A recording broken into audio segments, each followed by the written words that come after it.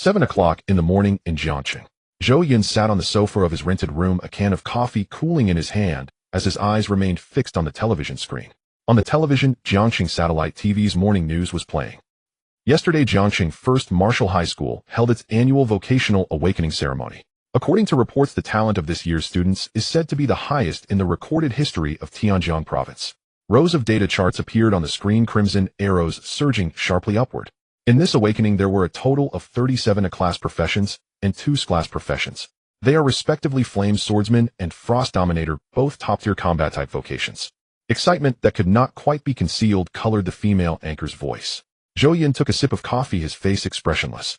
37 A-class, 2 S-class. Not one of them was him. And aside from these dazzling numbers, this awakening also produced some, or rather unusual. The female anchor's expression turned subtly odd, as though she were suppressing a laugh. Among them, the most eye-catching is a brand-new profession that has appeared for the very first time. Dreamweaver. The image cut to recorded footage from the awakening site at Jiangxing First High. A male student in school uniform stood with his back to the camera at the center of the awakening array, a line of golden text floating above his head. Profession: Dreamweaver. Skill: fulfilling dreams. Permanently increases a target's random attribute by 0.1 points. Cooldown time 24 hours. In the footage, the teachers present on site stared blankly for several seconds, then lowered their heads to rifle through manuals, flipping for a long time, without finding any record of this profession. The students nearby had already burst into laughter. Dreamweaver. Sounds like some kind of mage. 0.1. Did I read that right? 0.1. Even my class support profession can buff 15 points. Sure, it only lasts 3 minutes, but at least it's useful. 0.1. Are they serious?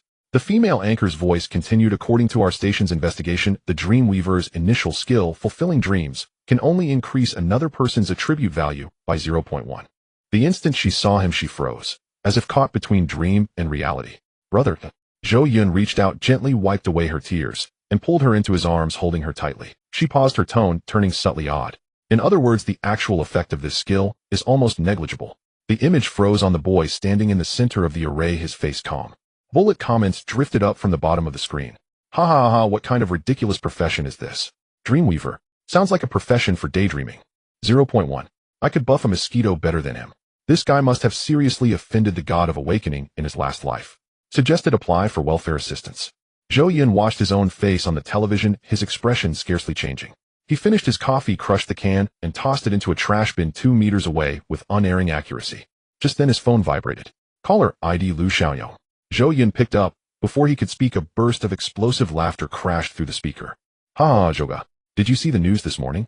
Lu Xiaoyong's voice was so loud it sounded like he had the speaker on, as Zhou Yun had to hold the phone a little farther from his ear. I'm telling you, I'm dying over here. Jiangxing First High had a total oddball profession yesterday, something called Dreamweaver. The skill buff is only 0.1. 0.1 Zhouga. Ha ha. Zhou Yun said nothing.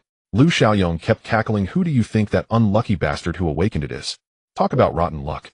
What can 0.1 even do? Buff an ant. Even an ant would have to thank his entire family. Ha ha. His laughter echoed through the call. Zhou Yun listened quietly, then spoke calmly. It's me. And I'm telling you, with a trash profession like that, even your girlfriend would probably run. Lu Xiaoyong's laughter cut off abruptly, as if someone had clamped a hand around his throat. There was a full 3 seconds of silence on the other end of the line.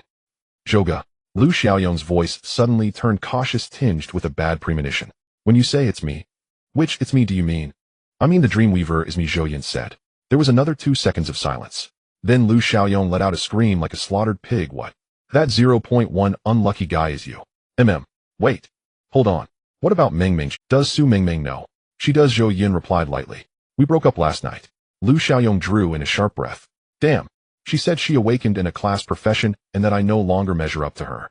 Zhou Yun leaned back against the sofa, staring at the ceiling. Her mother called too. She said that if you're going to find a support, you need someone who can boost attributes by at least 50%. A 0.1 is worse than the eggs her grandmother boils every day. Lu Xiaoyong was silent for quite a while. When he spoke again, his voice had turned low. Zhouga, don't do anything stupid, okay? I heard that some professions undergo a qualitative transformation after changing class at level 30. What if your Dreamweaver is like that too? Don't lose heart. When my training camp stipend comes in this month, I'll give you half. We'll grind levels together, and we'll definitely make it through this. Listening to his good brother's clumsy consolation over the phone, Zhou Yun's lips curved ever so slightly. Xiaoyong. Yeah, you should keep your resources for yourself. Zhou Yun said. The state will provide for me. There was a brief silence on the other end. Huh. Lu Xiaoyong did not quite follow.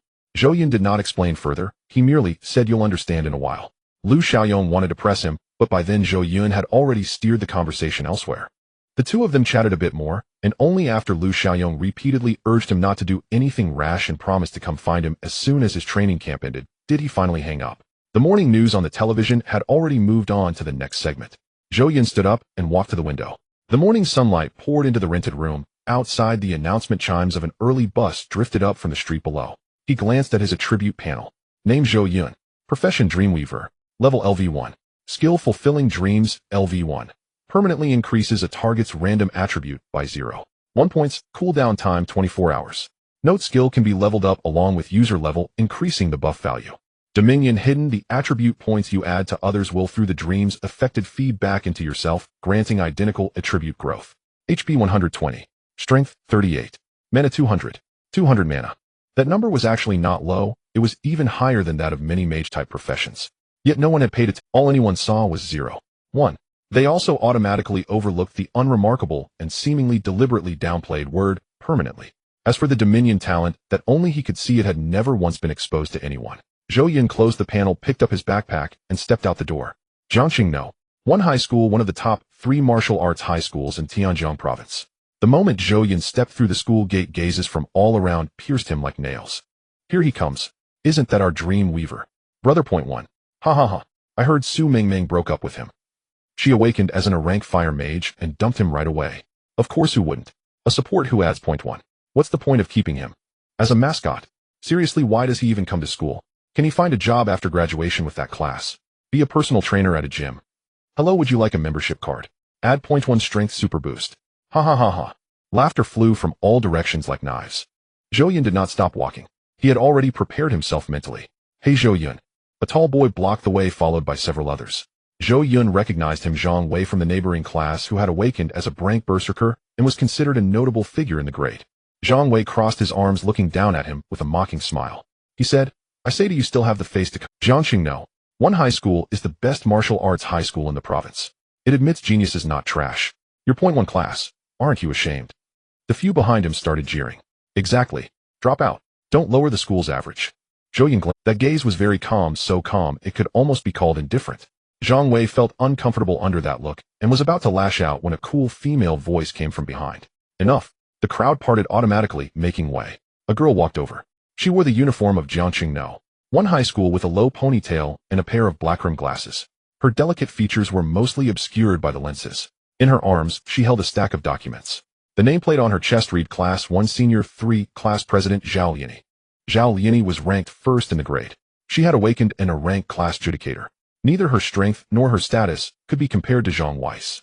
Zhang Wei, the school has no rule that students with weak classes can attend. Zhao Yini pushed up her glasses, her voice soft but weighty. Besides, the strength of an awakened class is determined by heaven. Don't you feel ashamed mocking others over this? Zhang Wei's face changed several times before he finally snorted and walked away with his crew. Zhao Yini turned to Zhou Yun, her gaze lingering on his face for a second, and said flatly, don't take it to heart. A class doesn't represent everything. Zhou Yun nodded. Thank you, class president. Zhao Yini said no more and turned away with her documents. Some students nearby whispered, why did Zhao Yini speak up for him? She never meddles. Who knows? Maybe she couldn't stand it.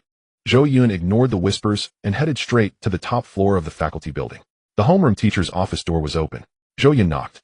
Come in. A woman's voice came from inside. Zhou Yun pushed the door open and entered. In the office sat a woman in her mid-20s. She had deep brown wavy hair cascading over her shoulders, bright and striking features, and wore a well-tailored black professional suit, with the top button of her blouse undone, revealing a hint of fair collarbone. Her name was Shen Qingli, the youngest homeroom teacher at Jiangxing No. One high school, and the leader of Class 1 as Senior 3. Rumors said she came from an influential background, but no one knew the specifics. Shen Qingli was reviewing documents. She looked up and saw Zhou Yun, a slight frown crossing her brows. Zhou Yun. Her tone held a hint of surprise. Why are you here? Not feeling well. Lu Chen approached the box, entered a password, and verified his fingerprint and iris before the box slowly opened. A wave of scorching heat rushed out. Cover. Zhou Yun walked up to her desk. Without any preamble or pleasantries, he said directly, Teacher Shen, my class is not trash. Shen Qingli was taken aback. Zhou Yun continued, my skill dream fulfillment might only add point tone. Other support classes buffs are temporary, lasting at most a few tens of minutes.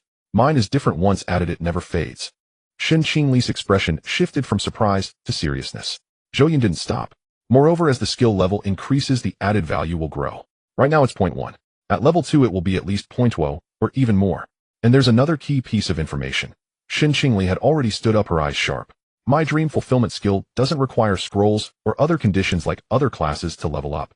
As long as my own level increases, the skill upgrades simultaneously. The office fell silent. Shen Qingli stared at Zhou Yun for a full 5 seconds. Then she took a deep breath and lowered her voice. Are you sure? Yes. Permanent and non-degrading. I've tested it. I added 0.1 strength to myself last night, and it's still there. Shen Qingli's fingers unconsciously tapped the desk, a habitual gesture when she was thinking. Her mind was racing. Permanent stat boosts. Value increase after skill upgrade. No skill scrolls required to level up. What did these 3 traits combined mean? They meant this was not a trash class. This was a strategic level class capable of changing the world. Shen Qingli abruptly stood up, causing her chair to slide back and hit the wall. Come with me. She led Zhou Yun through the office area into a sealed training room. The room was filled with various testing instruments, and the walls were covered with energy-absorbing materials. Clearly no ordinary classroom. Shen Qingli turned around, her gaze burning. Try it on me. All right. Zhou Yun extended his hand and activated his skill. Dream fulfillment activated. Target Shen Qingli. Random attribute increase, strength 0. 1. A strange energy surged from Zhou Yun's fingertips and merged into Shen Qingli. She closed her eyes, feeling the energy flow through her limbs and bones. It was a wonderful sensation, as if a pair of gentle hands were softly strumming the fibers of her muscles, bringing a slight buzzing warmth. A soft moan escaped her lips, and a faint blush rose on her cheeks. Her eyes, made deeper by mascara, trembled slightly. She bit her red lips, her face at that moment unreal in its beauty. Zhou Yun looked away. Shen Qingli opened her eyes, took a deep breath to suppress the strange feeling in her heart, and walked to the testing machine. Strength, value 78. 1. She remembered clearly before entering she had tested at 78. 0. It really had increased. 0.1. Not much, but it truly increased. Wait 1 hour, Shen Qingli said. An hour passed. Shen Qingli tested again. 78. 1. Unchanged. She waited another half hour. Tested again. 78. 1. Shen Qingli stood before the testing machine, staring at the number, silent for a long time. Then she turned around and looked at Zhou Yun. Her eyes had completely changed. It was no longer the look of a teacher looking at a student. It was the look of someone who had experienced battle upon seeing a weapon capable of changing the rules of warfare. Zhou Yun. Shen Qingli's voice was low, but every word seemed to nail into the air. About this matter, who else knows? I told a friend, but not in such detail. He only thinks I have a way to get national resources. Shen Qingli nodded. Can that person be trusted? Trustworthy. Good. Shen Qingli took a deep breath, pulled out her phone, and scrolled to a contact without a name. I'm contacting someone now. She dialed. The phone rang only once before being picked up. Qingli. Shen Qingli's voice carried an unprecedented solemnity. I'm a Jiangxing now. 1 hi. My Shen Qingli's voice carried an unprecedented solemnity. I'm a Jiangxing now. 1 hi. My student has awakened a special vocation. What vocation? What rank? Zayamingshi Dreamweaver, a brand new profession, initially rated F. I believe this is a misjudgment. The profession's initial skill grants permanent attribute points. Shen Qingli pronounced each syllable permanent. There was silence on the other end. Shen continued, right now it's only 0. 1, but the values will increase as the skill levels up. Moreover, as the user's level rises, the skill upgrades in tandem without extra conditions. Silence lasted 3 seconds. Then the middle-aged man's voice returned, his tone completely altered. Where are you? Jiangxing no. 1 high training room 3. Seal the scene, do not let anyone enter.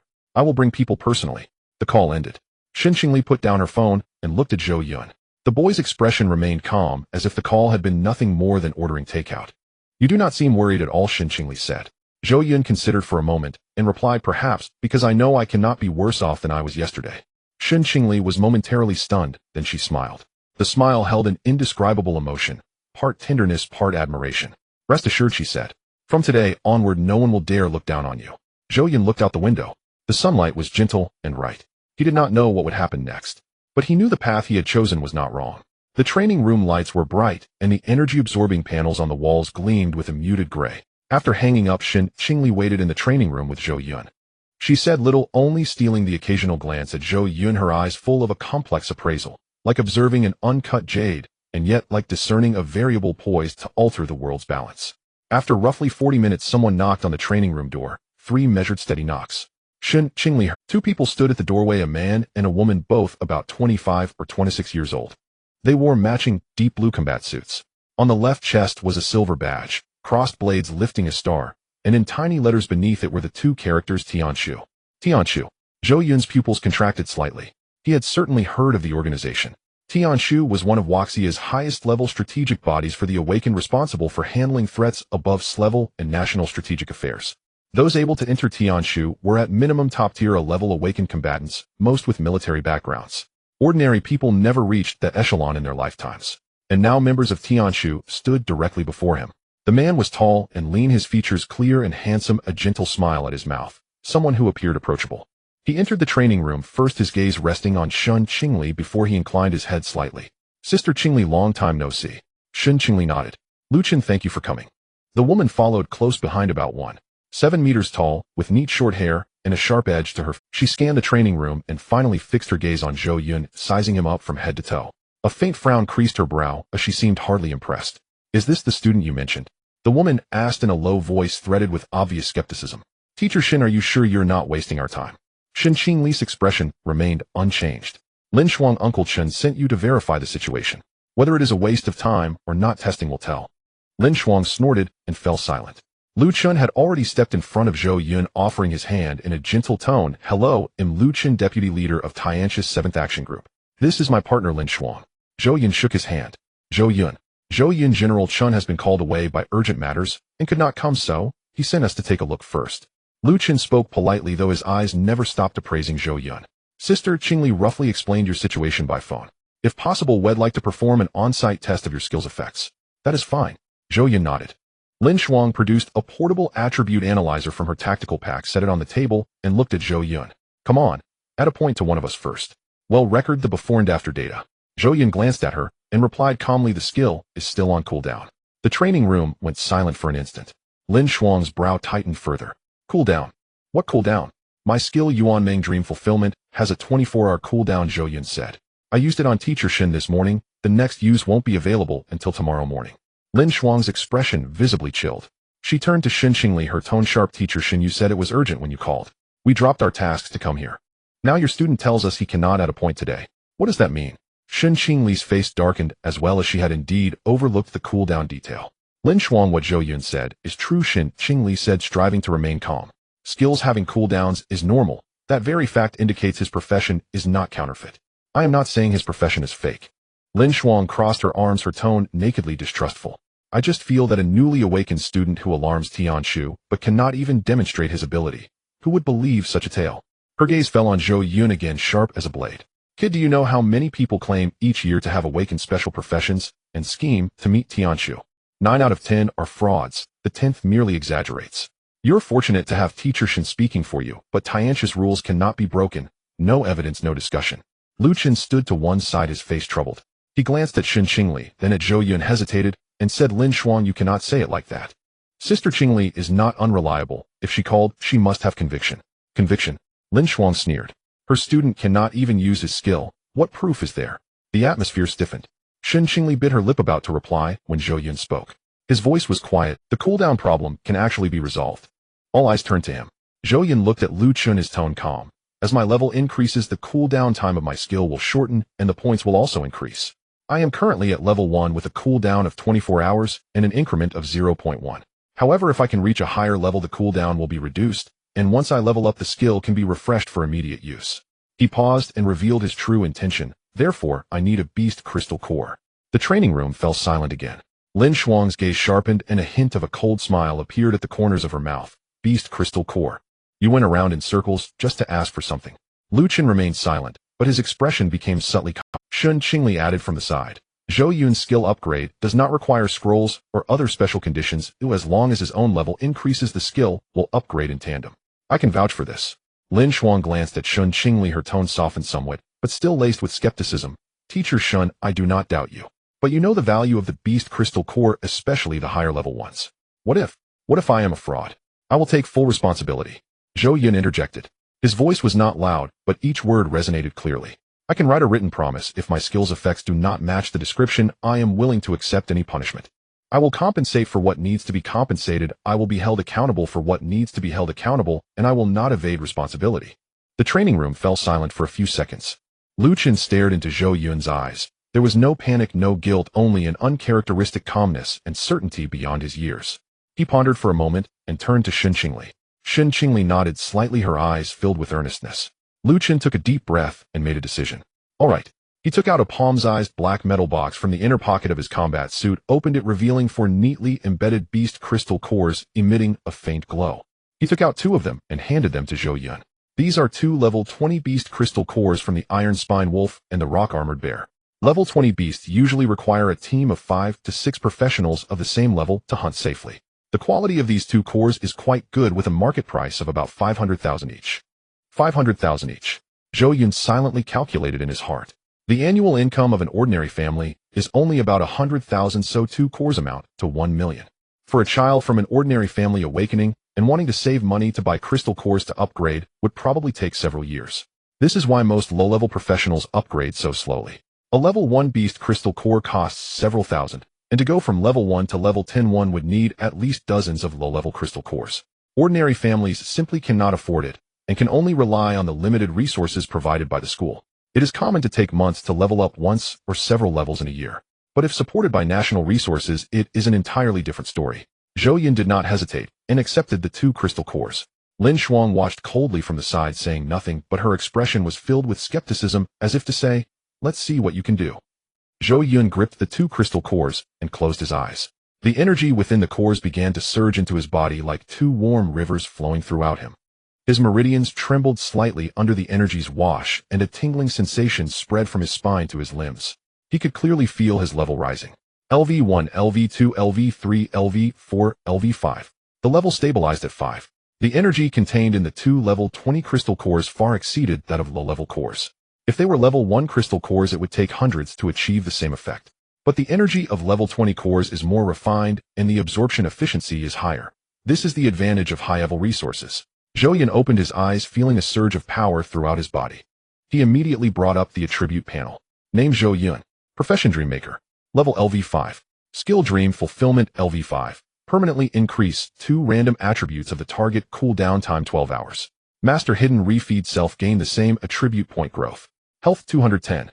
Strength 46. Mana 280. His level increased by 5, health rose from 120 to 210, strength from 38 to 46. Mana from 200 to 280. These increases mainly came from the attribute boost of leveling up itself, plus the previous increment of 0.1 in strength, making his current strength 46. But what truly mattered was, the skill had changed. The increment went from 0.1 to 2, and the cooldown shortened from 24 hours to 12 hours. A full 20-fold increase. Zhou Yun took a deep breath and chose not to hold back. He turned to Shen Qingli and Lu Chen, his voice steady but tinged with a hint of excitement. The skill has upgraded. Now at level 5, the increment has risen from 0.1 to 2, and the cooldown time has shortened from 24 hours to 12 hours. Shen Qingli's pupils constricted sharply. 2 points of permanent increment. Her brain raced with calculations. An ordinary professional only increases 1 to 3 points in strength and mana attributes with each level. This means Zhou Yun can grant 2 points of attributes to someone every 12 hours, which amounts to 4 points a day. In a month, that's 120 points. This is equivalent to the attributes that others would gain only after leveling up dozens of times. Moreover, this is permanent and will not fade. Shen Qingli instantly realized the terrifying nature of this ability. Her voice trembled slightly. 2 points. Are you sure it's 2 points? Zhou Yun nodded. For sure. Lin Shuang stood beside them, still wearing a skeptical expression, but her eyes had subtly changed. Just talking is useless. Lin Shuang walked over and pushed the attribute detection device in front of Zhou Yun. Come on, add it to me. I want to see if it really is 2 points. Zhou Yun glanced at her, not refusing. He extended his hand, aimed at Lin Shuang, and activated his skill. Dream Fulfillment activated. Target Lin Shuang. Random attribute increase, strength 2. Self gains the same attribute. Strength 46-48. A surge of even more abundant energy flowed from Zhou Yun's fingertips into Lin Shuang's body. Lin Shuang's body slightly stiffened. She could feel that energy entering her body like something taking root and sprouting deep within her muscles, bringing a brief tingling sensation. She frowned and walked to the detection device, pressing her palm against it. Strength value 112. 0. Lin Shuang remembered very clearly that her baseline strength value today was 110. 2 points. It really increased. Lin Shuang's brows knitted even tighter. She withdrew her hand, fell silent for a few seconds, then coldly said, "Even if it increased, it doesn't necessarily mean it's permanent. Many support professions have increments that last for several hours. Yours might drop off soon." Lu Chen remained silent beside her, but his eyes held a hint of anticipation. Shen Qingli did not argue, merely said calmly, "Then we shall wait." Time passed second by second. 1 hour. 2 hours. 3 hours. Lin Shuang measured every hour, and the value remained at 112. 0, not a single movement. Her expression shifted from initial doubt to unease, then to shock. In the 4th hour, she measured again and fell silent for a long time. Then she looked at Lu Chen. The gentle smile on Lu Chen's face had vanished, replaced by a serious and almost shocked expression. Permanent stat increase. Lu Chen's voice was somewhat hoarse. It truly is a permanent stat increase. Moreover, it grants 2 points at a time with a 12-hour cooldown. He took a deep breath, pulled out his phone, his fingers trembling slightly. I need to call General Chen, Lu Chen said. No matter what he is busy with right now, he must come personally for this matter. Lin Shuang stood by, her lips moved slightly, but ultimately she said nothing. The way she looked at Zhou Yun had completely changed. That was no longer the gaze of a student, nor that of someone who might be a fraud. It was the gaze of a member of the Tian Shu upon witnessing a weapon capable of altering the strategic landscape of the nation. With a hint of reluctance, but more so, with reverence. Zhou Yun stood in the center of the training room, his expression still calm. But he knew that from this moment on everything was different. Lu Chen's call connected. General Chen. Lu Chen's voice carried an undeniable excitement. You need to come in person now, immediately. There was silence for 2 seconds on the other end of the line. Then a steady middle-aged man's voice came through. Speak. The Dreamweaver's skill is real. Lu Chen emphasized each word. Permanent stat increase. He has now reached level 5 with the stat increase of 2 points at a time, a 12-hour cooldown, and as his level rises, both the value and cooldown will continue to optimize. There was silence again on the other end of the line. This time the silence lasted for 5 seconds. Then the voice spoke again. The tone entirely changed. Seal the scene. He'll arrive in 30 minutes. The call ended. Lu Chen put down his phone and looked at Zhou Yun. Under the training room's lights, the contours of the young man's face were distinct, and his eyes reflected the light. Shen Qingli stood behind him, a slight smile on her lips. Lin Shuang remained in place silent, but her fists had quietly clenched. Not out of anger, but because she knew she had just witnessed the beginning of history. The training room fell quiet for a while. Lin Shuang stood still, clenching and unclenching her fists. Her gaze fell on Zhou Yun, whose young face bore no pride, no showiness, not even a flicker of emotional fluctuation, as if everything that had just transpired had nothing to do with him. This calmness only made Lin Shuang feel more uncomfortable inside. She recalled her earlier words. 9 out of 10 are frauds. You were lucky to have Teacher Shen speak for you. In hindsight, every word felt like a slap, harshly striking her own face. Lin Shuang took a deep breath and walked up to Zhou Yun. Zhou Yun, classmate. Her voice was no longer sharp, carrying a hint of awkward seriousness. Zhou Yun looked up at her. Lin Shuang lowered her eyelashes, slightly bent forward. I was rude earlier, my words were offensive, I apologize. The training room fell silent once more. Lu Chen stood to the side, his eyes widening slightly, almost thinking he had misheard. He had partnered with Lin Shuang for 3 years and knew her temperament all too well. Lin Shuang was known for her pride in Tian Shu, not sparing words even for her superiors, let alone bowing to a high school student. For her to say the words, I'm sorry, was akin to the sun rising from the west. Lu Chen's gaze toward Zhou Yun changed, adding a layer of meaning. This young man was indeed extraordinary. Zhou Yun looked at the short-haired woman, bowing in apology before him, his tone flat. It's all right, you were just doing your duty. Just such a casual line. No sarcasm, no mocking, not even a request for more resources. As if being questioned, being met with cold eyes, being regarded as a fraud, was something he had long since gotten used to. From childhood to adulthood, he had grown accustomed to it. Zhou Yun's attitude left Lin Shuang slightly taken aback, and when she looked up, her eyes held a hint of complex emotion. Lu Chen observed this scene from the side, his evaluation of Zhou Yun rising a few notches.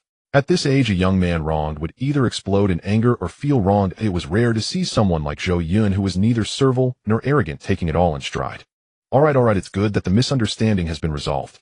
Lu Chen smiled, trying to lighten the mood, patting Zhou Yun on the shoulder. Zhou Yun, your profession indeed exceeds our understanding, and Lin Shuang being cautious is to be expected. From now on, we're all on the same side. Zhou Yun nodded, not saying much more. At that moment, the training room door was suddenly pushed open. It was not knocked, it was simply pushed open. With great force, the door slammed against the wall with a dull thud. A burly, middle-aged man strode in. He appeared to be just over 50, with a square face, thick eyebrows, and eyes sharp as an eagle's. Dressed in a dark green military uniform with a gold star on his shoulder insignia, General Star. Behind him were 4 guards in black combat uniforms, each exuding a steady aura, clearly not ordinary characters. Beads of sweat dotted his forehead, evidently having rushed over in haste. What should have been a 30-minute journey took less than 20 minutes. Uncle Chen. Shen Qingli was the first to welcome him. General Chen nodded at her, his gaze directly passing over everyone and landing on the young man in uniform at the center of the training room. Is it him? Shen Qingli nodded. Zhou Yun, my student. General Chen strode up to Zhou Yun, extending his hand, his palm wide and strong. Shen Qingli, commander of the East China branch of Tianshu. Zhou Yun reached out to shake his hand. Zhou Yun. Chen Xinshan's palm was very warm with a strong grip, and he released it only after 2 seconds. His gaze swept over Zhou Yun like a searchlight before he got straight to the point. Repeat what Lu Chen said on the phone. Zhou Yun did not ramble, directly stating the characteristics of his profession. Permanent stat increase, skills upgrading with level, stat increase, values rising with level, and cooldown times shortening with level. Chen Xinshan listened attentively, nodding occasionally, but his brows furrowed tighter. It wasn't a frown of doubt, but one of rapid calculations of strategic value. What is your current stat increase value? Chen Xinshan asked. 2 points with a 12-hour cooldown, Zhou Yun replied. Chen Xinshan fell silent for a moment, and suddenly took out 2 crystal cores from the tactical pouch at his waist. The moment those 2 crystal cores appeared, the temperature in the entire training room seemed to rise several degrees. The crystal cores shimmered with a rich blue light, as if containing a flowing galaxy, emitting energy waves far exceeding the previous 2 level 20 crystal cores. Level 30 crystal cores, Chen Xinshan said, from Thunder Pattern Tigers, each priced at 3 million or more. A level 30 core, said Chen Xinshan. From a Thunderstriped Tiger, market value exceeds 3 million credits. Zhou Yun's pupils contracted slightly. Level 30. A level 20 core already costs 500,000 credits. A level 30 core multiplies that price 6-fold. Moreover, such cores are scarce beyond measure. Not merely expensive, but inaccessible to ordinary buyers. Only those with military clearance can acquire them. Uncle Chen, this is far too precious, Shen Qingli blurted out instinctively. Precious? Chen Xinshan glanced at her, his voice low and resonant. If his ability proves genuine, it would be worth 100 times this price, and more. He extended the 2 cores toward Zhou Yun. Zhou Yun accepted them without hesitation. National service, truly exquisite. Clenching the 2 level 30 cores in his palm, he closed his eyes. The instant energy surged in Zhou Yun, felt as though his body had ignited. The energy of a level 20 core flowed like a river, that of a level 30 core roared like a mighty river. Torrential energy gushed forth from the cores, surging wildly along his meridians. Every muscle fiber, every bone reverberated under its relentless torrent. He could feel himself growing stronger at an inconceivable pace. LV 5, LV 6, LV 7, LV 8, LV 9, LV 10. His level stabilized at 10. Zhou Yun opened his eyes and immediately summoned his attribute interface. In name, Zhou Yun. In occupation, Dreamweaver. In level, LV 10. In skills, Fulfillment, LV 10. Permanently enhances 1 random attribute by 10 points for the target. Cooldown 6 hours. In Overlord, Hidden Self-Reflection. The user gains identical attribute point growth in Unawakened skill, Inner Dream. Requires a fresh level 50 Demonic Beast Core for activation. Effect grants the target a unique, personalized skill. In HP 380, in Strength 65, and Mana 420. Zhou Yun's breath caught faintly. Not because of these figures, though they were astonishing in themselves. Strength of 65 at level 10 surpassed many level 15 professionists. What arrested his breath was the newly appeared skill slot, Inner Dream. He scanned its description swiftly. His heart began pounding faster. This skill was his true ace in the hole. How did it go? Shen Qingli's voice trembled with barely concealed urgency. Zhou Yun took a slow, steadying breath, then replied, I've reached level 10. Attribute allocation increased from 2 to 10 points per use. Cooldown shortened from 12 to 6 hours. A collective gasp echoed through the training chamber. 10 points. 10 points per use. Once every 6 hours. 40 points per day. 40 permanent attribute points. An ordinary professionist climbing from level 1 to level 20 accumulates only 40 to 50 points across all attributes combined.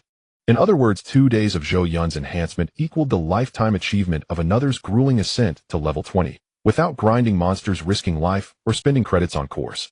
Lu Chen's hands trembled faintly. He turned to Chen Xinshan, and saw on the face of this battle-hardened general an expression of rare, profound emotion. 10 points. Chen Xinshan murmured, then stepped forward toward Zhou Yun. Come. Enhance me once. Zhou Yun extended his hand without hesitation. Fulfillment activated. In target, Chen Xinshan. In random attribute boost, strength 10. In self-reflection, same attribute gain. In strength 65, 75, energy streamed from his fingertips, flowing into Chen Xinshan's body. The general, over 50 years old, jolted slightly, closed his eyes for several seconds to absorb the change, then opened them and strode toward the attribute analyzer. He pressed his palm onto the sensor. In strength 188. 0. Chen Xinshan recalled clearly. He tested himself that morning and recorded exactly 178. 0. 10 points. Precise, unerring. He waited 5 minutes, then tested again. 188. 0. Unchanged, unwavering. Chen Xinshan stood before the analyzer in silence for a long while. Then he turned, gazing at Zhou Yun. In those hawk-sharp eyes, normally unyielding, glistened a thin sheen of moisture. Not tears of sentimentality. It was the awe of a veteran soldier beholding power capable of altering the fate of a nation, an emotion too vast for words. Zhou Yun, Chen Jinshan's voice grew hoarse. Do you grasp what this means? Zhou Yun met his gaze silent. Chen Jinshan answered himself. It means we can mass-produce elites. It means our soldiers will grow stronger, swifter, more enduring. It means on future battlefields we shall wield overwhelming supremacy. His voice deepened further. Your ability isn't meant for support. It rewrites the rules of war. The training chamber fell utterly still. Zhou Yun paused for 2 seconds, then spoke. General Chen, I have one more matter. Every eye converged upon him. Upon reaching level 10, I awakened a new skill. Zhou Yun continued. It's called Interdream, but remains incompletely awakened. Activation requires a fresh level 50 demonic beast core. Chen Jinshan's eyes flared instantly. What effect does it grant? Zhou Yun held his gaze, enunciating each word. It bestows upon a perfectionist a unique, exclusive skill. The chamber plunged into absolute silence. Not mere quiet, but a collective suspension of speech. Lu Chen's mouth hung open, utterly mute. Lin Shuang's eyes widened to their fullest, her expression frozen, as if witnessing a specter. Shen Qingli covered her mouth, tears welling in her eyes. The 4 black-clad guards behind Chen Jinshan turned in unison toward Zhou Yun, their faces etched with disbelief. For they understood precisely what this implied. In this world, perfectionist skills were exceedingly rare. Upon awakening, ordinary individuals received one innate skill. At level 30, during vocational ascension, they acquired a second. Additional slots opened only at levels 50 and 80. Beyond those, extra skills could be obtained solely via skill scrolls. And even the most basic lowest-tier skill scroll cost over 10 million credits. Premium-grade scrolls commanded hundreds of millions, or more, and remained virtually unobtainable regardless of wealth. Thus, a perfectionist's lifetime repertoire rarely exceeded 4 skills. Even attaining level 50 remained an unattainable zenith for over 90%. Yet Zhou Yun claimed he could grant any individual a bespoke skill. No scroll required, no awakening stone, no conditions whatsoever. Just grant it directly. What did that signify? It meant transcending innate talent ceilings. It meant bestowing abilities previously deemed impossible. It meant transforming an ordinary perfectionist into one possessing more skills than its class prodigy. This was no longer merely strategic level. This was nationalfate level. Chen Jinshan drew a deep breath, suppressing the storm within. Are you certain? The interface states, so Zhou Yun replied. But activation demands a fresh level 50 demonic beast core, one harvested within 10 days of death. Chen Jinshan closed his eyes briefly, then reopened them, calm, resolute, and unshakable. Coincidence, he said. Before arriving here, I received intelligence a level 50 demonic beast has been sighted off the eastern waters of Jiangqing. Operations to eliminate it are already underway. He paused. By evening, at the latest tomorrow, the core will be delivered into your hands. This time Lin Shuang remained silent. She no longer voiced her doubts. The lessons of the past were there, and she no longer dared to easily question this young man. Zhou Yun, Chen Jinshan's voice was steady and powerful. From today onwards, your safety is wholly under the responsibility of Tianshu. Lin Shuang will accompany you 24 hours a day, never leaving your side. Zhou Yun nodded, not refusing. He knew that from this moment on he was no longer an ordinary high school student. Additionally, Chen Jinshan took out a black card from his pocket and handed it to Zhou Yun. This is a temporary pass for Tianshu, classified as level 3. With this card, you can access the basic resources of the East China branch of Tianshu, including Crystal Core's training facilities and information queries. Zhou Yun took the card, feeling its heavy weight. The material was unknown, and a faint halo shimmered on its surface. A level 3 pass.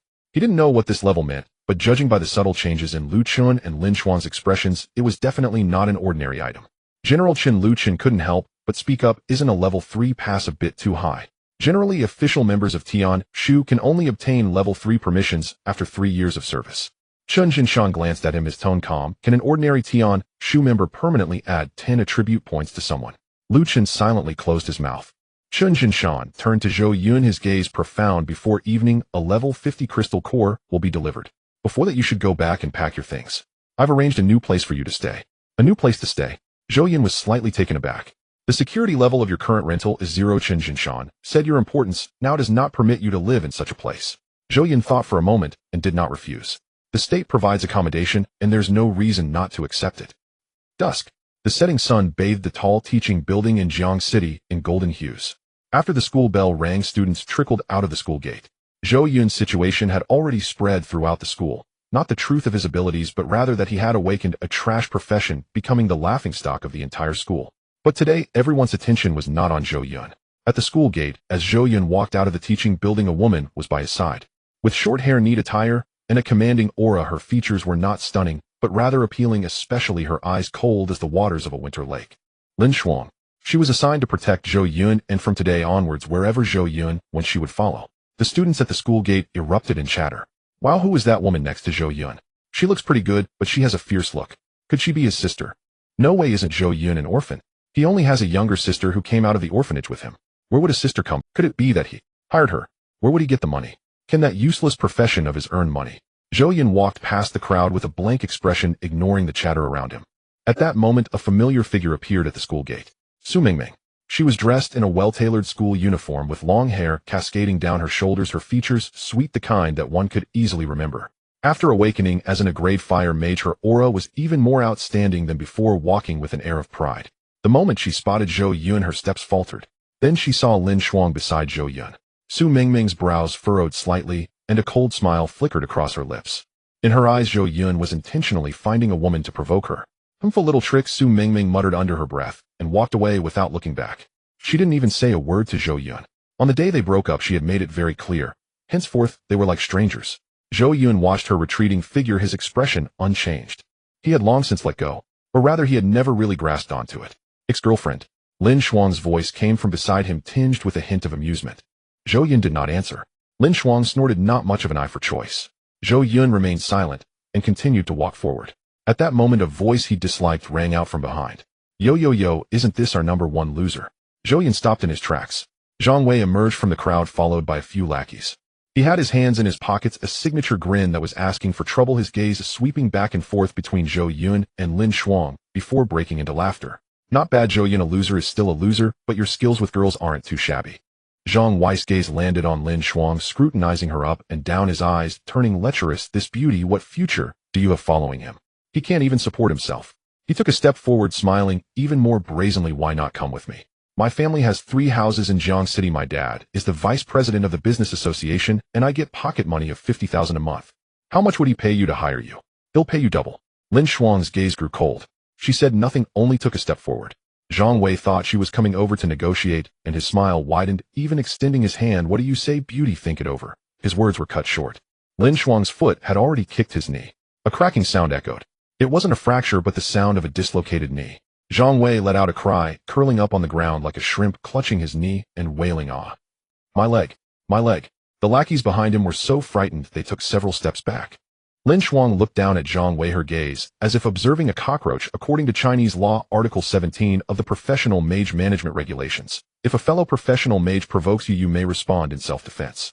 As long as it doesn't result in serious injury or death, no punishment will be imposed. Her voice was as cold as ice. Your injury is merely a lesson. Zhang Wei was sweating profusely from the pain, but even more so from the humiliation. In front of so many classmates, being knocked down by a woman with a single kick, where could he put his face? You. Zhang Wei gritted his teeth, his eyes almost spitting fire. He struggled to stand up, one leg unable to touch the ground, glaring fiercely at Zhou Yun. Do you think finding a woman to back you up will get you off the hook? What are you even worth? His voice grew louder and crazier. Talking to me about the law. Who do you think you are? You're an orphan. What do you have to fight against me? Relying on a woman like that. He pulled out his phone, his fingers trembling as he dialed a number. Uncle. I was beaten up. Hurry and bring people over. After what was said on the other end of the line, Zhang Wei hung up, his expression turning sinister. Just wait, all of you wait. I want to see how tough you two can be. Lin Shuang glanced at Zhou Yun, who slightly shook his head, indicating for her not to act yet. He wanted to see whom Zhang Wei could call over. In less than 10 minutes, a black government car stopped at the school gate. The car door opened, and 3 men in deep gray uniforms stepped out. The leader was a chubby man in his 40s with a round belly, stretching his uniform tight, looking anything but respectable. On the left breast of his uniform were embroidered a few words: Jiang City Security Patrol. The patrol is a semi-official professional mage security management organization in China, mainly responsible for handling disputes between professional mages and minor violations. To put it nicely, it's semi-official. To put it bluntly, it's a tool for local powers to show off. True strong individuals wouldn't even bother to look at this organization. The chubby man quickly walked up to Zhang Wei, and seeing his limping form, his expression immediately darkened. Who did this? Zhang Wei pointed at Lin Shuang. It was her. Uncle, look at my leg, it's been kicked into this state. The chubby man turned his head, squinting at Lin Shuang, then at Zhou Yun, a faint sneer curling at the corners of his mouth. All right, maliciously attacking others in a public place, and you're a professional mage. According to the patrol's regulations, we will detain you first and then interrogate. He waved his hand, take them away. The two members of the inspection division behind her were about to step forward. Lin Shuang's gaze turned completely cold. She took out a silver badge from her pocket and held it up in front of the fat man. The badge was small, but the pattern engraved on it was enough to make anyone who knew its significance weak in the knees. A pair of crossed swords holding up a star with a faint glow circulating on its surface, which was the official anti-counterfeiting mark. Tianshu. The fat man's footsteps suddenly halted. The two people behind him froze in place as well. The students gathered at the school gate exchanged glances, some recognizing the badge and gasping, "That's Tianshu. Tianshu, the highest-level strategic organization for Awakened in Huaxia." No way. How could Zhou Yun be connected to someone from Tianshu? The fat man's expression changed several times, and he began to sweat. He chuckled awkwardly, saying, "Little girl is your badge. Do you think it's fake?" Lin Shuang's voice was cold enough to freeze someone. The fat man swallowed hard. Honestly, he did think it was fake. How could such a young woman possibly be part of Tianshu? What kind of place was Tianshu?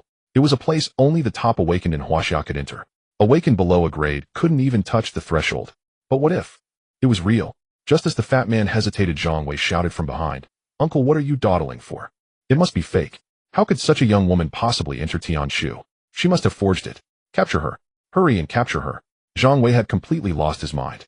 His knees still hurt, his face was filled with shame, and all he could think about was making these two pay the price. The fat man gritted his teeth and made a decision he would regret for the rest of his life, saying, "It's fake. It must be fake. Arrest her." The two members of the inspection division exchanged glances and steeled themselves to step forward. Su Mingming stood at the back of the crowd, her heart inexplicably racing. Tianshu. How could Zhou Yun possibly be connected to Tianshu? She stared at the badge in Lin Shuang's hand, her mind a mess. If it's real. No, it can't be real. Zhang Wei's uncle was right. How could such a young woman be a member of It must be fake. Zhou Yun must have deliberately made a fake badge to scare people, wanting her to regret it. With that thought, Su Mingming's lips curled back into a cold smile. Indeed, a waste resorting to such lowly tactics. Lin Shuang watched the members of the inspection division approaching her, a cold smile tugging at her lips. She said nothing further, but directly dialed Lu Chen's number. "Lu Chen, at the gate of Jiangxing University, someone is trying to capture me." There was a moment of silence on the other end of the line, then Lu Chen's voice came through. "I'm looking for you, give me 30 seconds. Lin Shuang hung up, crossed her arms, and coldly stared at the fat man and Zhang Wei.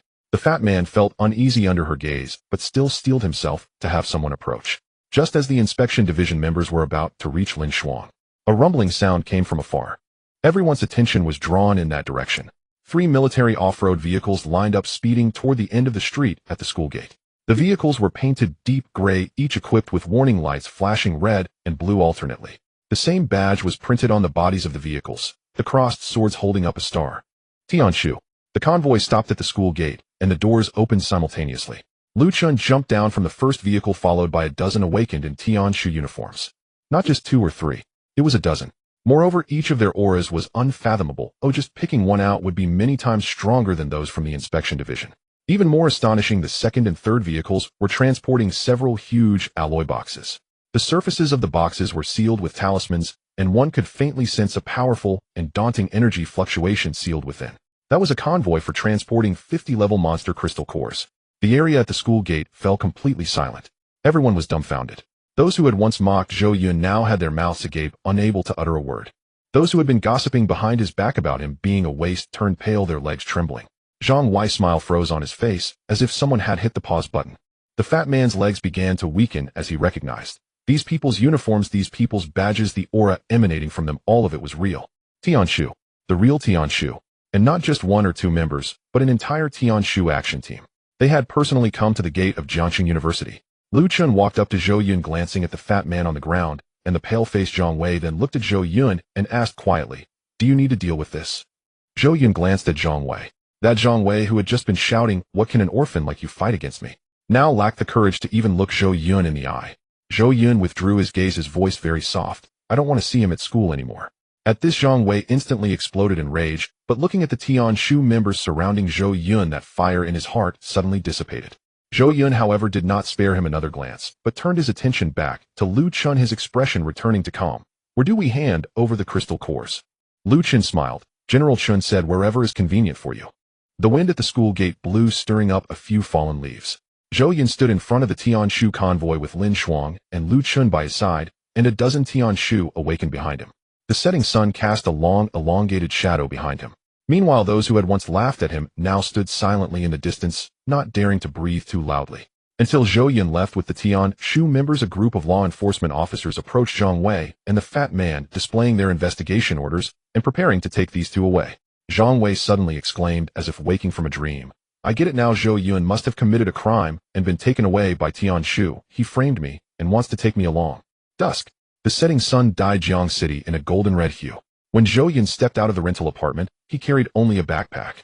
He had lived in this room for 3 years, but there weren't many belongings that truly belonged to him. A few changes of clothes, a tattered book titled Basic Theories for Professionals, and a photo with his sister.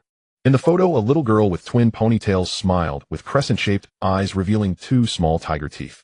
Zhou Yun glanced at the picture carefully, tucked it into the book, and placed it in the backpack. Lin Shuang stood at the doorway watching him pack with a hint of complexity in her gaze. She thought Zhou Yun would take many things. After all, a high school student had lived in the same room for 3 years and must have a fair amount of personal items. But Zhou Yun finished packing in just 5 minutes. One backpack contained all his possessions. Let's go, he said, slinging the backpack over his shoulder with a calm tone. Lin Shuang opened her mouth wanting to say something, but ultimately said nothing, only nodding. Downstairs, a black government car was already waiting. Lu Chen was seated in the driver's seat. Upon seeing Zhou Yun come down, he smiled and waved. Get an ill take you to. The new residence was located on the eastern outskirts of Jiang City in a relatively quiet residential area. It wasn't a villa, nor did it have a garden or swimming pool. It was merely a 6-story building with the exterior painted in light gray, looking quite ordinary. However, after Zhou Yun stepped inside, he discovered that it was a world of its own. The first floor was a living room and kitchen, clean and bright, with sunlight streaming in through the floor-to-ceiling windows, warming the entire room. There wasn't much furniture, but everything was new. The sofa was of moderate softness, and there was a plate of fruit on the. The second floor contained bedrooms and a study with shelves already filled with various professional texts related to his field, from basic theories to advanced tactics. What surprised Zhou Yun the most was the basement. The basement had been transformed into a small training ground, not large, but fully equipped. Attribute detectors, energy targets, battle simulators, and even a complete set of energy-absorbing walls capable of withstanding high-intensity skill impacts. This was specifically arranged by General Chen. Lu Chun said at the entrance of the training ground, his tone tinged with envy. The specifications of this training ground are equivalent to the standard for formal members of the Tianshu. When I joined Tianshu, I didn't have such treatment. Lin Shuang stood to the side silent, but her gaze was constantly scanning Zhou Yun. She was observing what kind of expressions this young man would show in the face of such sudden monumental change. Yet to her disappointment, or rather surprise, Zhou Yun maintained a calm expression throughout. There was no shock, no overwhelming pride, and even no excessive joy. It was as if all of this was a matter, or rather he simply did not care about these things. What he cared about were other matters. The crystal core has already arrived, right? Zhou Yun asked. Lu Chen glanced at his watch.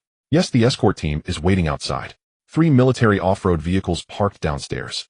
The rear compartment of the second vehicle opened and 4 staff members in Tianshu uniforms carefully lifted out an alloy box. The box was small, only the size of an ordinary suitcase, but its surface was covered with sealing talismans, each glowing faintly with a golden light. Zhou Yun could sense that the box contained some extraordinarily powerful energy fluctuations. The kind of fluctuation that felt like a giant beast was sleeping inside, ready to awaken at any moment. Lu Chen approached the box, entered a password, and verified his fingerprint and iris before the box slowly opened. A wave of scorching heat rushed out. Zhou Yun could sense that the box contained some extraordinarily powerful energy fluctuations. The kind of fluctuation that felt like a giant beast was sleeping inside, ready. Level 50 monster lava python's crystal core. Lu Chen said, his voice tinged with awe. This lava python had been lurking in the eastern sea of Jiang City for 3 months, devouring 3 fishing boats and killing 17 people. The 7th action team of Tianshu dispatched 12 people and spent 6 hours to bring it down. He paused. The crystal core was extracted 4 hours ago. The freshness completely meets your requirements. Zhou Yun looked at the crimson crystal core and took a deep breath. He reached out and grasped the core. It felt scalding to the touch, like holding a piece of iron just pulled from a fire. Yet Zhou Yun did not let go. He closed his eyes and began to absorb it. The moment the energy surged in, Zhou Yun felt as if his body had been thrown into a furnace. The energy from a level 50 crystal core was on an entirely different scale from that of a level 30. If the energy of a level 30 crystal core was like a river, then the energy of a level 50 crystal core was like an ocean. A torrent of energy poured out from the crystal core, surging through his meridians, causing every inch of muscle and every bone to tremble violently under the onslaught of energy. Zhou Yun felt as if he might burst, but he gritted his teeth, holding tightly onto the crystal core, converting the wild energy into his own strength bit by bit. LV10 LV11 LV12 LV13 LV14 LV15 LV16 LV17 LV18 LV19. His level stabilized at 19. Zhou Yun opened his eyes, gasping for air, beads of sweat rolling down his cheek. His body trembled slightly, not from fear, but because the impact of the energy was too intense and his body had not fully adapted yet. But the moment he called up his attribute panel, all his fatigue vanished. Name: Zhou Yun. Occupation: Dream Maker. Level: LV19. Skill: Dream Fulfillment. LV19 permanently increases target's random attributes by 20 points. Cooldown time: 4 hours. Entering dreams activated grants target a unique skill suited to their profession. Cooldown time: 5 days. Upgrade method: Absorb rare source energy stones. Dominion. Hidden self-replenishment gains the same attribute point growth value. When the entering dream skill is activated, gains the same skill simultaneously. Health 650, strength 95, mana 680. 20 points per absorption, once every 4 hours. That's 120 points in a day. Zhou Yun's breath hitched slightly. What does it mean to have 120 points of permanent attributes? An ordinary professional would gain around 100 points in total when leveling from 1 to 30. In other words, giving someone a boost for a day is equivalent to the total gains of someone painstakingly leveling up to 30. And this is given for free. No need to hunt monsters, no need for adventures, no need to spend money on crystal cores. As long as he wanted, he could turn an ordinary person into someone stronger than most professionals within a month. But what truly made Zhou Yun's heart race was the skill that was fully activated, entering dreams. Dream Inception. Assign a unique skill that aligns with the target's profession. Moreover, he himself can also acquire the same skill. What does this mean? It means he can not only produce powerful individuals in bulk, but also transform himself into an all-around warrior with countless skills. Zhou Yun took a deep breath, suppressing the excitement within, and raised his head. Lu Chen, Lin Shuang, and the few staff members from Tianshu all stared at him nervously. How is it? Lu Chen's voice was filled with an uncontrollable urgency. Zhou Yun did not keep them in suspense and directly stated, I've leveled up to level 19, and the points have increased from 10 to 20 with the cooldown time reduced from 6 hours to 4 hours. A chorus of gasps echoed through the training ground. 20 points. Once every 4 hours. 120 points a day. Lu Chen's hands trembled. Lin Shuang's eyes widened in disbelief, her expression resembling someone who had seen a ghost. Even the seasoned Tianshu staff were left speechless at that moment. Moreover, Zhou Yun continued, the Dream Inception skill has been fully activated and can grant a unique skill that aligns with the profession of a designated practitioner. 0.1. I could buff a mosquito better than him. This guy must have seriously offended the god of awakening in his last life. Zhou Yun said, you are the first. Lin Shuang opened her mouth wanting to say something, but upon seeing Zhou Yun's calm eyes, the words were swallowed back down. She took a deep breath and nodded, all right. Lu Chen, anxious beside her, exclaimed, wait, don't we need to what if something goes wrong? There won't be any accidents, Zhou Yun interrupted him with a firm tone. He walked up to Lin Shuang and extended his hand. Dream Inception activated. Target: Lin Shuang. Profession: match strength fire mage flame spirit skill granted: Flame Dragon Break. Summons the power of the Flame Dragon to deal extensive fire damage to the target with power proportional to mana. Cooldown time: 30 minutes. A stream of golden light surged from Zhou Yun's fingertips and entered Lin Shuang's forehead. Lin Shuang's body jolted and her eyes widened instantly. She could feel something taking root deep within her consciousness, like a seed breaking through the soil, instantly growing into a towering tree. A new skill appeared out of nowhere in her skill bar. Flame Dragon Break. Lin Shuang closed her eyes, feeling the power of this new skill, her heartbeat quickening. She was in Strength Fire Mage, a rare genius, starting with 2 initial skills, Fireball and Flame Shield, and gained a 3rd skill, Flame Storm, upon advancing to level 30. But that had been her limit. Without skill scrolls, she could only possess at most 5 skills in her lifetime. Yet now Zhou Yun had directly granted her a skill. And the power of this skill. Let's go to the training ground and give it a try, Zhou Yun said.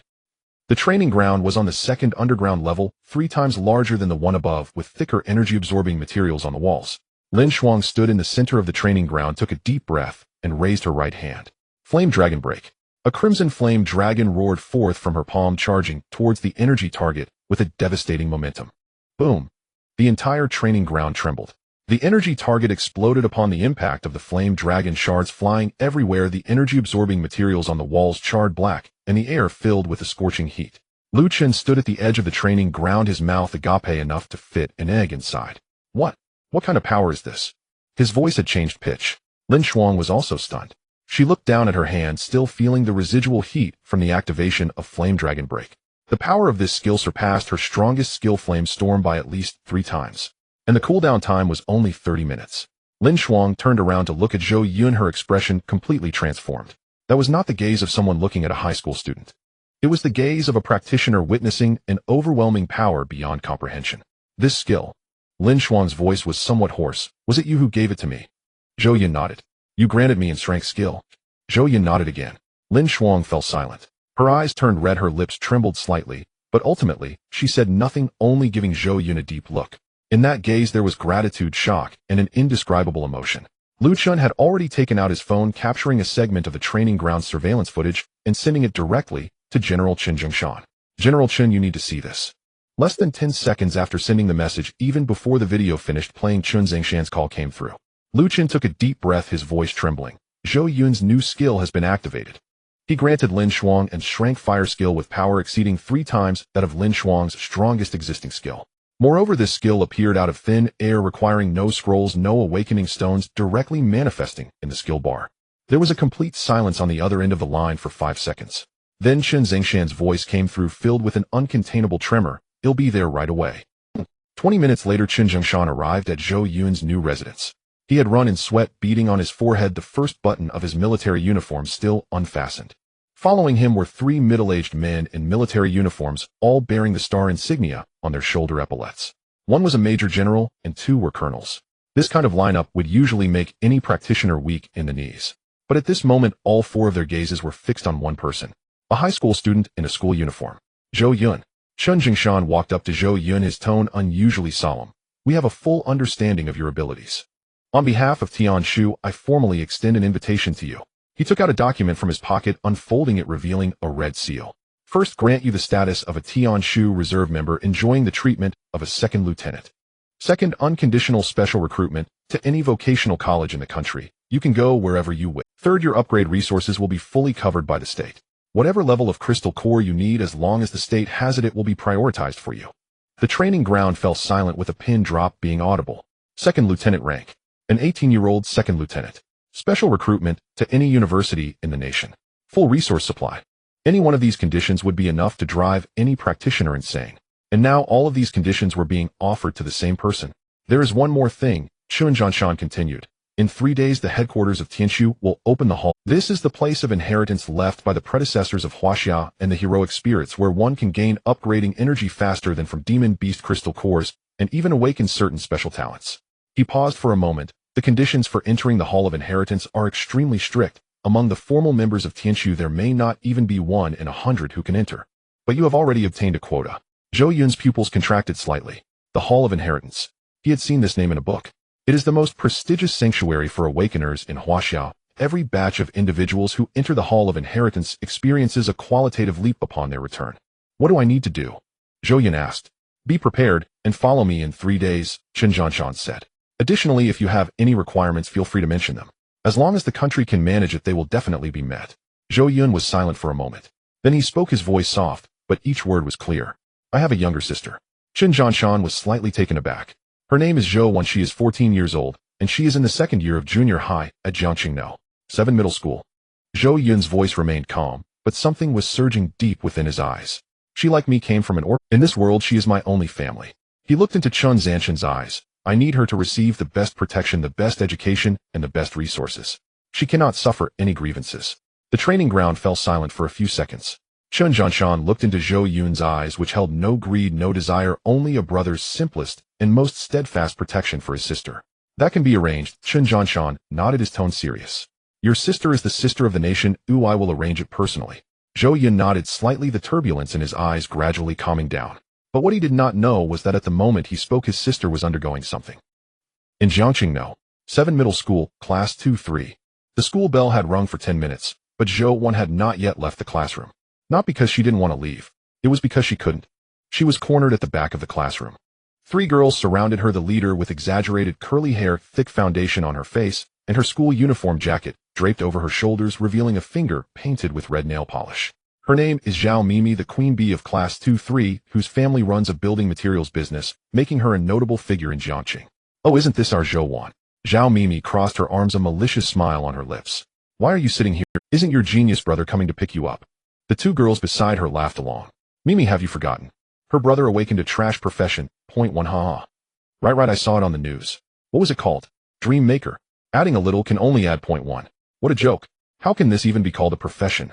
And he's from Jiangqing. One high school, how can someone like this come out of there? Zhou Yun lowered her head, her hands tightly gripping the edge of her uniform, her nails digging into her palms, making her eyes red. But she did not cry. She couldn't cry. Her brother had said that if she faced grievances outside, she shouldn't cry. Oh, crying wouldn't solve any problems. Why aren't you talking? Zhao Mimi grabbed Zhou Yun's chin, forcing her to look up. Aren't you always talking about your brother? My brother is at Jiangqing. No. One high, my brother is the best. What about now? What is your brother the best at? The best at being useless. Zhou Yun's eyes turned red, but she bit her lip and didn't say a word. Zhao Mimi released her hand, disgusted, as she wiped her fingers on her clothes, as if she had touched something dirty. I'll tell you, Zhou Yun, you and your useless brother are just two unwanted orphans. Your parents abandoned you, leaving you in an orphanage, and now your brother is useless. What right do you have to pretend in front of us?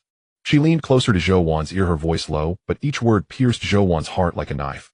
You are just an unwanted wild child. Zhou Yun's body trembled. Tears welled in her eyes, but she fought hard to hold them back, refusing to let them fall. All right, stop wasting time with her. A girl beside Zhao Mimi tugged at her sleeve. Let's go. If we don't go to the cafeteria, now there won't be any food left. Zhao Mimi huffed, took one last look at Zhou Yun, her lips curling into a winner's smile, and turned to leave. The laughter of the three girls gradually faded away. The classroom was left with only Zhou Yun. The sunset streamed through the window, casting a long shadow of her. She finally couldn't hold it in anymore. Tears fell one by one, splattering onto her uniform, onto the desk, and onto the back of her hand, gripping her clothes tightly. She really wanted to call her brother, but she didn't dare. Her brother was already very tired. Awakening such a profession must make him very sad, right? She couldn't trouble her brother any further. Zhou Yun wiped her tears with her sleeve, took a deep breath, and tried to calm herself down. She couldn't cry. Her brother had said to be strong. But it really hurts. She touched the photo of her and her brother in her pocket, where Zhou Yun was smiling beautifully. It was taken the day he got accepted into Jiangqing No. 1 high school. Brother. Zhou Yun's voice was very soft, so soft that only she could hear. Wan wants you so much. Outside the window, the sun gradually sank below the horizon. Zhou Yun sat in the empty classroom for a long time. Long enough for the sunset to change from orange to dark red, long enough for the entire teaching building to quiet down, leaving only the sound of the wind moving the windows. She looked at the photo of her and her brother again, lightly tracing Zhou Yun's outline with her finger. What is... she quietly asked herself. Awakening such a profession must be very difficult, right? She had seen the words, the most bizarre profession, the most useless skill, the joke of point one. Every word pierced her heart like needles. But she didn't dare to call. She was afraid that if she heard her brother's voice, she would cry, and if her brother heard her cry, he would be even sadder. I can't trouble my brother. At the entrance of the alley stood 5 individuals. They were not passing students, but adults. All 5 donned flashy clothing and sported hair dyed in various colors, clearly not the kind of people one would consider respectable. The leader was a young man in his early 20s with bright yellow hair, wearing a shiny floral shirt with an open collar that revealed a glint of a gold chain. His name was Sun Hao, a notorious thug in the area. His father, Sun Dima, ran a construction material business in Jiangqing, and with some money he maintained a group of henchmen that ruled the area with an iron fist, making it so that no one dared to provoke them. Zhou Yun's heart tightened suddenly. She recognized Sun Hao. No, it would be more accurate to say that all the female students in this area knew him. He was infamous for targeting female students, teasing, harassing, and even getting physical. Countless girls had fallen victim to his bullying. But in the past he had never dared to touch Zhou Yun. This was because Zhou Yun would often tell others, my brother is from Jiangqing First High, and he is going to be a great professional master in the future. Although Sun Hao was a thug, he was not foolish. A professional master, even if only at the C level, who graduated from Jiangqing First High, was not someone that the son of a nouveau riche like him could provoke. But now, oh, isn't this Zhou Yun? Sun Hao leaned against the wall, a cigarette dangling from his mouth, squinting at Zhou Yun with a disgusting grin. Why are you walking alone? Isn't your genius brother coming to pick you up? Several thugs beside him burst into laughter. Brother, how have you forgotten? Her brother awakened a trash profession with a score of 0. 1 ha. 0. 1. Is that enough to give strength to an ant? And he's a genius, what a joke. Sun Hao flicked the cigarette butt away and took a step closer. His gaze roamed over Zhou Yun's body, and that look made her hairs stand on end. The reason he hadn't dared to touch her before was due to his fear of her brother from Jiangqing First High. Now though, what was there to fear from a useless person with a trash profession? Zhou Yun, I've had my eye on you for a long. Sun Hao took another step forward, his voice dripping with a nauseating lewdness. You are quite charming, far better than those heavily made-up girls. You used to brag about how powerful your brother is, and I didn't dare to touch you. But now, your brother is useless, so what are you pretending for? Zhou Yun took a step back, her hand instinctively tightening around the strap of her backpack. Her heart raced, but she did not scream. Screaming won't help. There are usually not many people in this alley, and now that school is out, even fewer will come. Don't come any closer. Zhou Yun's voice trembled slightly, but she forced herself to appear calm. My brother will come. Sun Hao laughed heartily. Your useless brother with a score of 0-1. What can he do? Give me some power. Huh. He laughed enough and took another step forward, reaching out to touch Zhou Yuan's face. Zhou Yuan closed her eyes, but that hand never landed. Oh! A scream erupted in front of her. Zhou Yuan opened her eyes wide.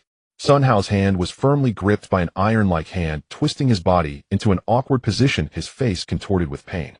A young man in a black jacket stood in front of Sun Hao, his expression impassive, his hand holding Sun Hao's wrist without the slightest movement. Behind Zhou Yuan, another man dressed in a black jacket had appeared out of nowhere, standing perfectly between her and the four thugs. Both were young, appearing to be in their mid-20s, with lean builds, sharp eyes, and an air of "don't mess with me" radiant. Who the hell are you? Sun Hao's face turned green with pain, but he continued to curse. Do you know who my father is? Let go of me. The man in the black jacket ignored him, his expression unchanged.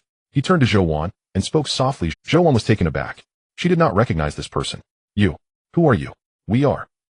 The man hesitated, seemingly choosing his words carefully. We are your brother's friends tasked with protecting you. Protecting. Those two words spun in Zhou Yuan's mind several times, and she momentarily couldn't process it. Sun Hao was still struggling, cursing. I don't care who your friends are. If you know what's good for you, let me go. My father is Sun Dima. Who doesn't know my father around here? What are you two even? He struggled a few times, but couldn't break free, his anger flaring as he shouted at the four thugs behind him. What are you standing there for? Come and fight. The four thugs exchanged glances, pulled out their batons from their waists, and rushed toward the two men in black jackets. Then there was no then. Zhou Yuan couldn't even see how those two moved. All she felt was a flash of shadows before her, accompanied by several dull thuds and screams. All four thugs had fallen to the ground, their batons scattered about, each one clutching their arms or knees, writhing in pain. Sun Hao's expression finally changed. The henchmen his father had hired, although not top-tier professional masters, were at least individuals who had awakened a profession. How could four men lose to two without even lasting a second? What are you? Sun Hao's voice began to tremble. The man in the black jacket continued to ignore him, merely casting a casual glance, then told Zhou Yuan, you should leave first. We'll handle this here. Zhou Yuan bit her lip, glancing at the four thugs rolling on the ground, then at the restrained Sun Hao. A complex emotion surged within her. She wanted to leave, but she was more worried about these two men. Big brother, you should leave quickly. Zhou Yuan's voice was urgent. His father is very influential. If he brings people here later, you will be in trouble. The man in the black jacket's gaze shifted slightly as he looked at Zhou Yuan.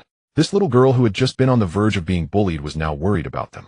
Good girl, he muttered softly, a slight curve at the corner of his mouth. Don't worry, we won't leave. Sun Hao's phone vibrated in his pocket. He struggled to pull out the phone with his other hand, and upon seeing the caller ID, his eyes instantly reddened. Dad, hurry. I'm in the alley next to the school, and I'm being beaten. They won't let me go. Hurry and bring people. A gruff voice came from the other end. Who the hell dares to touch my son? Just wait. He'll be there soon. Sun Hao hung up the phone, a sinister smile creeping onto his face. My dad is coming soon. You two just wait. My dad brings a 20-level professional master bodyguard. None of you will leave today. Zhou Yuan's heart sank suddenly. A level 20 professional.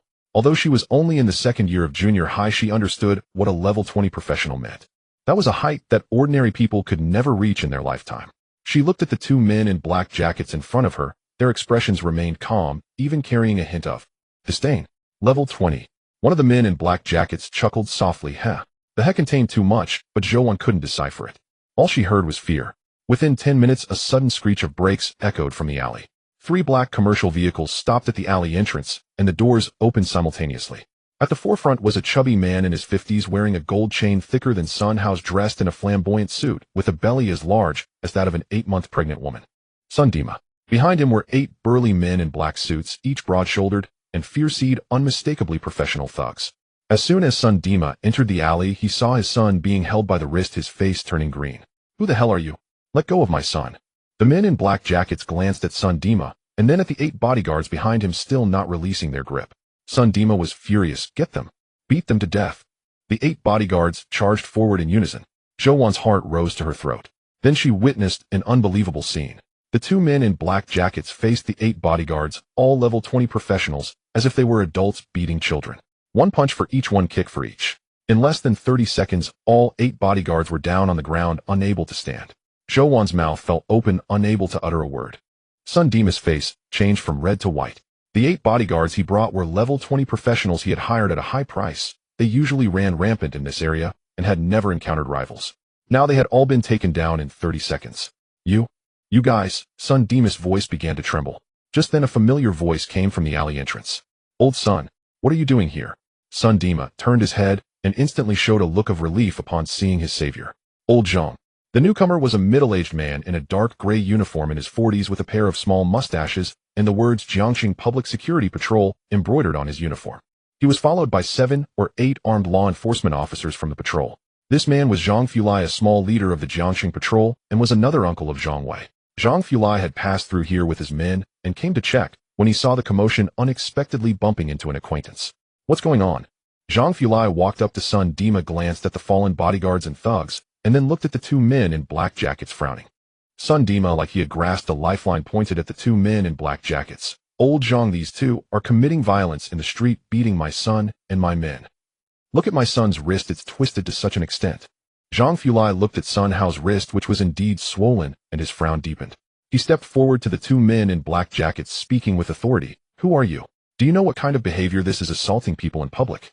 The 2 men in black jackets exchanged glances, and one of them spoke up. We are from the Tianshu organization. Zhang Fulai was taken aback. Then he laughed. Tianshu. He looked the 2 young men up and down, a mocking smile on his lips. If you are from Tianshu, then I am the commander of Tianshu myself.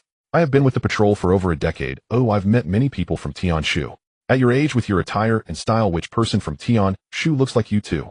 The expressions of the 2 men in black jackets darkened. We are indeed from Tianshu, tasked with protecting student Zhou Yun.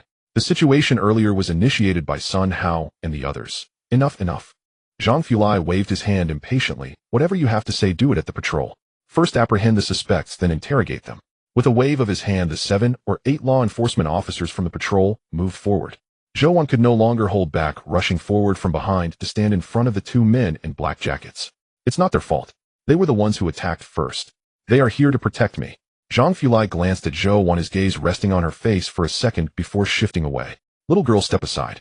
Obstructing law enforcement also carries responsibility. Zhou Yun bit her lip, standing her ground.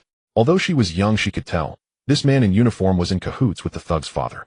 If these 2 big brothers were taken away, they would surely be treated terribly. I won't move. Zhou Yun's voice trembled, but she stood tall. If you're going to arrest someone, arrest me.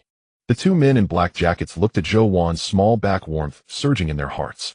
This little girl, clearly the victim, stood up to protect them. Student Zhou Yun, step aside. One of the men in black jackets said softly, we won't be harmed. But, at that moment, one of the men in black jackets' phones vibrated. He glanced at the caller ID, his eyes shifting slightly, and answered the call. Deputy Team Leader Liu. The voice of Liu Chun came from the other end of the line. How's the situation with Zhou Yun?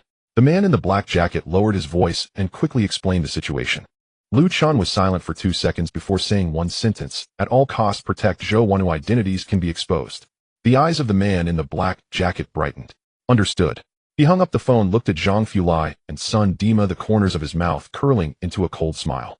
Zhang Fulai felt a bit uneasy under that smile. Just as he was about to speak, he saw the man in the black jacket take a silver badge out of his pocket and raise it high. The silver badge glimmered with a cold light under the sunset. Crossed sword supporting a star. Tianshu. The genuine Tianshu identity badge. Zhang Fulai's pupils constricted sharply.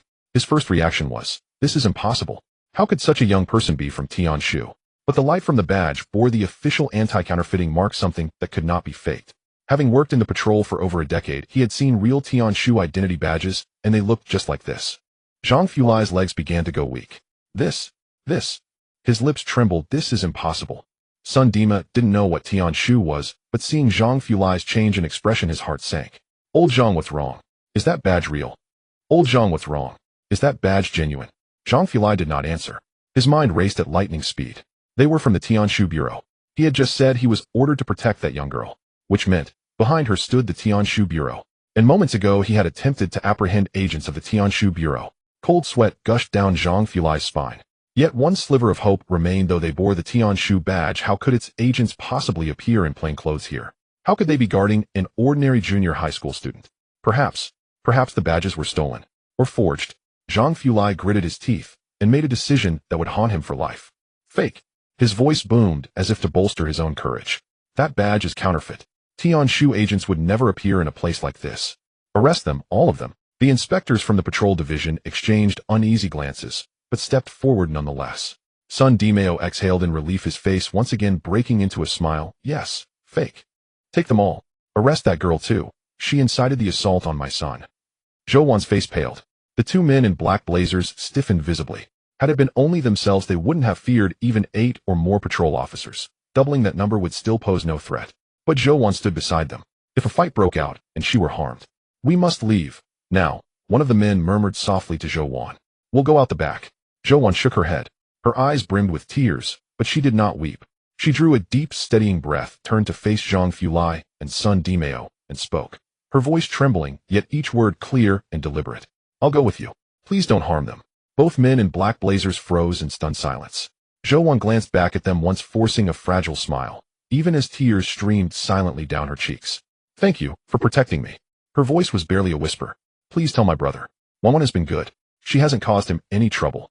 She paused, tears falling faster now. And, tell him not to worry about me. At the alley entrance, Zhao Mimi and her 2 companions had appeared, no one knew when. They'd been walking home together after school shopping nearby, and paused at the alley mouth when they noticed commotion inside, drawn by curiosity. Well, if it isn't Zhou Yun. Zhao Mimi crossed her arms, lips curled in cruel amusement. What's this? Got yourself in trouble. Look, Mimi Jia, she's crying. Ha. Serves her right. Who does she think she is, looking so delicate and pure? Oh wait, no. Ugly people always stir up drama. Exactly. Always playing the victim. Who's she fooling? Zhao Mimi laughed louder, pulling out her phone to film Zhou Yun. Come on, Zhou Yun. Smile for the camera. I'll record this and post it online. Let everyone see exactly what you look like. Zhou Yun didn't glance their way. Tears fell, but her spine remained unbent, rigid with quiet dignity. She wasn't afraid of arrest. She feared only one thing, that she might never see her brother again. Brother. Her lips parted faintly, her whisper softer than a sigh. Wan misses you so much. Zhang Qingli waved sharply. Take her away. The patrol officers moved forward. Then, a deep, resonant roar echoed from the alley entrance. Not one vehicle, not even a handful. It was a full convoy, matte gray military-grade SUVs lined up in perfect formation, their roof-mounted Redan blue emergency lights flashing in rhythmic alternation. Not 3, not 5, 8, exactly 8. 8 Tianshu military SUVs sealing both ends of the alley completely. Their emblems gleamed fiercely in the setting sun, a pair of crossed swords cradling a radiant star. The door of the lead vehicle swung open. Lu Chun leapt down from the driver's seat. The second vehicle's door opened. Lin Shuang descended, her gaze as frigid as an ice vault in midwinter. The third vehicle's door opened. Zhou Yun stepped out. He wore the Tianshu combat uniform, deep blue, impeccably tailored, accentuating his tall, commanding frame. The silver emblem on his left chest shimmered coldly in the sunset light. Clothes make the man, and the horse relies on its saddle. He was already strikingly handsome. Now clad in that uniform, he seemed to have stepped straight from a master painter's scroll, aloof, sharp-edged, and fiercely imposing. But the moment his eyes fell upon that slender, trembling figure in the alley, the icy hardness in his gaze dissolved instantly, softened, ached, then ignited into pure, searing fury. Zhou Yun strode into the alley, each step carving silence in its wake. Behind him marched over a dozen Tianshu operatives, silent, profound, in aura, razor-sharp in focus, any one of them capable of holding a battlefield alone. Zhang Qingli's legs buckled entirely. Not fake, not stolen, genuine Tianshu agents. And not just a few, an entire operational task force. Sun Dimeo had no idea what the Tianshu Bureau was, but the sheer scale of the arrival, coupled with Zhang Qingli's ashen parchment pale face, told him everything. It was over. Utterly over. Zhou Yun approached Zhou Yun and knelt before her. His little sister, small, slight cheeks streaked with tears, eyes swollen red, lips quivering, yet standing ramrod straight. The instant she saw him, she froze, as if caught between dream and reality. Brother. Zhou Yun reached out, gently wiped away her tears, and pulled her into his arms, holding her tightly. Wan, his voice rough with emotion. I'm here.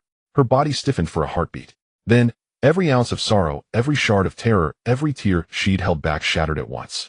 Brother. She threw herself against him, sobbing uncontrollably. Not the silent, stifled weeping before, but raw, unfiltered, a torrent of every buried feeling unleashed at last. I was so scared I'd never see you again. They said you were worthless, called us abandoned bastards. I was so scared. I missed you so much.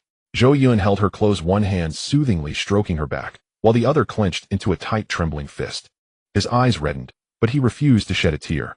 He could not cry. He was her brother. Zhou Yun wept for a long time, until her tears ran dry, before gradually quieting. Yet her small hands clung desperately to his uniform, as if fearing he might vanish. Zhou Yun lifted her into his arms, rose to his feet, and turned. His gaze swept across the alley. Sun Hao lay crumpled on the ground, face drained of all color. Sun Dimeo trembled violently, leaning against the wall for support. Zhang Qingli's face had gone deathly gray, his lips quivering. At the alley mouth, Zhao Mimi and her two companions tried quietly to slip away. Zhou Yun's expression hardened, cold not like winter wind, but like the abyssal ice of a bottomless chasm. "Brother Liu," he said, voice low, but each syllable laced with glacial venom. Lu Chen walked to his side and slightly bowed, saying, "I am here." Zhou Yun's gaze swept over Sun Hao, Sun Dima, and Zhang Fulai. "Please take care of all of them for me. Don't worry, these individuals pose a threat to national security and are all serious offenders." Lu Chen waved his hand, and the members of Tian Shu pounced like wolves. Sun Hao attempted to struggle, but was lifted up by a Tian Shu member with one hand like a chick. Dad, save me." Sun Dima, unable to protect himself, could do nothing to help. Zhang Fulai wanted to run, but as he turned, he was blocked by two Tian Shu members. "You can't arrest me. I am from the inspection department. I am a law enforcement officer."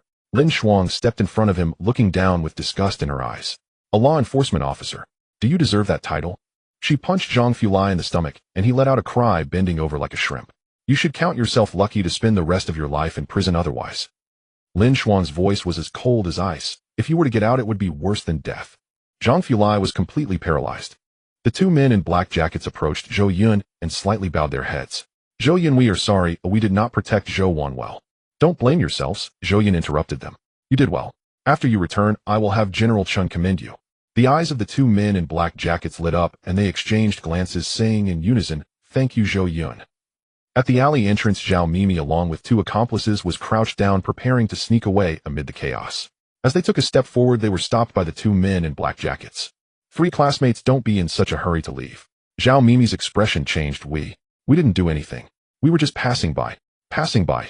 One of the men in black jackets sneered. "Passing by while standing there watching the commotion. Passing by while taking out your phones to film videos. Passing by while saying she deserves it. Who told her to look like that?" Zhao Mimi turned pale. The other man in black looked at Zhou Yun, his tone filled with barely contained anger.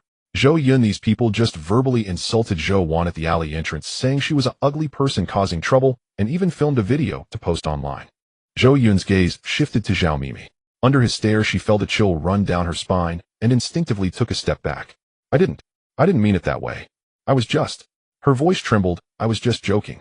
Zhou Yun did not look at her, but turned to Lu Chen. Just a glance. Lu Chen instantly understood. He walked to Zhou Yun's side, lowered his voice, but spoke clearly. "Zhao Mimi, female, 15 years old, a second-year student at Jiangcheng No. 7 Middle School. Father Zhao Dezuzu, legal representative of Jiangcheng Deju Building Materials Company, suspected of tax evasion, bribery, illegal land occupation, and forced transactions, among other charges. Mother Lu Feng, unemployed, suspected of participating in her husband's illegal business activities. Zhao Dezuzu has 2 leads related to organized crime that are currently under secret investigation by the Jiangcheng Economic Investigation Department." Lu Chen finished speaking and smiled slightly. This information was just obtained on the way here. He naturally had his own motives. He wanted to secure Zhou Yun's next dream entry. But that was not important. What mattered was, this information was all true. Zhao Mimi's face turned "No, it can't be. My dad's company is legal. You can't. Whether or not we can is not up to you to decide." Lu Chen interrupted her with a wave of his hand. "Take her away." 2 Tian Shu members stepped forward and restrained Zhao Mimi and her 2 accomplices. Zhao Mimi finally panicked, tears streaming down her face as she struggled desperately. "I was wrong. I was really wrong. Zhou Wan, help me say something. We are classmates. I shouldn't have said those things. I shouldn't have bullied you. Please help me plead for mercy." Her 2 accomplices also started to cry. "We were wrong. We will never dare again. Please let us go." Zhao Mimi cried her heart out, acting as if it were real. Zhou Wan nestled in Zhou Yun's embrace, glancing at Zhao Mimi. Her eyes were still red with tears on her face, but she did not plead for Zhao Mimi. She simply buried her face into Zhou Yun's neck, her voice muffled and very soft. "Brother, I don't want to see them." Zhou Yun gently patted her back and looked at Zhao Mimi, a cold smile curling at the corner of his mouth. "You all didn't know you were wrong." His voice was not loud, but each word pierced Zhao Mimi's heart like a knife. "You all know you are done for." Zhao Mimi's cries abruptly stopped. Her face was as white as paper, her lips trembled, and she couldn't utter a single word. Zhou Yun withdrew his gaze, holding Zhou Wan, and turned to leave the alley. The sun was about to sink below the horizon, and the last orangered light spilled over him, casting a golden glow on his deep blue Tianshu uniform. Behind him were cries, pleas for mercy, and the steady footsteps of the Tianshu members. Zhou Wan buried her face in her brother's embrace, listening to his strong heartbeat, and finally felt at ease. "Brother." Her voice was muffled. "Moi, you look so handsome in this outfit." Zhou Yun paused for a moment. "Let's go, we'll take you home." "Home?" "Yes." Zhou Yun tightened his hold on her. "From now on, brother, won't let anyone bully you anymore." Under the sunset, the boy's silhouette was elongated. In his arms, he held the only family member he had in this world. Behind him stood the entire Tianshu. From now on, no one would dare to say Zhou Yun is an unwanted wild seed. No one would dare to lay a finger on her, because her brother had come, and behind her brother stood a nation. Their new home was in a small building in the eastern suburbs of Jiangcheng.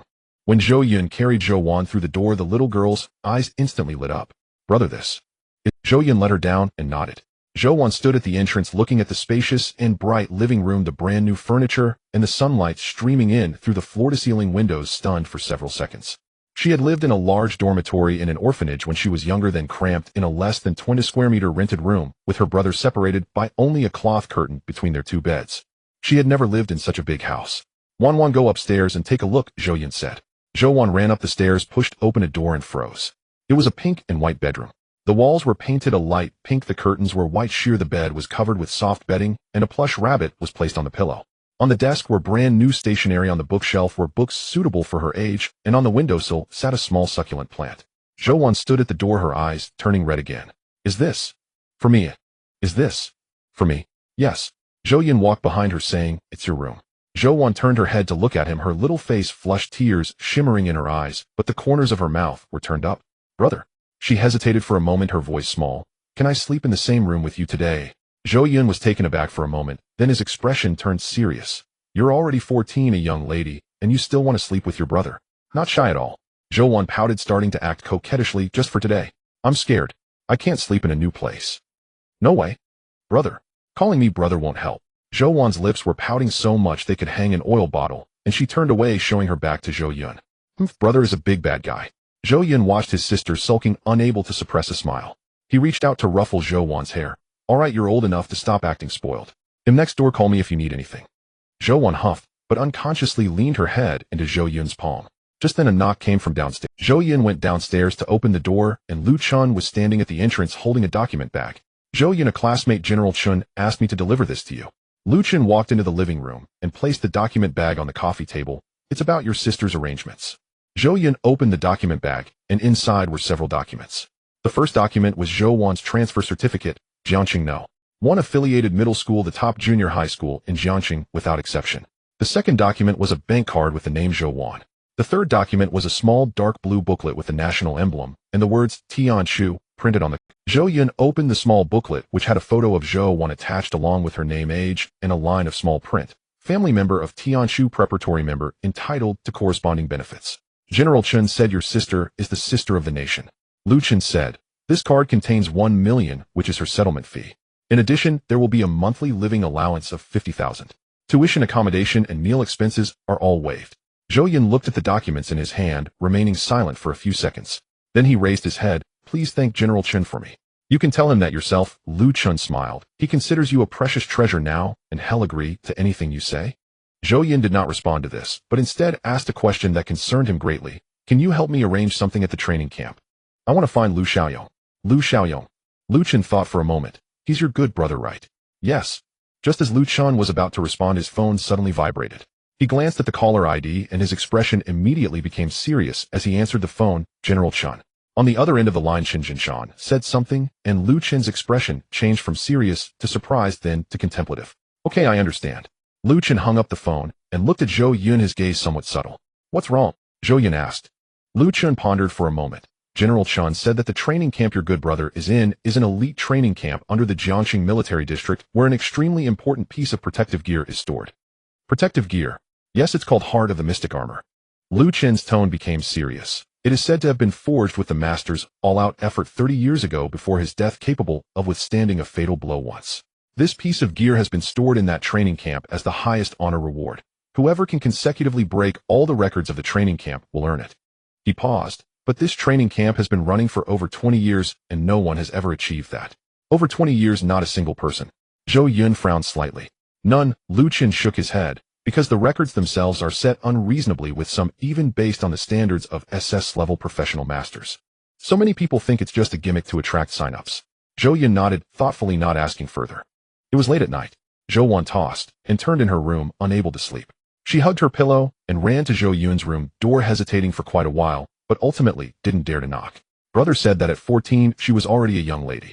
She pouted and returned to her room, burying her face in her pillow, muttering, Brother is a big bad guy. Then she hugged the plush rabbit and slowly closed her eyes. In the next room, Zhou Yun was still awake. He brought up his attribute panel and took a glance. Today he added points once to Chun Jinshan and once to Lin Shuang. No, he added points twice to Lin Shuang. After returning in the evening, he added points to Lin Shuang again because the cooldown had already passed. Dream realization activated. Target Lin Shuang. Random attribute enhancement strength 20. Current strength 95,115. With the 2 points added and the upgrade bonus, Zhou Yun's strength value had now reached 115. This value is exceptionally outstanding even for a level 20 combat professional. And he was only at level 19. Zhou Yun closed the panel and shut his eyes. Tomorrow there would be many things. The next morning sunlight streamed through the cracks in the curtains into the room. Zhou Yun was awakened by a series of knocking sounds. Brother, time to get up. The sun is already shining on your backside. Zhou Wan's voice came from outside the door, lively and energetic, a stark contrast to the little girl who had cried the night before. Zhou Yun opened the door and Zhou Wan was already dressed, wearing a clean white t-shirt and jeans, her hair tied in a high ponytail, looking fresh and spirited. Wow, why are you so energetic today? Zhou Yun yawned. We're going to the new school today. Zhou Wan's eyes sparkled. You promised to personally take me there. Zhou Yun rubbed her head. All right, wait for me to wash up. Downstairs, Lu Chun was already waiting by the door. Lin Shuang stood beside the car. When she saw Zhou Yun and Zhou Wan coming out, her gaze paused slightly on Zhou Wan and the corners of her mouth curved up a bit. Get in the car. Lu Chun rolled down the car window, smiling. Today is a big occasion. Zhou Wan glanced nervously at Zhou Yun, who patted her shoulder. It's okay, I'm here. The car started heading towards Jiangxing, one affiliated middle school. But Zhou Wan soon realized that things were not as simple as she thought, because behind their car a convoy was following. Not just 1 or 2 vehicles, but a full 6 military off-road vehicles from Tianshu. In a grand procession, they drove through the morning streets, attracting the attention of passers-by. Zhou Wan leaned over to look out the window, her mouth wide open. Brother, why are there so many people? They're here to escort you, Zhou Yun replied. Escorting? Me, eh? Zhou Wan pointed to herself, incredulous. Zhou Yun didn't explain, just said, you'll get used to it in the future. Jiangxing First Affiliated Middle School, the top junior high school in Jiangxing. This school covers a vast area featuring European-style teaching buildings, a standard athletic field, as well as independent gymnasiums, libraries, and an arts center. Just by looking at the entrance, one can tell how magnificent it is inside. At this moment, a line of people had already gathered at the school gate. At the front stood a man in his 50s, his hair meticulously styled, dressed in a sharp suit, with a school badge pinned to his chest, Principal Fang Guoyang. Behind him stood several vice principals and the academic director, followed by a row of teachers in uniforms. Fang Guoliang's expression was serious, even solemn. The vice principal next to him, Zhang Hua, glanced at his watch and said softly, Principal, it's almost 8 o'clock. Why haven't they arrived yet? Why don't you go in and rest a bit? He'll wait here. Fang Guoliang glanced at him. Do you know who is coming today? Zhang Hua was taken aback. Aren't they just 2 transfer students? One is a senior and the other is in the 2nd year of junior high siblings. Although they were referred by Tianshu, it shouldn't be. Fang Guoliang interrupted him, his voice very low, but each word heavy. Old Zhang, let me tell you, these 2 people coming today are not ordinary transfer students. Zhang Hua was startled by his tone. Then what are they? Fang Guoliang was silent for 2 seconds before saying 4 words, national treasures. Zhang Hua's pupils contracted sharply. The young teachers nearby, who had seemed indifferent before, suddenly changed their expressions upon hearing those 4 words. National treasures. Not everyone can bear such a title. Fang Guoliang did not explain further, only gazing straight at the end of the road. In the distance, a convoy was approaching. 6 dark, gray military SUVs lined up, their bodies marked with crossed swords and stars. Tianshu. The convoy came to a steady stop at the school gate. The door of the first vehicle opened, and Lu Chun stepped out. The door of the second vehicle opened, and Lin Shuang got out. The door of the third vehicle opened, and Zhou Yun stepped out. He was not wearing a school uniform today, but the combat uniform of Tianshu. A deep blue uniform with a silver badge. He stood tall, and his expression was stern. When Fang Guoliang saw the young man stepping out of the vehicle, he had only one thought in his heart. This young man had limitless potential. Zhou Yun walked up to Fang Guoliang and extended his hand. Principal Fang, hello. I am Zhou Yun, and this is my sister Zhou Wan. Fang Guoliang grasped his hand with both of his demeanor extremely formal. Student Zhou Yun, welcome. Student Zhou Wan, welcome. Zhou Yun nodded, not engaging in much small talk, and directly stated, Principal Fang, there are some things I want to address up front. Fang Guoliang replied sternly, please go ahead. Zhou Yun glanced at his sister Zhou Wan behind him, then turned to Fang Guoliang. His voice was not loud, but each word was very clear. I don't want my sister to be bullied, not even a bit. One of the reasons I choose to submit my abilities to the state is. His tone was calm, but his gaze was earnest. The style of low-profile behavior and enduring humiliation is not my style. From now on, if anyone dares to bully Wan, just let me know. The school gate fell silent for a few seconds. Fang Guoyang looked into Zhou Yun's eyes, which held no threat, no arrogance, only a brother's simple and steadfast protection for his sister. Student Zhou Yun, rest assured, Fang Guoyang said solemnly, Student Zhou, Wan will not suffer any grievances in our school. This I guarantee with my position as principal. Zhou Yun nodded, turning to look at Zhou Wan. Zhou Wan's eyes were slightly red, but she did not cry. She took something out of her pocket, holding it tightly in her hand. It was a silver token, small, but the design on it made everyone present gasp. Crossed sword supporting a star. The Tian Shu token. And not an ordinary Tian Shu identity token, but one with real authority, capable of mobilizing resources from the surrounding law enforcement departments.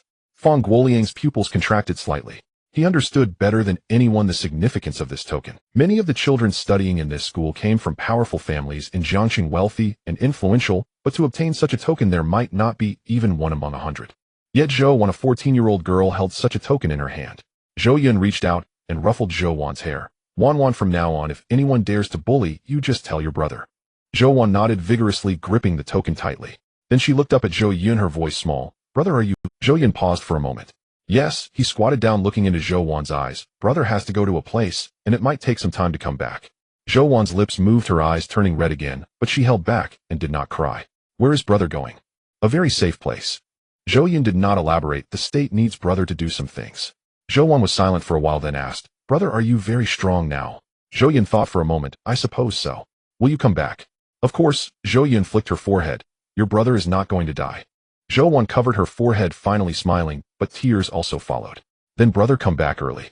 Zhou Yun stood up, turned to Fang Guoyang and several teachers, slightly bowing. Please take care of Wan. Fang Guoyang nodded seriously, rest assured. Zhou Yun took one last look at Zhou Wan and turned to walk towards the vehicle. Brother. Zhou Wan suddenly called out. Zhou Yun turned back. Zhou Wan raised the Tian Shu token, shaking it under the sunlight, her eyes curving in a smile. I will protect myself. Zhou Yun was momentarily stunned, then smiled. I'm leaving. The car door closed, and the convoy slowly drove away. Zhou Wan stood at the school gate, watching the convoy disappear into the distance, gripping the token tightly. She took a deep breath, turned around, and walked through the grand entrance of her new school. Starting today, she would be a sister who wouldn't worry her brother. The convoy left Jiangxing and got on the highway. Lu Chun drove, glancing at Zhou Yun sitting in the back seat through the rearview mirror. Your sister is quite sensible. Zhou Yun leaned back in his seat, eyes closed. She's been sensible since she was little. Lin Shuang sat in the passenger seat, silent, but her gaze softened. The car was quiet for a while. Lu Gu. Zhou Yun suddenly spoke. Can we go to the training camp? Lu Chen glanced at the navigation. About a 2-hour drive. Are you sure you don't want to go to school? General Chun said he could help you take a leave. Not going there for now, Zhou Yun said. I want to say goodbye to my brothers at the training camp. Lu Chen nodded, signaling the turn signal, and drove onto the highway leading to the training camp. But what he didn't mention was, General Chun had also instructed a matter over the phone. The armor called Xuan Jiajixin must be worn by Zhou Yun. After all, Zhou Yun's importance now warranted protection at any cost. The training camp, an elite training base under the Jiangxing military district. It occupies a vast area backed by a small hill with several gray and white buildings in front, including training grounds, dormitories, a cafeteria, and a medical room, all equipped with complete facilities. At this moment, the training ground is bustling with activity. Dozens of young people are engaged in combat, training the brilliance of various skills, intertwining as sounds of explosions and shouts rise and fall. Lu Xiaoyong sits on the edge of the training ground on a bench, one leg wrapped in thick bandages with several bruises on his arm. His expression appears somewhat numb. He holds his phone, the screen displaying Zhou Yun's number, yet he has not dialed it. He doesn't know what to say. Zhou Gu has awakened that kind of profession. Oh, it must be very difficult for him. What could he say if he called? Say it's fine, things will get better. Such words sound hollow even to him. Lu Xiaoyong sighed and stuffed the phone back into his pocket. For the past few days, he has been economizing, saving the money to send to Zhou Gu. Although it's not much, it can still help a little. Because of this, he has faced targeting in the training camp. The supplies here must be purchased with money, and the prices, while others are buying various enhancement potions and nutritional supplements, Lu Xiaoyong has spent not a dime. Other than his training results are even better than theirs. This naturally breeds resentment. Oh, isn't this our money-saving king? A sarcastic voice came from the side. Lu Xiaoyong looked up to see 3 people approaching him. Leading them is a tall boy named Zhao Peng, who has awakened an A-level profession, iron fist fighter, considered among the elite in this training camp. Coming from a wealthy family, he has spent a lot of money on supplies in this training camp, but his training results have been overshadowed by Lu Xiaoyong, leaving him quite displeased. Zhao Peng, what do you want? Lu Xiaoyong's tone is cold. I don't want anything, Zhao Peng replied, standing over him, looking down. Just came to see how our money-saving king is doing with his injuries. Tsk tisk, that leg of yours, it must be ruined, right? The two others laughed along. Come on, brother Yong, why go to such lengths? Just because someone said a few words about your useless brother. Exactly. Can't even say a word about a waste like him. Lu Ziyong's eyes turned red instantly. Not from sadness, but from anger. You can say what you want about me. Lu Xiaoyong gritted his teeth, forcing each word out. But whoever says Zhou Gu is a waste, he'll fight them. Zhao Peng let out a scoff. Haven't you already fought? What was the outcome? Your leg got broken, and you're still being stubborn here. He squatted down, leaning closer to Lu Xiaoyong, speaking in a low voice. Let me tell you, Lu Xiaoyong, your brother is a waste, and will always be a waste. With a 0.1 attribute boost, he's not even worthy of carrying my shoes. Is it worth it for you to fight for such a waste? Lu Ziyong's fists clenched tight, cracking sounds emanating from his grip. He wanted to stand up, but the injury on his leg rendered him immobile. Zhao Peng, just wait. Lu Ziyong's voice trembled. When I recover. When you recover. Zhao Peng interrupted him with a laugh. Do you think you'll have the chance?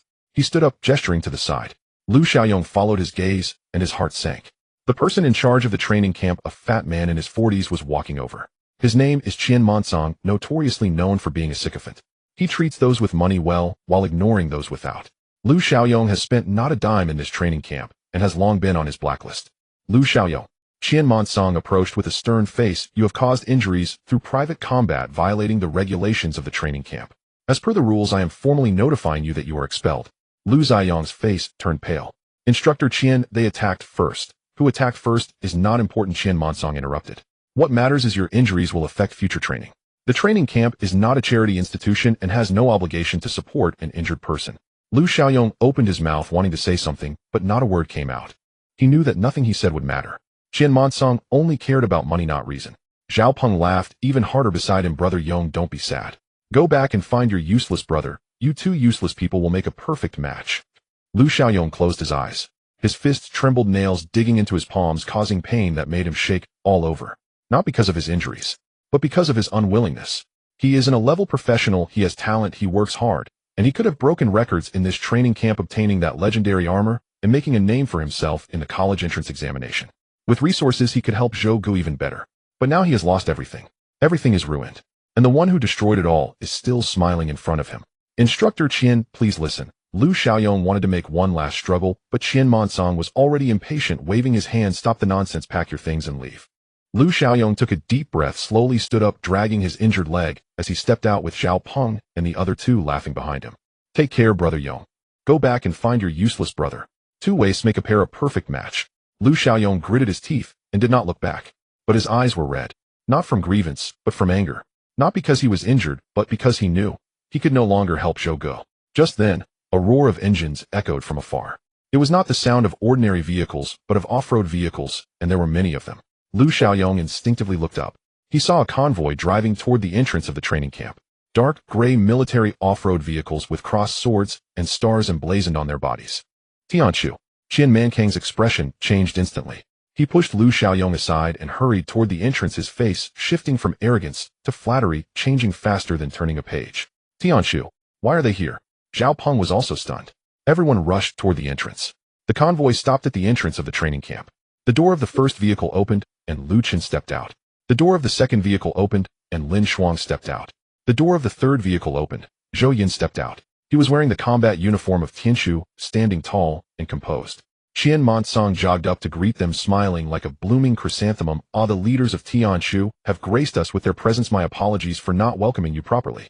I wonder what brings the leaders to our training camp, eh? Lu Chen ignored him, turning to look at Zhou Yun. Zhou Yun's gaze passed over Qian Monsong and swept across the training ground. His expression was initially calm, even carrying a hint of polite smile. After all, he was here to find someone, and the necessary courtesies should still be observed. But suddenly his gaze halted. It stopped at the edge of the training ground. There stood a person. That person had one leg wrapped in bandages, bruises on his arms, and his school uniform still bore dried blood. He was dragging an injured leg step by step, walking out his back, appearing both lonely and stubborn. Lu Xiaoyong. Zhou Yun's pupils contracted sharply. He recognized that back. The one who laughed heartily on the phone, saying, "Can 0.1 give strength to an..." The one who, upon hearing he was the unlucky one, immediately said he would share half his allowance with him. The one who said he would level up together and struggle through it together. Lu Xiaoyong. Lu Xiaoyong. Zhou Yun's pupils suddenly constricted. He recognized that figure. The person who had laughed heartily on the phone and said, "Can 0.1 give ant strength?" The one who, upon hearing that he was the unlucky one, immediately offered to share half the allowance with him. The one who said he would level up and rise together with him. Zhou Yun's lips had originally curved slightly upward, but at the moment he saw Lu Xiaoyong, the smile vanished. In its place was coldness. A bone-chilling cold. Xiaoyong. His voice was not loud, but in the quiet playground everyone heard it clearly. Lu Xiaoyong's body suddenly stiffened. He slowly turned around and saw the person stepping down from the car, dressed in a deep blue Tianshu uniform with a silver badge, standing tall like a pine. That face he was too familiar with. Zhou. Brother Zhou. Lu Xiaoyong's eyes widened, mouth agape, unable to utter a word. Zhou Yun strode towards him. Each step carried the wind, quickening the heartbeats of those around. He reached Lu Xiaoyong, observing the bandage on his leg, the bruises on his arm, the bloodstains on his school uniform, looking at this brother, who was half a head taller than him, now standing here like an injured lone wolf. Who did this? Zhou Yun's voice was very calm, but that calm was more terrifying than a roar. Lu Xiaoyong opened his mouth, wanting to say it's nothing, but seeing Zhou Yun's eyes, the words died on his lips. He rarely saw such an expression on Brother Zhou's face. Except for that time, when he had been left with a knife wound on his back by a bad guy when they were younger. Just like now. Brother Zhou Yu. Lu Xiaoyong's voice trembled slightly, not out of fear, but because too many emotions surged up, choking in his throat, making it hard to speak. He saw Zhou Yun in the Tianshu uniform. He saw the silver badge. He saw the convoy behind him along with Lu Chun and Lin Shuang. He was not a fool. He understood what all these things meant when combined. But at this moment what he cared about most was the way Zhou Yun looked at him. He had seen that look once before. It was a long time ago. Back when they lived in the orphanage, one day a few older kids bullied Zhou Wan, and Lu Xiaoyong rushed up to shield Zhou Wan, leaving a long cut on his back, blood flowing freely. Zhou Yun's eyes at that time were exactly the same as now. Cold, heavy like the sky before a storm. Xiaoyong. Zhou Yun's voice was soft. Do you remember what we once said together? Of course I remember. Lu Xiaoyong's eyes turned red in an instant. That was the day they left the orphanage, the two of them standing at the door, looking back at the place they had lived for over a decade, then turning their heads to look ahead. Zhou Yun said, Xiaoyong, from now on we are brothers. Lu Xiaoyong replied, we have always been brothers. Zhou Yun extended his hand, let's share blessings together. Let's face difficulties together. Lu Xiaoyong grasped his hand, in life or death we will face it together. At that time they had nothing. No money, no house, no family. Only each other. Tears finally fell from Lu Xiaoyong's eyes, but he did not wipe them away. Instead he tightened his grip on Zhou Yun's hand, his voice hoarse, yet resolute. Share blessings and face difficulties together. In life or death, we will face it together. Their voices overlapped as if they had returned to that summer afternoon years ago. Zhou Yun held his hand, his gaze shifting from cold to warm, but only for a moment. In the next second that gaze turned cold again. Tell me, Zhou Yun said, who did this? This time Lu Xiaoyong did not hesitate. He turned around, looked at Qian Monsong and Zhao Peng, and recounted everything that had happened during this time. Word, how he was targeted, how he was ostracized, how Zhao Peng had people break his legs, how Qian Monsong had expelled him under the pretense of private fighting. One by one, clearly. Without embellishment, without exaggeration, just stating the facts. But these facts made Zhou Yun's gaze grow colder, so cold that the surrounding air seemed to freeze.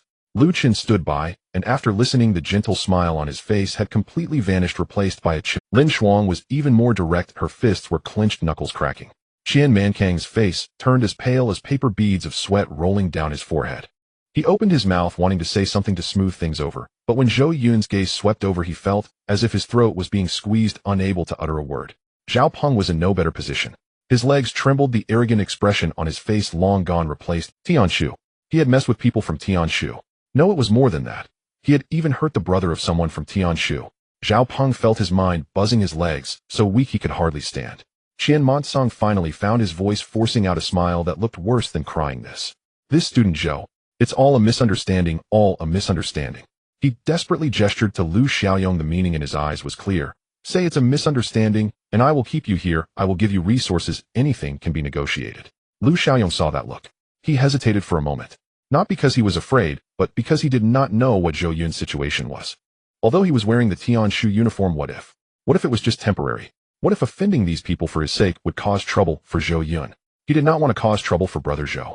But just as he hesitated, Zhou Yun spoke up. Instructor Qian. Zhou Yun's voice was calm. You just said that according to the training camp rules, private fights lead to expulsion, right? Yes, that's the rule of the training camp. Qian Monsong was taken aback, unsure of Zhou Yun's meaning, but quickly nodded. That's right. Good. Since we are to follow the rules, let's follow them. He turned to Lu Xiaoyong. Xiaoyong, you stay. Continue to participate in the training. Zhou Yun said, break the record here, earn that piece of armor. As soon as he said this, the entire training camp fell silent. Everyone thought they had misheard. Break the record. Lu Xiaoyong. The Lu Xiaoyong with a broken leg. The Lu Xiaoyong who had just been expelled. Zhao Peng was initially stunned, then the corners of his mouth involuntarily curled up. He almost laughed out loud.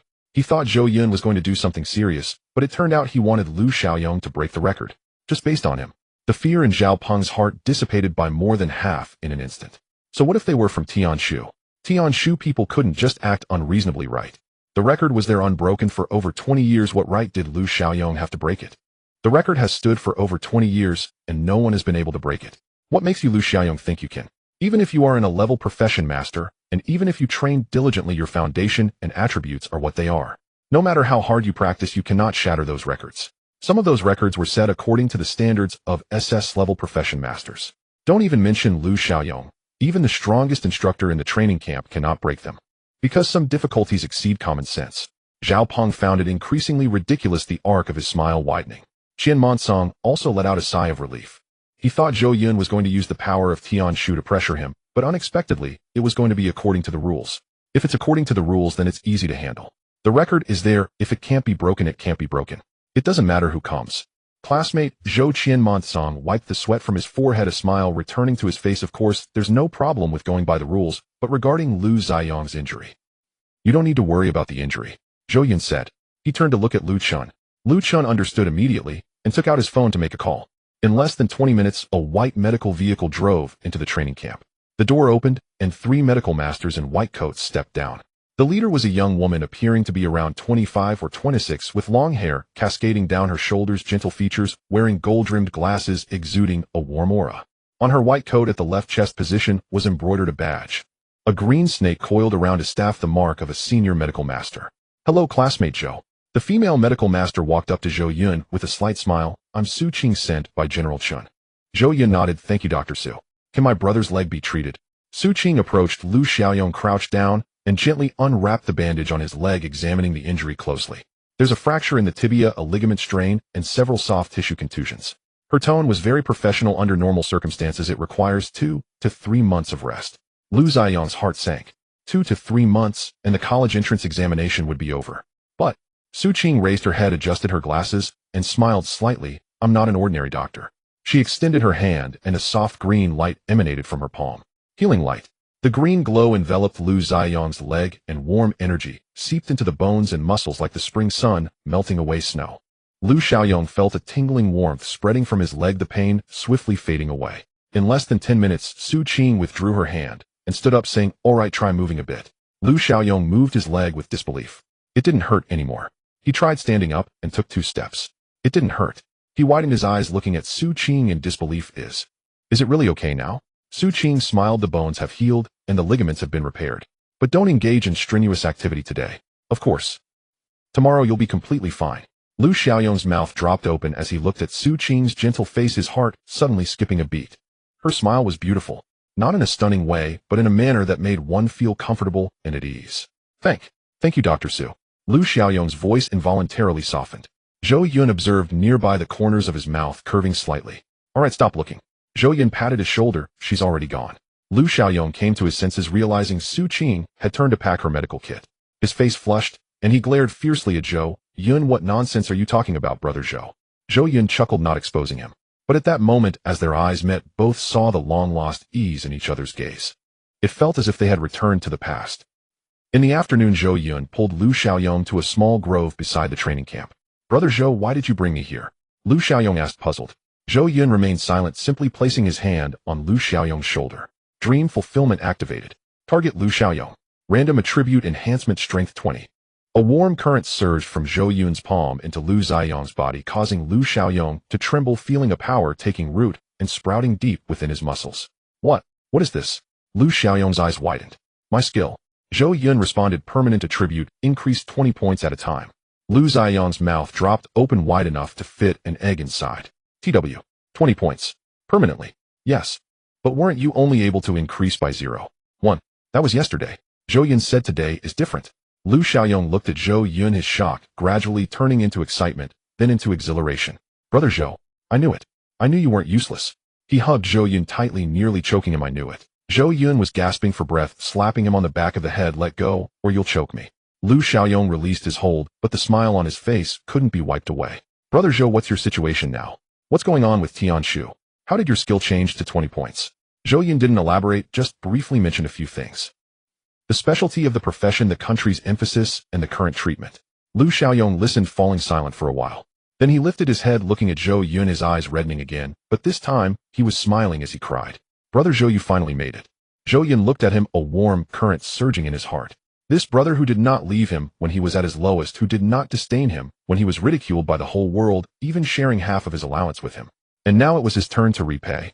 Xiaoyong, Zhou Yun said, tomorrow you will break all 4 of those records. Lu Xiaoyong was taken aback. Brother Zhou, can I do it? If I say you can, then you can. Zhou Yun looked at him. Do you trust me? Lu Xiaoyong gazed into Zhou Yun's eyes, where there was no hesitation, no doubt, only certainty and trust. Just like the words they spoke years ago at the orphanage gate. I trust you. Lu Xiaoyong nodded vigorously. That night, Zhou Yun gave Lu Xiaoyong another boost. Dream fulfillment activated. Target Lu Xiaoyong. Random attribute enhancement, strength 20. Base strength 135,155. After 2 boosts, Lu Xiaoyong's strength increased by 40 points, and Zhou Yun's own strength also synchronized to 155. The next morning, Zhou Yun boosted Lu Xiaoyong twice again. A day passed, and after 4 boosts, Lu Xiaoyong's strength had increased by a full 80 points. Dream fulfillment activated. The dream realization commenced. 3rd time, strength 20. Lu Xiaoyong's strength increased, Zhou Yun's strength 155,175. 4th time, strength 20. Lu Xiaoyong's strength increased, Zhou Yun's strength 175,195. Lu Xiaoyong stood on the training ground, clenched his fist, feeling an inexhaustible power coursing through his body. He had never felt this strong before. It was as if he had undergone a complete transformation. Zhou, I feel like I could kill a cow with 1 punch right now. Lu Xiaoyong said. Zhou Yun glanced at him. Don't brag, let's test your attributes first. The two walked to the attribute testing device on the training ground, and Lu Xiaoyong placed his palm on it. Strength value 158. Lu Xiaoyong's eyes widened in disbelief. He clearly remembered that before coming to the training camp his strength value was 78. 158. Almost doubled. His level had not improved. How? How is this possible? Lu Xiaoyong's voice trembled. Zhou Yun stood beside him, a slight smile appearing at the corner of his mouth. His attribute panel displayed a strength value of 195. A level 19 support type master with a strength value nearing 200. If this information got out, no one would believe it. The next morning, the training ground of the camp was packed with people. Everyone had come. Not just the trainees, but also instructors, staff from the training camp, and even people from nearby training bases. Because today someone was set to challenge the 4 records that had stood for over 20 years in the training camp. The challenger was Lu Xiaoyong, who was expelled just yesterday. Have you heard? That Lu Xiaoyong is going to challenge 4 records. Is he insane? His leg was still broken yesterday. I heard he was treated by a healer from Tianshu, but even if he got better, what's the use? Those 4 records are not something an ordinary person can break. Exactly, the gravity field record is 132 points, the endurance field is 158 points, the speed field is 11.2 seconds, and the combat field is incredibly outrageous. For over 20 years, no one has even touched the passing line. Lu Xiaoyong must have lost his mind. Zhao Peng stood in the crowd, arms crossed, a disdainful smile on his face. He had been a bit worried, especially since Lu Xiaoyong had a connection to someone from Tianshu. But hearing that Lu Xiaoyong was going to challenge the 4 records, he felt relieved. Challenge the records? Who does he think he is? Qian Monsong stood by the training ground, his expression complex. He both hoped Lu Xiaoyong would fail the challenge, so he wouldn't have to give up that piece of armor, and felt a vague unease because Zhou Yun's expression was too calm, unsettlingly so. Challenger, enter, the referee shouted. Lu Xiaoyong took a deep breath and walked into the training ground. His gaze swept through the crowd, catching Zhao Peng's disdain, Qian Mankang's unease, and the figure in Tianshu uniform standing at the edge of the training ground. Zhou Yun stood there saying nothing, only nodding at him. Lu Xiaoyong's heart steadied instantly. First event, the gravity field. The so-called gravity field was a special training room where gravity could be adjusted. The challenger needed to endure as long as possible in a 5-fold gravity environment. The record was 132 points, 2 hours and 12 minutes, set by its class master 6 years ago, and it had yet to be broken. Lu Xiaoyong entered the gravity field, and the door closed behind him. The 5-fold gravity pressed down instantly like a mountain sitting on his shoulders. But Lu Xiaoyong only swayed slightly before standing firm. His strength had reached 158. This value ranked among the best in the entire history of the training camp. Time ticked by. 10 minutes. 30 minutes. 1 hour. 2 hours. The display screen outside the gravity field showed the time ticking away, and everyone's expressions changed from disdain to surprise, from surprise to shock, and finally to dazedness. 2 hours and 12 minutes. The record was broken. The door of the gravity field opened and Lu Xiaoyong walked out, drenched in sweat, but steady on his feet, his complexion normal. The training ground fell into dead silence. Zhao Peng's smile froze on his face. Qian Mankang's mouth hung open wide enough to fit an egg. The first event was broken. Someone mumbled. Before they could react, the second event began. The endurance field. This was a 1-kilometer track, but it was filled with various obstacles and distractions. The challenger needed to complete the entire distance in the shortest time possible. The record was 158 points. Lu Xiaoyong stood at the starting line, took a deep breath. The gun fired. He shot out. The strength of 158 gave him immense explosive power, and the permanent boost from Zhou Yun allowed his endurance to far exceed that of ordinary people. He dashed through the obstacles like a gust of wind, leaping over high walls and splashing through mud, each step solid and powerful. Finish line. The timer stopped. 147 points. The record was broken again. No one in the training ground could speak. Zhao Peng's face began to pale. Third event speed field. 100-meter sprint. The record is 11.2 seconds. Lu Xiaoyong stood at the starting line, knees bent, leaning forward, eyes fixed ahead. The gun fired. His body shot out like an arrow released from its bow. The strength of 158 brought terrifying explosive power, and each of his steps seemed to shatter the ground. Finish line. The timer stopped. 10.8 seconds. 3 records, all broken. The atmosphere in the training ground was beyond shock. It was a suffocating silence. Everyone's gaze was focused on the last event, the combat field.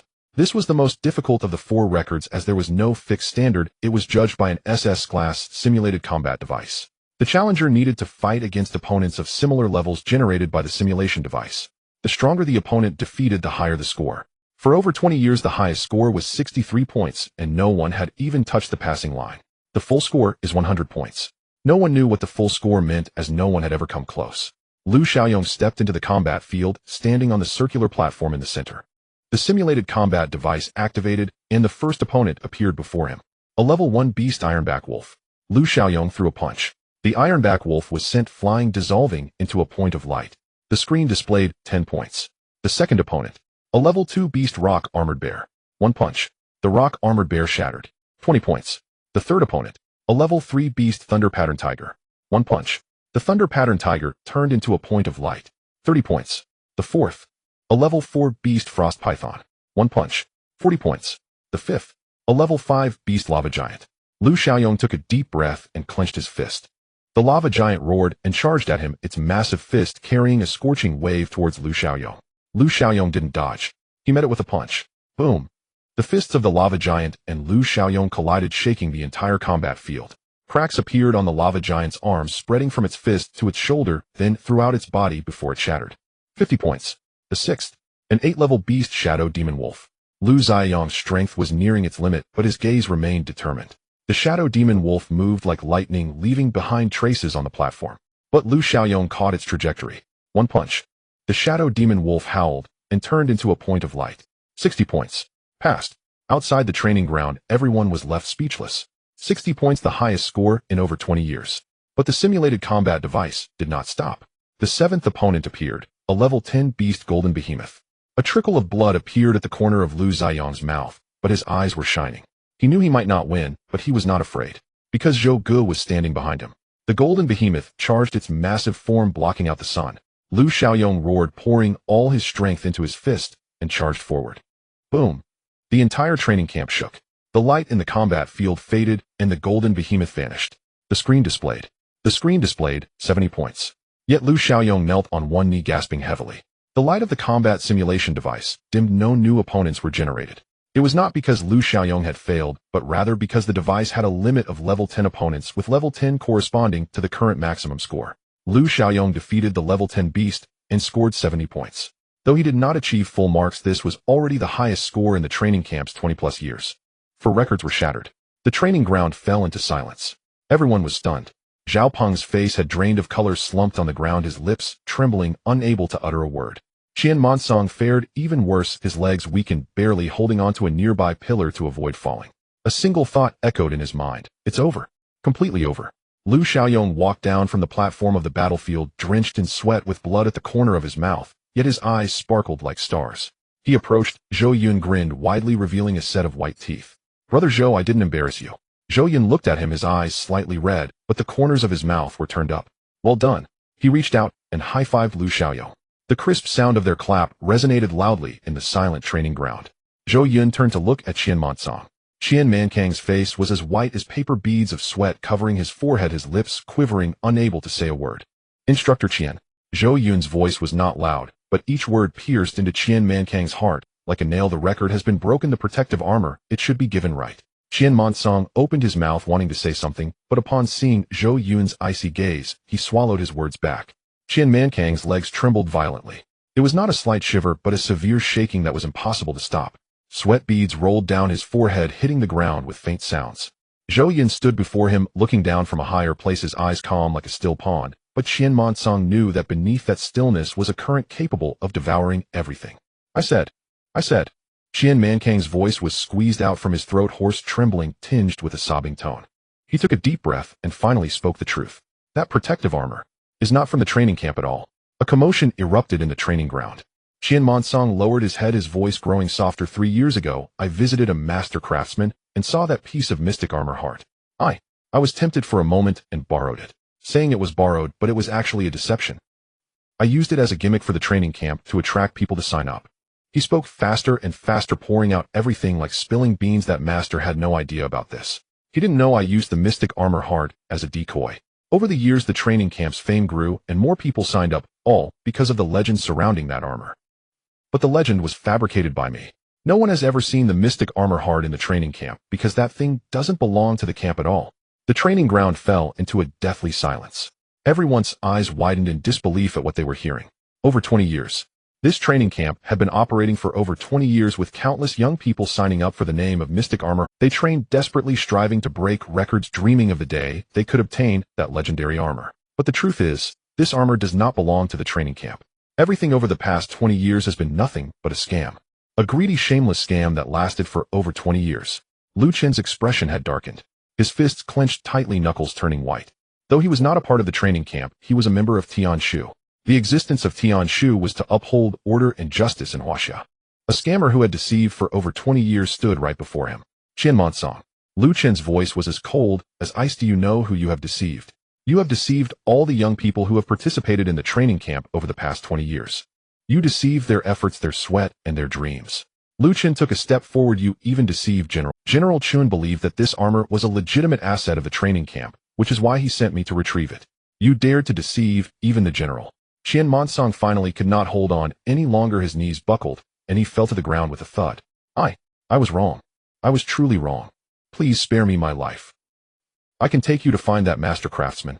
That master has many powerful weapons, some even stronger than the mystic armor heart. As long as you spare my life, I will tell you everything. Zhou Yun looked at him, the corners of his mouth slightly curved. It was a smile but devoid of warmth. Spare your life. Zhou Yun's voice was soft. You deceived for over 20 years. How many people did you deceive? My brother trained here desperately, nearly breaking his leg, all for that armor. And now you tell me to spare your life. He paused, his tone as flat, as if discussing the weather. No need for you to lead the way. We can find that master ourselves. Your crime will be dealt with by Brother Lu. Zhou Yun turned around, looking at Lu Chen. Brother Lu, this guy's punishment will be decided by you. Lu Chen nodded, his gaze icy. Rest assured, he will spend the rest of his life in prison. Qian Mansong lay sprawled on the ground like a puddle of mud. He was still murmuring something about spare my life, and I was wrong, but no one was listening to him anymore. While everyone's attention was on Qian Mansong, a figure was quietly moving towards the exit of the training ground. His legs were shaking, his face as white as paper, and cold sweat covered his forehead. He crouched low, taking cover among the crowd, inching towards the door. As long as he got through that door, he would be safe. As long as he got through that door, Zhao Peng. A calm voice. Zhao Peng's body froze suddenly. He slowly turned around, seeing Zhou Yun staring at him. Those eyes were terrifyingly calm, like water in a bottomless abyss. What do you want? Zhao Peng's voice trembled. I warn you, my dad is. I'm not interested in who your dad is. Zhou Yun interrupted him. You broke my brother's leg. This debt needs to be settled. Zhao Peng's face pale. I can pay you. How much do you want? 100,000. 500,000. A million. My dad is rich. Really rich. Zhou Yun ignored him and turned to Lu Xiaoyong. Xiaoyong. Lu Xiaoyong walked to Zhou Yun's side, looking at Zhao Peng. The once arrogant and lofty rich kid now stood before him like a stray dog, his face filled with fear and his body trembling. Lu Xiaoyong recalled that day when Zhao Peng had cornered him on the training ground, punching him repeatedly and stomping on his legs.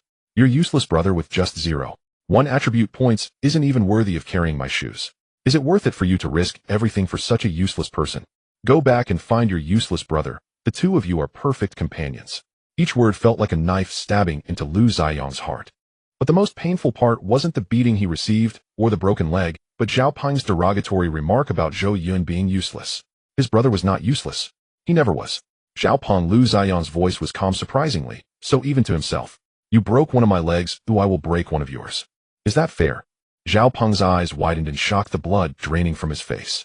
My father is. I really don't care who your father is. Lu Xiaoyong finished kicking Zhao Peng and crack. The crisp sound of bones breaking echoed loudly in the silent training ground. Zhao Peng let out a scream like a dying pig, curling up on the ground and sobbing uncontrollably. No one dared to speak in the training ground. No one dared to speak up for Zhao Peng. They all knew that Zhao Peng had brought this upon himself. Lu Xiaoyong watched as Zhao Peng rolled on the ground, took a deep breath, turned around, and walked back to Zhou Yun's side. His hands trembled slightly, not from fear, but because it was the first time he had done something like this. But his gaze was firm without any regret. Brother Zhou, I broke his leg. Zhou Yun looked at him and nodded. Let's go. The two walked side by side out of the training camp. Behind them were Zhao Peng's cries and Qian Mei. In front was the rising sun. At the entrance of the training camp, Lu Chen leaned against the car, holding an unlit cigarette. When he saw Zhou Yun and Lu Xiaoyong come out, he put the cigarette back in his pocket. I've already reported that guy's situation, Lu Chen said. General Chen wants a thorough investigation, not just of Qian Monsan, but also the entire chain of benefits behind him. Not a single one will escape. Zhou Yun nodded. Thank you for your hard work, Brother Lu. Lu Chen waved his hand, then his expression turned somewhat apologetic. However, about that piece of armor. I didn't think the situation would turn out this way. I originally wanted to help you obtain the Xiankai heart for the protective armor in the Hall of Inheritance, but in the end. Zhou Yun shook his head. It's not your fault. The car fell silent for a few seconds. Zhou Yun suddenly spoke. Brother Lu, what do you think of my brother Lu Xiaoyong? Lu Chen was taken aback and glanced at Lu Xiaoyong. Lu Xiaoyong was also stunned, unsure of what Zhou Yun was going to say. You've seen his performance in the training camp. Zhou Yun continued, an A-class vocational master breaking all 4 records with a resilient character and strong work ethic. I was wondering if we could arrange for him to join the training camp at Tianshu. Lu Chen thought for a moment and then smiled. To be honest, even if you hadn't mentioned it, I was planning to bring it up. He looked at Lu Xiaoyong. Lu Xiaoyong, I watched your performance today in its entirety. You broke all 4 records, especially scoring 70 points in combat, which is absolutely top-notch among your peers. Lu Xiaoyong opened his mouth wanting to say something, but Lu Chen didn't give him the chance. And you're Zhou Yun's brother. Zhou Yun is one of us at Tianshu. We can trust his brother.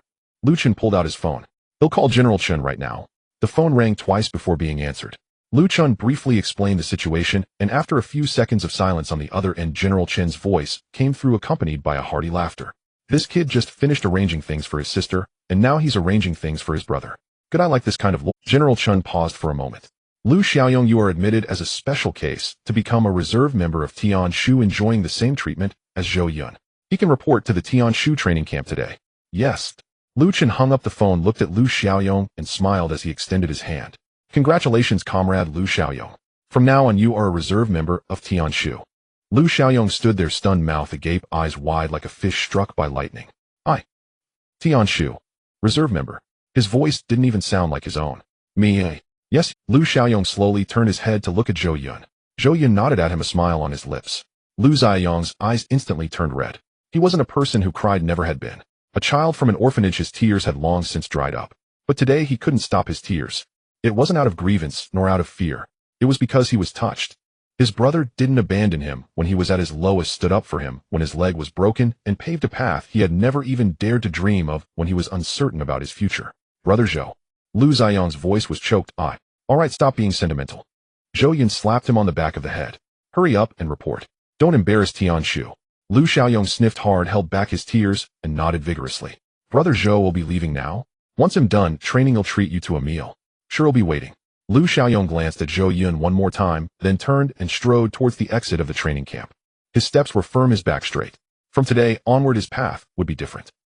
After Lu Xiaoyong left, the atmosphere in the car fell silent. Lu Chen was driving, Lin Shuang sat in the front passenger seat, and Zhou Yun sat in the back with his eyes closed. Brother Lu, Zhou Yun suddenly spoke. Moi. Do you know where that master blacksmith is? Lu Chen was taken aback. You want to find him? Zhou Yun opened his eyes. That piece of armor, although it was used by Qian Meikan as a decoy, since it was something Xiaoyong fought for with his life, I don't want it to just disappear. Moreover, General Chen said there are dangers in the Hall of Inheritance. Having another piece of armor is always beneficial. Lu Chen was silent for a moment, then glanced at Lin Shuang. Lin Shuang sighed. I've heard of that master. Do you know him? Zhou Yun asked. Not exactly, I've just heard. Lin Shuang's expression was somewhat subtle. That master is named Zhong Boyan, one of the top 10 blacksmiths in the country, and has a rather eccentric temperament. The weapons and armor he forges are never sold for money. He gives them only to those he deems fated. What does fated person mean? It depends on his mood. Lin Shuang said. If he's in a good mood, he can forge a treasure from a stone he picks up off the road. If he's in a bad mood, even if you offer him a mountain of gold, he won't even look at you. Zhou Yun nodded thoughtfully. The address Qian Mankin mentioned should be where he is hiding. Lu Chen said, should we go check it out? Let's go, Zhou Yun said. Let's try our luck. The car turned around and drove along the mountain road leading to the outskirts of Jiang City. The car fell silent as Zhou Yun took out his phone preparing to check the time. Then he noticed that there were over a dozen unread messages. He swiped open the screen and began to read them one by one. The first was from Li Ming at the next table. What the hell, Zhou Yun, how do you know someone from Tianshu? What was going on with that convoy yesterday? You're amazing. The second message was from Wang Hao at the front table. Zhou Gu, if I ever offended you, please forgive me. They'll treat you to a meal another day. Is it true that you've got some big shot backing you? This was from a classmate who seldom spoke. Zhou Yun, can you take me? Zhou Yun scrolled through the messages with an impassive expression, not replying to any. He remembered clearly how these people had behaved right after he awakened his profession. Then he saw a message from Su Mingming. Zhou Yun, what are you thinking? Just those few words without any familiar addressed greetings or any unnecessary words. But from those brief words, Zhou Yun sensed a lot of meaning. She had seen the news and was aware of the situation with Tianshu. She wanted to ask him what had really happened, but she didn't want to appear submissive or show that she cared. She was still waiting for him to explain, to make amends, to seek her out for reconciliation. Zhou Yun looked at that message, and the corners of his mouth curved slightly. It was a smile devoid of warmth. He did not reply, simply swiped the message away. As he continued scrolling, he encountered several group messages and some random chatter that he ignored, until he saw a familiar name, Zhao Liani. Class monitor Zhao Liani. The message she sent was short, just one sentence. Zhou Yun, there's a college entrance exam mobilization meeting at school tomorrow. Are you coming? This message was completely different from the others. There was no gossip, no flattery, no probing. Just a straightforward and polite inquiry. It was like when she used to ask him in class, did you turn in your homework? Zhou Yun pondered for a moment and replied with a few words, not sure yet, they'll see if I can handle things. He clicked send. In a private room of a high-end restaurant in Jiangxing. The room was large, luxuriously decorated with a crystal chandelier, casting a soft glow. The long table was laden with exquisite dishes, but no one had touched their chopsticks, as everyone's attention was focused on the chat. Seated here were 37 A-grade professional awakeners and 2 grade professional awakeners from Jiangxing's. This was their first official gathering after awakening. Besides discussing their individual development paths, there was one topic that could not be avoided. Zhou Yun. What do you think is going on with Zhou Yun? A boy wearing glasses pushed his glasses up, curiosity evident in his tone. I saw that convoy yesterday with my own eyes, 6 vehicles from Tianshu. They drove into the school in perfect formation. I've never seen anything like it in my life. I saw it too. Another girl excitedly chimed in. The person who got out of the Tianshu car was in their uniform. So handsome. And he seemed very familiar with Zhou Yun. Do you think Zhou Yun has caught Tianshu's attention? Didn't he just awaken a trash profession? How could Tianshu want someone like him? Who knows, maybe he has some special qualities. All eyes turned in unison to Su Mingming sitting next to the main seat. Su Mingming was wearing a light blue dress, her long hair cascading down her makeup, delicate, looking elegant and noble. She held a wine glass, gently swirling it, her expression neutral, betraying no emotion. Mingming, a girl leaned over, her voice laced with gossip. Weren't you quite familiar with Zhou Yun before? Do you know what his situation is now? The atmosphere in the private room subtly shifted. Everyone was looking at Su Mingming, their eyes filled with curiosity, gossip, and an indescribable tension. Just then a boy stood up. His name was Lin Hao, fairly good-looking. His family was in real estate in Jiangxing. He had been pursuing Su Mingming since the first year of high school, but she had never given him a favorable glance.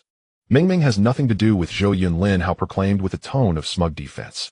Mingming is now a great fire mage with a bright future ahead. How could someone with Zhou Yun's useless profession even compare to Mingming? He looked at Su Mingming with a proud expression, waiting for her approval. But Su Mingming's reaction surprised everyone. She did not nod, did not smile, and did not even glance at him. She merely lifted her wine glass, took a delicate sip, and casually said, "Yeah, I was quite familiar with Zhou Yun." The room fell silent for a moment. Lin Hao's smile froze on his face. His eyes widened, staring incredulously at Su Mingming. What did this mean? Didn't she say before that Zhou Yun was useless and unworthy of her? Wasn't she the one who initiated the breakup? Why was she changing her tune now? Lin Hao opened his mouth, wanting to say something, but Su Mingming didn't even look at him. She was looking at her phone. She had just sent a message to Zhou Yun. "Zhou Yun, what are you thinking?" She had pondered over this sentence for a long time. She didn't want to seem overly concerned, didn't want Zhou Yun to feel that she regretted it, and didn't want anyone to notice the turmoil within her. But she truly wanted to know, What had happened to Zhou Yun? Why were people from Tianshu looking for him? Why did he command such an impressive scene? Did he really have something unknown about him? Su Mingming stared at the phone screen, waiting for a long time. 1 minute. 5 minutes. 10 minutes. Zhou Yun did not reply. In the past, when she sent a message, Zhou Yun would reply instantly. Now, Mingming, who are you waiting for news from? A girl beside her leaned over, smiling cheerfully. Su Mingming calmly placed her phone face down on the table, saying lightly nothing. Her expression was calm, but her fingers slightly tightened around the wine glass. At that moment, the two people sitting at the far end of the private room spoke. It was a boy and a girl, the only two Scrape professional awakeners this time. The girl was named Su Qianqian, awakened as in Scrape Profession Ice, and Snow Queen Petite, and cute with sweet dimples when she smiled. She had a great personality, was approachable, and was well liked in her grade. The boy was named Gu Yunfei, awakened as in Scrape Profession Thunder Swordsman, tall and handsome, hailing from a prestigious family, in Jiangxing, raised with a silver spoon in his mouth, arrogant and dismissive of others. Su Qianqian glanced at Su Mingming, then at her phone, and smiled sweetly. Mingming, don't be anxious. Zhou Yun might just be busy. After all, the situation with Tianshu is definitely not simple. Su Mingming forced a smile, but said nothing. Gu Yunfei, however, scoffed, raising his wine glass and shaking it with disdain. What's so great about Tianshu? Everyone in the private room turned to look at him. Gu Yunfei set down his glass, a proud smile on his lips. The admission standards of Tianshu only start with a grade professional awakeners. Once the college entrance exam is over, I'll get into a professional training university practice for another year or two, and I'll definitely be able to join too. The private room fell silent for a moment, then a few people close to Gu Yunfei echoed a few words, but most shook their heads inwardly. Indeed, the recruitment standard of Tianshu starts at grade A, but that is merely the minimum requirement. Every year, thousands of grade A professional masters apply to Tianshu, yet only a select few succeed. Even grade S professional masters may not pass Tianshu's assessment. For Tianshu, what matters is not talent or family background, but rather solid strength and loyalty.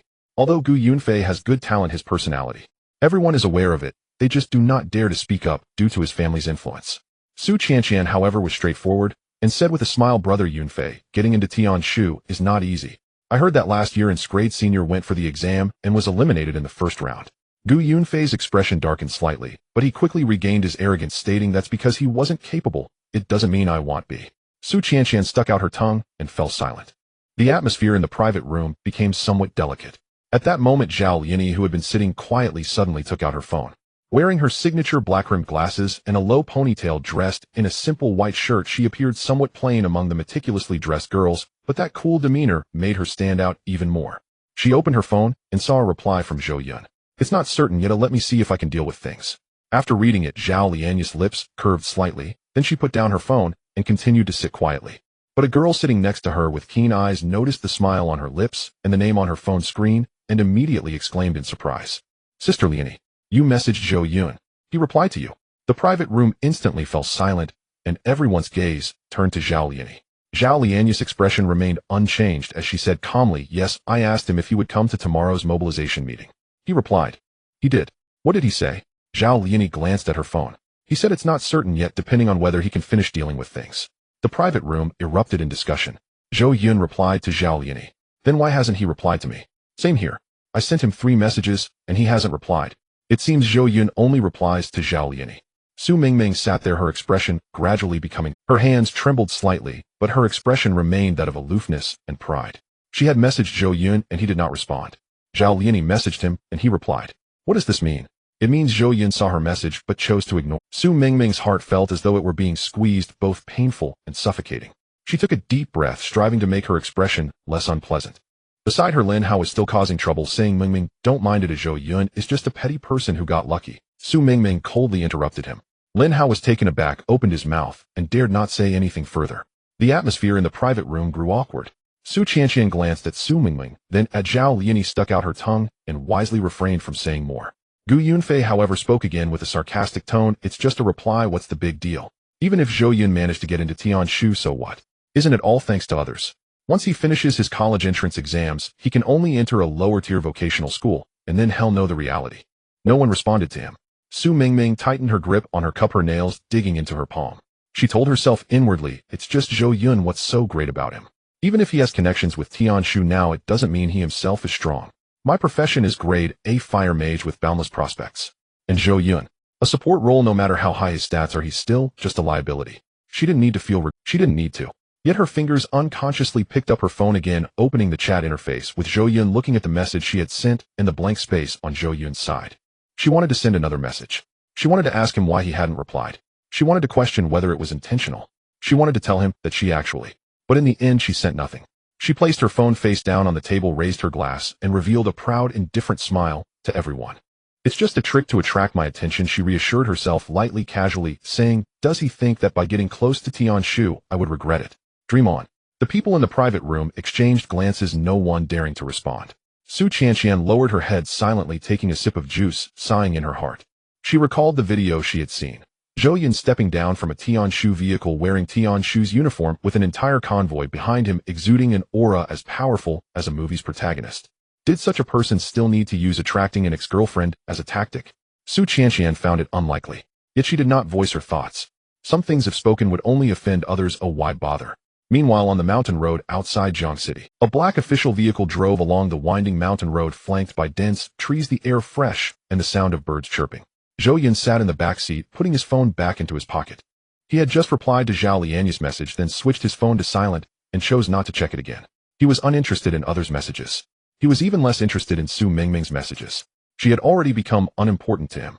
When she took the initiative to break up, demanding that they remain strangers moving forward. Zhou Yun Lin Shuang suddenly spoke, I heard that Master Zhong Boyan has a rather eccentric temperament. If he shuts you out, don't take it to heart. Zhou Yun nodded. It's fine, I'll give it a try, because I happen to have heard of this master, and am quite eager to pay him a visit. The vehicle continued forward, delving deeper into the mountains. After bumping along the mountain road for more than half an hour, the road became narrower and more difficult to navigate. On either side were dense bamboo forests rustling in the wind, as if countless people were whispering. Zhou Yun rolled down the window, taking a deep breath as the aroma of bamboo leaves mixed with the scent of earth enveloped him. This place is quite remote. Lu Chun gripped the steering wheel, cautiously maneuvering around a large pit. Master Zhong chose such a secluded spot to live in, clearly wanting to avoid disturbances. Lin Shuang looked out the window, her brow slightly furrowed. The problem is with no proper road, how are we going to find him? Zhou Yun remained silent, closing his eyes. He was sensing a magical energy level of 680, a terrifying number among the ranks of level 19 professional masters. The level of magical energy not only determines the power of a mage's skills, but also dictates how acutely a professional master perceives their surroundings. Although Zhou Yun was not a mage, his magical energy surpassed that of 99 of his peers. At this moment he expanded his sensing ability, casting an invisible net that covered a radius of several hundred meters. The rustling of the bamboo, the flapping of birds' wings, the flowing of streams. Everything became clear within his perception. Then he caught sight of a person. It is not the breath of an animal, but that of a human. To the southeast, about 300 meters away, there is a person. His aura is calm like a deep pool of water, seemingly tranquil on the surface, yet concealing an unfathomable depth beneath. That way. Zhou Yun opened his eyes and pointed towards the southeast. Lu Chen was taken aback. Are you sure? Sure. Lu Chen glanced at Lin Shuang, who shrugged, indicating to listen to him. The car continued forward, turning a corner, revealing a small courtyard. The yard is not large, enclosed by bamboo, with a wooden two-story building inside. It seems a bit old, but it is kept very clean. In the courtyard, a few rows of vegetables are planted along with an old locust tree. Under the shade of the tree sits an elderly man on a bamboo chair.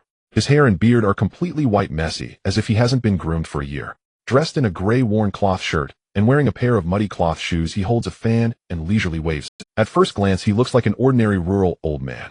However, Zhou Yun noticed that the eyes obscured by white eyebrows flashed with a glint the moment they caught sight of their car. It was just a fleeting moment. In the next second, those eyes returned to their murky indifference, as if the sharpness glimpsed earlier was merely an illusion. Lu Chen parked the car outside the courtyard. The three of them got out, pushed open the bamboo fence door, and walked into the yard. The old man didn't even glance at them, still lying on the bamboo chair, leisurely fanning himself, as if the three of them were merely air. Lu Chen stepped forward and politely asked, "Excuse me, is this Mr. Zhong Boyan?" The old man did not respond. Lu Chen raised his voice, "Mr. Zhong." The old man finally reacted, but merely turned over, presenting the back of his head to them, impatiently muttering, "What, Zhong? You've got the wrong person. I'm just an old farmer, don't know any Mr." Lin Shuang frowned, took out the Tianshu identification token from her pocket, and showed it to the old man. "Mr. Zhong, we are from Tianshu. We would like to discuss the matter regarding the Xianjia Exine training camp." The old man glanced sideways at the silver badge, his expression unchanged, even yawning. "Tianshu? What Tianshu? I'm just an old farmer, don't know anything about heavenly books or earthly books. If you're looking for a master, go to the city, don't disturb me here while I'm enjoying the sun." After saying that, he closed his eyes again, fanning himself faster as if swatting away flies. Lin Shuang's expression darkened, but she didn't dare to lose her temper in front of Zhou Yun. Lu Chen also felt a bit helpless. He glanced at Zhou Yun meaning, "See, I told you this old man has a strange temper." Lin Shuang leaned closer to Zhou Yun and whispered, "How about I contact other members of Tianshu and apply? After all, this involves a fraud case at the training camp, and as the true owner of the Xianjia Xin, he has an obligation to cooperate." Zhou Yun shook his head. "No need." His voice was soft. "He's not an unreasonable person." Lin Shuang was taken aback for a moment, wanting to say something, but was stopped by a glare from Lu Chen. Lu Chen said softly, "Lin Shuang, we are from Tianshu, not ruffians. If old Zhong is unwilling to cooperate, we cannot force him." Lin Shuang pouted and stopped talking. The old man continued to fan himself, wearing an expression of, "You can come and go as you please." Zhou Yun stood still, watching the old man's back, silent for a few seconds. Then he spoke. "Old Zhong, you have been living in seclusion here for over a decade because of that incident, right?" The old man's fan paused momentarily, just for a moment. Then he resumed fanning at a faster pace than before. Zhou Yun did not stop and continued. "Over a decade ago, there was a loyal master blacksmith to the country with exquisite skills unmatched by anyone. The weapons he forged were all top-notch, eagerly sought after by soldiers in the military." The old man's hand slightly faltered. "But once he forged an exceptionally outstanding weapon. The quality of that weapon far surpassed its peers. Its power was astonishing, but the usage threshold was correspondingly raised significantly." Zhou Yun's voice was calm, as if telling a story from long ago. "A general forcefully used that weapon, leading several accompanying professional masters deep into peril, and ultimately, the entire army was wiped out." The courtyard fell silent. The wind stopped, the birds were quiet, and even the bamboo leaves ceased rustling. The old man's fan came to a complete halt. He had his back to Zhou Yun, unable to see the expression on his face, but his shoulders were slightly trembling. Zhou Yun continued, "Afterwards, that master took full responsibility. He said that it was his weapon that was too powerful with too high requirements that caused the user to have blind confidence. He said that if the weapon he forged weren't so perfect, perhaps those people wouldn't have died." The old man's hand tightly gripped the fan, his knuckles turning white. He left Tianshu, disappeared from everyone's sight, and secluded himself deep in the mountains, staying away for over a decade. Zhou Yun paused. "These matters I heard from the director when I was in the orphanage as a child." The old man finally turned around. His eyes were red. Not red from anger, but from sadness, the kind that surfaces when a buried pain thought to be long forgotten is suddenly unearthed. How do you know all this?"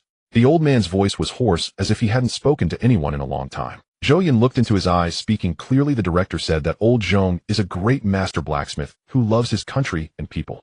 Even if he lives in seclusion in the mountains, his passion will never cool. He said that the events from over a decade ago should not become old Zhong's heart knot." The old man's lips began. The director also said. Zhou Yun took a step forward. "That on the day old Zhong left, he stood at the entrance of Tianshu, watching old Zhong depart. He said that old Zhong's back was straight and proud like a warrior." The old man's tears finally fell. It was not silent weeping, but a kind of overwhelming collapse suppressed for over a decade. He covered his face, his shoulders shaking violently, emitting muffled sobs. "You won't understand."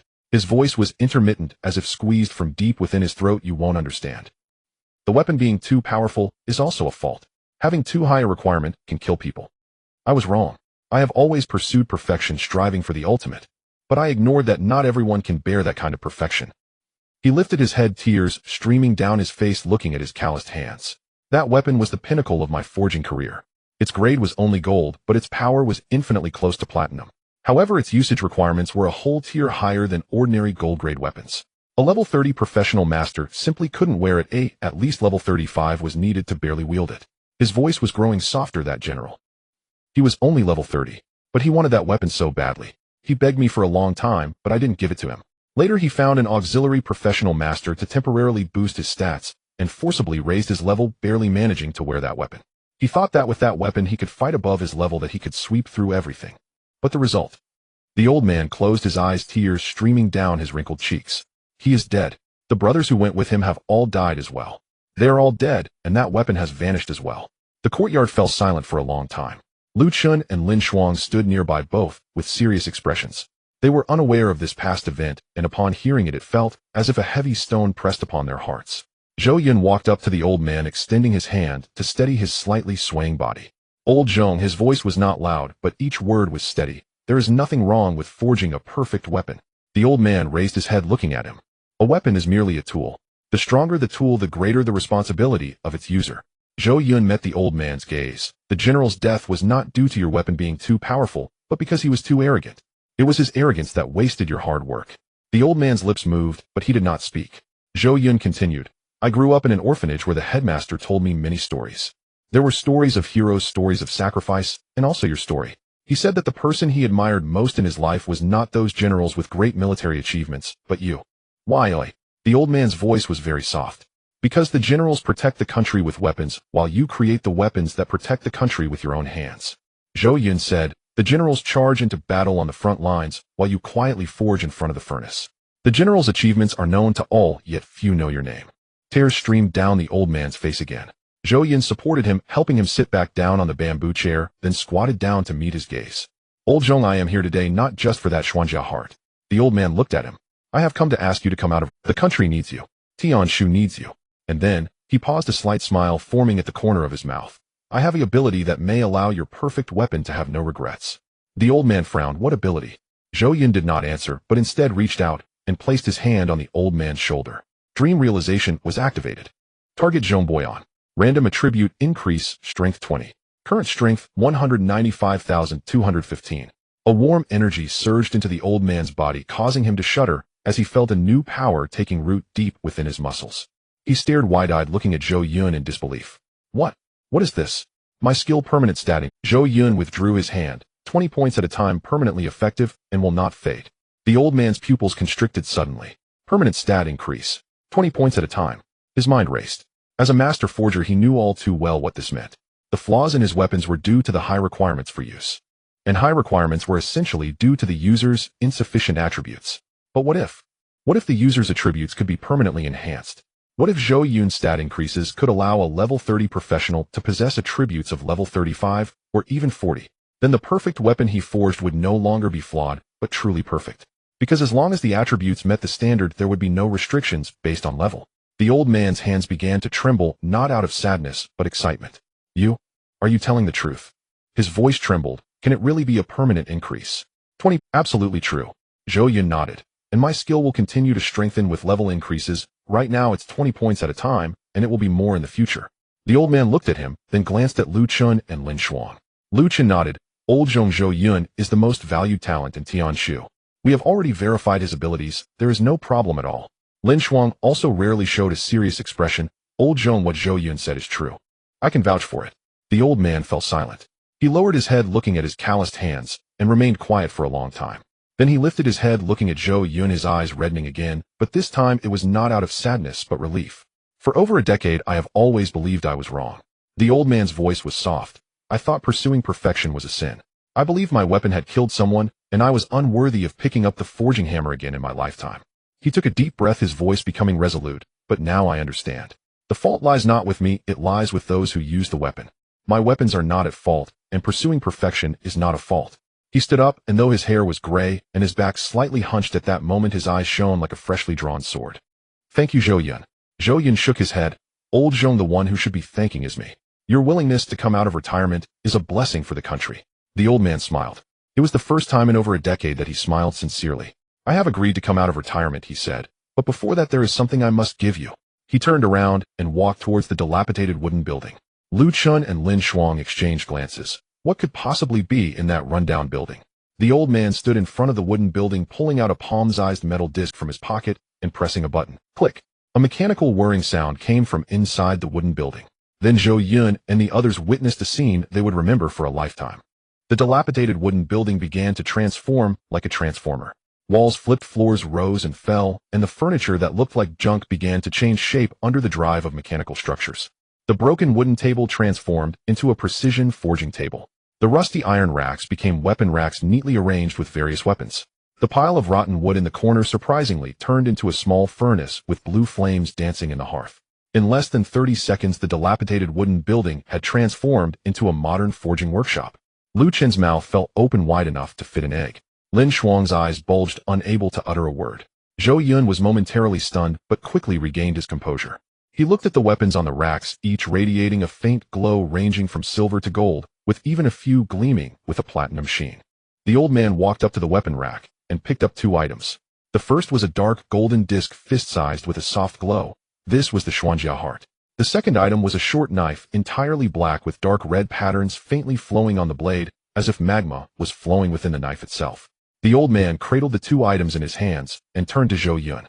The Huaxia Heart Platinum-grade armor can withstand one fatal injury. This was the finest piece of armor I forged back then. He paused looking at the short knife. Old Master Zhong paused for a moment looking at the short blade. This blade is called Zhou Yun, a golden-grade weapon, but it matches that of a platinum-grade. Its usage requirement is a strength value of no less than 200. He looked at Zhou Yun. What is your strength value? Zhou Yun opened his attribute panel and glanced 215. The old man's eyes lit up. Then Zhou Yun took the two weapons. The Qi Yuan felt heavy in his hand, the blade cold, but the dark red patterns on the blade seemed alive, flickering slightly with his heartbeat. He looked at the blade, paused for a moment, then said, Old Master Zhong, I want to keep this blade for my brother. The old man was taken aback. Your brother? His name is Liu Xiaoyong, also a professional master. He broke 4 records in the training camp today and was supposed to receive the Heart of Mystic Armor as a reward, but ended up discovering it was a scam by Qian Monsong. I want to give this blade to him. The old man looked at Zhou Yun, his admiration for him growing. Loyalty and righteousness, good. He nodded. Then that blade will be reserved for your brother. As for you. He turned and took something else from the weapon rack, a silver ring, its surface engraved with intricate patterns looking quite ordinary. This ring is called Guardian, a work of mine from earlier years. It is not of high grade, only silver grade, but it has a special effect. It can store one of your skills and release it when needed. Zhou Yun took the ring, slightly taken aback. Storing skills. I felt the points you just added, the old man said. Your points are too precious to be used for everyone at any time. But with this ring you can store skills in advance, and when needed the person wearing the ring can release them by themselves. Zhou Yun's eyes lit up. The value of this ring far exceeded his expectations. He bowed solemnly to the old man. Old Master Zhong, thank you. The old man waved his hand, smiling like a child. All right, no need to thank me. Let me tidy up and I'll report to Tianshu in a couple of days. At that time I have many things to ask you about. I wouldn't dare to presume to teach you. Zhou Yun smiled as well. If you need anything, just let me know at any time. The old man looked at Zhou Yun, increasingly satisfied, and nodded. Good. The 3 words good each carried more weight than the last. As the car drove out of the mountain road, the sunset had already painted the horizon a golden red. Zhou Yun sat in the back seat, holding the silver ring, a faint smile at the corner of his mouth. Lin Shuang turned her head from the passenger seat and glanced at him. What you just said to old Master Zhong, was that heartfelt, or just to coax him out? Zhou Yun raised his head, looking at her. Every word I said was heartfelt. Lin Shuang was momentarily stunned, then turned back, remaining silent. Lu Chun was driving, a slight smile on his lips. The car was quiet for a while. Lu Gu. Zhou Yun suddenly spoke. Moi. Let General Qin know about old Master Zhong's coming out. Also please help me pass the Qi Yuan to Liu Xiaoyong. Zhou Yun leaned back in the seat, looking at the scenery rapidly retreating outside the window. The sunlight bathed his face warm. Tomorrow is the school's mobilization meeting. As the car drove out of the mountain road, the sunset had already painted the horizon a golden red. Zhou Yun leaned back in his seat, and his phone vibrated. It was a message from Shen Qingli. Zhou Yun, for tomorrow's school's mobilization meeting, the school wants to invite you to speak on stage as the student representative. I know you've been busy lately, but if it's convenient, could you come? The school sighed. I also need to explain. The tone of the message was unlike the usual decisive class teacher, carrying a hint of caution, as if discussing matters with an equal. Zhou Yun looked at the screen, thought for a moment, and typed a few words. Teacher Shun, I will arrive tomorrow. As soon as the message was sent, Shen Qingli almost replied instantly, okay. Then he'll report it to the school. Immediately followed by another message. By the way, your university recommendation qualification has come through. You can choose any vocational master's university in the country. Do you have any thoughts yet? Zhou Yun looked at this message, a slight smile on his lips. He hadn't had the chance to think about university yet. He hadn't entered the Hall of Inheritance yet, and the college entrance examination was still a month away, so it was too early to consider university. Not decided yet, let's talk later, he replied. Shen Qingli sent a cute, okay, sticker, not pressing further. The next morning, sunlight filtered through the curtains into the room. Zhou Yun opened his eyes, and the first thing he did was bring up the attribute panel. Yesterday, he had increased his strength to 215 with old Master Zhong's help. That was from the midnight usage of the Guardian Ring, and now this time. After finishing his morning routine, Zhou Yun went downstairs, and Lin Shuang was already waiting in the living room. She was dressed casually, her hair tied back in a neat ponytail, looking a bit softer than usual. Good morning, Lin Shuang glanced at him. I'll accompany you to that mobilization meeting today. Zhou Yun nodded and extended his hand. Dream fulfillment activated. Target Lin Shuang. Random attribute enhancement, strength 20. Current strength 215,235. Lin Shuang felt the warm flow surge into her body, her eyes slightly shifting. It wasn't her first time receiving attribute points, but each time that sensation of power taking root and sprouting within her made her heart skip a beat. Thank you, she said. It's the least I could do. Zhou Yun retracted his hand. You're responsible for protecting me every day, so this enhancement is your reward. Lin Shuang huffed, but the corners of her mouth curved slightly. Not long after Lu Chen's car arrived, Zhou Yun walked to the front of the car, did not get in, but extended his hand, placing it on Lu Chen's shoulder. Dream fulfillment activated. Target Lu Chen. Random attribute enhancement mana 20. Current mana 680,700. Lu Chen was momentarily stunned. He thought Zhou Yun would only add points to Lin Shuang, as she was the one responsible for protecting him, while Lu Chen was not often around. He didn't expect Zhou Yun to think of him too. Zhou Yun this. Lu Chen was a bit surprised. Luga, you've been running around these past few days, you've worked hard. Zhou Yun said, mana is also useful for your combat type profession as it can enhance skill power. Don't think it's too little. Lu Chen smiled genuinely. Not too little, not too little. 20 points of permanent mana. If I were to train that myself, I would have to level up several times. Zhou Yun nodded, stroking the silver ring on his hand, which was indeed the guardian.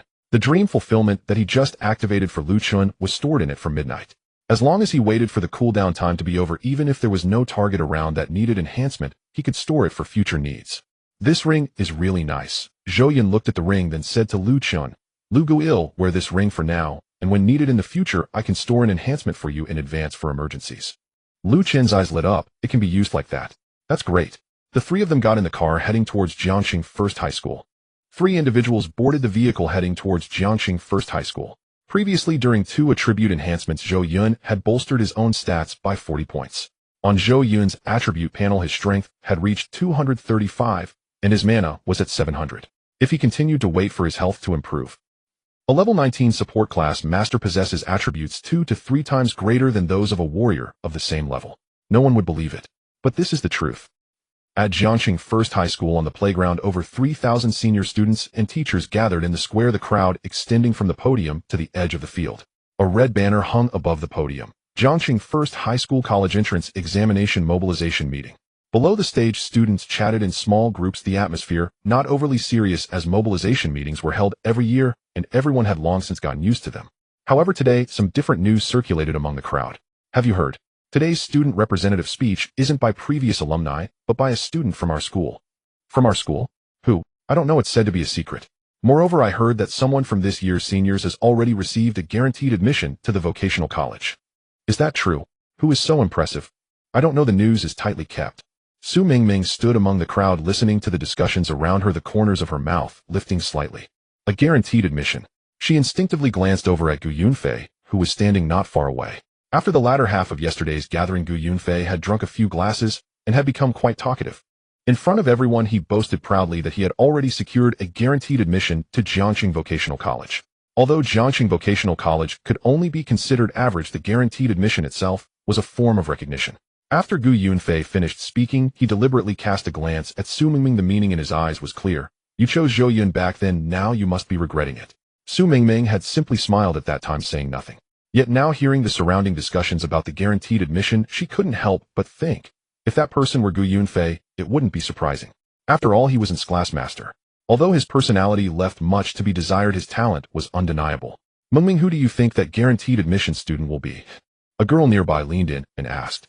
Su Mingming replied nonchalantly, it might be Gu Yunfei. He mentioned yesterday that he secured a guaranteed admission to Jiangxing Vocational College. Wow, really? Gu is so impressive. The news spread through the crowd like it had grown wings. Gu Yunfei has obtained a guaranteed admission. And class is indeed in class, no one can deny that. Not only does he have talent, but his family is also wealthy. What do you call that? A winner in life. Gu Yunfei listened to the discussions around him, standing even taller, a restrained smile on his face, projecting an air of modesty, yet the pride in his eyes could not be concealed. He adjusted his collar, cleared his throat, preparing to speak when it was his turn. Although the school hadn't notified him, yet he felt. Who else could be the student representative besides him? It couldn't possibly be that useless Zhou Yun, could it?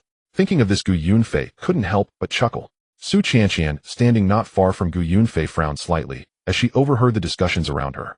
She always felt that things were not so simple. The matter of a guaranteed admission was being kept so tightly by the school for a reason.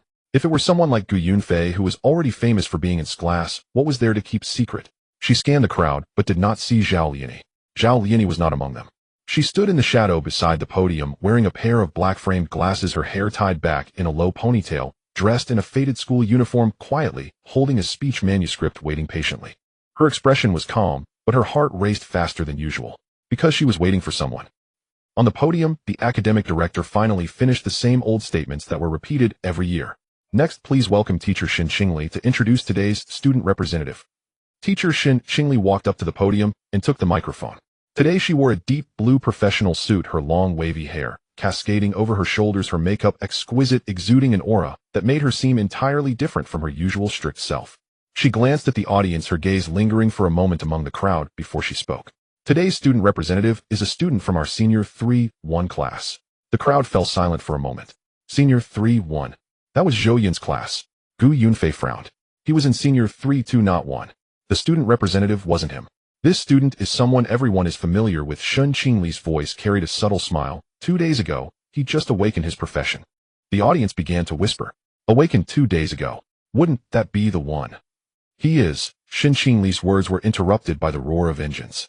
Not the sound of ordinary cars, but off-road vehicles, and there were many of them. Everyone's gaze shifted towards the school's entrance. 6 dark, gray military off-road vehicles lined up, slowly driving into the campus.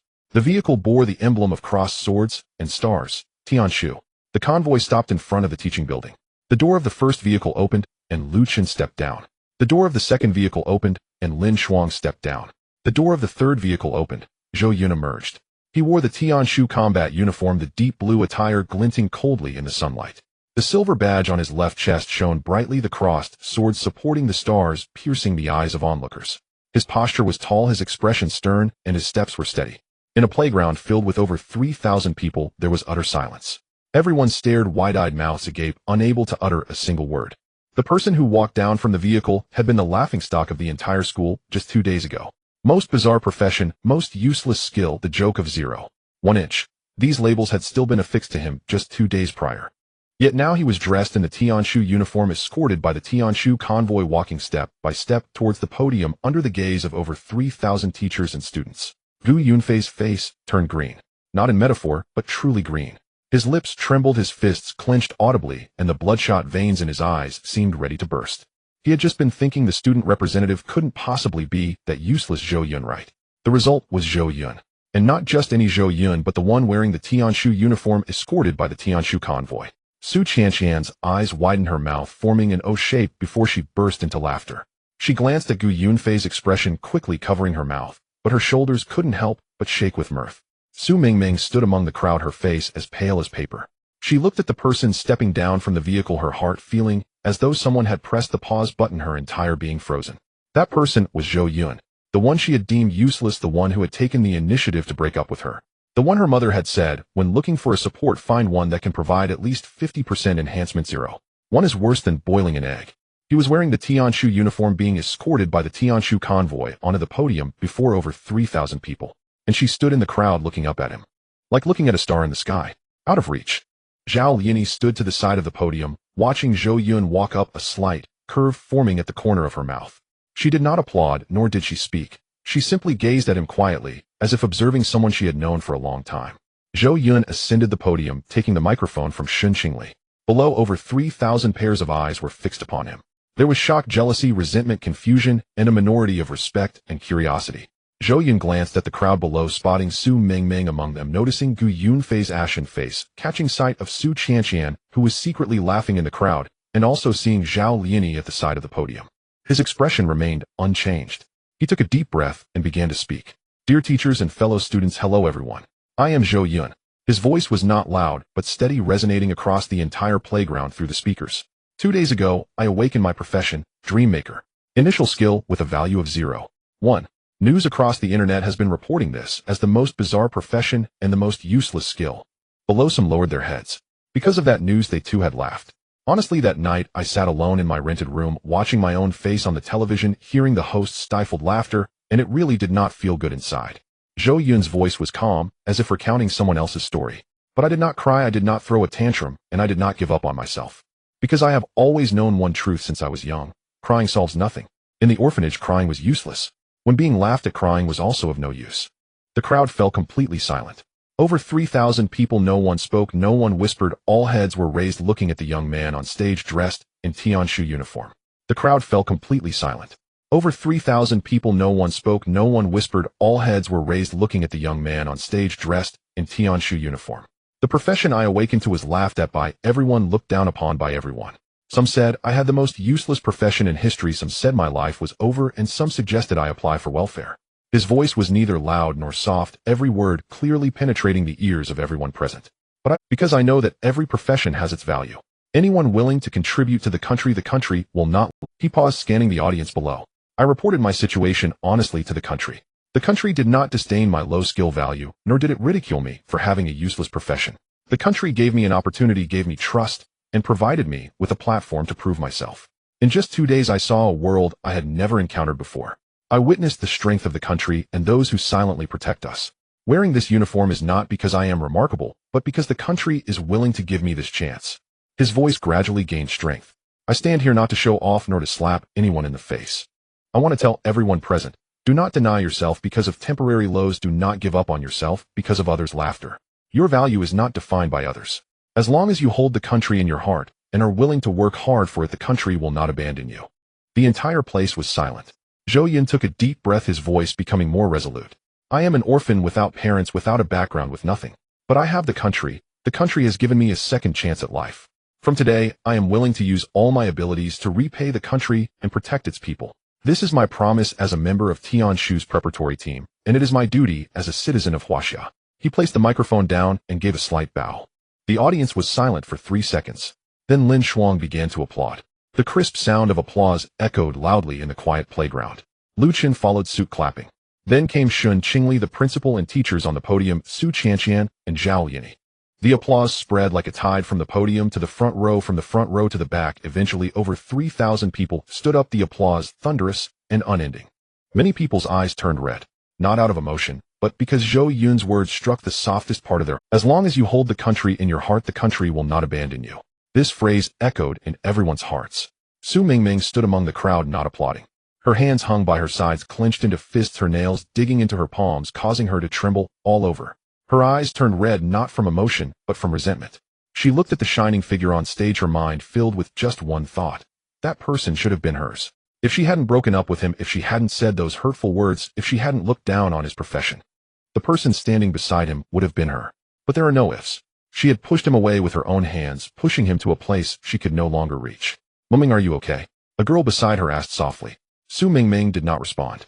She raised her head, looking at Zhou Yun on stage, her lips moved, wanting to say something, but no words came out. She remembered the message she had sent him. Zhou Yun, what do you think? He did not reply. She recalled the message Zhou Yun sent him. He replied. She recalled what she had said at the gathering yesterday. Isn't it just a means to attract me? Now looking back, how ridiculous that statement was. Did he need to attract her?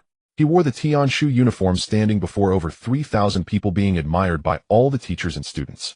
And she was just one among the crowd. An inconspicuous one. Su Mingming's tears finally fell, but she did not wipe them away, for everyone around her was applauding and no one noticed her crying. She bit her lips, swallowing her tears, telling herself, I have no regrets. I do not regret. Zhou Yun has merely temporarily become a member of the Tianshu preparatory team, but it is not certain that he will be fully accepted.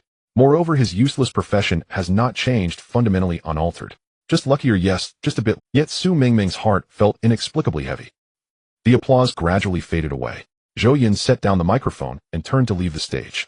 Shen Qingli approached, her eyes filled with pride and satisfaction. Well spoken, she said softly. Not a word of what shouldn't be said was uttered. Zhou Yun nodded. Shen Qingli knew that his skills were state secrets. He revealed nothing on stage. What everyone heard was merely the heartfelt words of an ordinary student recognized by the state. No one knew how terrifying his abilities truly were. Be safe. Zhou Yun turned to leave when a figure approached from the side of the stage. Zhou Yun. She still looked the same. Shu. Shen Qingli nodded. Go ahead. Be safe. Zhou Yun turned to leave when a figure approached from the side of the stage. Zhou Yun.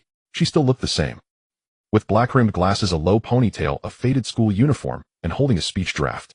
Yet she exuded a unique, pristine aura. But Zhou Yun noticed that her speech draft was completely blank. Class monitor, Zhou Yun greeted. Zhou Yun looked at him, paused for 2 seconds in silence, and then said something that took Zhou Yun by surprise. You've lost weight. Zhou Yun was momentarily stunned. It wasn't a congratulation, nor was it you're amazing, or how did you do it? Instead, it was simply you've lost weight. Just like back in class when she casually remarked, did you skip breakfast yet? It was casual, tinged with a trace of subtle concern. Zhou Yun's lips curved slightly. I've had a lot going on these days and haven't eaten properly.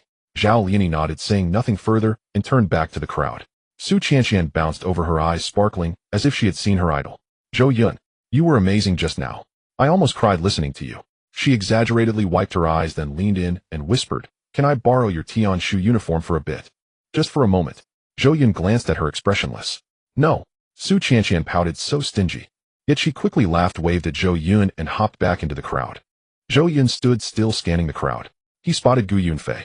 Gu Yunfei's face was still pale, but he no longer looked at Zhou Yun. Instead, he lowered his head and hurriedly walked out of the crowd. He heard the discussions around him.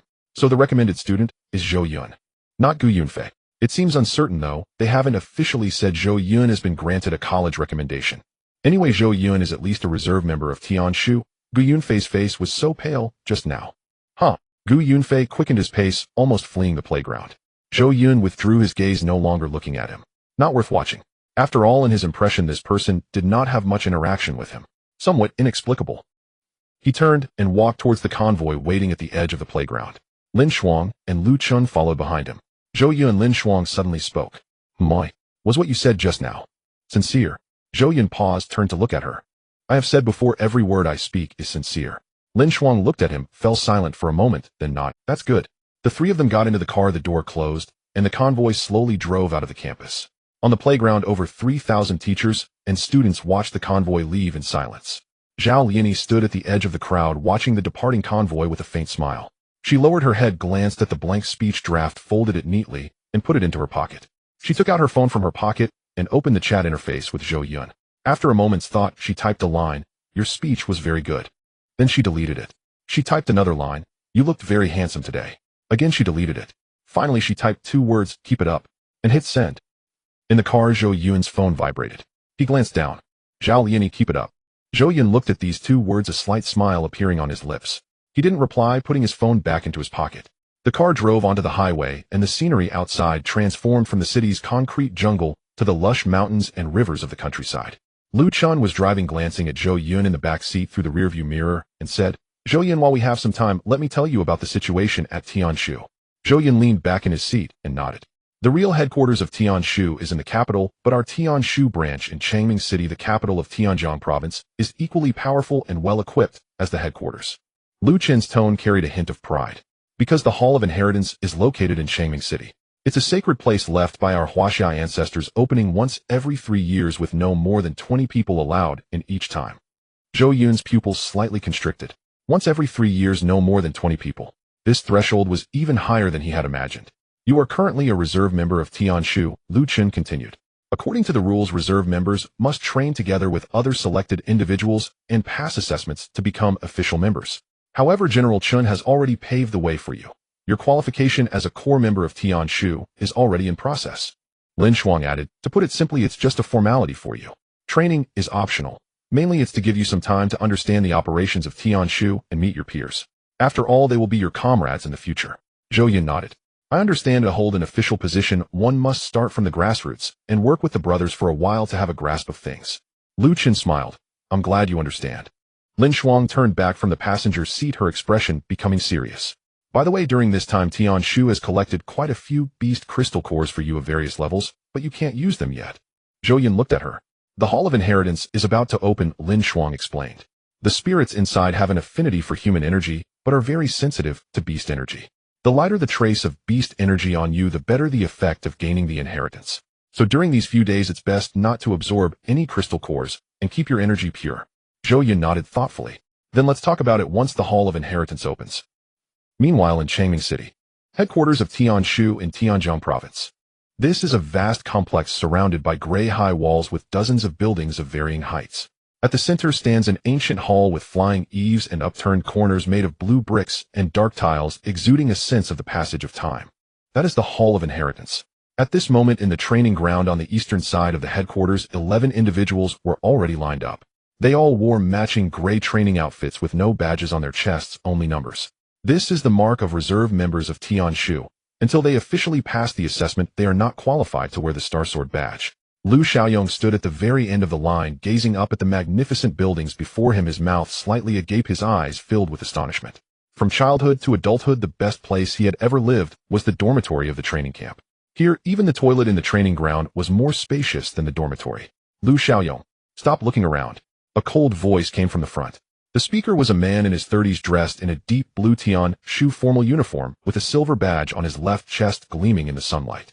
He He was the chief instructor of this batch of reserve members named Han Wei, reputed to be a level 50 powerhouse with a fiery temper and eyes that could not tolerate any sand. Lu Xiaoyong quickly averted his gaze, standing up straight. Han Wei glanced over the line, his brow slightly furrowing. According to the roster, there should be 12 reserve members in this batch. We are still one short. His voice was as cold as the winter wind. No matter the reason, being late is being late. Tian Shu values discipline above all. Those who can arrive late, even to reporting, do not deserve to wear this uniform. No one in the line spoke. A young man at the front slightly curled his lips. His name was Zhao Ming, 19 years old, a local from Changming City. His family was in the energy business with assets exceeding 100 million, a prominent family in Tianjiang province. He had awakened and level profession, the wind spirit swordsman, with talent, background, and appearance, all commendable. Zhao Ming surveyed the others in the line, already calculating in his mind. This batch of reserve members included 3 A-level and 7th level, making a total of 12, including the one who had yet to arrive. He had already inquired through various channels on the way here.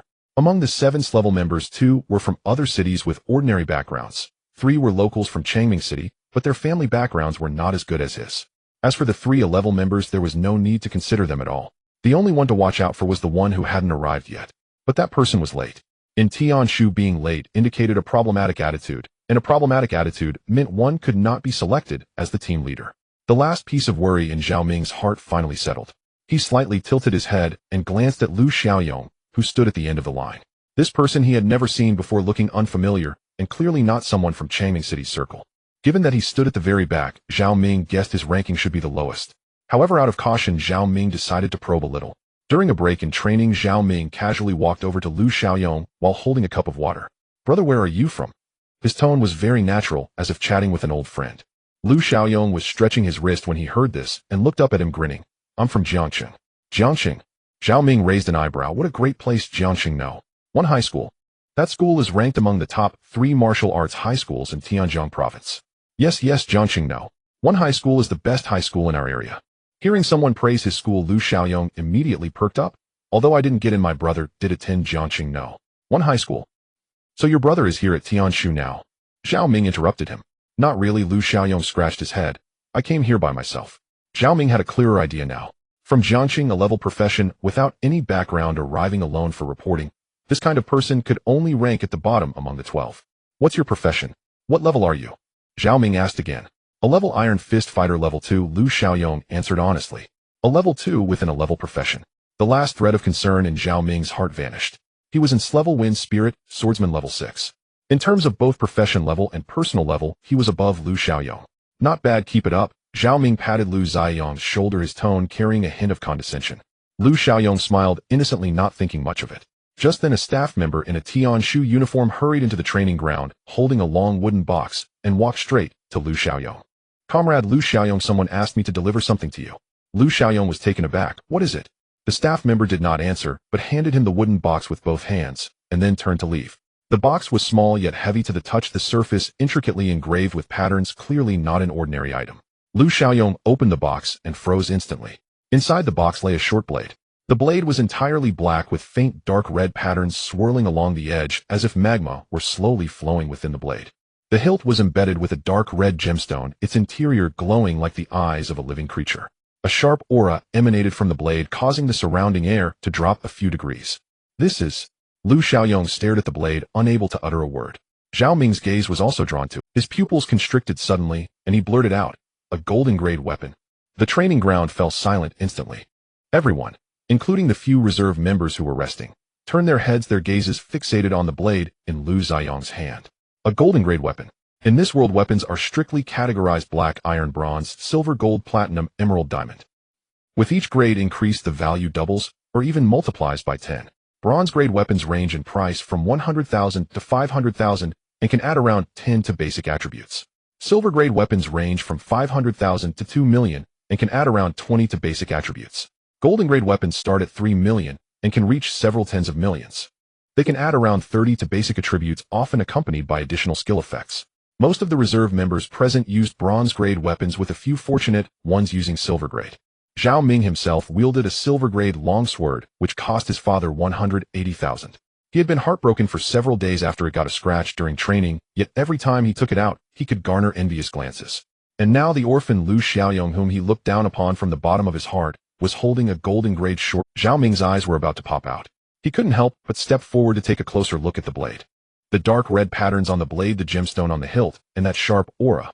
This was undoubtedly a top-grade golden weapon, possibly even a quasi-platinum grade. Where did you get this blade?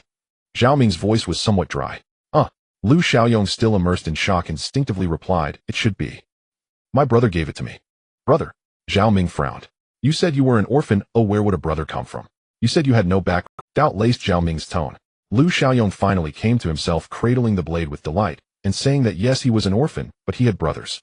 A half-brother by different parents, closer than his own blood, the very brother from Jiangqing No. One high he had just mentioned. The surrounding recruits closed in, chattering all at once. My god, this blade is gorgeous. Lu Xiaoyong, what does your brother do to be able to give such a golden grade weapon? How much is this sword worth? 4 or 5 million. Not only that, look at the grain on the blade and the gem. The quality suggests maybe 6 or 7 million. Surrounded in the center, Lu Xiaoyong could not stop grinning. He took the blade from its box and gripped it. A warm tide of power flowed from the hilt through his entire body. Qi Yuan, a golden grade weapon, strength 35, special effect Crimson Flame Scorch. Lu Xiaoyong's eyes shone like bright bulbs. 35 points of strength plus an attached skill. The value of this blade far exceeded anything he had. Zhao Ming stood outside the crowd, his expression unsettled. He stared at Qi Yuan in Lu Xiaoyong's hand, then at the silver longsword at his own waist, feeling a blockage in his chest, a dull sour ache. A golden grade weapon worth millions he could not even bring himself to buy, yet an orphan from Jiangqing had one given to him.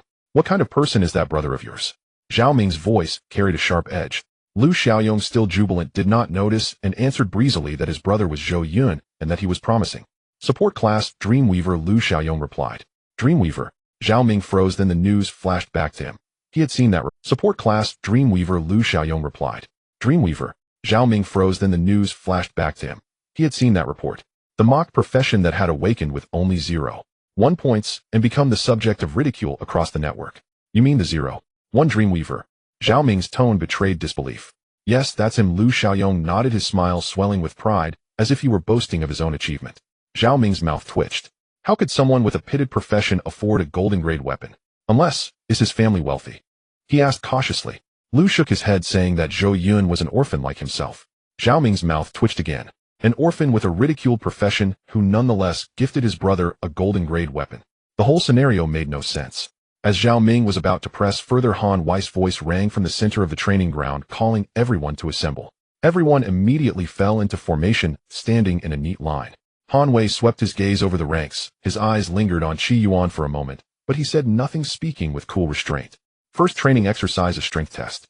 He pointed to a black apparatus in the center of the field, its surface a massive metal target surrounded by sensors. The rules were simple: strike the metal target with your greatest strength. The device would compute a score based on your strength value, skill bonuses, and weapon bonuses. The maximum score was 100.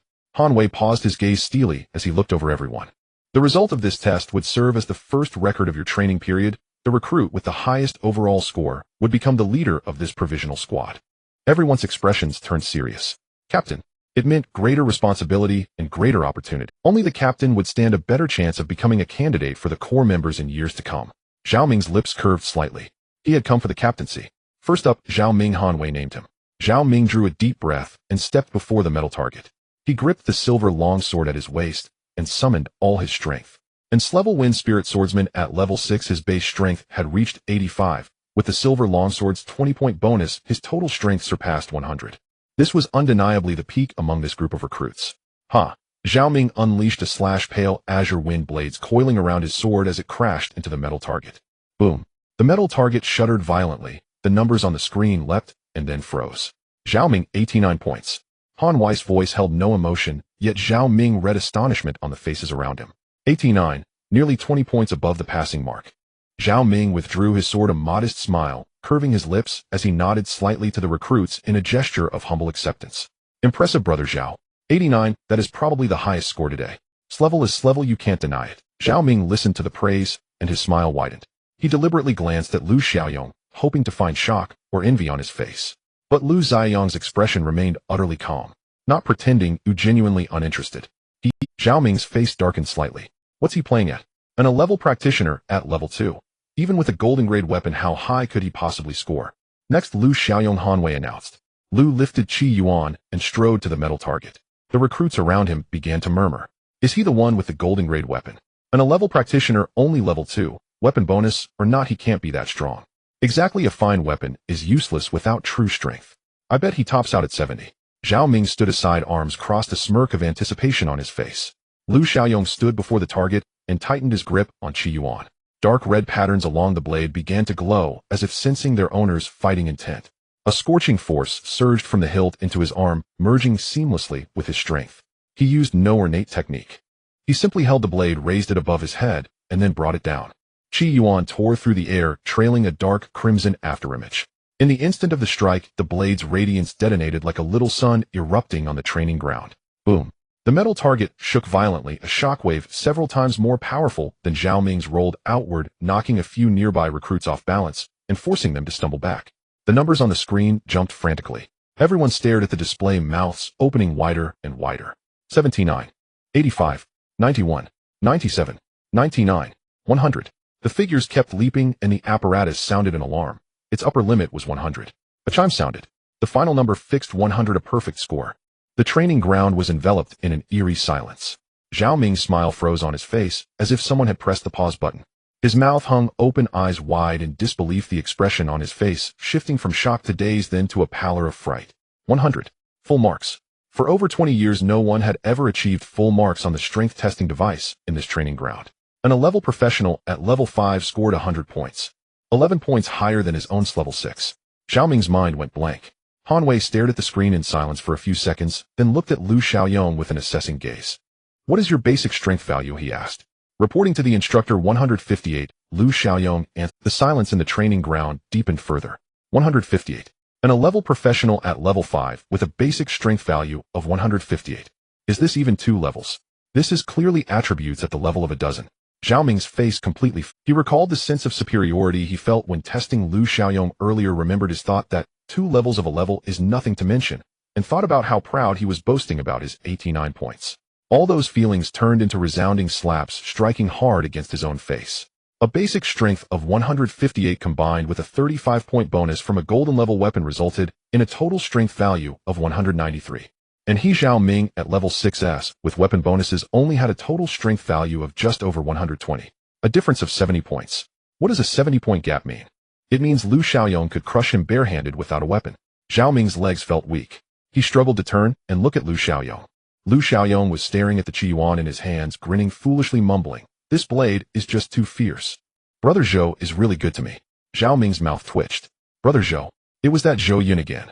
The orphan who awakened as a useless dream master.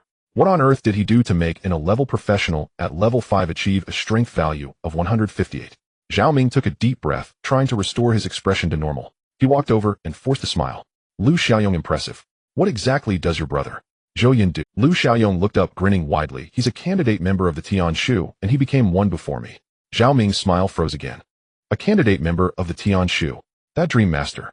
Zhao Ming felt his mind was insufficient. A waste of a profession ridiculed online, became a candidate member of the Tianshu and even gifted his brother a golden level weapon, turning him into a monster. What is wrong with this world?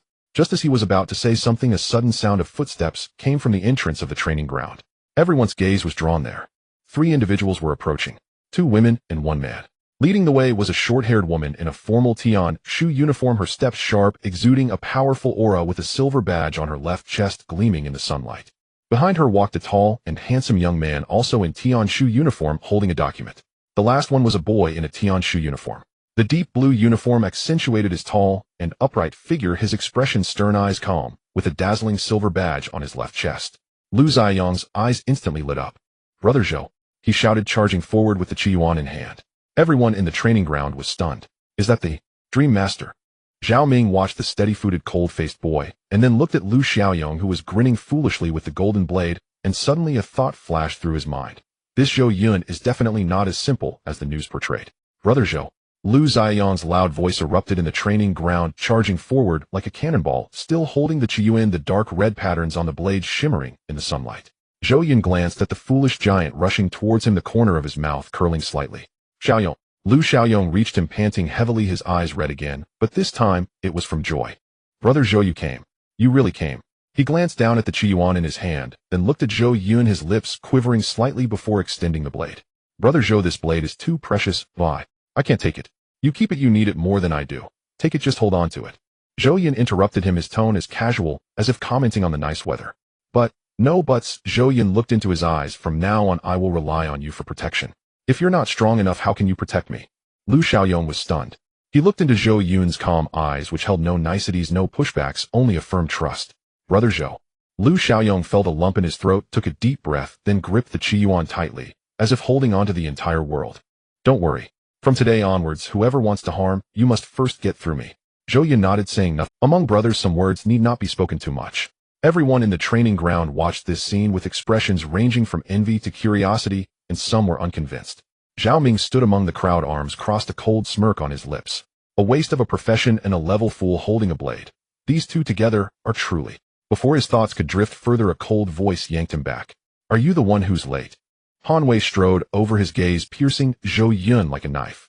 His uniform was crisp, his facial lines hard as iron, emanating an aura that screamed, don't mess with me. The atmosphere in the training ground instantly tensed. Everyone present knew of Han Wei's temper. He was infamous for being stern and had an obsessive degree of discipline. In his eyes, being late was a grave mistake. Zhao Ming's lips curled into a smirk. It seemed a good show was about to unfold. Lu Chen was about to speak when Han Wei raised a hand to silence him. Lu Chen, don't say anything. No matter who it was, being late was being late. The Tian Shu's rules were not mere decorations. Lu Chen's expression soured, but he said nothing further. Han Wei fixed his gaze on Zhou Yun, about to reprimand him. Instructor Han. Lin Shuang stepped out from behind Zhou Yun, holding a document, expressionless, as she slapped the document onto Han Wei's shoulder. First take a look at this, then consider whether to scold him or not. Han Wei furrowed his brow, took the document, and opened it. The training ground fell silent for a few seconds. Everyone watched as Han Wei's expression shifted from cold severity to surprise, then from surprise to shock, and finally, to an indescribable complexity. He paused, his hand flipping through the documents, then raised his head to glance at Zhou Yun. Then he lowered his head again, reviewing the documents once more. He lifted his gaze again to look at Zhou Yun. Zhao Ming and the other preparatory members exchanged glances, unsure of what could have been written that elicited such a reaction from the normally stern Han Wei. The document was closed. Han Wei took a deep breath, handed the document back to Lin Shuang, then turned to Zhou Yun, his expression entirely transformed. No longer disdainful, but not quite flattering either. Zhou Yun, he began. The jaws of everyone in the training ground nearly dropped. Just moments ago Han Wei had been indifferent, now he was addressing Zhou Yun so informally. The speed of this change was astonishing. While rules are rules, they are not absolute, and should vary depending on the individual. Han Wei cleared his throat, his tone considerably softer than before. I have come to understand your situation. Regarding your tardiness, it is not your fault. There are special circumstances. He paused before making a decision that left everyone speechless. Since everyone is gathered, I will announce the appointments. Han Wei stood up straight, his voice regaining the authority of an instructor. From today onward, Zhou Yun will serve as the captain of this batch of preparatory teams.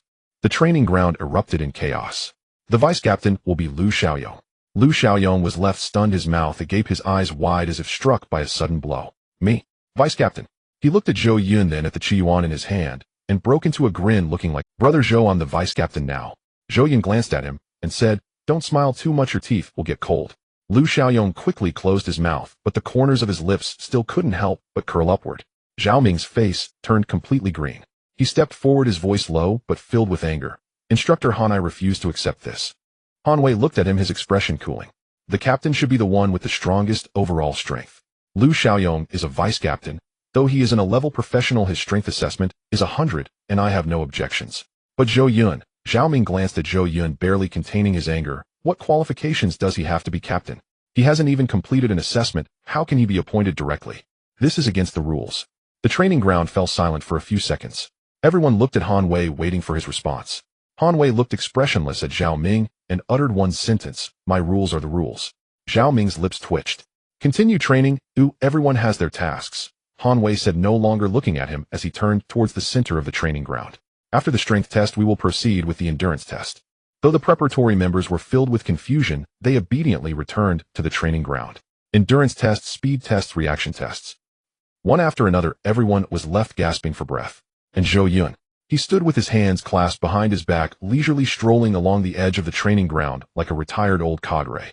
He occasionally looked at the training equipment over here, then glanced at the flower bed over there, and even squatted down beside the flower bed to examine an unknown plant. On the training ground, sweat was splattering everywhere. Zhao Ming completed his final lap, his legs feeling weak as he leaned on his knees, gasping heavily. He lifted his head and saw Zhou Yun leisurely sitting on a bench by the training ground, casually drinking from a bottle of water he had somehow procured. His demeanor and expression resembled that of a leader inspecting the work. Zhao Ming felt like his lungs would explode from anger. He took a deep breath and mustered the strength to walk up to Han Wei. "Instructor Han, I have a question." Han Wei glanced at him. "Speak. Doesn't the captain need to train?" Han Wei remained expressionless. "No, he doesn't." Zhao Ming's lips twitched. "Why not?" "Because he is Zhou Yun." Han Wei's tone was as cold as the winter wind. "My rules are the rules. Do you have any other questions?" Zhao Ming opened his mouth wanting to say something, but upon seeing Han Wei's icy gaze the words died on his lips. "None." He gritted his teeth and said, "Then continue training and add another set of endurance runs." Zhao Ming's face turned completely green. He dragged his heavy feet back to the track. As he passed by Lu Xiaoyong, he lowered his voice filled with resentment. "Your brother really knows how to slack off." Lu Xiaoyong was doing push-ups when he heard this and looked up grinning innocently. "Brother Zhou is simply smart. He doesn't need to train. I being this stupid have to practice hard." Zhao Ming nearly choked on his own words. During a break, Zhao Ming finally found an opportunity. Lu Xiaoyong was drinking water, and Zhou Yun sat beside him on the bench, the two chatting casually. Zhao Ming walked over wearing a smile he deemed very appropriate. "Captain Zhou Yun, I have a few words to say to you." Zhou Yun looked up and met his gaze. "Speak." Zhao Ming took a deep breath, organizing his words. "Captain, you are the leader of this team, and everyone should listen to you. However, the captain must lead by example to gain respect. If you do nothing all day, everyone will surely have their thoughts. Over time, even if you become the captain by chance, you will miss the opportunity to be a core member of Tianshu, wasting the position." He paused, his smile deepening. "So I think, why not let the captain position be handed to me? I have experience, strength, and connections. I can lead this team well. You can rest assured I won't treat you unfairly." Zhou Yun listened silently for 2 seconds. Then he smiled. It wasn't a friendly smile, but rather one that sent chills down people's spines. "Are you negotiating terms with me?" Zhao Ming's smile froze for a moment, but quickly returned. "Not negotiating terms, just making a suggestion. We're all doing this for our own good, right?" Zhou Yun looked at him, his eyes eerily calm. "I can step down as captain," he stated, "but I don't like that tone." Zhao Ming was momentarily taken aback.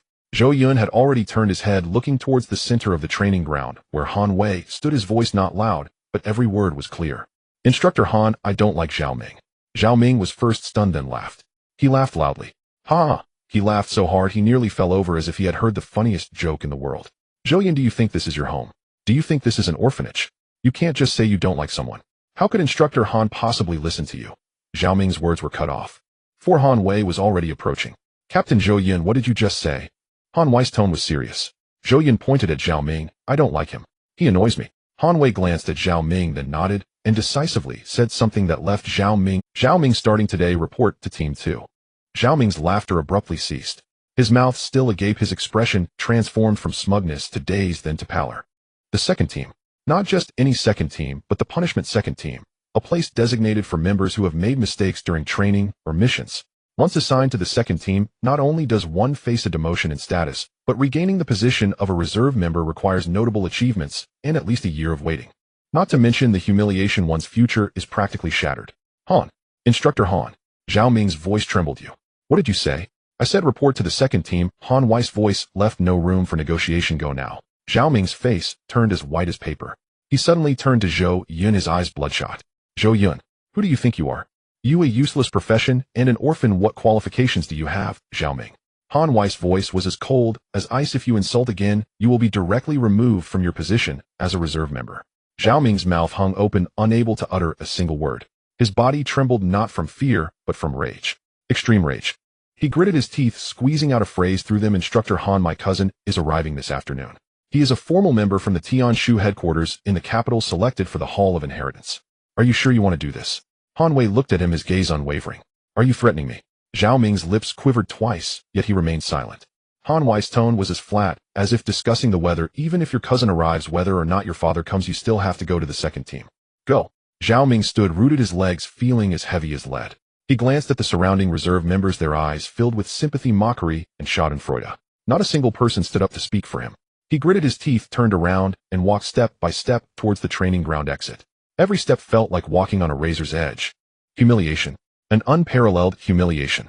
His fists clenched tight, nails digging into his palms, causing him to tremble all over. Yet he dared not look back. He feared that if he turned back, he would be unable to resist rushing forward to tear apart the boy sitting on the bench. But he couldn't win. Lu Xiaoyong by that boy's side could crush him with a single punch.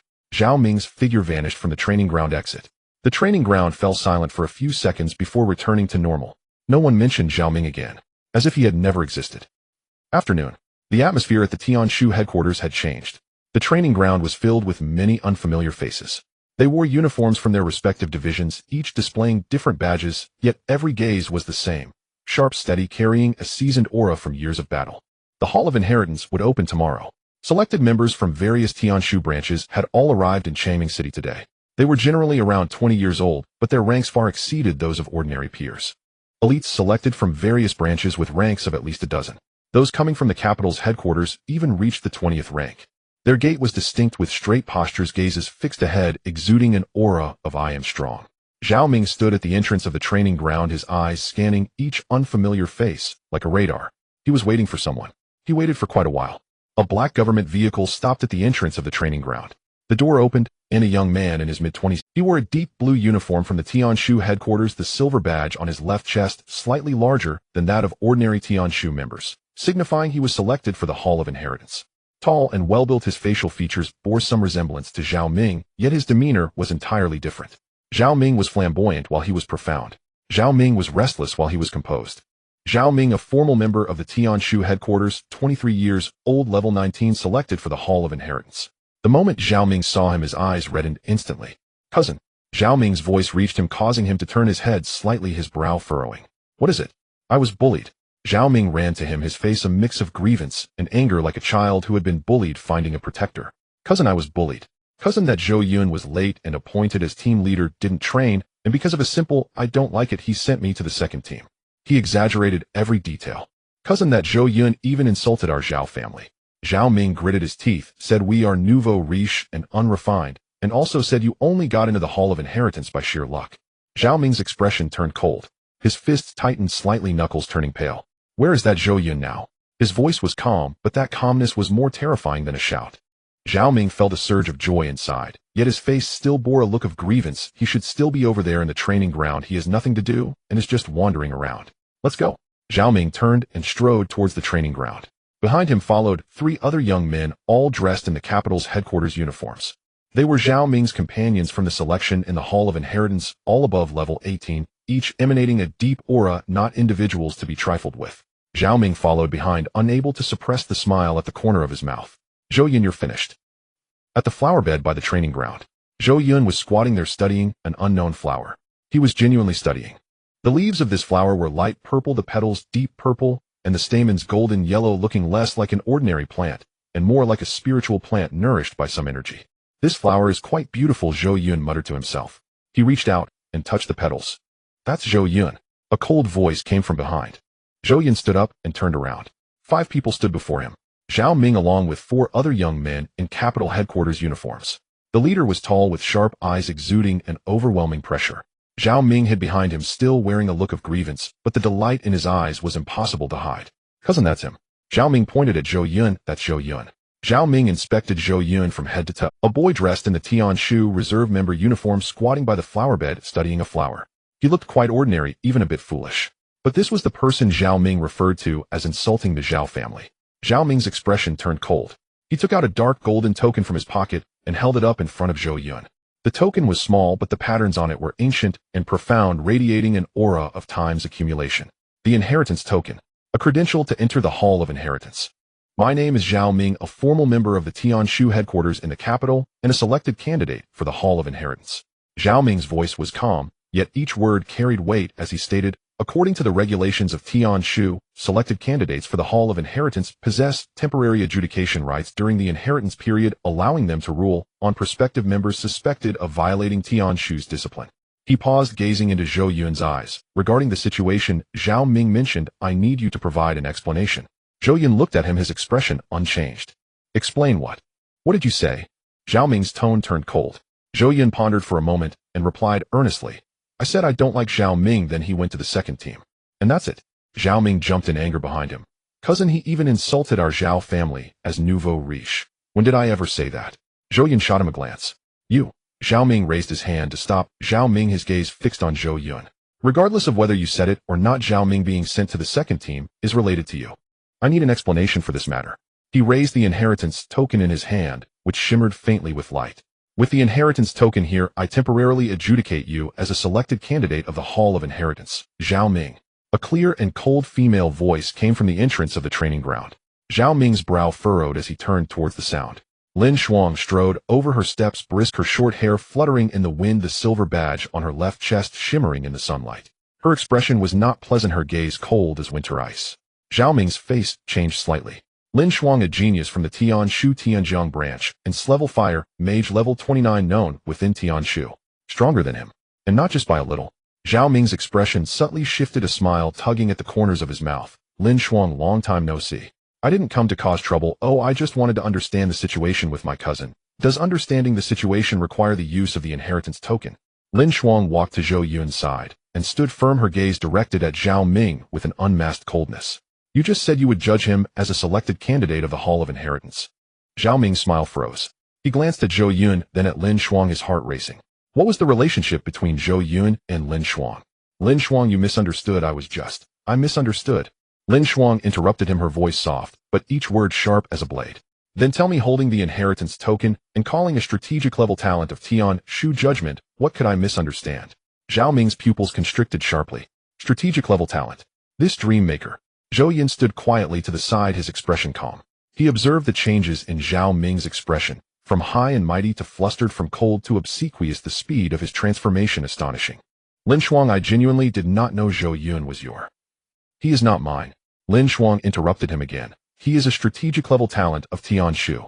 Judging him. Are you sure? Zhao Ming began to sweat. Strategic level talent. Those 4 words are not something just anyone can use. Since the establishment of Tianshu, fewer than 10 people have been bestowed with the title of strategic level. Each one is capable of changing the course of battle. And now Lin Shuang claims this youth is a strategic level talent. Zhao Ming's mind raced quickly, reaching a conclusion. Regardless of the truth, he could not afford to offend Lin Shuang. Misunderstanding, it's all a misunderstanding. Zhao Ming tucked the inheritance token back into his pocket, a smile plastered across his face. Zhou Yun, it was my failure to grasp the situation. Matters concerning my cousin have nothing to do with you but his own inadequacy that sent him to the second team for training. He turned to Zhao Ming, his gaze turning stern. Zhao Ming, are you not going to apologize? Zhao Ming stood frozen in place, as if struck by lightning. His mouth gaped open, eyes wide-faced. His cousin, a formal member of Tianshu, a selected candidate of the Hall of Inheritance, dared not utter a word in front of Lin Shuang. And he was still being asked to apologize. Cousin, I apologize. Zhao Ming's voice turned cold, his eyes carrying a warning. Zhao Ming gritted his teeth, lowered his head, and squeezed out. I'm sorry. Zhou Yun watched him in silence. Lin Shuang stepped in front of Zhao Ming, her voice soft, but each word clear. Zhao Ming, let me tell you something. The position in the Hall of Inheritance that you fought so hard to obtain, Zhou Yun has it too. Zhao Ming's expression shifted. And not as a prospective member, but as a future core member of Tianshu. Zhao Ming's face turned ashen. Zhao Ming's complexion paled further. Core member of Tianshu. That is not something one can obtain through connections. It requires solid achievements and strength. An 18-year-old youth having awakened for less than a week became a core member of Tianshu. Meanwhile, their Zhao family's genius 23-year-old Zhao Ming had been in Tianshu for 2 years and was only a formal member. Zhao Ming felt as though his mind had been turned into a mush. He turned to look at Zhou Yun. That youth stood by the flower bed, sunlight pouring over him, the Tianshu uniform fluttering gently in the wind, the silver badge on his left chest sparkling. His expression remained calm, as if all of this had nothing to do with him. But Zhao Ming knew from this moment on a chasm had opened between him and that youth, one he could never cross in his lifetime. Lin Shuang cast one last glance at Zhao Ming, leaving behind a sentence before turning to leave. Zhou Yun is a person of the state. To touch him is to touch the state. Weigh your own actions. Zhao Ming stood there, his face ashen, unable to utter a word. Zhou Yun glanced at him, then his gaze swept past Zhao Ming, landing on Zhao Ming. Zhao Ming shivered under that gaze, instinctively taking a step back. Zhou Yun withdrew his gaze, and throughout the entire process he said not a single word. Yet Zhao Ming felt that silence was more painful than any insult. Because within that silence there was only one emotion, contempt. Zhou Yun and Lin Shuang walked away. Zhao Ming stood there, his face pale, fists clenched tightly. He stared in the direction Zhou Yun had left, remained silent for a long while, then suddenly turned around and slapped Zhao Ming on the back of the head. Are you out of your mind? Zhao Ming stumbled from the hit, clutching the back of his head, a face full of grievance. Cousin, why did you hit me? Hit you? Zhao Ming's voice was as cold as ice shards. I wish I could throw you out of here. Do you know who Zhou Yun is? Strategic level talent. Do you understand what strategic level means? Fewer than 10 people have been called that since the establishment of Tianshu. Zhao Ming bit his lip, remaining silent. I'll say it one more time. Zhao Ming pointed at his nose, enunciating each word. From today onward you are not to provoke Zhou Yun again. Do you understand? Zhao Ming lowered his head, remaining silent for 2 seconds, then muttered in a low voice, I understand. Zhao Ming looked at him, furrowing his brows, always feeling that Zhao Ming's, I understand, and I will obey, were separated by a distance, but he said nothing further. All right, go back to your second team. Don't embarrass yourself here. Zhao Ming turned and walked away. His steps were slow. When he reached the entrance of the training ground, he stopped and glanced back at the flower bed. There was no one there anymore. Yet in his eyes something was burning. It was not regret, nor was it reverence. It was, why? Why could a useless orphan of a profession rise to this level? Why should he, Zhao Ming, the young master of the Zhao family in Changming City, ins-level professional, bow before an orphan? He gritted his teeth, not returning to the second team, but instead turning toward another side of the headquarters. There lived the selected candidates from the capital's Hall of Inheritance. Among them was one person, his cousin's fiancée, the eldest daughter of the Shun family, Shen Qingli. Shen Qingli, 22 years old, the legitimate daughter of the Shun family in the capital, ins-level professional Frost Envoy level 21, a formal member of Tianshu, and a selected candidate for the Hall of Inheritance. More importantly, the Shun family and the Zhao family had a long-standing friendship, and her marriage to Zhao Ming was an arrangement made long ago by both families. When Zhao Ming found Shen Qingli, she was in her room, organizing the equipment for entering the Hall of Inheritance the next day. Sister-in-law. Zhao Ming stood at the door wearing a look of grievance.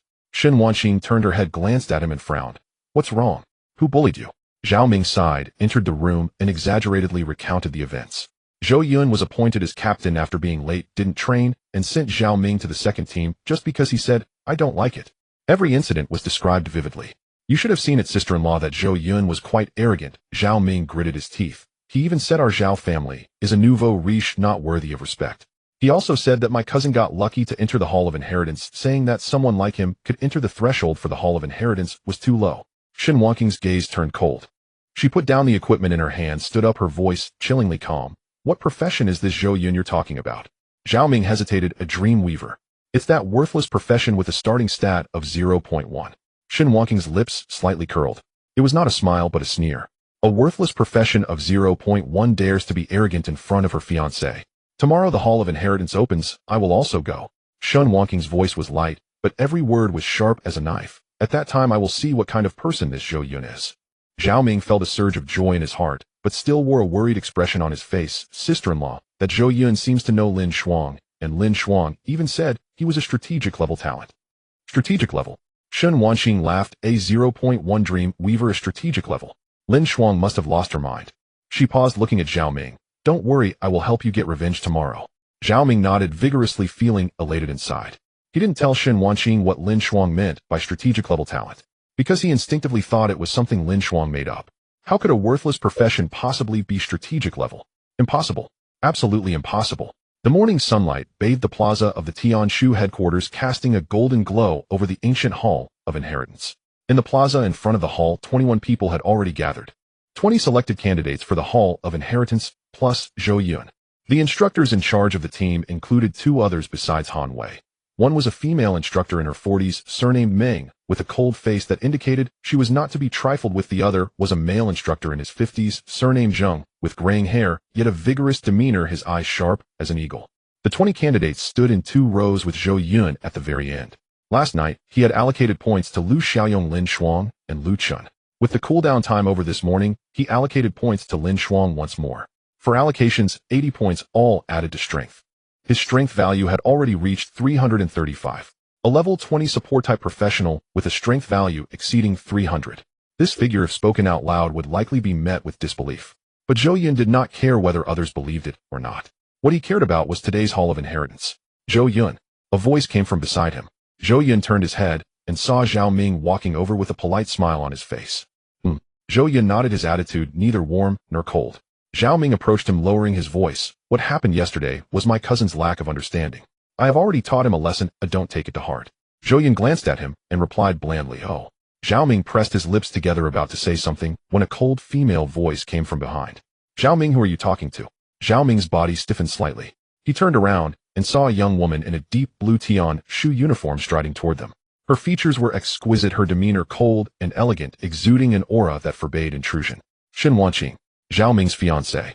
Shen Qingli walked up to Zhao Ming, her gaze sweeping over him and landing on Zhou Yun, sizing him up from head to toe. You are Zhou Yun. Zhou Yun glanced at her, but said nothing. Shen Qingli's lips curled slightly, a mocking smile that looked down upon a 0.1 Dreamweaver, a strategic-level talent of Tianshu. Her tone was full of sarcasm. Is Lin Shuang's eyesight problematic? Zhao Ming's expression changed, and he tugged at Shen Qingli's sleeve, whispering, "Wanqing, stop talking. What happened yesterday was a misunderstanding." Misunderstanding? Shen Qingli shook off his hand. Zhao Ming was sent to the second team. Do you call this a misunderstanding? Her voice was not loud, but several surrounding candidates heard it and turned to look. A few of them brightened at the mention of Shen Qingli. The Shen family in the capital held considerable influence within Tianshu. Being able to climb the tree of the Shen family was a tremendous benefit for them. After all, even among the excellent peers of Tianshu, there were discrepancies in the resources they could access. Sister Shen, did this person offend you? A tall young man approached with a tone that carried a hint of flattery. Should we help you teach him a lesson? Another young man chimed in, agreeing with him. Shen Qingli did not respond to them, only gazing at Zhou Yun, her lips curling into a deeper mockery. Zhou Yun looked at these people with no change in his expression, devoid of any anger or emotional fluctuation. Zhao Ming, caught in the middle, had a grim expression. He wanted to say something to ease the tension, but before he could speak, boom, the door of the Heritage Hall opened. The ancient door slowly swung open with a deep rumble, like a giant beast awakening after 1,000. A profound, heavy aura, evoking involuntary reverence, surged forth from the depths of the hall, enveloping everyone. Han Wei's voice resonated, filled with unprecedented seriousness. The Heritage Hall has opened. Everyone enter in order. No noise, no jostling, and no use of any force. Han Wei's voice resonated, filled with unprecedented seriousness. The Heritage Hall has opened. Everyone enter in order. No noise, no jostling, and no use of any force. Outside, 72 stone statues were neatly arranged on both sides of the hall, extending from the entrance to the deep. Each statue stood over 2 people tall, depicting spirits of ancestors from different eras. Some were generals standing with swords, some were mages sitting cross-legged, some were scholars holding scrolls, and some were kindled elders. Every statue emitted a faint glow, as if an ancient power lay dormant within. The deeper one went, the larger the statues became, and the brighter their light shone. The statue at the deepest part towered 5 meters high, depicting a general clad in armor, wielding a long spear with a resolute face and piercing eyes, exuding an air of dominance. Instructor Meng, in charge of leading the group, stood at the entrance of the hall, his voice echoing within. These 72 statues each represent an ancestral spirit. As long as you gain the recognition of any statue, it will shine and bestow you with inheritance. The larger the statue, the more significant the inheritance, the more compatible the profession, and the higher the probability of obtaining it. She paused, scanning everyone with her gaze. Time is limited. Find the spirits you are destined for. Begin. 20 people immediately dispersed, each heading towards the statues. Some knelt before the statues with closed eyes, some reached out to touch the base of the statues, and some circled around the statues, seeking the right angle. Zhao Ming sat cross-legged before a 3-meter-tall swordsman statue, closing his eyes. Shen Qingli approached a 4-meter-tall mage statue, extending her hand gently to press against the base.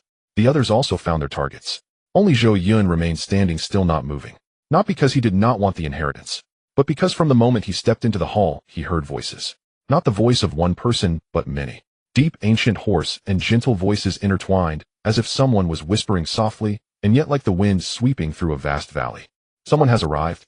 This batch has decent qualifications. That kid in dark clothes has good mana. That girl eyesight fits well with the old cold head lineage. Zhou Yun's pupils constricted slightly. Could he hear the statues speaking? No, not speaking, but conveying thoughts. The ancestral spirits sleeping within the statues were communicating with their residual consciousness, and he could hear them because of his mana level. With 700 points of mana, his perception far exceeded that of ordinary people, allowing him to capture even these nearly fading thought waves. Zhou Yun took a deep breath, about to take a step. Boom! The hall shook violently. A blinding golden light erupted from the center of the hall, carrying a world-destroying momentum, spreading in all directions. Wherever the golden light passed, the glow of the statues rapidly dimmed, as if something had severed the connection between the spirits and the outside world. What is happening? Someone exclaimed. Han Wei's expression changed drastically as he shouted, "Everyone step back. Do not approach the central area."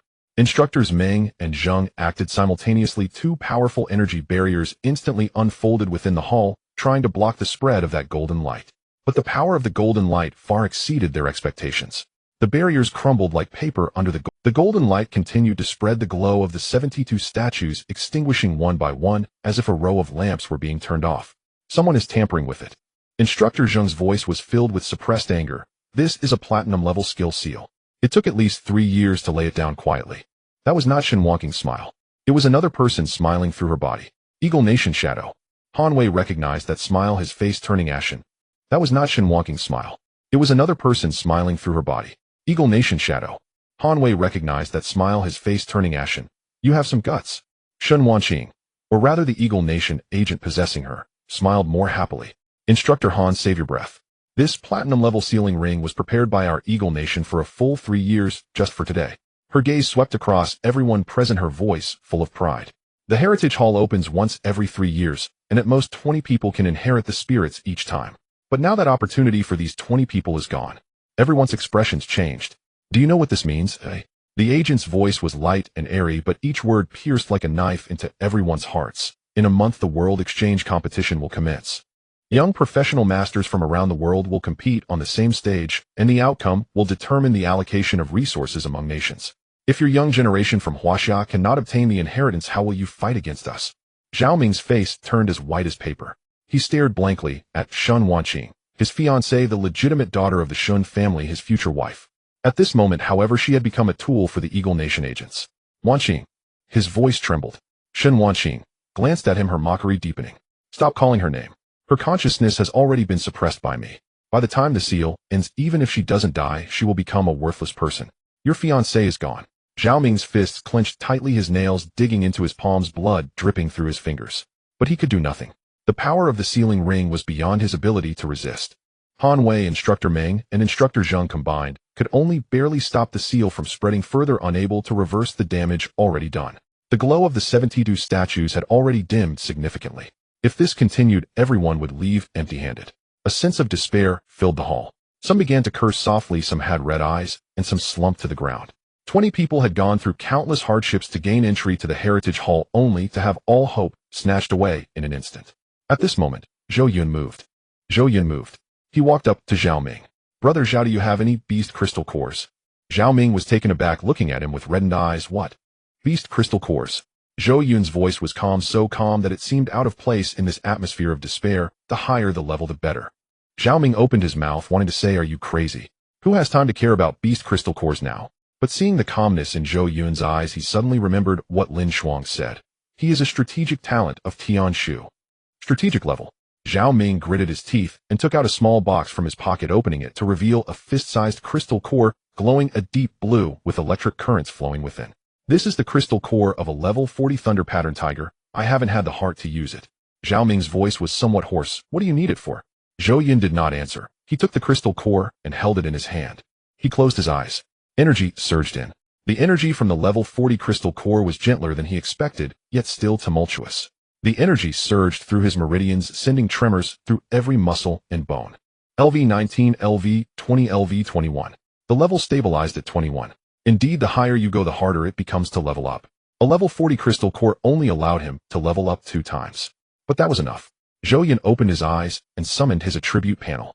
Name Zhou Yun, occupation Dream Weaver, level LV, 21, skill Dream Fulfillment, LV21, permanently enhances 22 random attributes for the target, cooldown 4 hours. Entering Dream grants the target a unique skill suited to their occupation, cooldown 5 days. Dominion, hidden refeeds oneself. When the Entering Dream skill is activated, the self synchronously gains the same skill. Listening to Dreams, unnamed absorbs part of the target's values, doubling their vital signs within an hour. The absorbed values depend on the target's willingness and provide a permanent enhancement. Doubling vital signs can bring the souls of the deceased back, or temporarily double the strength of the living. Health 720, Strength 340, Mana 750, a new skill. Listening to Dreams. Zhou Yun quickly read through the skill description, then raised his head to look at the 72 dim stone statue. He closed his eyes. Listening to Dreams activated. Target 72 hero stone statues. He felt his consciousness being pulled out by an invisible force traversing through time and space, landing in a gray, hazy space. There he saw 72 people. Not statues, but living beings. There were generals in armor, elderly men with white hair, middle-aged men with resolute faces, and young men with gentle eyes. They stood in that hazy space, some leaning against the wall, some sitting cross-legged, some standing with their weapons, their faces etched with the weariness of time. Someone has come again. It's a kid. Not bad mana. He can hear us speak. Unfortunately, the seal outside has cut off our connection. Even if this kid can hear it, want help. The old man's voice was filled with exhaustion and helplessness, as if he were talking to himself. But Zhou Yun heard him. He heard every person's voice. He took a deep breath and spoke to the elders in his mind. Seniors, I am Zhou Yun, a preparatory member of Tianshu. I can resolve the seal outside. In the gray space, it instantly fell silent. 72 elders looked towards him in unison. You can hear us. An old general clad in armor widened his eyes. I can, Zhou Yun replied, and I can let you see the outside world. The expressions of the elders changed from surprise to disbelief. Kid, do you know how long we have been sleeping here? An elderly man with white hair said hoarsely. We are completely cut off from the outside world, only able to sense through our lingering thoughts. You say you can let us see the outside world. I can. Zhou Yun's voice was calm, but each word was steady. But I need you seniors to give me something. The old general frowned. What do you need? Values. Zhou Yun said. Your mana, strength, health, anything will do. I need your values to activate this. In return, I will let you see the outside world with your own eyes. See what the Huaxia you fought so hard to protect has become. The gray space fell silent again. Then an old woman, her statue was in the corner of the great hall, the least conspicuous position, spoke up. Kid, is the Huaxia you mentioned still there? Zhou Yun's heart tightened. Yes, his voice was a bit hoarse. It's even stronger than when you protected it. When I died, the Japanese pirates had just surrendered. Huaxia was riddled with scars, a sight of devastation. On the day I left, looking at the ruins of the city, I thought, will our children be able to live in peace in the future? Tears streamed down her face. Kid, tell me, can the children of Huaxia have enough to eat now? Zhou Yun's nose tinged with bitterness. Yes, his voice was soft, but firm. Not only can they eat enough, but they can also eat well. Children in Huaxia all have access to education, and everyone has food to eat. The cities are filled with skyscrapers, and in the countryside roads reach homes. No one can flaunt their power on Huaxia's land anymore. The tears of the old woman flowed like beads from a broken string. She extended her hand, a warm energy surged from her palm and flowed into Zhou Yun. Mana 50, self mana 750800, all the elders moved. One by one they extended their hands, transmitting their accumulated power over the centuries to Zhou Yun. Zhou Yun's mana skyrocketed. 800, 900, 1000. 1500, 2000, 2500. A voice came from a general in armor, placing a hand on Zhou Yun's shoulder. Kid, tell me, has the army of Huaxia grown stronger? Strength 80, self strength 335415. Yes, Zhou Yun replied. Strong enough that no country dares to underestimate us. The old general smiled, tears streaming down his face. Kid, tell me, is Tian Shu still around? A middle-aged man approached, a long scar running from his forehead to his chin. Health 200, self-health 720920. Yes, Zhou Yun said, Tian Shu is stronger than ever. There are branches all over the country with countless elites. The middle-aged man nodded vigorously, his lips trembling, unable to say a word. Energy continued to surge in. The numbers on Zhou Yun's attribute panel kept fluctuating. Mana 3000, strength 600, health 1500, still not enough. He took a deep breath and activated the core effect of the listening to dreams skill, vital signs doubling. The gray misty space vanished. In its place was a real, vibrant, and colorful world. That world had the neon lights of a bustling metropolis, the laughter of children flying kites in the square, the leisurely chess games of elderly people sitting on park benches, and the vigorous sweat of young professionals training on the field. That was Huaxia, the Huaxia of today. 72 elders stood on the clouds, overlooking the land they had protected with their lives. No one spoke. Everyone was in tears. It was not a silent weeping, but the kind of cathartic crying that had been suppressed for countless years finally released. The old woman crouched down, cradling her face, crying like a child. Our children have truly started. The old general took off his helmet, holding it in his arms, tears sliding down his wrinkled cheeks. Worth it, his voice was hoarse, the blood shed back, then was worth it. The 72 statues lit up. Not one or two, but all 72 lit up simultaneously. The light began from the depths of the hall, spreading outward like a tide, illuminating the entire hall. Han Wei was stunned. Instructor Meng was stunned. Instructor Zheng was stunned. Zhao Ming was stunned. All the selected candidates were stunned. The 72 statues shone brightly. What did this mean? It meant that all 72 heroic spirits had been awakened. It meant that everyone present had the opportunity to receive the legacy. Han Wei's hands trembled. He had lived for 50 years and had never seen such a scene. Let alone 7 Taitwo, even the historical record of 10 statues lighting up simultaneously was extremely rare. Shen Qingli, that agent from the Eagle Nation, finally lost her smile. Her eyes widened in disbelief, her face filled with shock. Impossible. This is absolutely impossible. The seal has already taken effect. How could they be awake? She suddenly turned to Zhou Yun, her voice sharp and piercing. Is it you? What have you done?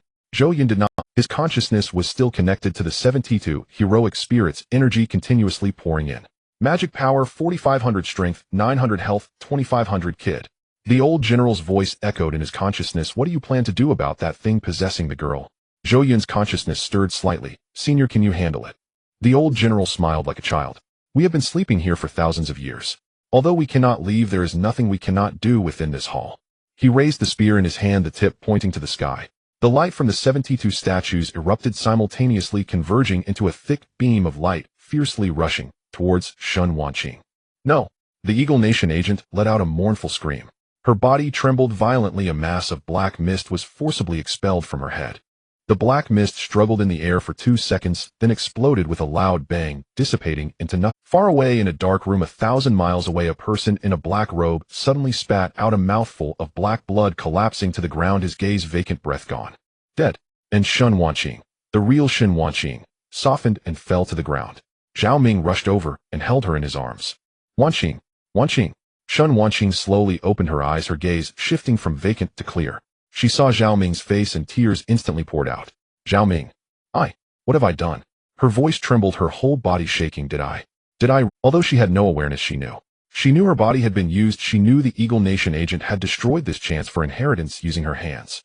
She cried, her face wet with tears, weeping like a child who had done something wrong. I'm sorry.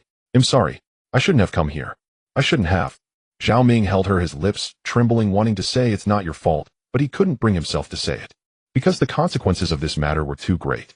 Too great for the entire Tianshu to bear. If Zhao Ming outside knew of this, his face would surely turn pale. He was the one who brought Shen Qingli in. He was the one who incited and stirred trouble. Although he did not know about the Eagle Nation agent, he understood. If it weren't for his instigation, Shen Qingli would not have come and would not have been used by that man in black. But fortunately, Zhao Ming was not present. And just at that moment, Instructor Han, Zhou Yun's voice echoed in the hall. The inheritance can continue. Everyone turned to look at him in unison. Han Wei's lips trembled. What did you say? I said the inheritance can continue. Zhou Yun's voice was calm. And this time the intensity of the inheritance will be stronger than any in history. He walked up to Zhao Ming and Shen Qingli, crouching down to look at the tear-streaked Shen Qingli. Miss Shen. Shen Qingli looked up at him, tears still flowing. The crystal core you gave me was a great help. Zhou Yun's voice was not loud, but steady. I will return this favor to you. Your compatibility with the statue has not been damaged. Go find the one that belongs to you. Shen Qingli was stunned. Zhao Ming was also stunned. Your qualification for the inheritance is still intact. Zhou Yun stood up and looked at everyone. Everyone's qualification for the inheritance is still intact. The hall was silent. Then the first selected candidate moved. He rushed to the nearest statue, knelt down, and closed his eyes. The statue lit up. The brilliance was stronger than any previous inheritance records. The second selected candidate moved. The statue lit up. The third, fourth, fifth. One by one the lights in the hall lit up, even more dazzling and intense than before. Those lights were not gifts bestowed by the heroic spirits, but rather the heartfelt and eager offerings they wished to leave for future generations. Because they had seen what Huaxia looked like today. They had seen the smiles of children, the prosperity of cities, the might of the army, and the flag of Tianshu fluttering in the wind. They had slept for 1,000 years and finally waited for this day. Han Wei stood at the entrance of the hall, watching the illuminated statues, his eyes reddening. His lips moved, murmuring a sentence. Ancestral spirits, thank you for your hard work. Instructor Meng turned away, secretly wiping the corner of his eye. Instructor Zheng stood at the farthest point, hands clasped behind his back, his posture straight, but his chin trembled slightly. Zhao Ming knelt before a statue, closed his eyes, and tears flowed from his tightly shut eyes. He was not crying for his own grievances, but for these heroic spirits. They had slept for thousands of years. Finally, someone could show them what the world looked like. 2 hours had passed. The inheritance ceremony was approaching its end. Zhou Yun had not approached any of the stone statues from beginning to end. He simply watched as the lights lit up one by one, observing the chosen candidates receive their inheritances and witnessing the smiles of the elderly bloom in his consciousness. Han Wei could no longer hold back and walked over to ask him, Zhou Yun, aren't you going to take the inheritance? Zhou Yun turned his head, looking at Han Wei, and shook his head lightly. No need. The esteemed spirits have already given me what I should have received. He spoke sincerely. The values bestowed upon him by the 72 elders were far more precious than any skill or weapon. These were not cold hard numbers, but gifts that spanned over a century. They were the last remnants of goodwill left behind by those elders who had guarded this country with their lives. Han Wei looked at Zhou Yun, remaining silent for a long time before bowing solemnly to him. Thank you.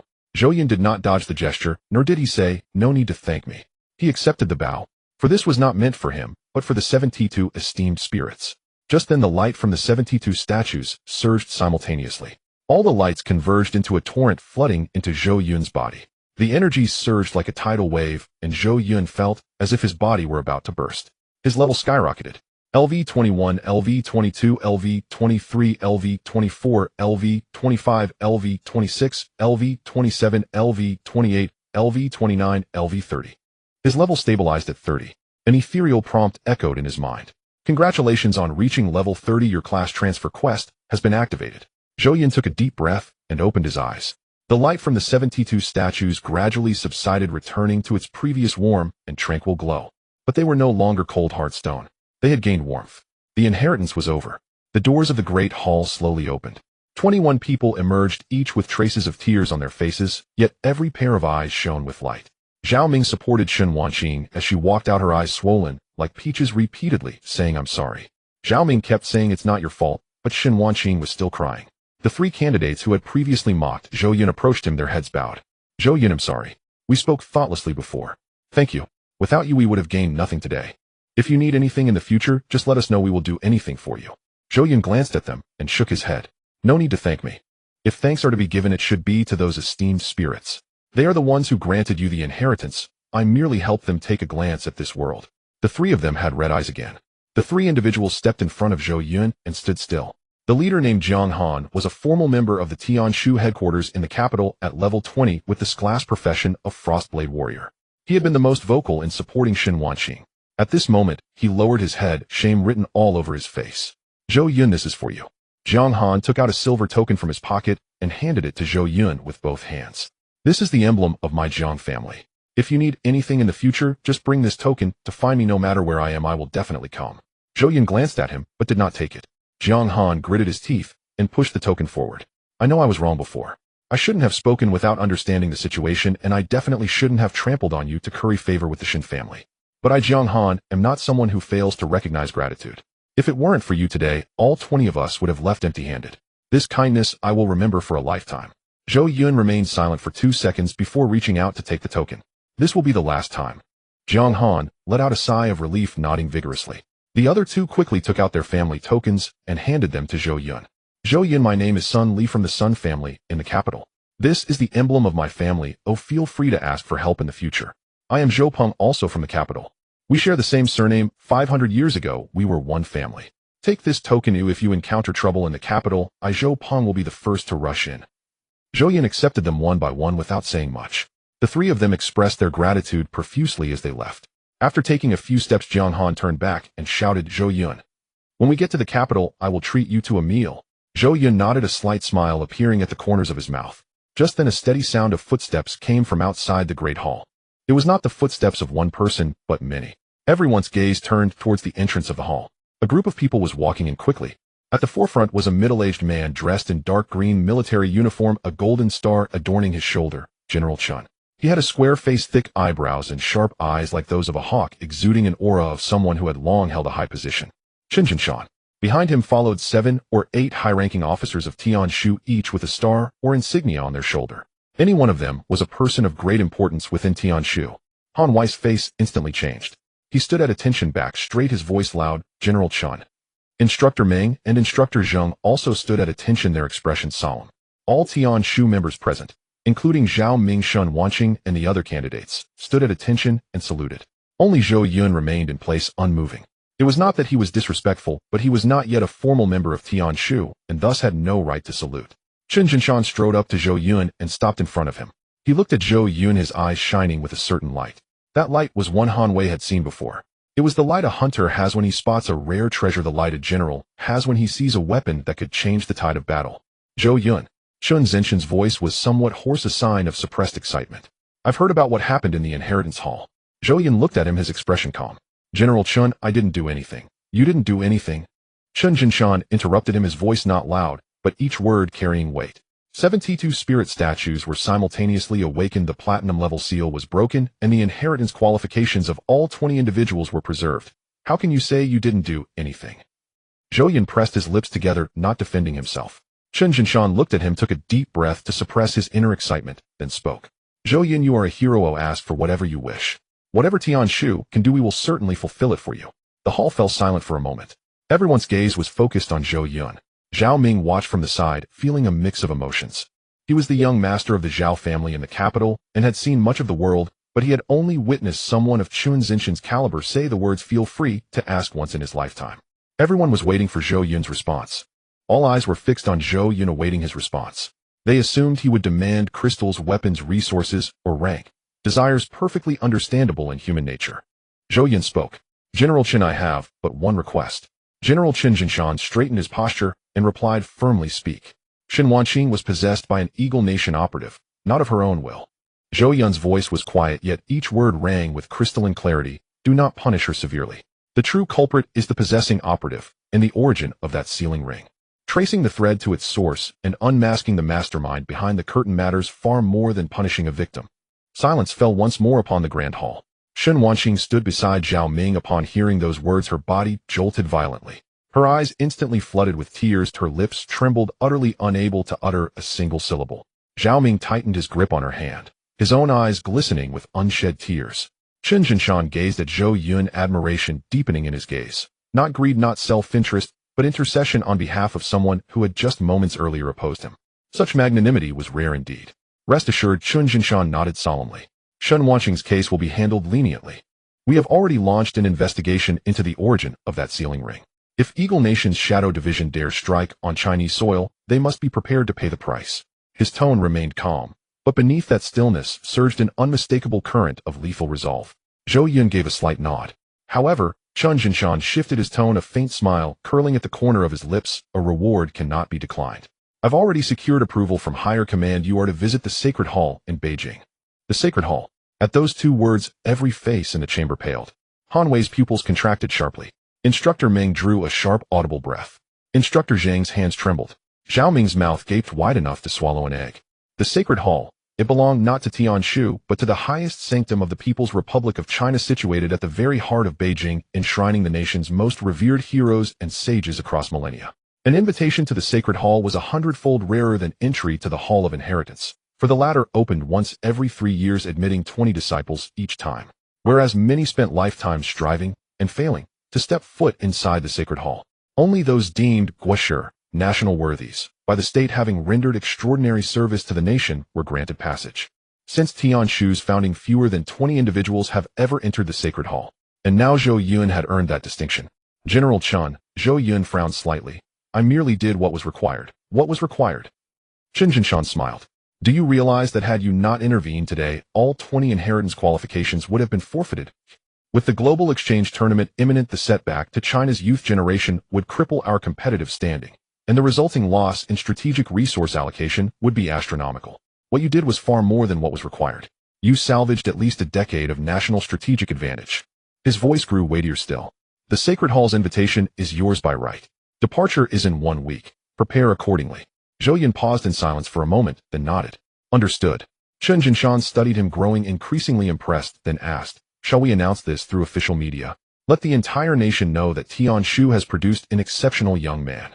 Zhou Yun shook his head. "General Chen, I prefer discretion." Chen Jinshan blinked, then burst into hearty laughter. "Excellent. Discretion is excellent. Unassuming, unflustered. That is the mark of one destined for greatness." He clapped Zhou Yun hard on the shoulder, the impact causing Zhou Yun's frame to dip slightly. "I'll take my leave now. See you in Beijing in 7 days. Safe travels, General Chen." Chen Jinshan departed with his entourage, swift as wind, gone as swiftly. Han Wei exhaled deeply, wiping sweat from his brow. Instructors Meng and Zheng relaxed, visibly exchanging glances, both reflecting stunned awe in the other's eyes. The Sacred Hall. This Zhou Yun's future knew no bounds. After Chen Jinshan's departure, Zhao Ming guided Shen Wanqing toward Zhou Yun. Her eyes remained redrimmed, tear tracks still glistening on her cheeks, but the look she now cast upon Zhou Yun was utterly transformed. Before it had held mockery, disdain, condescension. Now it bore remorse, profound gratitude, and something deeper, ineffable, layered with quiet revelation. Zhou Yun, Shen Wanqing's voice was hoarse. "I'm sorry." She bowed deeply, a near 90-degree reverence. "It was my fault. I should not have believed Zhao Ming's one-sided account, nor mocked you publicly, nor—" Her voice broke, choked with emotion. Zhao Ming gently patted her back, then turned to Zhou Yun and withdrew 2 objects from his robe, a jade plaque exquisitely carved with cloud motifs, its reverse inscribed with the character Zhao, and a jade pendant, emerald green and luminous, its reverse bearing the character Shun. "These are tokens of allegiance from the Zhao and Shen clans." Zhao Ming offered both with both hands. "Should you ever face difficulty in Beijing, present these. and every member of our family stands at your command. Zhou Yun regarded the tokens in silence for a beat, then accepted them. Brother Zhao, let what happened before remain buried. His tone was calm yet sincere. Zhao Ming and I never had any real grievance, and his affairs bear no relation to you. Zhao Ming's lips quivered. He had braced himself for resentment, for veiled reprimands, for public humiliation. But Zhou Yun offered none of it. From beginning to end, Zhou Yun never mentioned Zhao Ming. Not once, not a single harsh word. That breadth of spirit left Zhao Ming utterly humbled. Zhou Yun, Zhao Ming's voice thickened. From this day forward, you are my brother. Whatever you need, speak without hesitation. Zhou Yun nodded. Agreed.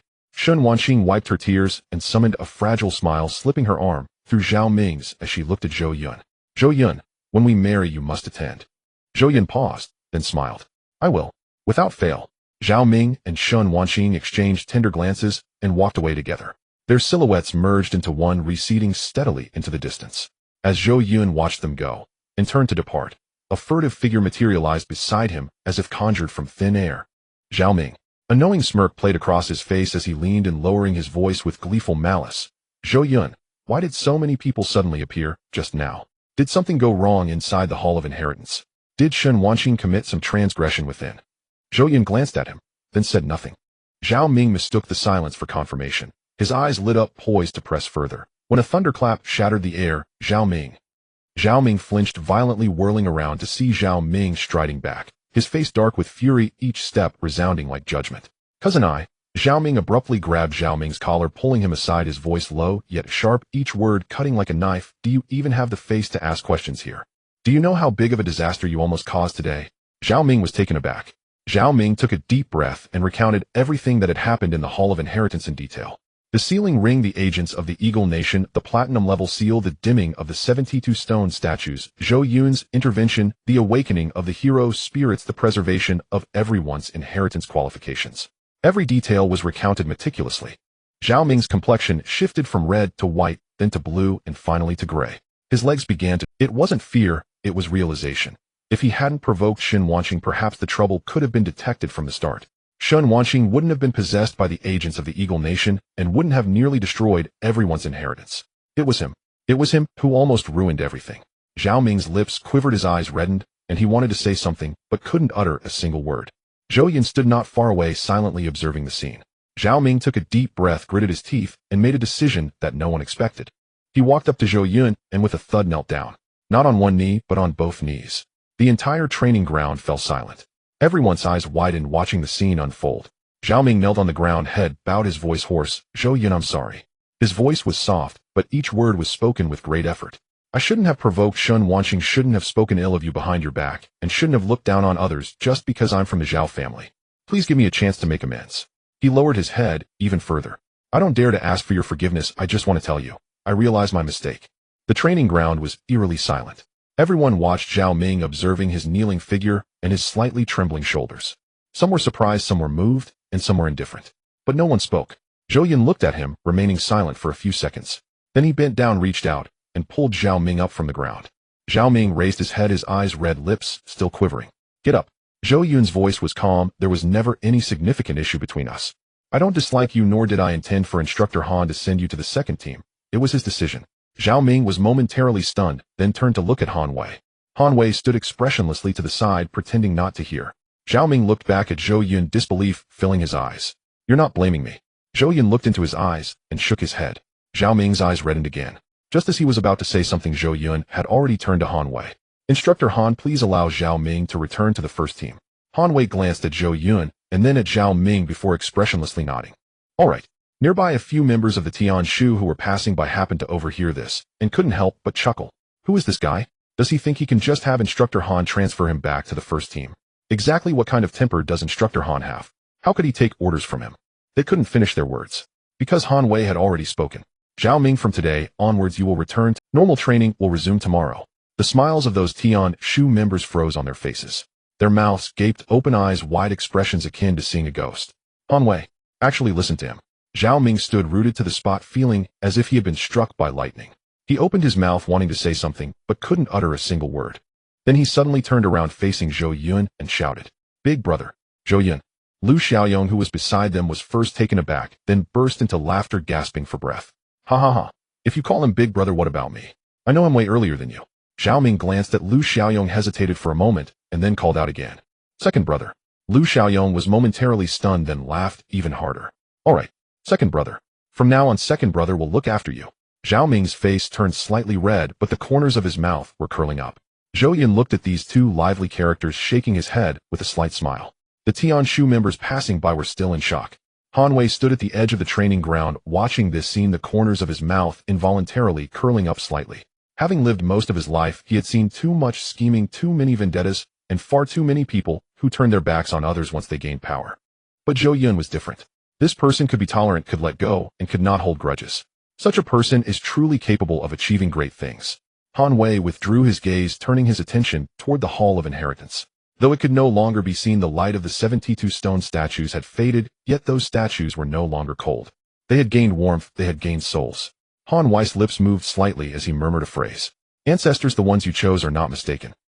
In the capital city at the Tianshu headquarters, in the top-level conference room, 5 elderly men with stars on their shoulder epaulets sat at the long table, even the youngest among them. They were the core members of the highest decision-making body of Tianshu, any one of whom could shake the world of awakeners in Huaxia with just a stomp. Shen Qingli sat on one side of the long table, and the screen in front of him displayed a tracked signal trajectory. General, we've captured someone.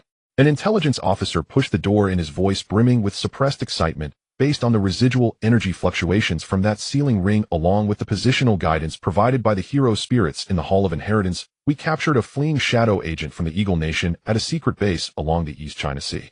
The elderly generals at the long table simultaneously let out a sigh of relief. Good. The elder seated at the head of the table, the supreme commander of Tianshu, Wang Xingyuan, slammed his palm on the table, his voice booming. The Eagle Nation shadows have been causing small disturbances on our Huaxia turf for 3 years, and today, we've finally caught one alive. Another elderly general smiled at Chun Zhanshan. I heard that this time we managed to capture someone thanks to that kid Zhou Yun under your command. Chun Zanshan's lips curved slightly, but he replied he just did what he was supposed to do. What he was supposed to do? Wang Xingyuan snorted. The 72 hero statues all lit up simultaneously. The platinum level seal was broken, and the inheritance qualifications of 20 people were preserved. All of this is what he was supposed to do. If you think this is what he was supposed to do, why don't you go ahead and do it again for me to see? Chun Zhanshan fell silent, but the curve of his lips rose slightly. The several old generals looked at his expression, which seemed to say, I have struck gold, feeling both amused and exasperated. All right, I know you found a treasure. Wang Xingyuan waved his hand and said seriously, however, this is not the time to celebrate. There will definitely be a reaction from the Eagle Nation. Just as he finished speaking, the intelligence officer rushed in again. General, the Eagle Nation has sent a diplomatic notice. The meeting room fell silent for a moment. Wang Xingyuan took the document, glanced at it, and his expression darkened. What does it say? Chen Zhanshan asked. Wang Xingyuan slammed the document on the table, his voice cold as ice. They demand we immediately release the captured agents, or they will send young elites to China under the guise of cultural exchange for a friendly match. The meeting room erupted in chaos. Release them? They must be dreaming. A friendly match. Sounds nice, but isn't that just a probe into our strength? The Eagle Nation is clearly anxious. Their 3-year plan has been destroyed, and with agents captured they now want to regain face through these young exchanges. Wang Xingyuan raised his hand to stop the discussions, his gaze sweeping over everyone present. What do you all think about the match? An old general with graying hair spoke. We cannot agree. Our younger generation has just gone through the incident at the Hall of Inheritance. They need time to digest it. The Eagle Nation is obviously well prepared. We cannot walk into the mouth of the tiger. Another old general nodded in agreement. Old Zhao is right. The age limit proposed by the opponent is under 20, while our elites are mostly over 20. The suitable candidates have too short a training period, leading to a significant gap in strength. So are you saying we should not engage? Wang Xingyuan asked. The old general hesitated and did not answer directly. Chen Zhanshan had been listening quietly without speaking. He was calculating. Under 20, there happened to be a batch of suitable candidates among the Tianshu's preparatory members, although their levels were not high if they included Zhou Yun's enhancements. He raised his head and looked at Wang Xingyuan. Commander Wang, I have a proposal. All eyes turned towards him. Let that batch of preparatory members take the field. Chun Zenshin's voice was not loud, but each word was steady. It's those 11 who are in the same batch as Zhou Yun. The meeting room fell silent for a moment before erupting again. Zhanshan, are you crazy? Those kids only have an average level of 3 or 4. The opponent's elites start at least at level 10. How can we fight? Isn't this sending sheep into the tiger's den? I know you trust Zhou Yun, but this is a national level match. It cannot be taken lightly. Voices of opposition surged. Yet several old generals remained silent, watching Chun Zhanshan and waiting for his next words. Shen Qingli waited for the dissent to quiet down before speaking. I want to ask you a question. If it weren't for Zhou Yun, would the 20 from the Hall of Inheritance have been able to secure the legacy? The meeting room fell silent. No. Shen Qingli answered his own question. It was Zhou Yun alone who preserved the legacy of those 20. It was Zhou Yun alone who awakened the 72 spirit stone statues. It was Zhou Yun alone who made those ancestors who had been asleep for thousands of years willing to pass their power to us. His voice grew louder. You say those kids are low-level, what about in 2 days? You all know Zhou Yun's with a few hundred points of attributes stacked each day, will they still be at level 3 or 4 in 2 days? The voices of opposition gradually diminished. But this is still a gamble. An old general shook his head. If we lose, it's the face of Huaxia at stake. We will not lose. Chun Zinshan's voice was calm, but each word was resolute. Do you really trust Zhou Yun that much? The old general asked. Shen Qingli looked at him, enunciating each word. I do not trust Zhou Yun. I trust the choice of the spirits. The meeting room fell silent again. Wang Jingyuan was silent for a moment before speaking. Jinshan, you say, we will not lose. What guarantee do you have? Shen Jinshan took a deep breath.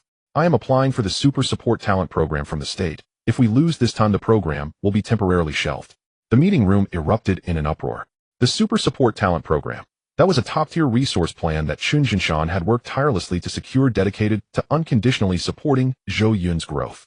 Its value was incalculable. By using this as a wager, Chun Jinshan was indeed putting all his chips on Zhou Yun. Wang Jingyuan looked at him silent for a long time before slowly speaking. Fine. I agree. He picked up a pen and signed the document. Reply to the Eagle Nation, we accept the challenge. Furthermore, raise the stakes. The island reef in the southeast coast that the Eagle Nation illegally occupies originally belongs to Huaxia. If we win, we will reclaim it. Everyone's pupils contracted slightly. Wang Jingyuan was escalating the situation. Yet no one opposed. Because it was Huaxia's territory. Less than an hour after the message was sent, the Eagle Nation responded, agreed. The rules of the competition are as follows. Each side sends out 11 people with 11 matches. The side with 6 victories wins. Age limit under 20. Time 2 days later. Location Changming City Tianshu Headquarters Martial Arts Arena. When the news returned to the meeting room, everyone's expressions became grave. 2 days later. The time was too tight. Chun Jinshan stood up and looked at everyone present. 2 days later we meet in Changming City. He said nothing more and turned to stride out of the meeting room. Wang Jingyuan watched his back and whispered, Jinshan, you better be right. Changming City Tianshu Headquarters. As soon as the news reached the entire headquarters exploded. Han Wei stood on the training ground holding the document he had just received, his face ashen. 2 days later. Under 20. 11 matches. His voice grew increasingly louder. Who the hell agreed to this? No one dared to answer. Han Wei threw the document to the ground and cursed those old geezers sitting in the Beijing office. Just move their lips and expect us to go die. What can we prepare in 2 days? The opponent's elites have trained for at least several years while our group hasn't even had. Zhao Ming stood in the line, his expression equally grim. 2 days later. He subconsciously glanced at the bench by the training ground. Zhou Yun sat there drinking water, his expression calm, as if nothing had happened. Han Wei also saw Zhou Yun and walked over. Zhou Yun, what do you think of this matter? Zhou Yun put down the water bottle, looked up at Han Wei. Instructor Han, may I ask a question? Go ahead. What is the approximate level of the opponent? Han Wei was taken aback for a moment, then thought for a while. At least starting from level 10 core members might be above level 15. Zhou Yun nodded, as if calculating something in his mind, then said 2 words. Can fight. Han Wei thought he had misheard. What did you say? I said can fight. Zhou Yun stood up, brushed off the dust from his pants. 2 days is enough. Soon after, Zhou Yun walked to the front of the line, his gaze sweeping over each person. Zhao Ming looked at him, and the unease in his eyes gradually dissipated. It was not because he believed Zhou Yun's words, but because Zhou Yun's expression was too calm. That calmness was not feigned. He truly felt there was nothing to fear. Elder brother, how should we fight? Zhao Ming was the first to speak. Yeah, Captain, whatever you say, well, do it. Lu Xiaoyong said nothing, but he had already drawn the Qiyuan from its sheath, the dark red patterns on the blade shimmering in the sunlight. He licked his lips, his eyes brimming with combat intent. Zhou Yun looked at the group and nodded. Then let's begin. The next 2 days were ones that everyone would remember for the rest of their lives. Zhou Yun hardly closed his eyes. He first called up his attribute panel, glancing at the level 30 job change task. Job change task: Dream Weaver Dream Master task requirements. Within 2 days provide dream fulfillment. Enhancements for 10 different level or above vocational masters. 0102 days, 10 people, just enough to correspond to the upcoming 11 competitions. The cooldown time for the dream fulfillment skill is 3 hours, allowing for a maximum of 8 uses in 1 day. 16 uses over 2 days would be sufficient to complete the job change task and enhance everyone. Zhou Yun closed the panel and walked up to Zhao Ming. Zhao Ming was momentarily stunned. Elder brother. Zhou Yun did not waste words. He reached out and placed his hand on Zhao Ming's shoulder. Dream fulfillment activated. Target Zhao Ming. Random attribute increase, strength 30. Self-strength, 900,930. A warm energy surged from Zhou Yun's palm into Zhao Ming's body, causing him to shudder, feeling something taking root deep within his muscles. He widened his eyes, pulling up his attribute panel for a look, his mouth instantly forming an O shape. 30 points. My strength increased by 30 points. Permanently. The training ground erupted in excitement. 30 points. An increase of 30 points at once. Permanent. Is this really? Zhao Ming, are you sure you didn't misread? Zhao Ming glanced at the panel again, confirming several times, then looked up at Zhou Yun, his mouth agape, unable to utter a single word. Lu Xiaoyong grinned beside him, wearing an expression of, I told you so. You all are just realizing my brother Zhou's capabilities now. Zhou Yun ignored the discussions around him. In the following time, every 3 hours he would walk up to the next person, raise his hand, and provide enhancements. The third, fourth, fifth. With each enhancement, Zhou Yun's own attributes were also increasing in sync. His strength jumped from 900 upward. 930, 960, 990, E1020. On the training ground, everyone was training frantically. It wasn't due to Han Wei's pressure, it was their own desire not to let Zhou Yun's efforts go to waste. Zhao Ming's sword technique became increasingly swift, each strike accompanied by the sound of wind. Su Yang's punches grew fiercer, each blow striking the metal target with a resounding thud. Lu Ziyang's knife techniques became more ferocious, the dark red patterns on the Qiyuan glowing like flames with each slash. Give it your all. Lu Ziyang's voice boomed on the training ground. Captain Zhou hasn't slept for 2 days. Do you think you can repay him like this? No one answered, but everyone's movements became even more vigorous. Sweat splattered, the sound of fists pounding against the targets echoed like war drums. Zhao Ming gritted his teeth, slicing one sword strike after another. His eyes were somewhat red, not from exhaustion, but because after Zhou Yun had finished enhancing him and turned to the next person, he noticed Zhou Yun's eyelids struggling to stay open. This boy, a year younger than him, had gone 2 days without sleep, enhancing their abilities. Yet just days ago, Zhao Ming had been speaking ill of Zhou Yun behind his back. Damn it. Zhao Ming cursed, gripping the sword hilt tighter, striking even harder. It was 2 in the morning. The lights on the training ground were still bright. Zhou Yun leaned against a pillar, holding a bottle of water, his eyes half closed and half open. He had already enhanced 9 people. Only 1 more remained to complete the job change task. However, only an hour had passed since the 9th person was enhanced, and the cooldown time had yet to expire. He closed his eyes, silently counting the time. Su Yang walked over from the training ground. Seeing Zhou Yun leaning against the pillar, he thought he had fallen asleep, so he stepped lightly, intending to place the water beside him. I am not asleep. Zhou Yun's voice rang out slightly hoarse. Su Yang was startled, his hand shaking, nearly dropping the water. Captain, you should go rest now. Just 1 more to go, Zhou Yun replied. They'll rest after this one. Su Yang opened his mouth to say something, but seeing the stubbornness hidden in Zhou Yun's half-closed eyes, that was not fatigue, it was the determination to shoulder everyone's burdens. He chose not to persuade him further, placing the water beside Zhou Yun, and turned back to the training ground. After taking a few steps, he stopped, not looking back as he spoke. Captain, 2 days from now, I, Su Yang, will risk my life for this. Zhou Yun did not respond, but the corners of his mouth curled slightly. At 4 in the morning, Zhou Yun opened his eyes. The numbers in the strength column of his attribute panel were fluctuating, not because of enhancements, but due to the attribute synchronization after completing the 9th enhancement. Strength, 1,380. Mana, 4,900. Health, 2,900. His attributes had far surpassed any vocational master of the same level, but he did not care about these.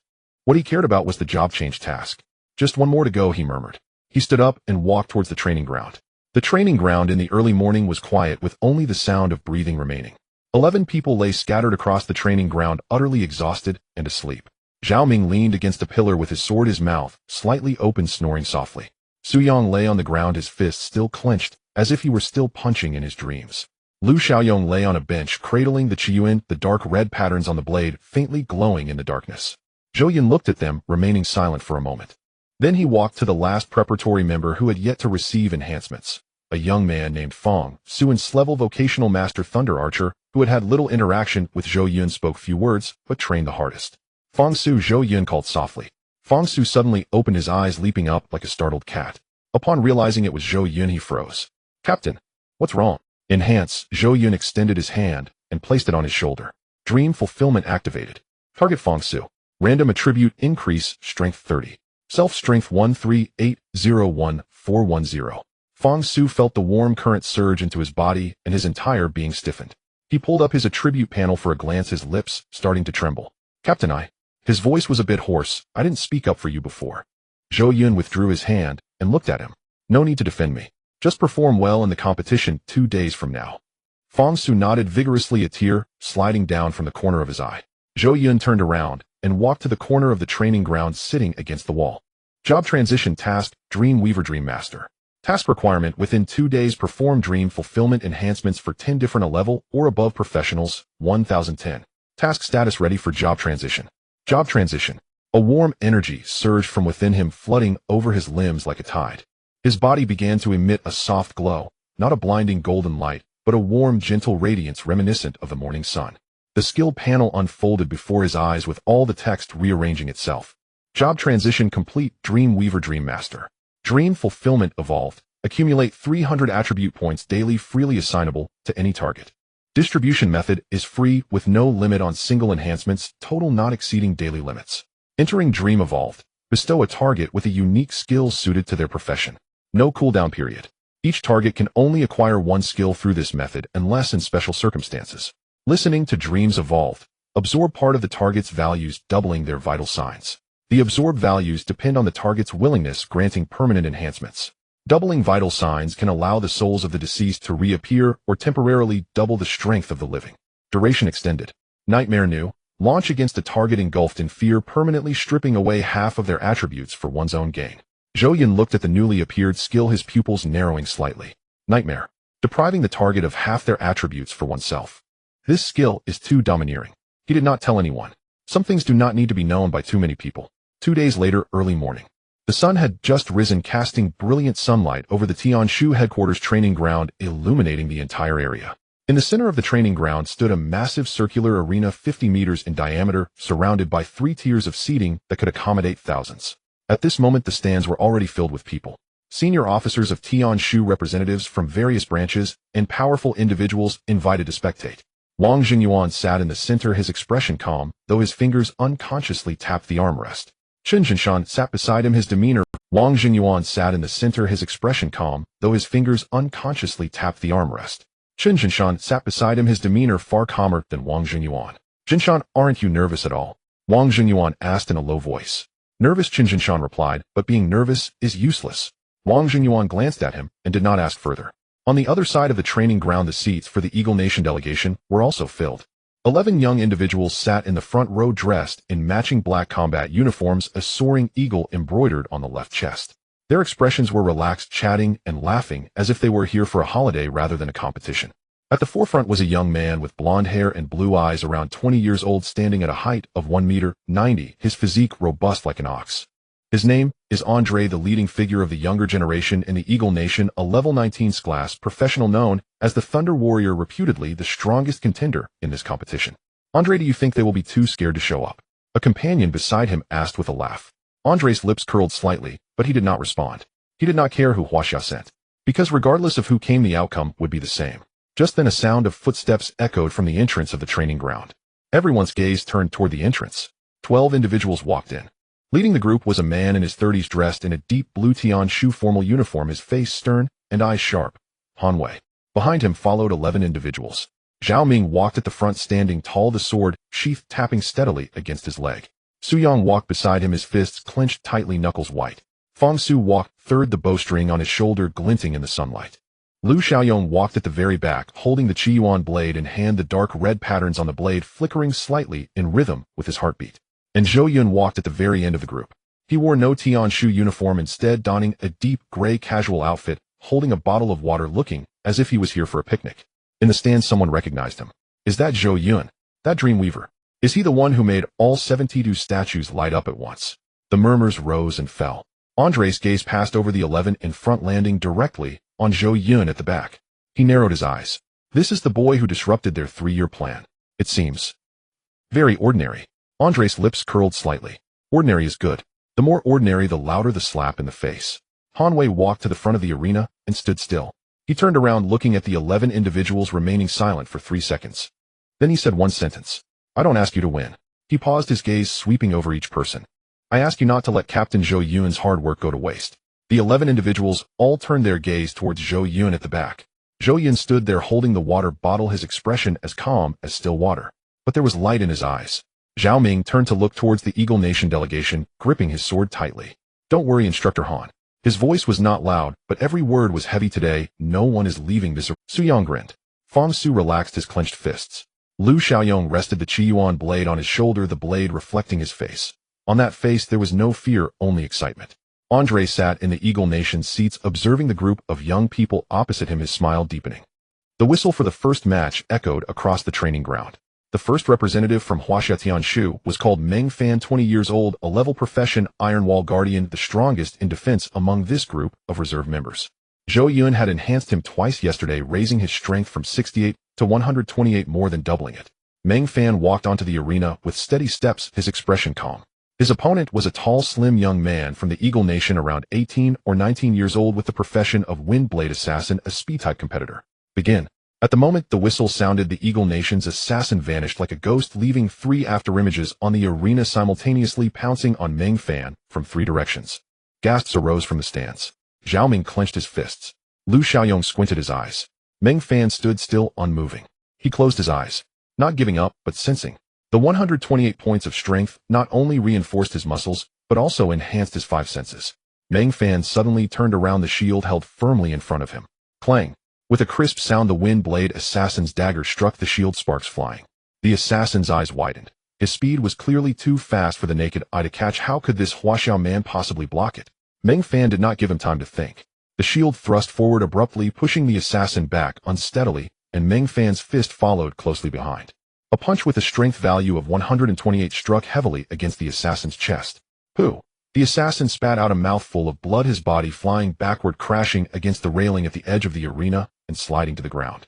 The crowd erupted in an uproar. It was too fast. From the moment the assassin attacked to being sent flying, it took less than 5 seconds. There was a dead silence from the Eagle Nation delegation's seats. They had thought the first match would be a crushing victory. After all, their assassin was an elite, carefully selected level 8, a speedster specifically designed to counter the clumsy defensive classes of Huaxia, but to be knocked away by a single punch.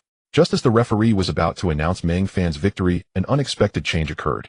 The assassin on the ground suddenly opened his eyes, raised his right hand, and 3 cold gleams shot out from his sleeve, heading straight for Meng Fan's face. Hidden weapons. Meng Fan's reaction was already very quick. The shield instantly moved up to block 2 of them. But the third one grazed his shoulder, leaving a cut, and blood immediately flowed out. Despicable! Lu Xiaoyong shouted angrily, the Qiyuan knife already drawn, its dark red blade glinting with murderous intent under the sunlight. Zhao Ming's fist clenched tightly, creaking. The Huaxiao audience in the stands was incensed, lost, and still sneak attacking. Is this the best the Eagle Nation can do? The referee's face was also grim. He was about to announce the disqualification of the Eagle Nation contestant, but the leader of the Eagle Nation delegation stood up, hands spread in innocence. The match is not over. My contestant merely counterattacked at the last moment. This is allowed by the rules. Nonsense. Han Wei's voice exploded in the arena. Is a sneak attack called a counterattack? But the rules indeed did not explicitly state that hidden weapons could not be used. Meng Fan covered the wound on his shoulder, his face pale. The cut was not deep, but it was obvious that something had been applied to the blade. Not poison, but a paralyzing agent. His right arm was already starting to go numb. The referee gritted his teeth and declared, the first match goes to the Eagle Nation. The crowd erupted in an uproar. Unfair. Zhao Ming rushed to the edge of the arena. He clearly lost. Exactly. What kind of skill is sneak attacking? The leader of the Eagle Nation delegation wore a smug smile, watching the furious reaction from Huaxia like it was a good show. In the stands, several conservative old generals shook their heads and sighed. I've said long ago that these kids shouldn't have been sent into the arena. A look, they lost in the first match and were ambushed. Isn't that embarrassing? Zhen Shan has misjudged this time. No matter how strong Zhou Yun is, he can't carry a group of newcomers. Chen Jinshan sat in the VIP seats, his expression grim. He heard those discussions, but did not refute them. His gaze passed through the crowd and landed on Zhou Yun. Zhou Yun stood in the contestant area looking calm. Chen Jinshan saw Zhou Yun tending to Meng Fan's wound. His movements were gentle, as if bandaging an injured brother rather than a teammate who had lost a match and put the entire team in a passive situation. Captain, I'm sorry. Meng Fan's voice was a bit hoarse. I didn't guard against his hidden weapon. Zhou Yun shook his head. It's not your fault. He lost the match and lost his dignity. You lost with honor. Meng Fan's eyes turned red. Zhou Yun tied the bandage, stood up, turned, and looked at the remaining 10 people. Losing the first match doesn't matter. His voice was not loud, but everyone could hear. The remaining 10 matches, we just need to win them all back. The 10 people looked at him, no one spoke. But their expressions changed, from anger to calm, from panic to determination. Captain, I'll take the second match. Su Yang stepped forward. Zhou Yun looked at him and nodded. Then he extended his hand, placing it on Su Yang's shoulder. Dream entry activated. Target Su Yang. Compatible profession, a level profession. Flame Fist Master. Bestowed skill. Flame Burst Fist. Concentrates the power of flames into the fist. The explosive heat at the moment is enough to melt steel. The power is proportional to the strength value. Cooldown time is 10 minutes. A stream of golden light surged from Zhou Yun's fingertips, entering Su Yang's brow. Su Yang's body jolted violently, feeling something explode deep within his consciousness. He pulled up the skill panel and saw the brand new skill name, his pupils contracting sharply. But that wasn't the end. Zhou Yun's hand did not leave. He activated the skill again. Listen to dreams activated. Target Su Yang. Absorbing 10 points of strength value. Self-strength 14101-420.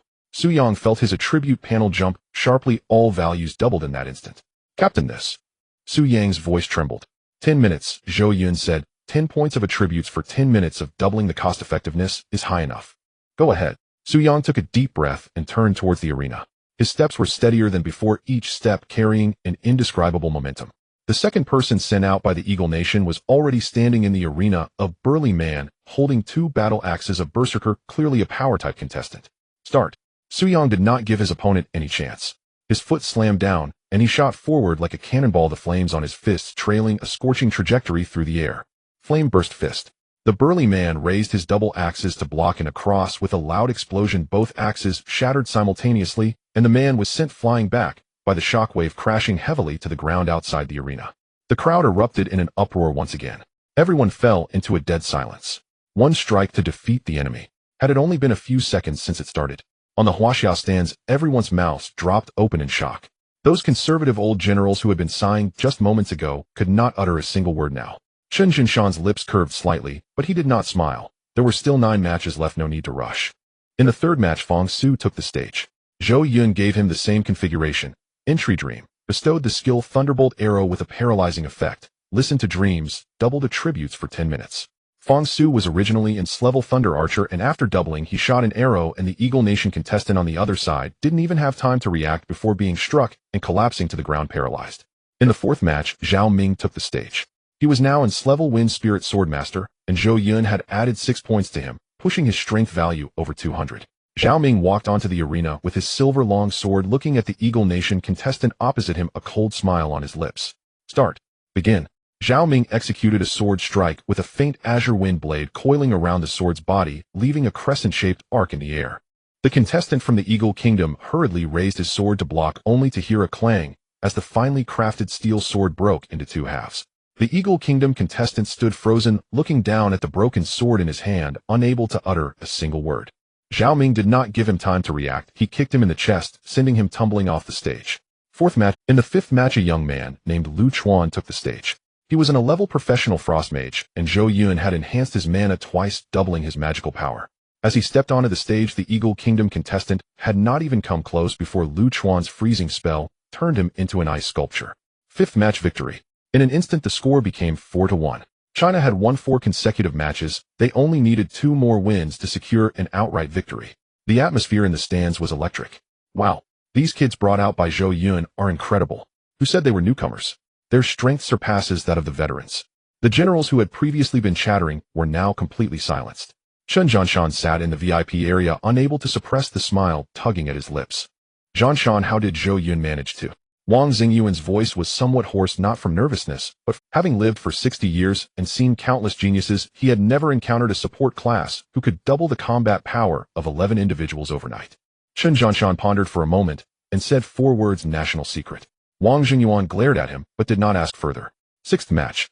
In the Eagle Kingdom delegation section, Andre stood up. He removed his coat, revealing a fitted black combat suit beneath his muscular physique, chiseled like stone. Andre is stepping in personally. Zhao Ming's expression grew serious. Andre, level 19 and S-level professional thunder warrior with a strength value exceeding 300, wielded a near-platinum long spear Thunder Fang. His strength was unmatched among the Eagle Kingdom contestants, even surpassing many of the Chinese instructors present. As he ascended the stage, each step felt like a stomp on everyone's hearts. He glanced around, his gaze finally landing on the Chinese contestant area, a hint of disdain curling his lips. In the fifth match, let me see what you are capable of. His voice was not loud, but through the amplification array on the stage it echoed throughout the entire arena. Lu Xiaoyong looked at Zhou Yun, who shook his head. It wasn't a sign of surrender. He wanted to see just how powerful Andre truly was. Zhou Yun sent out another reserve member, named Song, Yin, an A-level professional diamond body with extremely strong defense. Zhou Yun had enhanced him twice, bringing his strength value to 160. Song Yin stepped onto the stage, took a deep breath, and clenched his fist, a layer of faint golden light enveloping his body. The defensive skill of the diamond body. Begin. Song Yin immediately activated his strongest defensive stance as the faint golden light coalesced into a visibly discernible shield around him. Andre didn't even glance at him. He merely thrust the Thunder Fong spear downwards. With a thunderous roar, the stage shook as a bolt of lightning shot from the spear's tip, striking Song Yin like a silver serpent.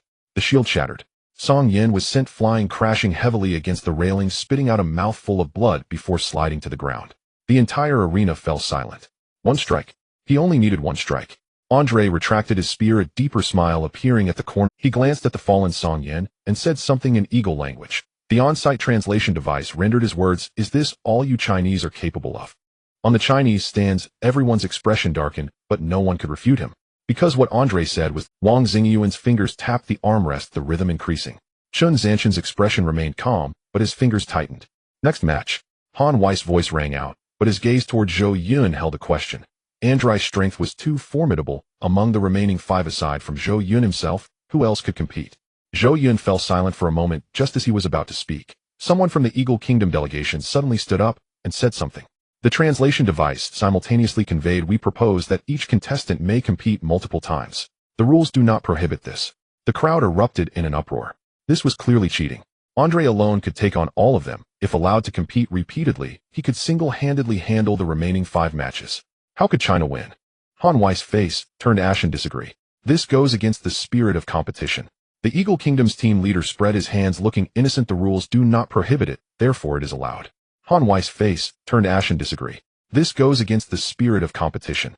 The Eagle Kingdom's team leader spread his hands, looking innocent. The rules do not prohibit it, therefore it is allowed. He turned his head, his gaze cutting through the crowd to settle on Zhou Yun. The two locked eyes in the air.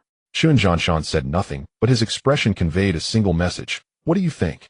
Zhou Yun returned his gaze, silent for 2 seconds, then nodded slightly. Chun Zanshan took a deep breath, stood up, and his voice echoed across the arena. Agree. The crowd erupted in further uproar. Has General Chun lost his mind? Andre alone can break through all of us. How could this be agreed to?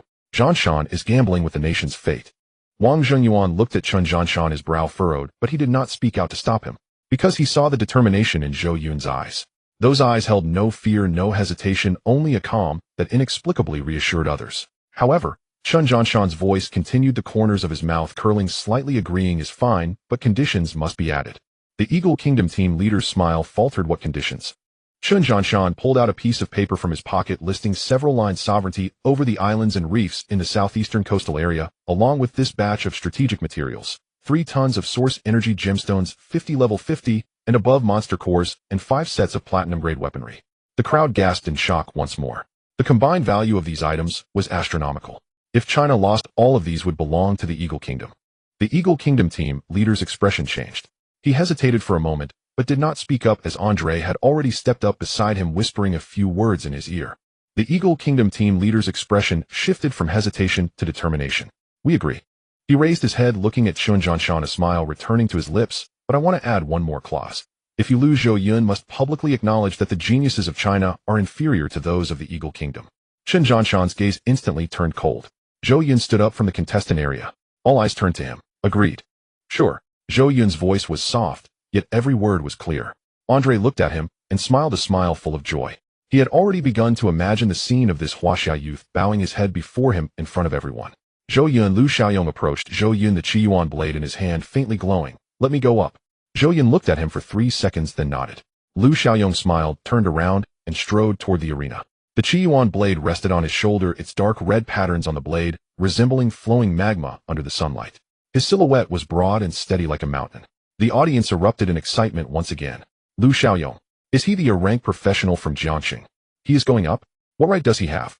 Andre broke through Song Yan's defense with a single strike. Isn't he just going to his death? It's over. This match is definitely lost. Zhao Ming sat in the stands, his face turning pale.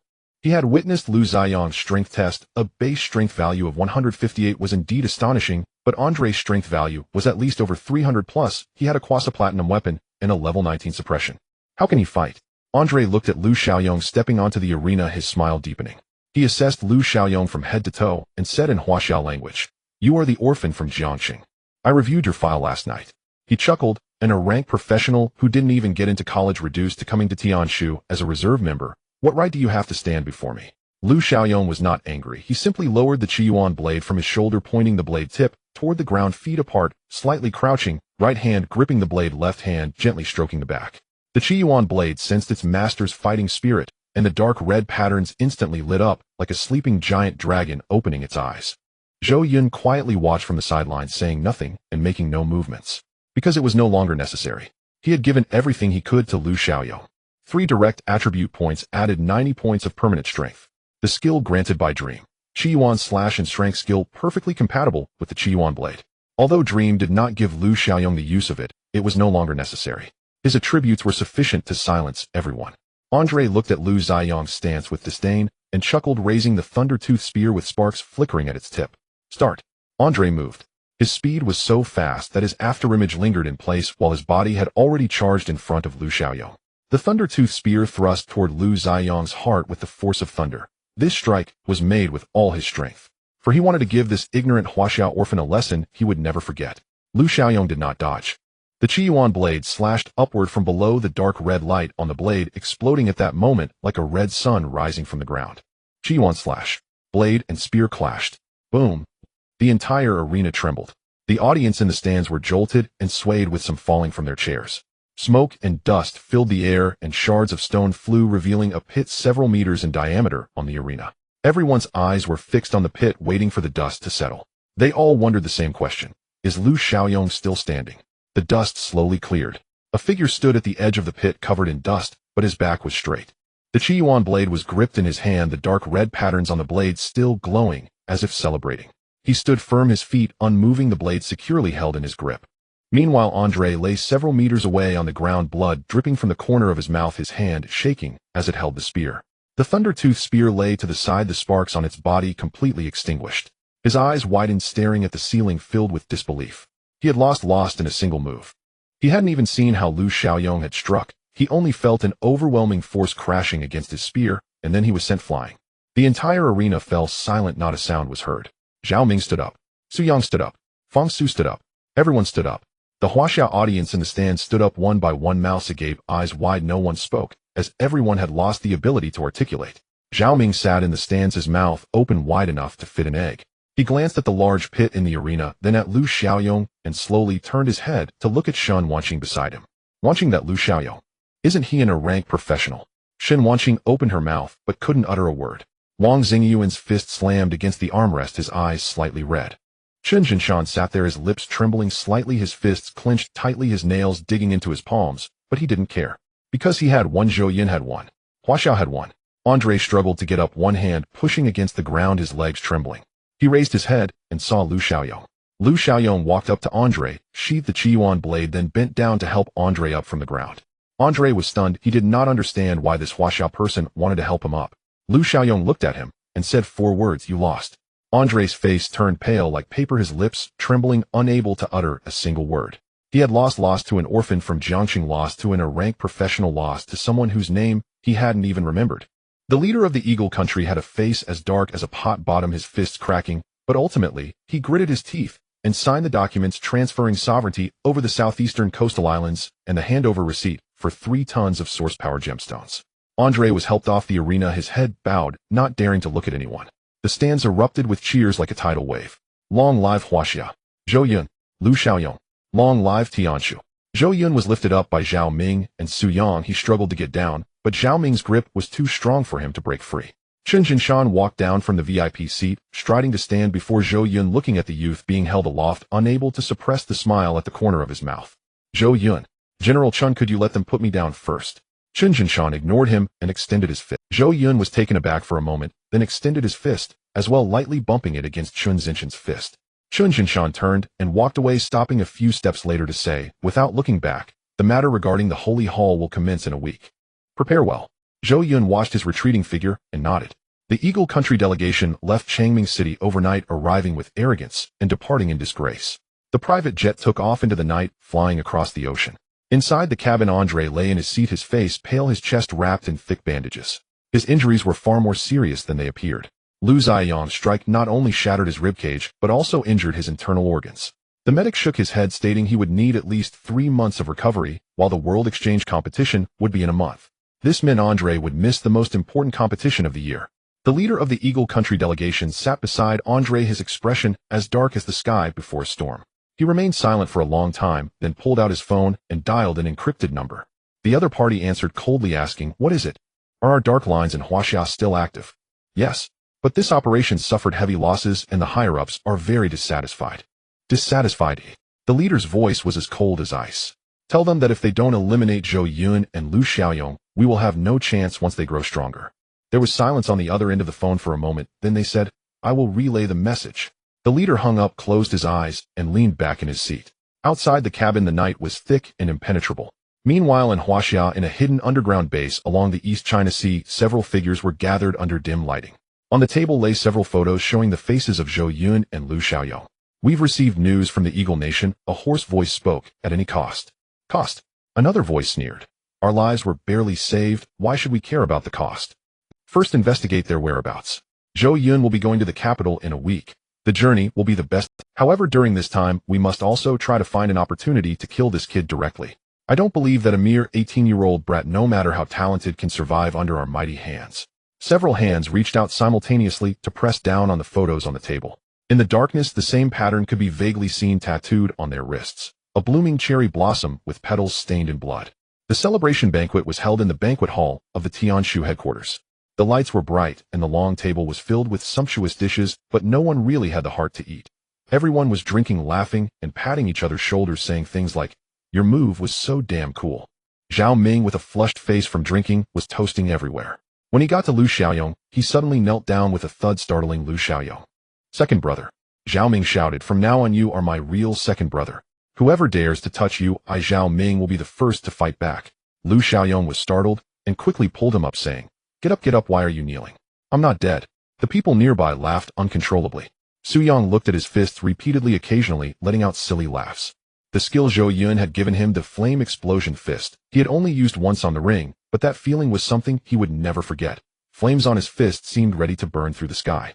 Fong Su sat quietly in a corner, repeatedly rubbing his bowstring.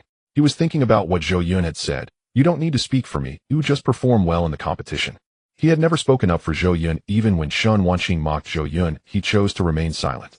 But Zhou Yun did not hold a grudge against him. Not only did he give him a boost, but he also granted him ins-level skill. Fong Zu's eyes turned a bit red. He wanted to go thank Zhou Yun, but Zhou Yun was surrounded by a crowd, and the ones surrounding Zhou Yun were not preparatory members, but several official members of Tianshu, aged around 25 or 6, the kind that walked with an air of confidence in the headquarters. At this moment, they raised their glasses, laughing like a group of salesmen. "Brother Zhou Yun, I have a younger sister, 20 this year, studying at university in the capital, and she's really beautiful. Do you want to meet her?" "What's your sister compared to mine?" "My sister is truly beautiful and level professional, working in the Professional Teacher Association in the capital." "Zhou Yun, would you like to see her photo?" "You all step aside." "Brother Zhou Yun, my cousin is 18 this year, the same age as you, and a level healer, gentle and caring." Lin Shuang passed by with a glass in hand. Upon hearing these words, her footsteps paused for a moment. Her expression remained unchanged, but the glass in her hand made a faint crack sound. That was the sound of glass cracking under pressure. She approached Zhou Yun, expressionlessly slammed the glass down on the table, and clearly said, "Zhou Yun, I have something to tell you." The few people nearby tactfully dispersed. Lin Shuang pulled Zhou Yun to the corridor outside the banquet hall, ensuring there was no one around before speaking. "The demon beast crystal cores approved by the higher-ups are already on their way." Her expression was serious. But there was a problem with the escort team. They encountered a demon beast attack on the way and got held up. The crystal cores couldn't arrive on time. Zhou Yun frowned slightly, asking, "What level of demon beasts?" "Around level 40, and there's more than one." Lin Shuang paused. Although the escort team can contend with them, the casualties are significant, and the delivery of the crystal cores has also been delayed. Zhou Yun remained silent for a moment, then said, "Then I'll go retrieve them." Lin Shuang's expression changed. Her first reaction was to refuse. Zhou Yun was a strategic talent of Tianshu, a key protected target of the country. How could he take such risks? Those were level 40 demon beasts, not something to be trifled with. But looking into Zhou Yun's eyes, the words she wanted to say were swallowed back. In his eyes there was no impulsiveness, no show-off, only a calm and rational determination. "Where's the escort team now?" Zhou Yun asked. Lin Shuang gritted her teeth. "Southeast direction, about a 2-hour drive from here." "Let's go." Lin Shuang hesitated for a moment, but ultimately nodded. But she had made up her mind. If there was danger, she would rather disobey orders than let Zhou Yun get hurt. The car drove out of Changming City, heading towards the mountains in the southeast. Lin Shuang was driving, while Zhou Yun sat in the passenger seat. Outside the window, the trees grew denser, and the light became increasingly dim. Zhou Yun and Lin Shuang suddenly spoke. Moi. When we get there, you stay in the safe area, and don't approach the front line of the battle. Those are level 40 demon beasts, and you're not a combat profession. I know. Zhou Yun interrupted her. I know my limits. Lin Shuang opened her mouth, but didn't persuade him further. But her fingers gripping the steering wheel were tightly clenched. As they neared their destination, the distant sounds of demon beast roars and skill explosions could be heard. The air was filled with a charred smell. Trees along the roadside had fallen, and the ground was pockmarked. Lin Shuang's heart tightened. She parked the car in a relatively safe spot, and before getting out grabbed Zhou Yun's sleeve. Zhou Yun, you are the pillar of the nation, someone the country has put much effort into cultivating. You cannot, Lin Shuang. Zhou Yun looked at her, his voice not loud, but very serious. I am also a member of Huaxia, and even more so a member of Tianshu. It is my duty to face the demon beasts. The dim yellow light of the corridor just illuminated his face. Lin Shuang looked at his profile and suddenly felt as if this young man was radiating light all over. She opened her mouth, but all the words she wanted to say were stuck in her throat, and in the end, she simply let go of her hand. Then be careful. Zhou Yun nodded and strode towards the battlefield. The battlefield was more brutal than Lin Shuang had anticipated. 3 level 40 magical beasts, a boulder-like rock-armored bear, a pitch-black shadow leopard, and a thunder eagle soaring in the air, were besieging an escort team of about 10 members. The escort team members were already covered in wounds, with several unconscious, injured individuals lying on the ground. Their skills and weapons inflicted minimal damage on the 3 magical beasts. The level 40 beasts had tough hides, making ordinary attacks feel like mere tickles. A middle-aged man in a Tianshu uniform stood in front of the injured, holding up a pale golden energy shield. When the rock-armored bear struck down with its massive paw, the shield trembled violently, causing a trickle of blood to escape from the man's lips. Hold on. Reinforcements will arrive soon, he shouted. But he knew it would take at least half an hour for help to arrive, and they probably wouldn't last 10 minutes. At that moment, he saw 2 figures emerging from the woods. A young man and woman. The man wore a dark gray casual outfit, while the woman was dressed casually, but wore a silver Tianshu badge on her left chest. What are 2 young people doing here? The middle-aged man panicked and shouted at them, get back. It's dangerous here. You shouldn't get involved. Zhou Yun did not listen to him. He stood still, closed his eyes, and extended his perception like ripples on water. The life signs of the 3 magical beasts, the attribute values of every member of the escort team, and the condition of the injured, all became clear within his perception. He opened his eyes, extended his hand, and aimed at the middle-aged man holding the energy shield. Dream Listener activated. Target: middle-aged man Zhao Gang, formal member of Tianshu, level 35. Absorbed 15 points of power. His own power 14201,435. Attribute: doubling duration 10 minutes. Zhao Gang's body jolted as a massive surge of power erupted from within him, as if ignited by something. The energy shield he held instantly thickened by double, and when the rock-armored bear struck down again, not only did it fail to break the shield, but it was also forced to retreat 2 steps. Zhao Gang's eyes widened in disbelief as he looked at his own hands. Zhou Yun did not pause, and continuously activated Dream Listener. The 2nd, 3rd, and 4th. Every fighting member of the Tianshu team had a small amount of their attributes extracted, resulting in a 10-minute doubling of all attributes. 10 people each extracting 10 to 15 points caused Zhou Yun's own power, mana, and health to rise simultaneously. Power 14351,500. Mana 4950,5100. Health 2950,3100. But that wasn't all. Zhou Yun activated into the dream.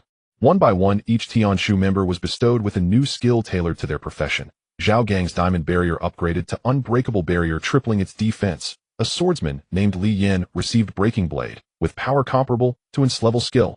A female mage named Sun Mei obtained frozen 1,000 miles, freezing the thunder eagle's wings and causing it to plummet from the sky. What is this? Zhao Gang's voice trembled. A new skill appeared out of nowhere in his skill bar, and unprecedented power surged within his body. Li Yin slashed with his sword, and the sword energy transformed into a silver-white beam, directly severing one of the shadow leopard's hind legs. The shadow leopard cried out in agony and collapsed, blood spraying. Sun Mei's 2nd, frozen 1,000 miles, completely encased the thunder eagle in ice, causing it to crash to the ground, shattering into ice shards. All 3 level 40 magical beasts were killed within 10 minutes. Zhao Gang slumped to the ground, gasping heavily, staring at the young man in the dark gray casual outfit before him, his mouth agape, unable to utter a word.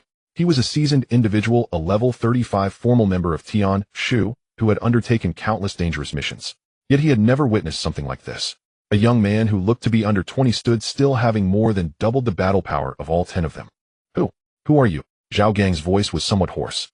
Zhou Yun glanced at him and replied indifferently, I am from Huaxia.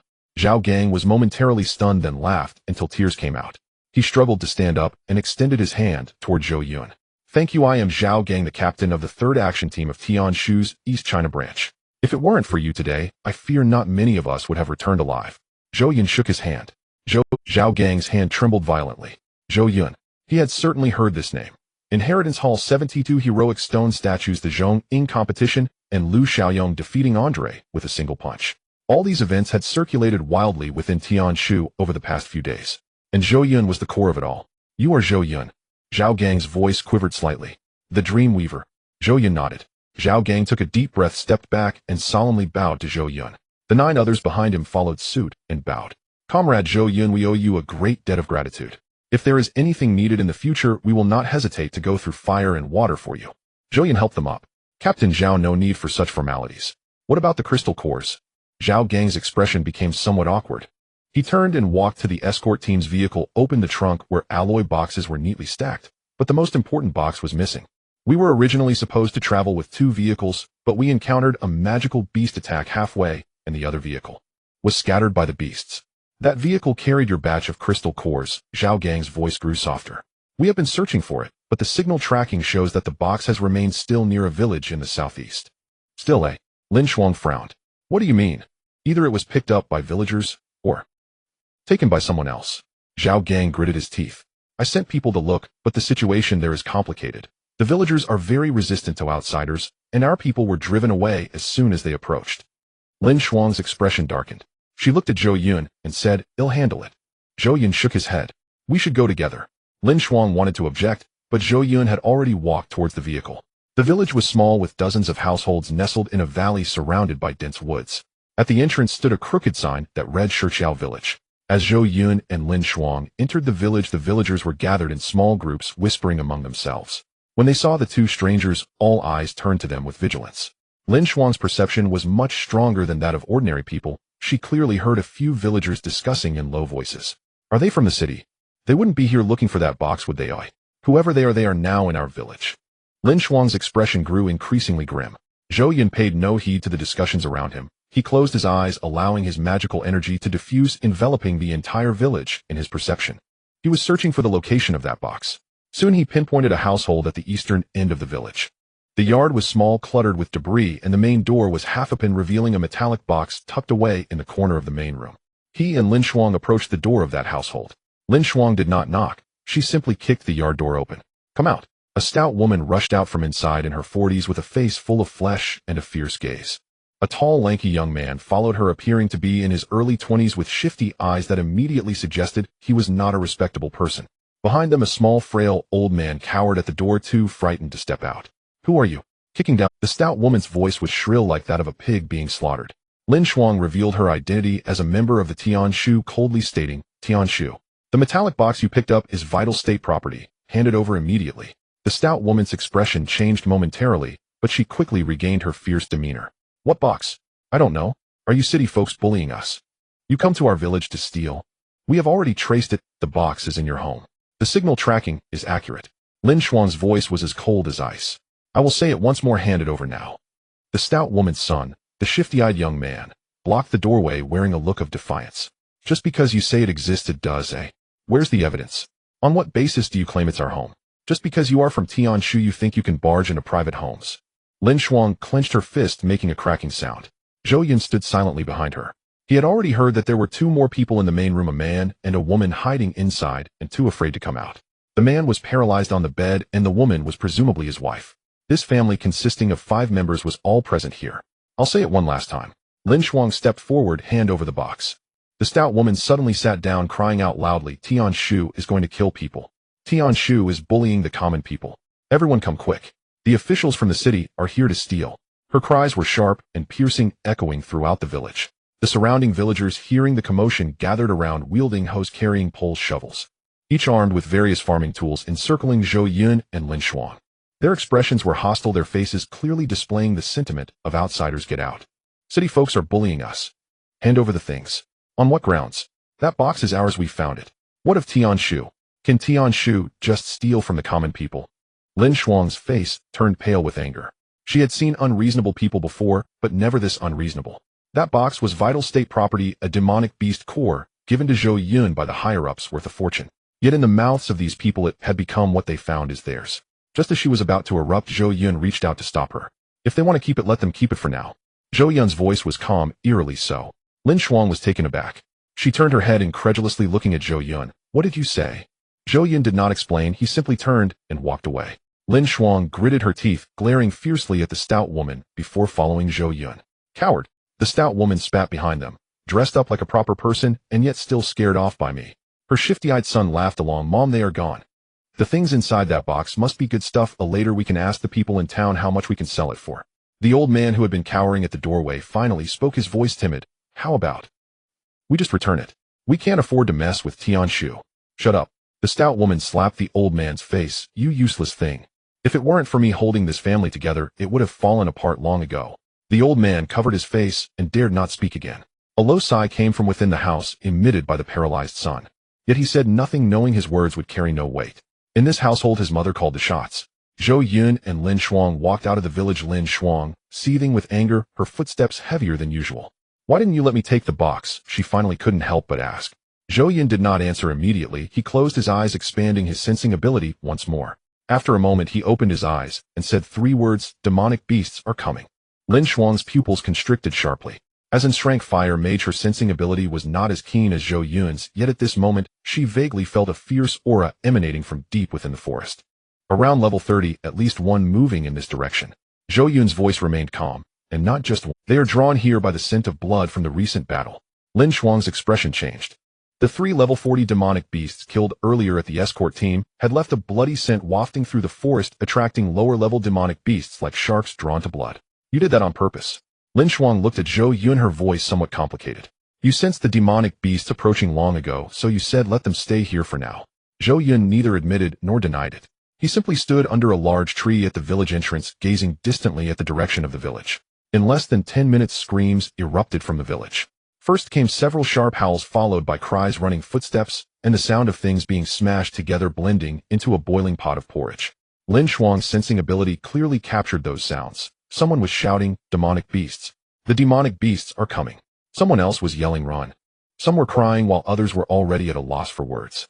She glanced at Zhou Yun, his expression remained unchanged. People were rushing towards the village entrance. The first person to rush out was a young man, his face filled with terror, running faster than a rabbit. Then came the second person, the third. More and more people poured out of the village. Zhou Yun and Lin Shuang stood motionless under the large tree at the village entrance. The first few people who ran out saw Zhou Yun and Lin Shuang, and immediately pounced towards them like they had grasped a lifeline. Help! Help! The demonic beasts have entered the village. Lin Shuang looked at them silent. She recalled how these people had surrounded her with hose earlier, how the stout woman had sat on the ground and made a scene, and the voices shouting about robbing the common people's things. She really wanted to ask them, who is the common people now? But Lin Shuang did not ask, for she felt no need to inquire. She merely stood there, arms crossed, watching them with a blank expression. One villager after another rushed out of the village, fear etched on their faces, each shouting for help. Yet when they saw Zhou Yun and Lin Shuang, the cries for help suddenly grew quieter, because they recognized these two as the city dwellers they had just driven away. The atmosphere became delicate. Some began to regret, others lowered their heads afraid to look at Zhou Yun, while others contemplated fleeing in another direction, because they felt guilty, aware of what they had just done. At that moment, a plump woman rolled out of the village in a panic. Her face was covered in dirt, her hair disheveled, her clothes torn in several places by branches, looking as disheveled as a stray dog. Save me! Save me! She lunged towards Zhou Yun and Lin Shuang, her voice piercingly shrill. The monster is coming to eat people. Aren't you from Tianshu? Aren't you supposed to protect us? Hurry and take action. Lin Shuang glanced at her and coldly replied, where's our stuff? The plump woman's face instantly froze. She opened her mouth, her eyes darting around, then suddenly began to wail again. Do you have no humanity left? Lives are at stake. That box, you can take it. Please save my son. He is still inside. He is paralyzed and cannot escape. I beg you.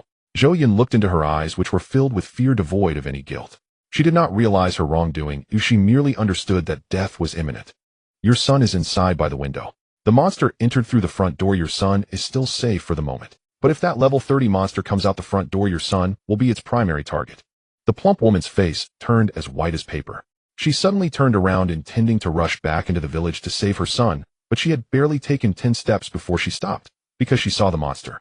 It was a wild boar over 3 meters tall with black bristles standing upright like steel needles, and 2 tusks longer than an adult's arms smeared with blood. It stood in the main road of the village, lowering its head to sniff something. The plump woman felt her legs weaken, collapsing to the ground, trembling all over, unable to even cry. Zhou Yun remained rooted in place, unmoving. He was waiting. More and more villagers gathered at the village entrance, their eyes filled with fear and pleading as they looked at Zhou Yun and Lin Shuang. But not a single person spoke the words, "We will return the box to you," for they were all waiting for someone else to speak first. Lin Shuang looked at the faces of these people, a deep disgust rising in her heart. She finally understood why Zhou Yun remained still, because these people were not worth saving. Their hearts were no better than that of the plump woman. The village chief finally ran out of the village. He was a middle-aged man in his 50s with dark skin, a face full of wrinkles, wearing an old faded shirt. He was not running out on his own. He was being supported by a young man. His legs seemed to be injured, limping as sweat poured down his forehead. The moment he saw Zhou Yun, he froze. You are that young man who fought the monster over. His voice trembled. I remember you, the one who bandaged our injured escort. Zhou Yun glanced at him. This was an old man who, in the face of danger, did not just think of saving himself, but went door to door urging villagers to flee. Unlike the plump woman, unlike his sons. Chief, Zhou Yun nodded. The chief struggled to walk in front of Zhou Yun, deeply bowing and speaking in a hoarse voice. I apologize. It was the widow Wang's family from our village who took your things. I warned them, but they did not listen. I have failed to manage this village. It is my dereliction of duty. He straightened up, looking at the villagers behind him, his voice suddenly growing louder. Listen well. Tian Shu is the protector of our nation. They protect us common folk. While they fight the monsters, you are picking up their belongings without returning them. No one spoke. Where is the box? The chief asked. A few villagers stuttered, pointing towards the east side of the village, the plump woman's home. Go get it. The chief's voice brooked no dissent. A few young villagers exchanged glances, gritted their teeth, and turned to run back into the village. They circumvented the path of the wild boar, climbed over the wall into the plump woman's home, and carried out the alloy box. The box was placed in front of Zhou Yun. The village chief bowed again. The items are returned to you. It is our fault. Do not blame yourselves. Zhou Yun looked at this old man with white hair, silent for a moment, then raised his head to gaze at the wild boar still wandering in the village. Lin Shuang, he said. Lin Shuang stepped forward. Dream entry activated. Target Lin Shuang. Skill granted, Flame Dragon Break. Previously given, skipping this time. Zhou Yun merely gestured with his eyes. Lin Shuang nodded, raising her hands, gathering a ball of searing flames in her palms. Flame Dragon Break. A crimson flame dragon roared from her palm, charging towards the wild boar with a devastating momentum. With a thunderous boom, the wild boar did not even have time to let out a cry before being engulfed by the flames, reduced to a pile of ashes. The villagers stared, wide-eyed, mouths agape, unable to utter a word. That monster which had terrified the entire village did not last even a second against this woman. Everyone breathed a sigh of relief. The plump woman got up from the ground, brushing off the dirt, her fear vanishing in an instant, replaced by a sense of fortunate survival. She glanced at the alloy box that had been carried back, her eyes darting, wanting to say something. Just then the ground, Zhou Yun's pupils contracted slightly. His senses caught something. Something was beneath the ground. Step back. His voice was soft, but everyone heard it. Before the villagers could react, the ground suddenly split open, and a gigantic tentacle shot out from below, precisely wrapping around the plump woman's waist. Oh! The plump woman's scream tore through the air. The tentacle tightened violently, and her voice abruptly ceased, because her chest had already been crushed. The tentacle dragged her underground, disappearing into the crevice. The entire process took less than 3 seconds. Everyone was dumbfounded. No one reacted, no one could react. A dull chewing sound came from the crevice, then it fell utterly silent. A muffled chewing sound came from the crack, then it fell completely silent. Zhou Yun's perception extended deep underground, and he clearly saw the beast, a level 30 sandworm, massive in size, hiding several meters beneath the ground. It had just ambushed the plump woman while everyone was distracted. The sandworm did not leave, it was waiting for its next prey.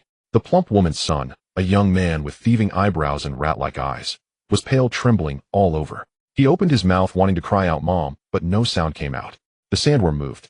The crack opened again, and another tentacle wrapped around the leg of the plump woman's husband. The frail old man did not even have time to shout before being dragged underground. A few seconds later, that tentacle reached out again, this time towards the inner room. The son, lying on the bed, let out a desperate wail, then the sound stopped. 3 screams, 3 lives. The plump woman's family of 5, 3 dead, 2 disabled. The only ones left alive were the plump woman's elderly father-in-law, the frail old man cowering at the door, who now lay on the ground, his gaze hollow, as he stared at the crack on the ground, his lips trembling, muttering something indistinguishable. The other survivor was her paralyzed son. The village chief knelt on the ground, tears streaming down his face. No one spoke. Zhou Yun looked at the crack, silent. His hand lifted, then fell again. He was enduring. He had thought about taking action, but he told himself, some people are not worth it. Lin Shuang gazed at the crack for a long time, then raised her head to look at Zhou Yun. She opened her mouth, wanting to ask, why don't you take action? But upon seeing Zhou Yun's eyes, she suddenly understood everything. It was not cruelty. It was cause and effect. Zhou Yun turned around, looking at the frail old man, his voice soft. What you found belongs to the nation, not to you. The frail old man looked up at Zhou Yun, his eyes dazed, drooling, unable to utter a single word. Zhou Yun did not look at him again, and turned to leave the village. Lin Shuang, carrying the alloy box, followed behind him. Zhao Gang and the other members of the escort team arrived, and upon seeing the tragic state of the village, and Zhou Yun's expression, no one asked what had happened. Because in Zhou Yun's eyes they saw the answer. As the vehicle drove out of Shiqiao village, Lin Shuang saw, in the rearview mirror, that the frail old man was still sitting in place, motionless. Behind him was the torn ground from the tentacles, and in front of him was the empty yard. Zhou Yun. Lin Shuang spoke. Was it intentional today? Zhou Yun remained silent for a long time before responding with 2 words, not intentional. Lin Shuang did not ask again. She understood that Zhou Yun was telling the truth. He did not deliberately let that family die. He simply chose not to warn them when he knew a beast was coming. There is a distinction. The distinction lies in the fact that the former is murder while the latter is mere observation. The plump woman's family died at the hands of the beast, not by Zhou Yun's hand. Zhou Yun had no obligation to save them. Saving them was kindness, not saving them was his duty. Zhao Gang's escort team brought Zhou Yun and Lin Shuang back to Changming City. Before parting, Zhao Gang held Zhou Yun's hand, his voice somewhat choked. Zhou Yun, about that village incident. I apologize to you on behalf of those villagers. Our Tian Shu is out there risking our lives to protect the nation. We cannot let the common people feel disheartened, but we also cannot allow the unscrupulous to dampen our spirits. Zhou Team Leader, just ensure that batch of crystal cores is delivered to headquarters. Rest assured. This time we will personally escort it, and there will be no mistakes. Zhou Yun turned and walked into the headquarters building. Lin Shuang watched his back, a vague emotion surging in her heart. This youth was more complex than she had imagined, calmer than she had imagined, and fiercer than she had imagined. But his fierceness was never directed at the innocent. She remembered the words he had said on stage. I am an orphan, without parents, without background, with nothing. But she suddenly felt a pang of heartache for him. By the time Zhou Yun and Lin Shuang returned to headquarters, the sky had completely darkened. The lights at the entrance of the headquarters were on, casting a dim glow on the gray walls, creating long shadows. As the two entered the hall, a figure rushed over with large strides. Lu Chun. His expression was grim, not the kind that showed anger, but one filled with fear, worry to the utmost degree. He approached Lin Shuang, his voice very low, but every word struck the ground like stones. Lin Shuang, have you lost your mind? Lin Shuang looked at him, remaining silent. Level 40 beasts, 3 of them. You took Zhou Yun to that kind of place. Lu Chen's voice trembled, not from fear, but from anger. He is a strategic level talent. How many resources has the nation invested in nurturing him? What if something went wrong? Can you bear the responsibility? The more he spoke, the more agitated he became, his voice rising further. You are a formal member of Tian Shu. You are no longer a newcomer. You should know the gravity of the situation. Zhou Yun's life is not just his own, it belongs to the entire nation. Lu Gu. Zhou Yun spoke up. Lu Chan turned to look at him, his lips still trembling. I chose to go myself. Zhou Yun's voice was calm. Lin Shuang tried to stop me. I did not listen. If you want to blame someone, blame me. Lu Chen opened his mouth, wanting to say something, but upon seeing Zhou Yun's calm eyes, the words that were on the tip of his tongue were swallowed back down. At that moment, several more people approached. They were all formal members of Tian Shu, slightly older than Lu Chen, with more stars on their shoulder insignias. Their expressions were not good, and their gazes were fixed intently on Lin Shuang. Lin Shuang, you have indeed gone too far this time. Zhou Yun is not an ordinary member. His safety is paramount. If you cannot protect him, we can replace him. One sentence after another, it felt like a trial. Lin Shuang stood there, her head lowered, silent. Her fists were tightly clenched, her nails digging into her palms, but she did not retort, because she knew they were right. She recalled the image of Zhou Yun standing at the edge of the forest, facing the level 40 beasts. He was so close to the battlefield that she could see every eyelash on his face. If a beast had suddenly turned towards him at that moment, if her reaction had been delayed by a second, if... Lin Shuang closed her eyes, not daring to think any further. It was my fault. Her voice was a bit hoarse. I won't make the same mistake again. The few Tian Shu members exchanged glances, said no more, and turned to leave. Lu Chen sighed, patting Lin Shuang's shoulder, his voice softened a bit. All right, it's good that you know your mistake. As long as Zhou Yun is fine. Lin Shuang, you should go rest now. Lin Shuang shook her head, saying, I'm not tired. Zhou Yun's tone was unyielding. You are tired. Go take a nap. There are things to do tomorrow. Lin Shuang opened her mouth to say something, but seeing Zhou Yun's gaze she finally nodded and turned to leave. After walking a few steps she stopped and said without looking back, Zhou Yun, thank you. Thank for what? Thank you. For not letting me kill you. Zhou Yun watched her silhouette. Lu Chun led Zhou Yun through the long corridor, arriving deep within the headquarters. At the end of the corridor was a heavy metal door secured with 3 lines of defense, a fingerprint lock, an iris lock, and a password lock. After Lu Chun verified all 3 locks, the door slowly opened. The secret room was not large, only about 10 square meters, but the items inside made Zhou Yun's pupils contract slightly. 2 full rows of alloy boxes were neatly arranged on a metal rack. Each box was sealed with a talisman glowing faintly, and the energy waves emitted combined to fill the entire secret room with a sense of oppression. 24 beast crystal cores. Lu Chen's voice was somewhat hoarse. 8 from level 30, 14 from level 40, and 2 from level 45. This is all the stock that Tian Shu can gather. He paused and looked at Zhou Yun. These crystal cores could elevate an ordinary professional to level 50 or 60 even if they start from level 1. But for you, I don't know how many levels you can rise. Zhou Yun did not respond. He approached the first box and pressed his Tian Shu badge against the sealing talisman. The talisman glowed briefly and the box opened automatically. Inside lay a fist-sized crystal core entirely crimson, with flames flowing within emanating a scorching aura. Level 40, the crystal core of a lava python. Zhou Yun picked up the crystal core, holding it in his hand. Energy surged in. His body seemed like a bottomless pit, frantically devouring the energy within the core. 1 core, 2 cores, 3 cores. The level 30 cores were drained in just a few seconds. The level 40 core took no more than a dozen seconds. Zhou Yun's level began to rise. LV 30, LV 31, LV 32, LV 33. Lu Chen stood at the entrance of the secret room, watching Zhou Yun's back, feeling a surge of indescribable emotion. This youth absorbed the level 40 cores faster than he himself absorbed the level 10 cores.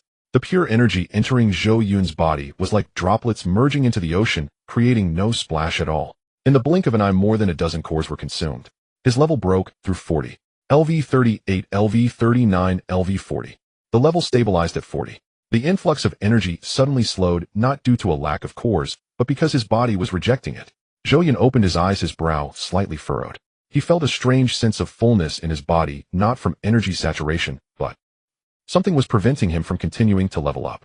He brought up his attribute panel and saw a new task. Domain Awakening Task Description. A domain is a mark of SS level professionals. A very few level professionals have the chance to awaken, usually requiring a level above 70 for a probability of occurrence.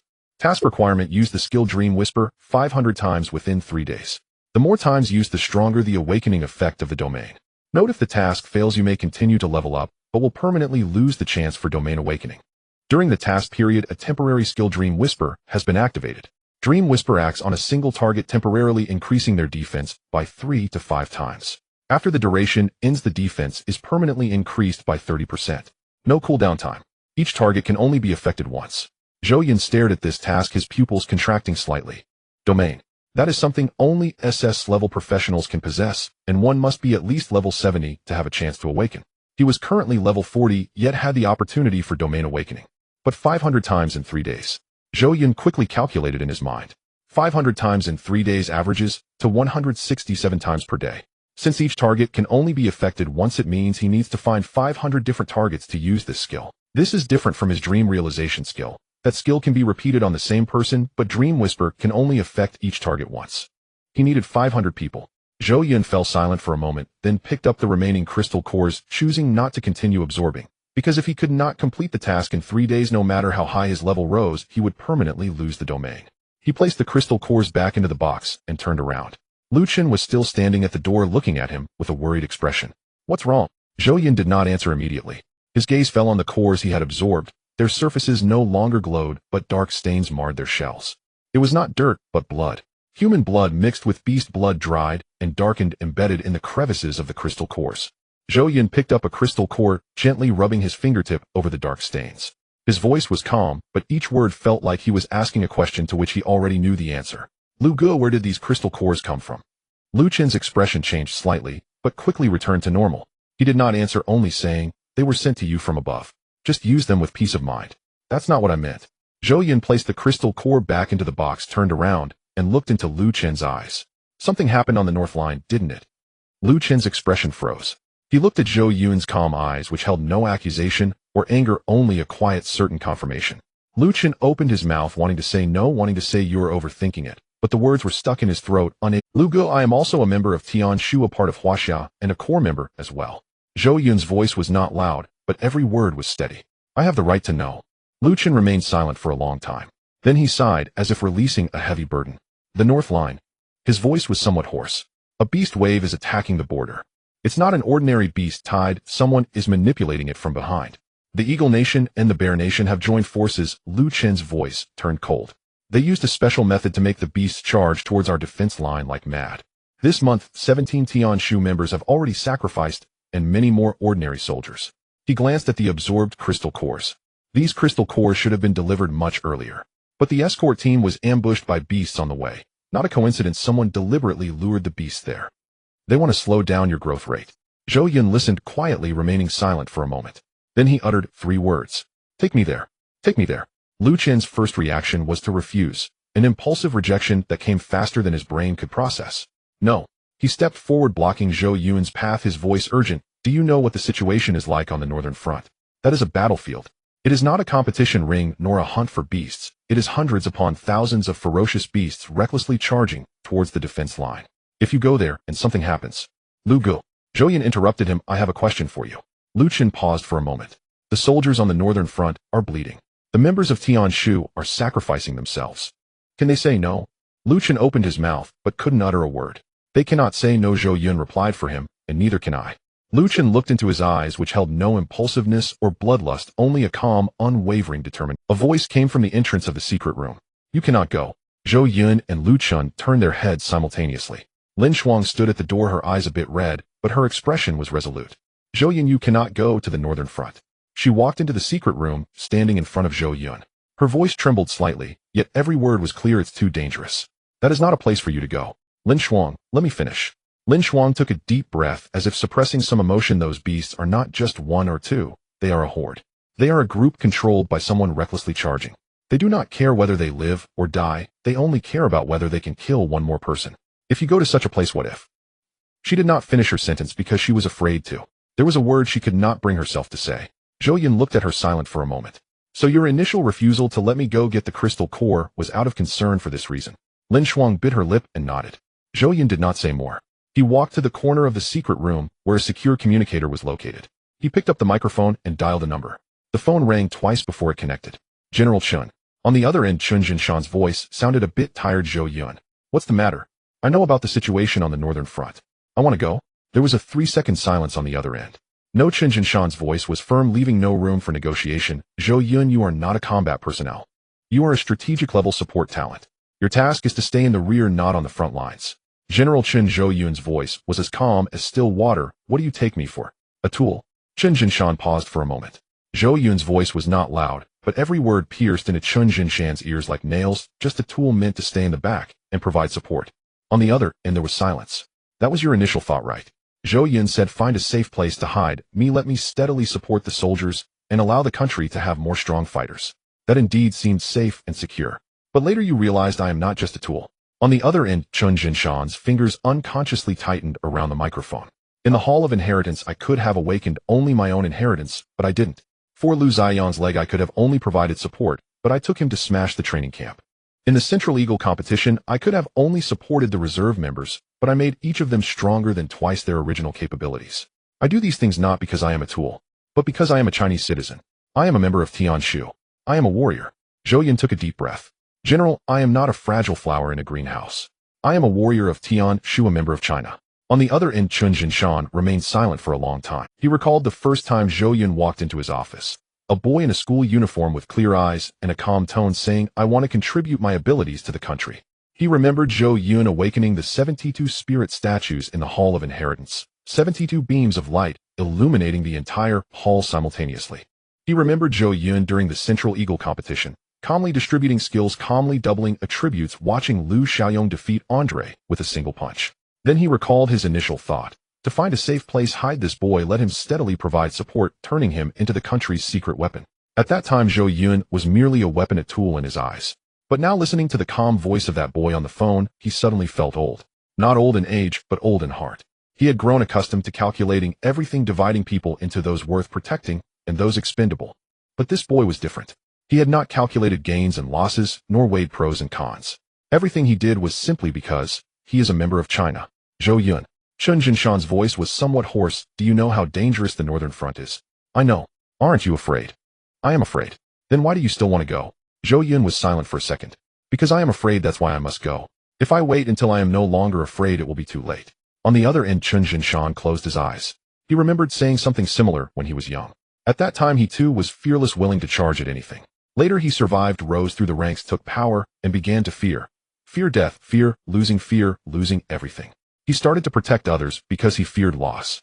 But he forgot that those who are protected can also feel fear.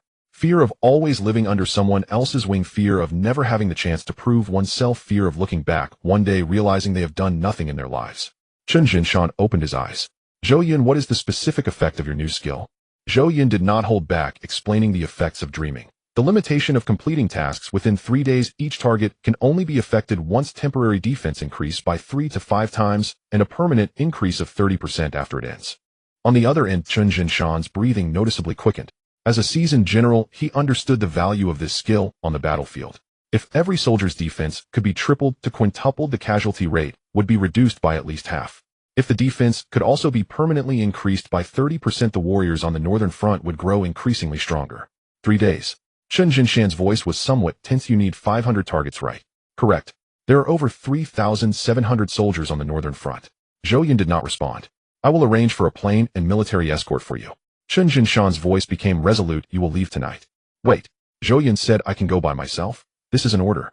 Chen Jinshan's voice left no room for disagreement. You are a strategic level talent, and your safety is the priority. With military escort, you can provide support on site when you arrive at the northern front. This is the minimum condition I can agree to. Zhou Yun fell silent for a moment. All right. Zhou Yun. Chen Jinshan's voice suddenly softened. Come back alive. Zhou Yun did not respond and hung up the phone. He placed the receiver back, turning around. Lu Chun and Lin Shuang stood at the door of the secret room watching him. No one spoke. They all knew that from this moment on nothing could stop him. In the deep of night, at the military airfield of Changming City, a military transport aircraft was parked on the runway, its engines already warmed up, the propellers slowly spinning in the night. 3 armored vehicles were stationed on the runway with soldiers fully armed and solemn expressions. Zhou Yun, wearing a Tianshu combat uniform, stood before the boarding ladder. Lin Shuang stood beside him carrying a tactical backpack. She did not ask if she could go with him, as she already knew. Lu Chen stood at the bottom of the boarding ladder looking at Zhou Yun in silence for a long while before extending his hand. Come back alive. Zhou Yun grasped his hand. Wait for me to return, and I'll give you a boost. Lu Chen was taken aback for a moment, then smiled, his eyes turning red. All right, I'll be waiting. Zhou Yun turned and ascended the boarding ladder. Lin Shuang followed closely behind him. The cabin door closed, the engines roared, and the plane taxied down the runway, accelerating and taking off. In the night, the transport aircraft resembled a giant bird carrying Zhou Yun towards the north. Inside the plane, Zhou Yun leaned against the cabin wall and closed his eyes. He thought of the soldiers on the northern front. They did not know who he was, did not know what abilities he possessed, and did not even know he had come. They were simply bleeding, sacrificing. Lu Chen's words were still ringing in his ears. The soldiers on the northern front are bleeding, members of Tianshu are sacrificing. This month, 17 members of Tianshu. What about last month? What about next month? If he could complete his field task sooner, if he could reach the northern front sooner, if he could give every soldier a boost of Dream Whisper, could those sacrifices have been avoided? Zhou Yun clenched his fists, not answering himself. For the answer was too cruel. The northern front. The transport aircraft landed at the front line airfield when the sky was still dark. In the weather of August and September, while the southern region was still in short-sleeved, snow had already begun to fall here. The snowflakes were not large but fine and fragmented, whipped by the wind and striking his face like knives. Zhou Yun descended the boarding ladder, a bone-chilling cold wind hitting him face in. Lin Shuang followed behind him, raising her collar. Several military green trucks were parked on the runway, their bodies worn and weathered by sand. In the distance lay the rolling mountains, their peaks covered in white snow, while the lower slopes were a desolate yellow. Further away, the faint sounds of beast roars could be heard. It was not the sound of 1 or 2 beasts, but the mix of hundreds and thousands of voices, like distant thunder weighing heavily on everyone's hearts. The person in charge of the military camp was already waiting on the runway. His name was Han Weigua, in his 40s, with 2 stripes and 4 stars on his shoulder epaulets. Colonel rank. A long scar ran across his face, stretching from his forehead down to his cheekbone, left by the claws of a beast. His gaze was sharp, the kind honed on the battlefield, able to see through a person at a glance. Comrade Zhou Yun, Han Weiguo extended his hand, his voice steady. Welcome to the Northern Front. Zhou Yun shook his hand. That hand was rough, calloused, and the knuckles were thick, resembling an iron clamp. These were the marks left by years of wielding knives and guns. Colonel Han, thank you for your hard work. Han Weiguo shook his head, his gaze drifting past Zhou Yun to the 3 armored vehicles behind him. General Chun is too courteous. Although the Northern Front is dangerous, it hasn't reached the level requiring armored vehicle escort. Zhou Yun sensed the implication in his words. He was not grateful, but rather felt that Zhou Yun was making a fuss over nothing. He thought Zhou Yun was afraid of death, that his coming to the Northern Front was merely a formality, a way to gild his resume. He did not explain. Han Weiguo led Zhou Yun and Lin Shuang into the military camp. The military camp was not large, built against the mountains with tents and simple wooden houses mixed together, the ground covered in gravel trampled into pits.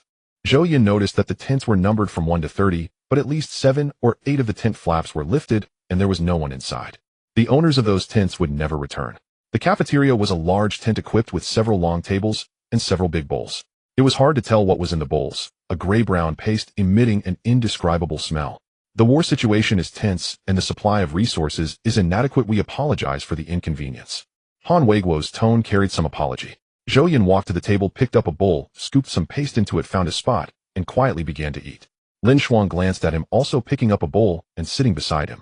Several soldiers nearby were holding their bowls and eating, their gazes scrutinizing Zhou Yun and Lin Shuang. One muttered softly, "Is this the one from the capital? Quite the show, 3 armored vehicles for escort. I heard he is a core member of Tian Shu, a strategic level talent." Another voice was even softer, but Zhou Yun heard it. "Strategic level? He looks younger than me. Just here for a gilded resume, isn't it? Those from the capital, which one isn't like this? Better to leave in 2 days. Good riddance, saves us the trouble."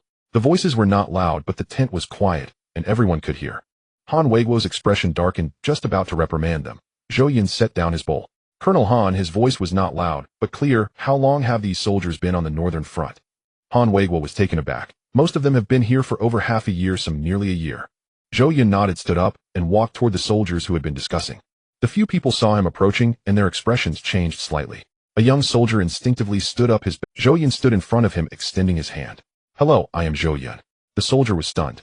He expected Zhou Yun to get angry, to report him to Han Weiguo, to have the soldiers from the armored vehicles teach them a lesson. But Zhou Yun did not. He simply extended his hand, forgetting the so-called strategic level talent status, and spoke like an ordinary person, saying hello.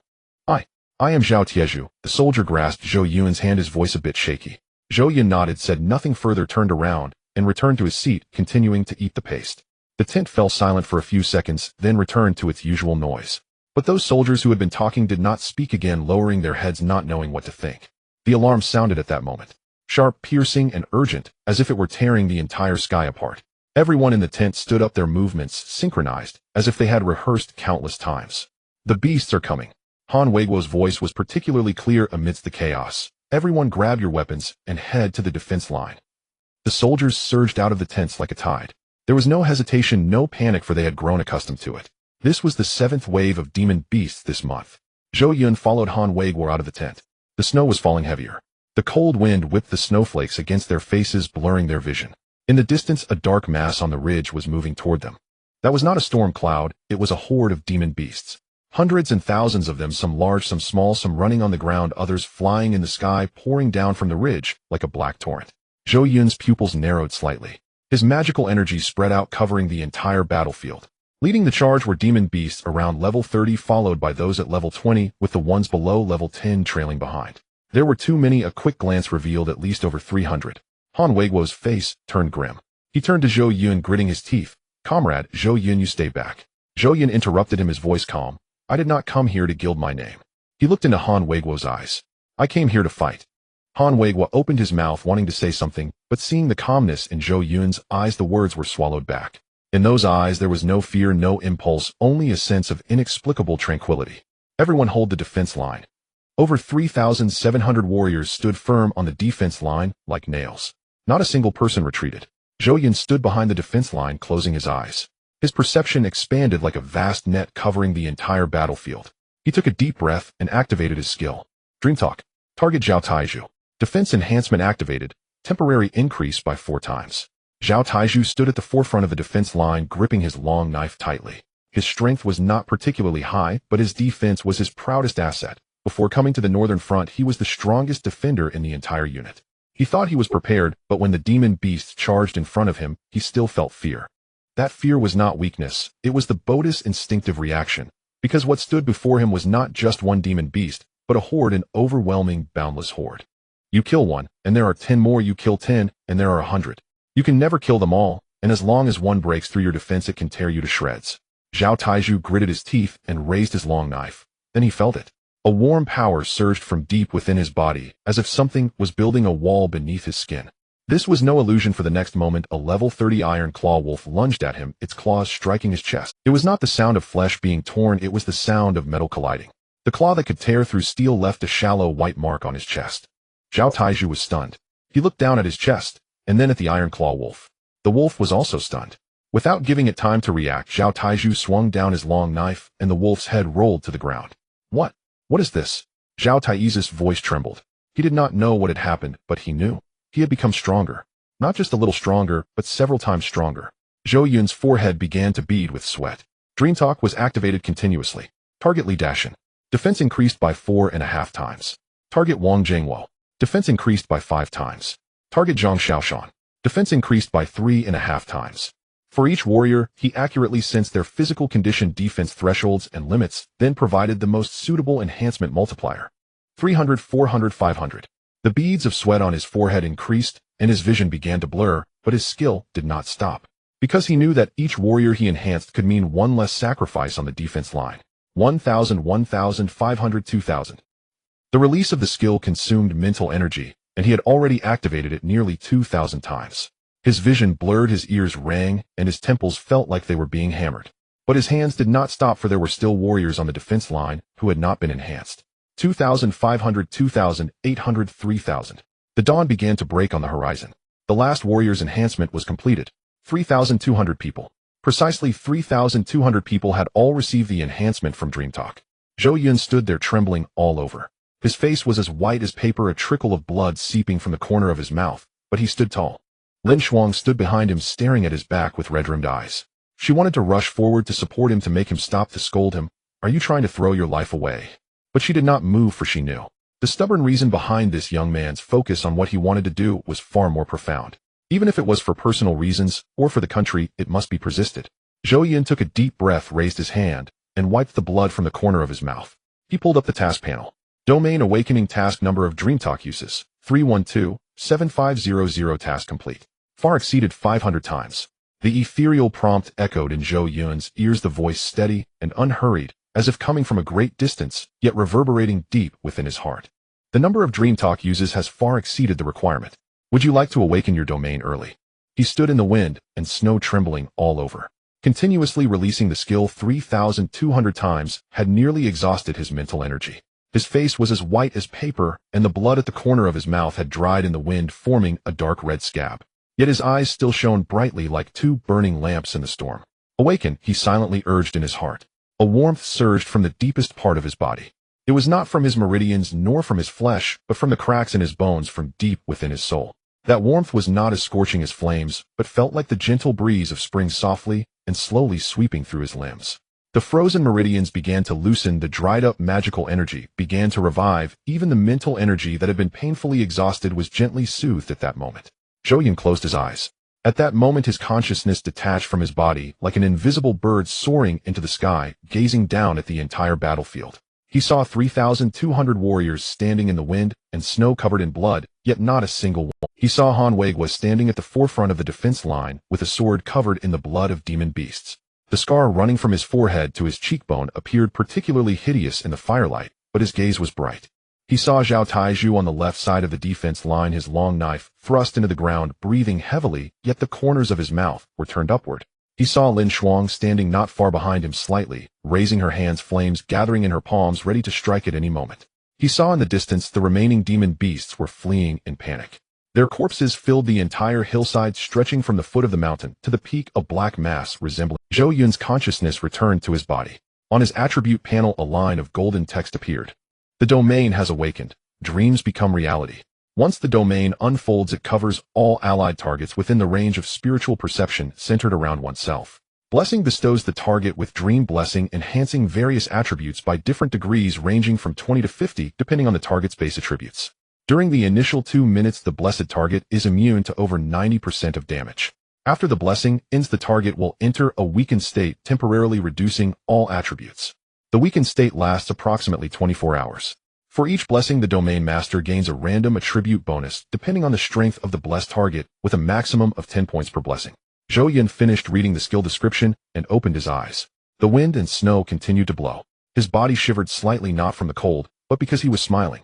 It was not a loud, triumphant laugh, but a quiet, determined smile, one that signified he had finally waited long enough. He turned to look at Han Weiguo. Colonel Han. Han Weiguo was crouched on the ground, gasping for breath. 3,200 people, 0 casualties. This was the most beautiful battle he had fought since coming to the Northern Front. No, it should be said, this was the most beautiful battle since the war began on the Northern Front. He raised his head to look at Zhou Yun.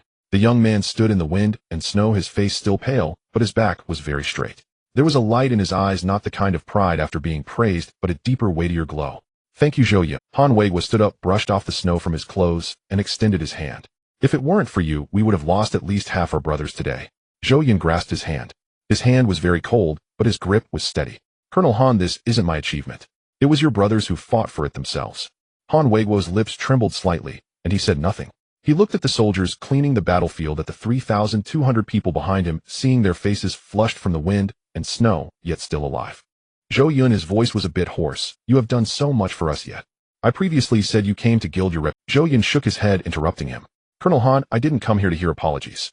I came because I am a soldier. Zhou Yun looked into his eyes. Soldiers protect their country. There is no need for apologies. Han Weiguo was stunned. He wanted to say something, to say thank you, to say I'm sorry, to say if anything happens in the future, my life is yours. But his mouth opened and closed, opening and closing again, without a word escaping. Because anything said would feel too light. The soldiers behind him began to gather around. Zhao Taizhu walked to the front, thrusting his long knife into the ground, and saluted Zhou Yun with a standard military salute. His eyes were red. Comrade Zhou Yun, I'm sorry. His voice was loud enough for the entire camp to hear. I previously said you came to gild your reputation, and I spoke carelessly. His voice trembled. If you feel wronged, you can hit me once. Zhou Yun looked at him and gently tapped his shoulder with, Zhao Taizhu, how many beasts did you kill just now? Zhao Taizhu was taken aback. 17. 17. Zhou Yun nodded. You have already apologized to me with the lives of those 17 beasts. Zhao Taizhu's tears finally fell. He wiped his face vigorously, nodded emphatically, and turned to leave. His back was very straight, but his shoulders trembled slightly. Other soldiers who had commented on Zhou Yun also came over, apologizing in a flurry. Zhou Yun shook his head, one by one, saying the same thing. You being alive is the best apology. Han Weiguo stood by, watching this scene, feeling as though something was blocking his heart. He had lived for over 40 years and had seen too many young people. Some were hot-headed, merciless when in the right. Some were timid and afraid, not daring to speak up, even when scolded, as some said they did not care, but held grudges for a lifetime. But Zhou Yun was different. He was not indifferent. He truly did not take it to heart. Colonel Han. Zhou Yun's voice pulled him back to reality. May I ask you a question? You may speak. How long has it been since you went home? Han Weiguo's hand paused. He turned to look at the soldiers cleaning the battlefield. Zhao Taizhu was moving the beast corpses, his hands shaking.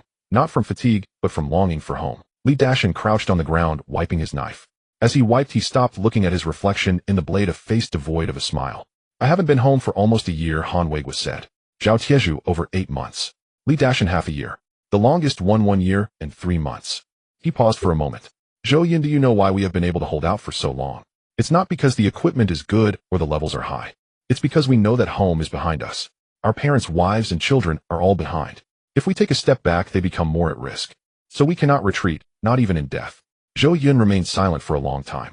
Then he asked again, Colonel Han, who else is at home? Han Weiguo was taken aback for a moment, then smiled. It was the first time Zhou Yun saw him smile. I have a son studying in Jiangqing. He's in the 2nd year of junior high, named Han Lei. His grades are okay, but he's very mischievous. Zhou Yun's pupils slightly constricted. Jiangqing. He paused.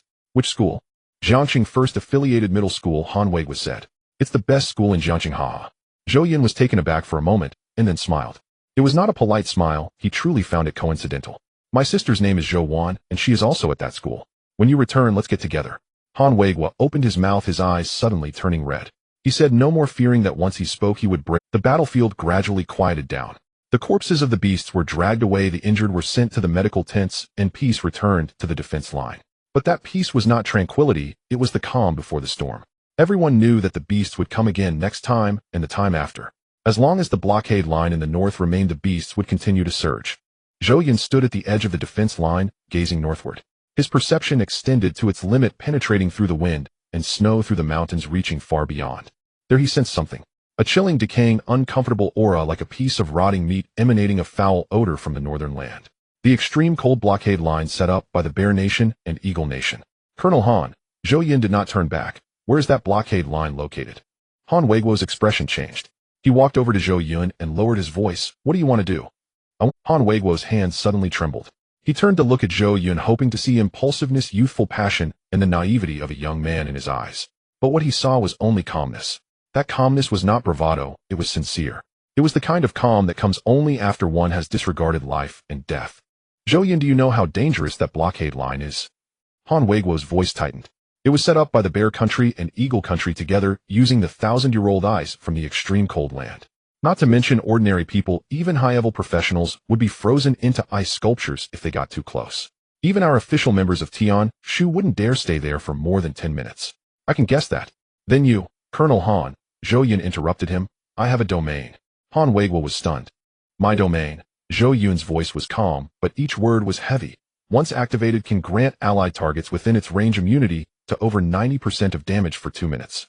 Though 2 minutes is short, if we push to the limit with 2,000 people working together, we can certainly achieve it. Han Weiguo's pupils narrowed sharply. 2 minutes of immunity to 90% damage. His brain was racing. If 2,000 soldiers were unharmed for 2 minutes, they would possess overwhelming combat power. What blockade line could withstand 2,000 blades striking down simultaneously? Zhou Yun, are you really telling the truth? Han Weiguo's hands were shaking.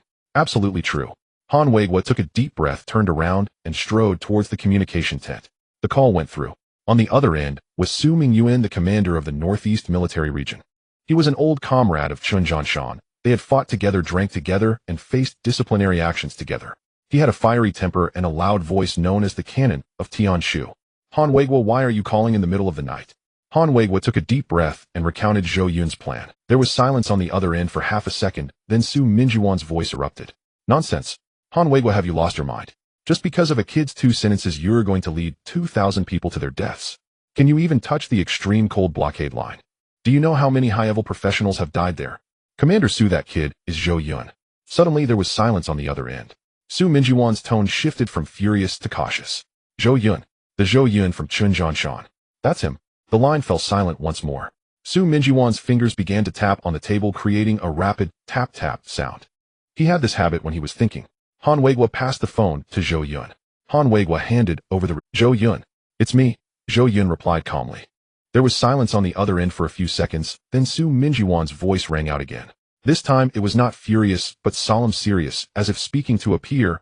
Is it certain that your domain can grant over 90% damage immunity? Certain. How long does it last? A full 2 minutes. 2 minutes. Su Mingyuan's breathing grew heavier. After a moment of silence, he said, wait, I'll contact Chen Zhanshan and a few generals. But Zhou Yun, let me be clear. If your domain is not as you say, I will not let my men die in vain. Zhou Yun did not respond. Because he knew there was no need to answer.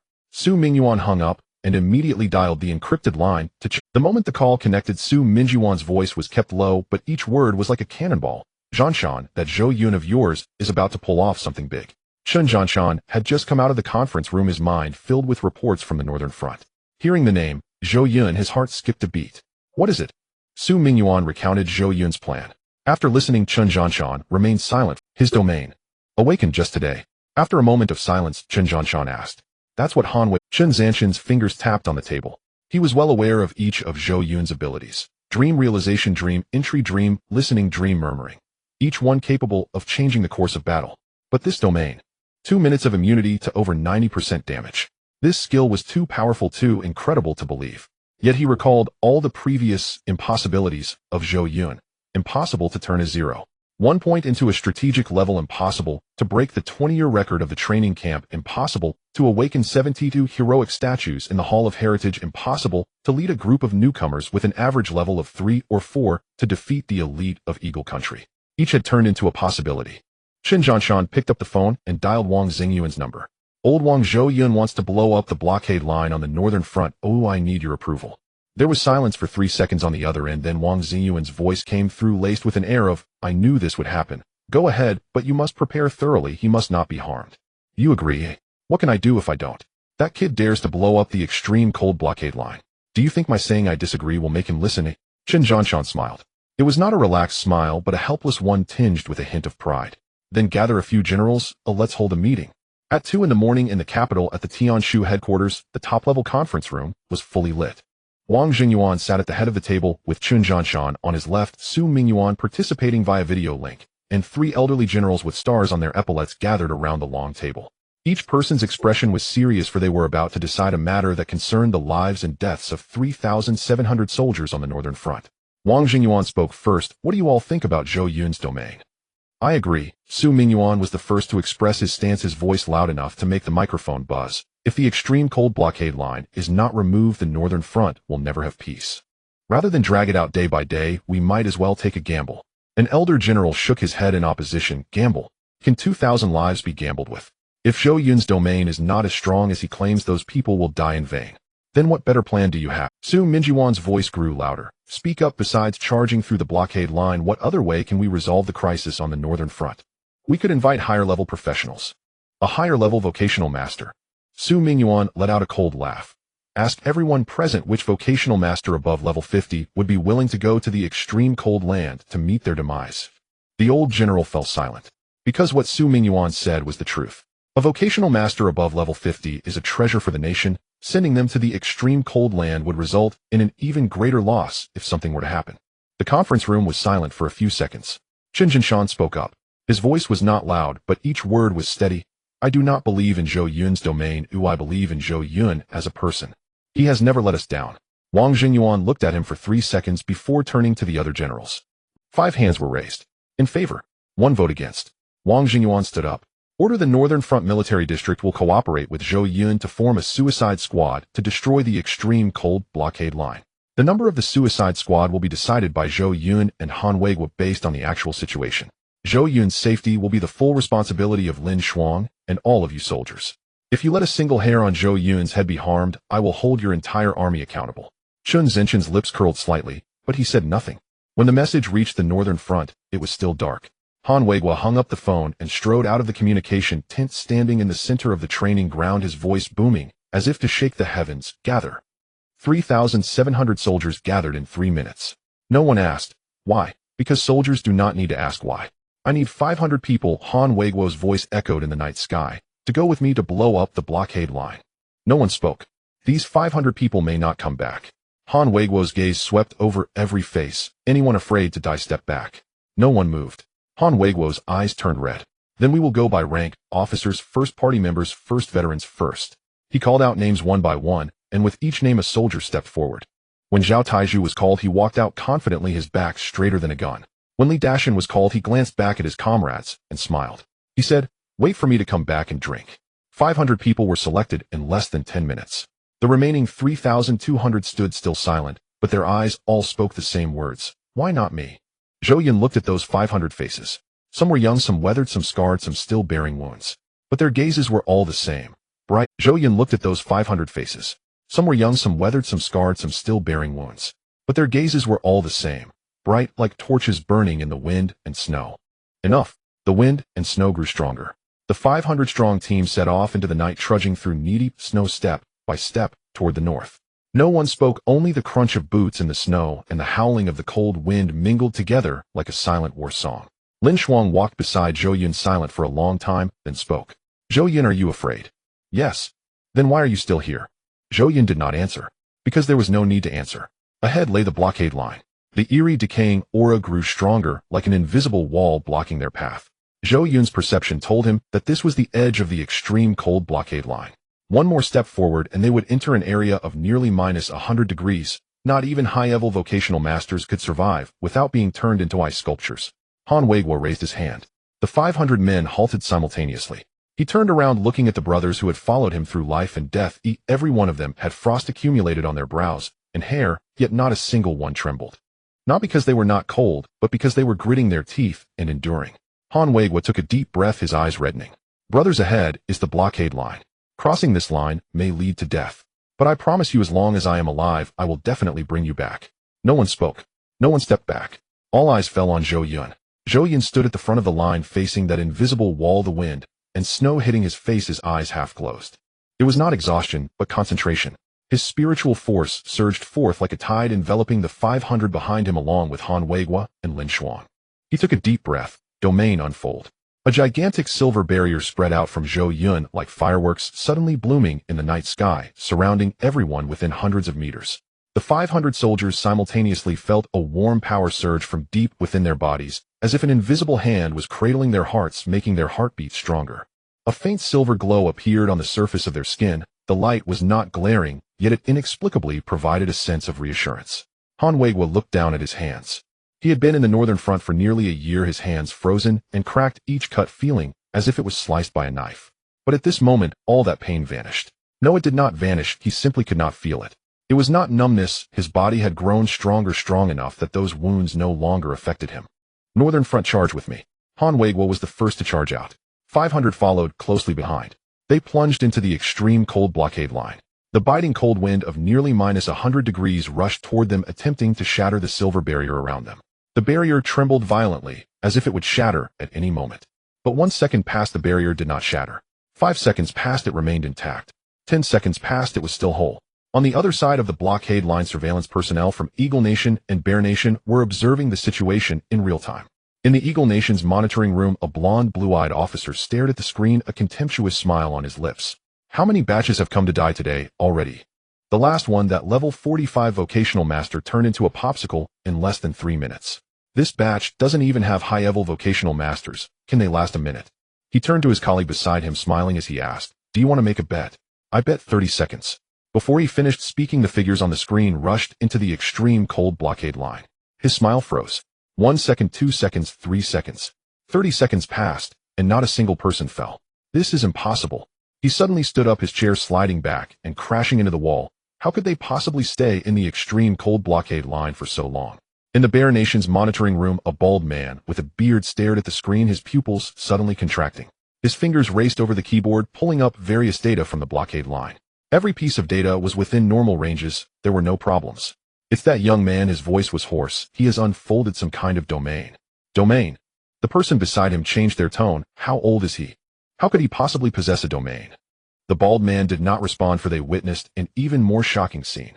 500 people charged towards the massive wall made of a millennium's worth of ice, standing several dozen meters tall, exuding a bone-chilling cold and the stench of putrid substances. Han Weiguo raised his knife and swung it down. The blade struck the ice wall, carving a deep crack into it. 500 blades fell simultaneously, resulting in a thunderous roar as a fissure appeared on the massive wall of millennium ice. The crack widened, spreading from the top to the bottom. "Continue." Han Weiguo's voice erupted amidst the wind and snow. 500 people simultaneously lifted their weapons. 500 knives, swords, spears, and axes fell at once. Boom. The crack spread across the entire ice wall. Boom. The ice wall began to collapse. Boom. Huge chunks of ice fell from dozens of meters above, crashing to the ground with a deafening noise. The entire earth trembled. The substances that incited the beast's frenzy were buried beneath the rubble of the ice wall, and the nauseating stench was rapidly dissipating. The extreme cold barrier was collapsing. In the Eagle Nation's monitoring room, the blonde-haired, blue-eyed officer slumped in his chair, his face pale. "Impossible. This cannot be happening. How could they possibly?" His colleague stood behind him, his lips trembling, unable to utter a single word. In the Bear Nation's monitoring room, the bald man suddenly stood up. His eyes were filled with disbelief, his fists clenched tightly. But he could do nothing. The barrier had been destroyed, and the substances were gone. Everything they had spent 3 years and countless resources to arrange was obliterated in just 2 minutes by 500 Huaxia warriors. "Retreat." His voice was hoarse. "Sir, I said retreat." He slammed his fist on the table. "The barrier is gone, and the substances are also gone. Staying here will only get us captured by the Huaxia people. Evacuate." The ice wall completely collapsed. The 500 stood before the ruins, wounded all over. Some had their arms lacerated by ice chunks, some were covered in blood from their legs, and some knelt on the ground gasping for breath. Yet not a single person fell, for it was not yet time to fall. Han Weiguo plunged his knife into the ground, leaning on it as he gasped for breath. He had been struck on the shoulder by an ice chunk, and the bone in his left shoulder was likely fractured, causing excruciating pain with any movement. Yet he smiled like a child, laughing. He turned his head and looked at the 500 faces, red from the wind and snow, marked with wounds from ice shards, but all were grinning widely. Zhou Yun stood at the back of the line, his face as pale as paper. The field had been lifted, and those 500 warriors had now entered a 24-hour period of weakness, with all their attributes greatly diminished, barely able to stand. But in those 2 minutes prior they accomplished something that would be recorded in history. Lin Shuang stood beside Zhou Yun saying nothing, merely watching him. His profile appeared particularly gaunt amidst the wind and snow, but his eyes shone like stars so bright that it made her breath involuntarily hitch. Zhou Yun. Han Weiguo's voice came from the front. Zhou Yun raised his head. Han Weiguo pulled the knife from the ground and saluted Zhou Yun with a standard military salute. The 500 soldiers behind him also raised their weapons in unison. No one spoke, but the only sounds remaining in the wind and snow were the 500 silent gazes and 500 fervent hearts. The barrier was destroyed and the substances were eliminated. The situation on the northern front was completely reversed from this moment onward. And those soldiers away from home for nearly a year finally awaited the road back home. When the news reached the capital, dawn was just breaking. Chen Jinshan had not slept all night. He paced back and forth in his office, the ashtray on his desk filled with cigarette butts. Every few minutes he would glance at his phone as if waiting for something. The phone finally vibrated. It was not a call, but a message. Sender Han Weiguo. The content only contained one line. The barrier is destroyed, all personnel accounted for. Chen Jinshan stared at the message for a full 10 seconds before abruptly standing up, causing his chair to slide back and hit the wall. He strode to the conference room door, pushed it open, his voice loud enough to be heard throughout the entire floor. Victory on the northern front. The barrier has exploded. In the conference room, Wang Jingyuan was drinking tea. His hand paused for a moment, the teacup hovering in the air, before he slowly set it down. Explain clearly. Chen Jinshan handed over his phone. Wang Jingyuan read that line, fell silent for a moment, then asked, "Where's alive?" All personnel accounted for, not a single one missing. Wang Jingyuan lifted his teacup and drank it down in one go, then laughed. It was not a restrained laugh, but a hearty one, as if he had finally been able to laugh after holding it in for so long. Good lad. He slammed his teacup down on the table, then turned to the several elderly generals present. What did I say? This lad is a blessing to our Huaxia. The elderly generals exchanged glances, their expressions complex. The one who had opposed using Zhou Yun earlier opened his mouth to say something, but in the end said nothing. For he knew that anything he said would be superfluous. The news spread like wildfire among the higher-ups. Su Mingyuan received the news while reviewing documents in the Northeast Military District's office. He read that line 3 times, then slammed his pen down, standing up to walk 3 laps around the office. The barrier exploded. It really exploded. He murmured to himself, completing 3 laps before sitting back down, picking up the phone to dial Chen Zinshan's number. Jinshan, that lad Zhou Yun, I'm giving you a first-class merit. No, a special first-class merit. Chen Jinshan laughed loudly on the other end of the phone. What good is your merit? The promotion still needs approval from above. Approve? It must be approved. Su Mingyuan's voice shook the receiver. If such a contribution isn't rewarded, it would be against the natural order. In the capital at the Tianshu headquarters, Wang Jingyuan gathered several elderly generals together and got straight to the point. Zhou Yun's rank should be promoted. No one opposed. Previously he was a 2nd lieutenant granted out of turn. Wang Jingyuan's finger tapped the table. This time the victory on the northern front saved at least 1,000 lives. The extreme cold barrier was destroyed, and the situation on the northern front was completely reversed. This merit is too great to only be promoted to captain. Chen Jinshan, sitting nearby, curled his lips slightly, but quickly retracted it. He spoke up, "Captain, I think it should be higher." Wang Jingyuan glanced at him. "What do you want to give him?" Chen Zinshan's voice was not loud, but every word was clear. Zhou Yun's contributions merit the rank of major. The conference room fell silent for a few seconds. The meeting room fell silent for a few seconds. The old generals exchanged glances, each calculating in their minds. An 18-year-old major, unprecedented since the founding of China. The youngest record for a major was 22 years old, and that person later became the deputy commander of Tianshu. But Zhou Yun's contributions were indeed deserving. I agree. Su Mingyuan was the first to express his stance. I second that. I second that. One hand after another was raised. Wang Jingyuan nodded, his voice booming. All right, let's appoint the major.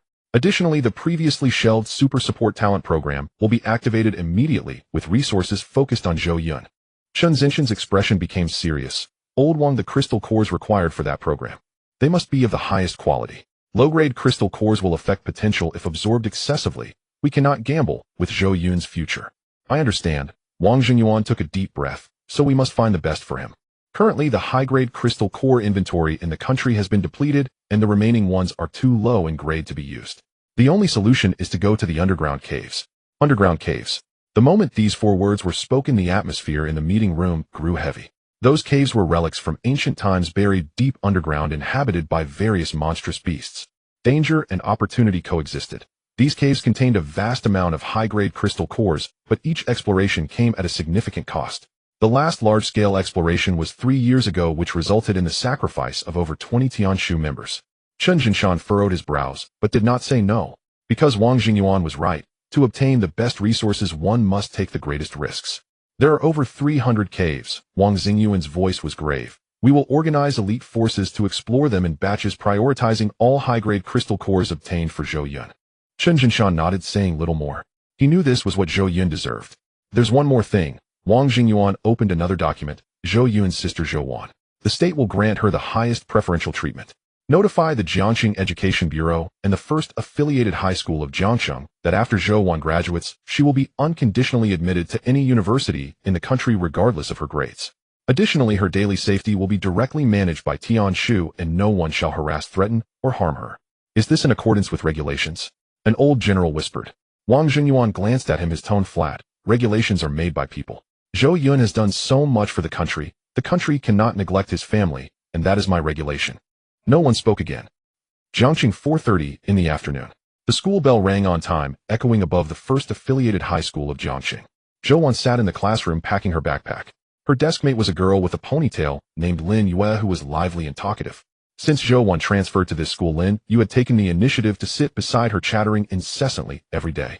Wan, let's go to the new milk tea shop at the school gate after class today. Lin Yue leaned in, her eyes sparkling. I heard their pearl milk tea is especially delicious. It'll treat you. Zhou Wan smiled and shook her head. Not today, I have to get home early. Oh, just a cup of milk tea won't take long. Really can't, Zhou Wan insisted.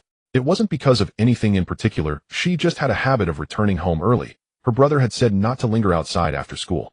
Lin Yue pouted a bit, but did not press any further.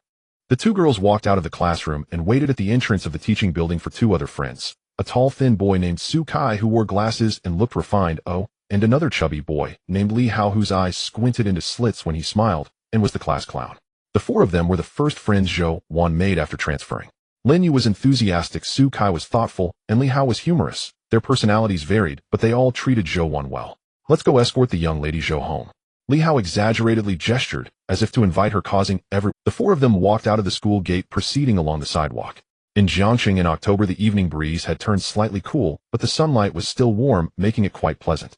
Zhou Wan walked in the middle. Lin Yue linked her arm with hers, while Su Kai and Li Hao walked on either side, like two bodyguards. Wan, is it true your brother will be back in a week? Lin Yue asked. Zhou Wan nodded, a smile of anticipation on her face. He said once he returns from the Holy Hall he can see me. Holy Hall?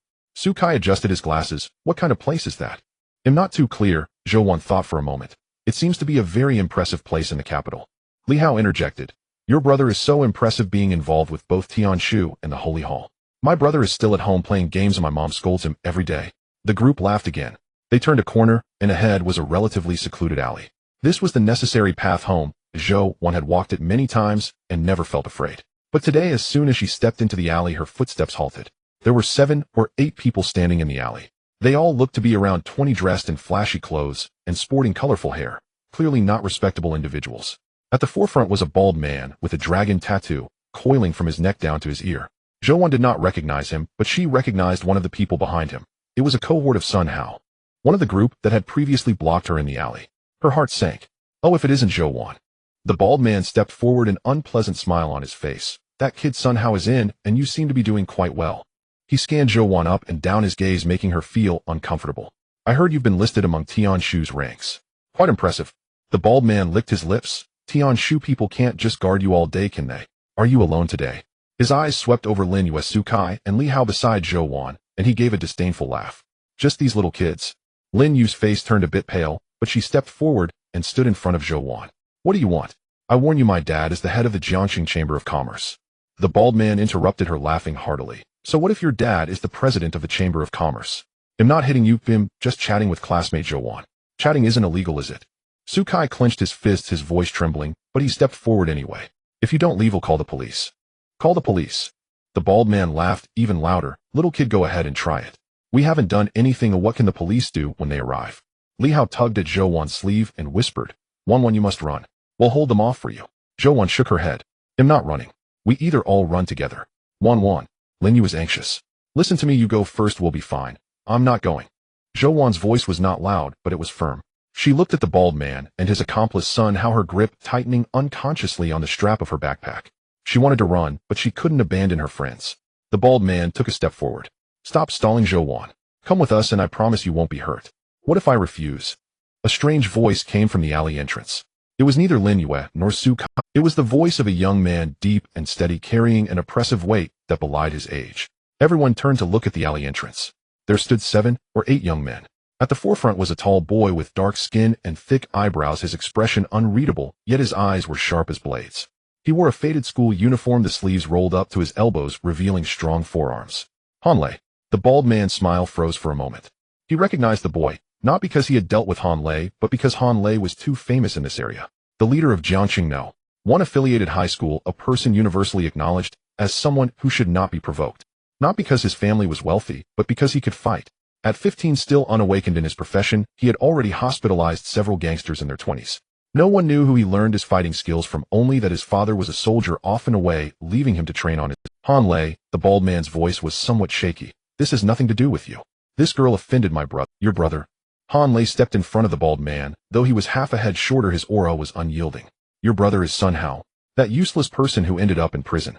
The bald man's face flushed red, but he held back his anger. The people behind him were retreating. They'll ask you, are you leaving or not? Han Lei's voice was calm. The bald man's lips trembled. He wanted to leave because Han Lei's reputation was too great. But the men behind him were watching. If he just walked away, how could he continue to mix in this circle? Han Lei, don't go too far. Shut up. Han Lei punched the bald man in the stomach. The bald man's body bent like a shrimp, his mouth agape, making a ha-ha sound like a toad being stepped on. The gangsters behind him rushed forward. Han Lei's group of 7 or 8 young men charged in as well. It was a fight. No, it wasn't a fight. It was a one-sided crushing. Though the people Han Lei brought were not very old, each was quick and agile, knocking down those few gangsters with just a few punches and kicks. In less than a minute, all 7 of the bald man's crew were on the ground, clutching their arms or knees, groaning in. The bald man himself was pinned to the ground by Han Lei, his face pressed against the earth, his nose crooked, mumbling something about spare me. Han Lei looked down at him, contemplating. Logically, he had saved someone, and driving off these thugs should be enough. His father had told him not to overdo it, to stop before causing too much harm. He loosened his grip slightly. The bald man scrambled to his feet, crawling away with his gang, only daring to turn back once they were far away, cursing, Han Lei, just you wait. Han Lei paid him no mind. He turned to Zhou Yun, who was crouched on the ground helping Lin Yu. Lin Yu's arm had been scraped by a gangster's push, and it was bleeding slightly. Su Kai and Li Hao stood nearby, their faces pale, but otherwise fine. Han Lei approached, glanced at Zhou Yun, then at Lin Yu's arm. Are you okay? Zhou Yun shook her head. Thank you, your skills are impressive. Han Lei did not respond, simply took out a pack of tissues from his pocket and handed it to her, then turned to leave. At that moment his phone rang. The screen displayed 2 characters, father. Han Lei's hand paused. He walked to the corner of the alley, leaned against the wall, and answered the call. Dad. On the other end, Han Weiguo's voice was somewhat hoarse. Son. Just that one address made Han. He hadn't heard that voice in almost a year. It wasn't that they hadn't spoken on the phone, but each time his father's voice was weary and hurried, barely lasting a few sentences before hanging up. Dad, how is it there? Are you all right? Very good, Han Weiguo replied with a smile. The Northern Front won a great victory today. The blockade was blown up, no longer needing to deal with those monstrous beasts. Your dad will be home soon. Han Lei's hand holding the phone trembled. Really? Really? Thanks to someone. A young man not much older than you named Zhou Yun. Today was his territory, allowing 500 brothers to remain unharmed within 2 minutes while blowing up that damned blockade. Han Lei's pupils constricted sharply. Zhou Yun. It seemed Zhou Yun's brother also had this name. That Zhou Yun. Is he from Jiangqing? Han Lei's voice tightened slightly. Yes, from Jiangqing No. One high school. Han Weiguo paused. He has a younger sister named Zhou Yun who is also at your school. If you run into her, take care of her. She helped your dad with such a big favor, we can't be ungrateful. Han Lei turned to look at Zhou Yun. She was crouched down, gently wiping the blood off Lin Yu's arm with a tissue, her movements soft and careful. Dad, Han Lei's voice was somewhat hoarse. What was that sister's name again? Her name is Zhou Yun, Zhou for weekend, Wan for night. Why do you ask this? Han Lei did not answer. He hung up the phone, gripping it tightly, standing in the corner of the alley, watching Zhou Yun's back, remaining silent for a long time. He recalled his father's words. The Northern Front won a great victory today. The blockade was blown up. He remembered the last time his father came home was 2 years ago. He stayed for 2 days before leaving. On the morning he left, Han Lei hadn't even woken up. He remembered how his father never spoke of danger or injuries on the phone, only saying, "It's fine, everything's good, don't worry." He remembered why he started boxing. Not because he liked it, but because he was bullied as a child and no one stood up for him since his father was far away protecting the country and couldn't care for him. From that day on, he told himself he couldn't bring shame to his father. He wanted to become a sharp blade. Whoever bullied him, he would strike back. Eventually, he succeeded. No one dared to bully him anymore. But his father's calls became fewer, and the days until his return grew more distant. He could only see the battle reports from the northern front on the news, guessing from those cold numbers whether his father was injured or still alive in this battle. And now his father said he would soon be home. Because of Zhou Yun, Han Lei took a deep breath, wiped the corner of his eye with his hand, slipped his phone into his pocket, and strode back into the alley. The bald man had already fled, but the several thugs Han Lei's men had beaten remained sprawled on the ground, struggling to rise and slink away. Stop! Han Lei's voice was low, yet the thugs shuddered as if struck by lightning, frozen in place. He approached one of them, the accomplice of Sun Hao, the very man who had bullied Zhou Wan before. "You're Wang Mozi." Han Lei stared at him. Wang Mozi's face paled like parchment, his lips trembled. "I'm asking you, did you bully Zhou Wan?" Wang Mozi parted his lips to say no, but under Han Lei's gaze not a single word escaped. He nodded, then shook his head, bewildered even to himself by his own movements. Han Lei nodded, as if confirming something irrevocable. Then he moved. A brutal kick landed squarely on Wang Mozi's knee. Crack! The sound of bone fracturing echoed sharply through the narrow alley. Wang Mozi screamed, a raw guttural cry, as he curled onto the ground, clutching his shattered knee and sobbing uncontrollably. Han Lei did not pause. He stepped before the second thug and drove his boot into the man's calf, snapping the bone clean. For the third, he wrenched the arm into an unnatural, grotesque angle. Screams reverberated off the alley walls. Zhou Wan stood nearby, watching in silence, her face drained of color. Lin Yu grasped her hand, Su Kai and Li Hao drew close. The four stood shoulder to shoulder, speechless. None of them understood why Han Lei had transformed so suddenly. When he finished, all 7 thugs lay broken, limbs shattered, none spared. He turned toward the men he'd brought with him. "Take care of these 7. Find out who their boss is, and get his address. Before tonight, their boss, and Sun Hao, will be behind bars. Any remaining accomplices still in Jiangqing must leave the city by dawn. Those who refuse will meet the same fate."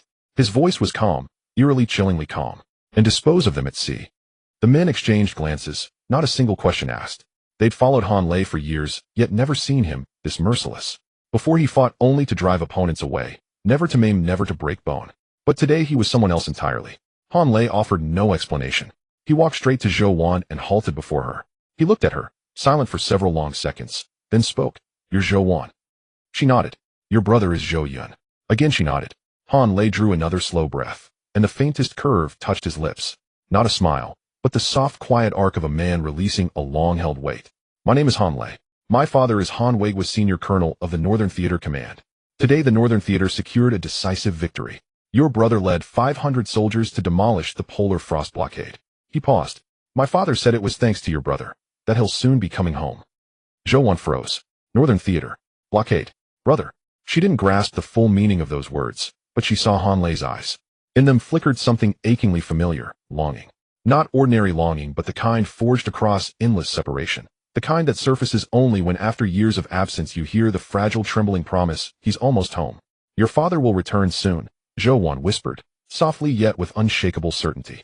Han Lei held her gaze, neither nodding nor shaking his head, only replying, "I'll take you home. Every day until your brother returns." 4 days after the polar frost blockade was destroyed, the wind along the Northern Theater remained bitterly cold, but its bite had changed.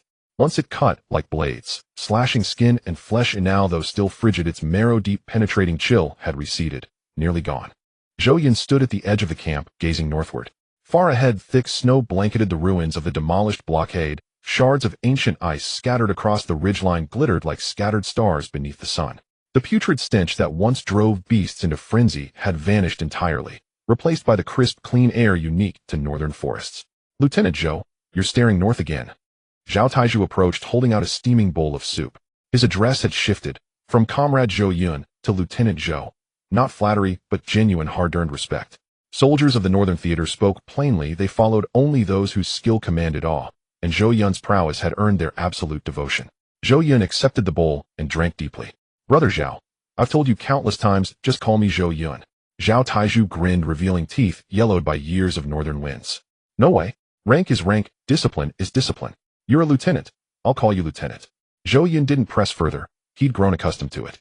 Over these 4 days, he rose each morning to run with the troops, ate communal meals from the mess pot, spent afternoons observing training drills, and sat by the campfire each night listening to soldiers recount stories of their hometowns. He said he wished to experience the hardship of the Northern Theater, to forge himself step by step into a true. Han Weiguo offered no protest. Only on the first night instructed logistics to add an extra blanket to Zhou Yun's bunk, The next morning sent over a pair of thick insulated boots. For days, brief perhaps, but for Zhou Yun they carried more weight than anything he'd endured before. He heard Zhao Taizhu speak of his newborn son, his wife's pride, his own yet unseen joy. Listened to Li Dashan describe his mother's braised pork belly, rich and unforgettable. Heard Sun Liang, a young recruit, tell of how his father borrowed money to pay his university tuition. Each story was ordinary, yet each bore immense gravity, because every person in those stories had nearly never returned home. Lieutenant Zhou. Han Weiguo's voice boomed from the center of camp. Message from command. Come at once. Zhou Yun drained the last of his soup, handed the bowl back to Zhao Tiezhu, and strode purposefully toward the command tent. Inside, the tent communication devices pulsed with green light. Han Weiguo stood before the screen, his expression unlike any Zhou Yun had ever seen, not stern, not anxious, but electrified with pent-up exhilaration, overflowing, unstoppable. What is it? Zhou Yun asked. Han Weiguo pointed to the document on screen, his voice trembling slightly. Your promotion has been approved. Major. As of this moment you are the youngest major in the history of the People's Republic of China. Zhou Yun stared at the line of text, silent for several heartbeats. Major. An 18-year-old major.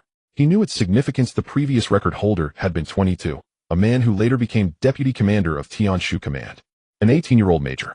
He knew its significance. There is one more thing. Han Weiguo took a deep breath, trying hard to calm himself. The higher-ups have approved the rotation plan for the Northern Front. The soldiers stationed on the Northern Front can return home in batches for rest, and a new group of fighters will come to take over the defense. There was a moment of silence in the tent. Then Zhao Tiezhu, standing outside the tent, heard these words. His hand loosened, the bowl fell to the ground, shattering into several pieces, hot soup splattering everywhere. But he did not look down. His lips trembled, and his eyes were red. We can go home. His voice was hoarse, as if confirming whether he had heard correctly. Han Weiguo stepped out of the tent, stood in the center of the camp, took a deep breath, and spoke loudly enough for the entire camp to hear. Brothers, the higher-ups have approved the rotation. We can go home. The camp erupted in an instant. Some threw their hats into the sky, some wept in the embrace of their comrades, and some knelt on the ground, tightly, holding a handful of snow from the Northern Front, as if bidding a final farewell to the land they had fought on for a year. Li Dashan crouched on the ground, covering his face, his shoulders shaking. He was crying, not laughing. He had been here for almost a year, and he hadn't dared to wear the sweater his mother knitted for him, fearing it would be damaged. Now he could finally go home and wear that sweater. Zhao Taizhu stood among the crowd, vigorously wiping his eyes, but the tears just wouldn't stop. His wife had given birth, and he had yet to meet the child. The baby could already call Daddy in the video, but Han Weiguo watched these soldiers, his own eyes growing red, but he did not cry. He was a colonel, their commander. He could not cry in front of the soldiers. He took a deep breath to hold back his tears and turned back to the tent. Major Zhou, I have another piece of good news. His voice was a bit tight. What? I'm leaving too. Han Weiguo picked up an order from the table and handed it to Zhou Yun. Go to Jiangxing as the city defense officer. Zhou Yun was momentarily stunned, then smiled. This time it was not a polite smile. He was genuinely happy for Han Weiguo. Congratulations, Colonel Han. Han Weiguo shook his head, his voice a bit choked. Congratulations for what? The city defense officer is just guarding the gate. He paused, but I can go home. I can see my son again. The tent was quiet for a moment. Zhou Yun reached out his hand. Colonel Han, see you in Jiangxing. Han Weiguo grasped his hand tightly. See you in Jiangxing.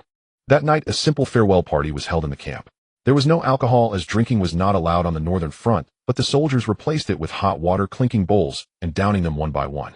Zhou Yun sat by the bonfire, watching the faces illuminated by the flames, laughing, crying, and embracing, feeling a warmth in his heart. He pulled up the attribute panel. For the past 2 days, he had been using the dream fulfillment skill. After its evolution, he had 300 points of attributes to distribute freely each day. During his 4 days on the Northern Front, he had allocated all 300 points daily to the soldiers, boosting Zhao Taiyi's strength, Li Dashan's defense, and Sun Liang's mana. A total of 1,200 attribute points had been distributed among over 300 soldiers, with each soldier receiving an average permanent boost of 3 to 4 points. Not much, but with the previous 30% permanent defense boost from dreaming, the overall strength of these soldiers had already reached a different level compared to last month. He himself was also synchronously improving. The distribution of 1,200 attribute points brought him an equal value of growth, with strength, mana, and health all significantly increasing under this boost. But he did not look closely, for there were more important things to do. He walked up to Han Weiguo. Colonel Han, stand still. Han Weiguo was taken aback. What for? Zhou Yun did not answer, extending his hand to rest on his shoulder. Dream fulfillment activated. Target Han Weiguo. Allocated strength attribute 50 points. Han Weiguo's body shook violently, feeling a massive force surge from his shoulders, spreading through his arm and throughout his body. He clenched his fist, disbelief filling his eyes. This is permanent attribute boost. Zhou Yun withdrew his hand. Colonel Han, even as the city defense officer, you cannot lose face for the Northern Front. 50 points of strength, that should be enough for you. Han Weiguo's lips trembled a few times wanting to say something, but ultimately could not find the words. He could only keep nodding, his eyes red, but he did not cry. He was a colonel, he could not cry. But that night, Zhou Yun saw Han Weiguo turn away and raise his hand to wipe at the corner of his eye. Before parting, Han Weiguo stood at the entrance of the camp looking at the 500 brothers who had fought alongside him, silent for a long time, then spoke. All of you must stay alive. His voice was hoarse. After you return, live well. If anyone dares to cause trouble, I will personally take care of you. No one laughed because everyone knew this was not a joke, it was serious. Zhou Yun was the last to get on the vehicle. He stood by the door, turned around, and saluted the camp. In the camp, all the soldiers returned the salute simultaneously. The vehicle drove out of the camp heading south. Lin Shuang sat next to Zhou Yun looking at the camp receding into the distance through the rearview mirror, her eyes also a bit red as she watched the soldiers standing in the wind and snow to see them off. Zhou Yun, moi. You stayed on the Northern Front for 4 days, giving the soldiers an additional 1,200 attribute points. Your rank has risen, their lives have been saved, and the blockade line has been breached. She paused. You've done so much, are you tired? Zhou Yun was silent for a moment, then said 4 words. Lin Shuang looked at him, not asking any further. The vehicle entered the highway, speeding up. The scenery outside the window changed from a vast snowfield to barren hills, then from barren hills to lush green fields. Beijing was getting closer. Zhou Yun watched the scenery whizzing past outside the window, silently counting the days in his heart. In 2 days the sanctuary would open. Once it's over, he would be able to see Wan Wan. The corners of his mouth turned up slightly as he closed his eyes. The vehicle arrived in Beijing in the evening. The sunset bathed the entire city in a golden red hue, the glass facades of the skyscrapers reflecting the afterglow of the setting sun, making the entire city look like a palace built of gold. Zhou Yun leaned against the car window, gazing at the landmark buildings he had seen countless times on the map. Lin Shuang looked. That's the TV tower in Beijing. I see it. Is that the National Grand Theater? I've seen its photo in textbooks. Yes, that's the one. Zhou Yun's eyes sparkled. Lin Shuang looked at his profile, feeling a sudden twinge in her heart.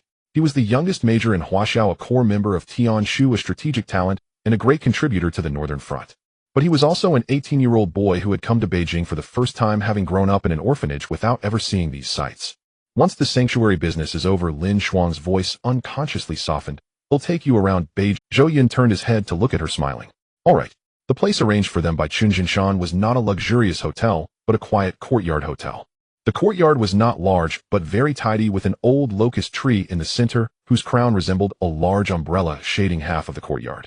General Chun said that you can move freely these days and act discreetly. The staff who brought them handed the key to Zhou Yun. The contact point has been set up. Feel free to reach out if any issues arise. Zhou Yun took the key and nodded. Thank you on our behalf, to General Chun.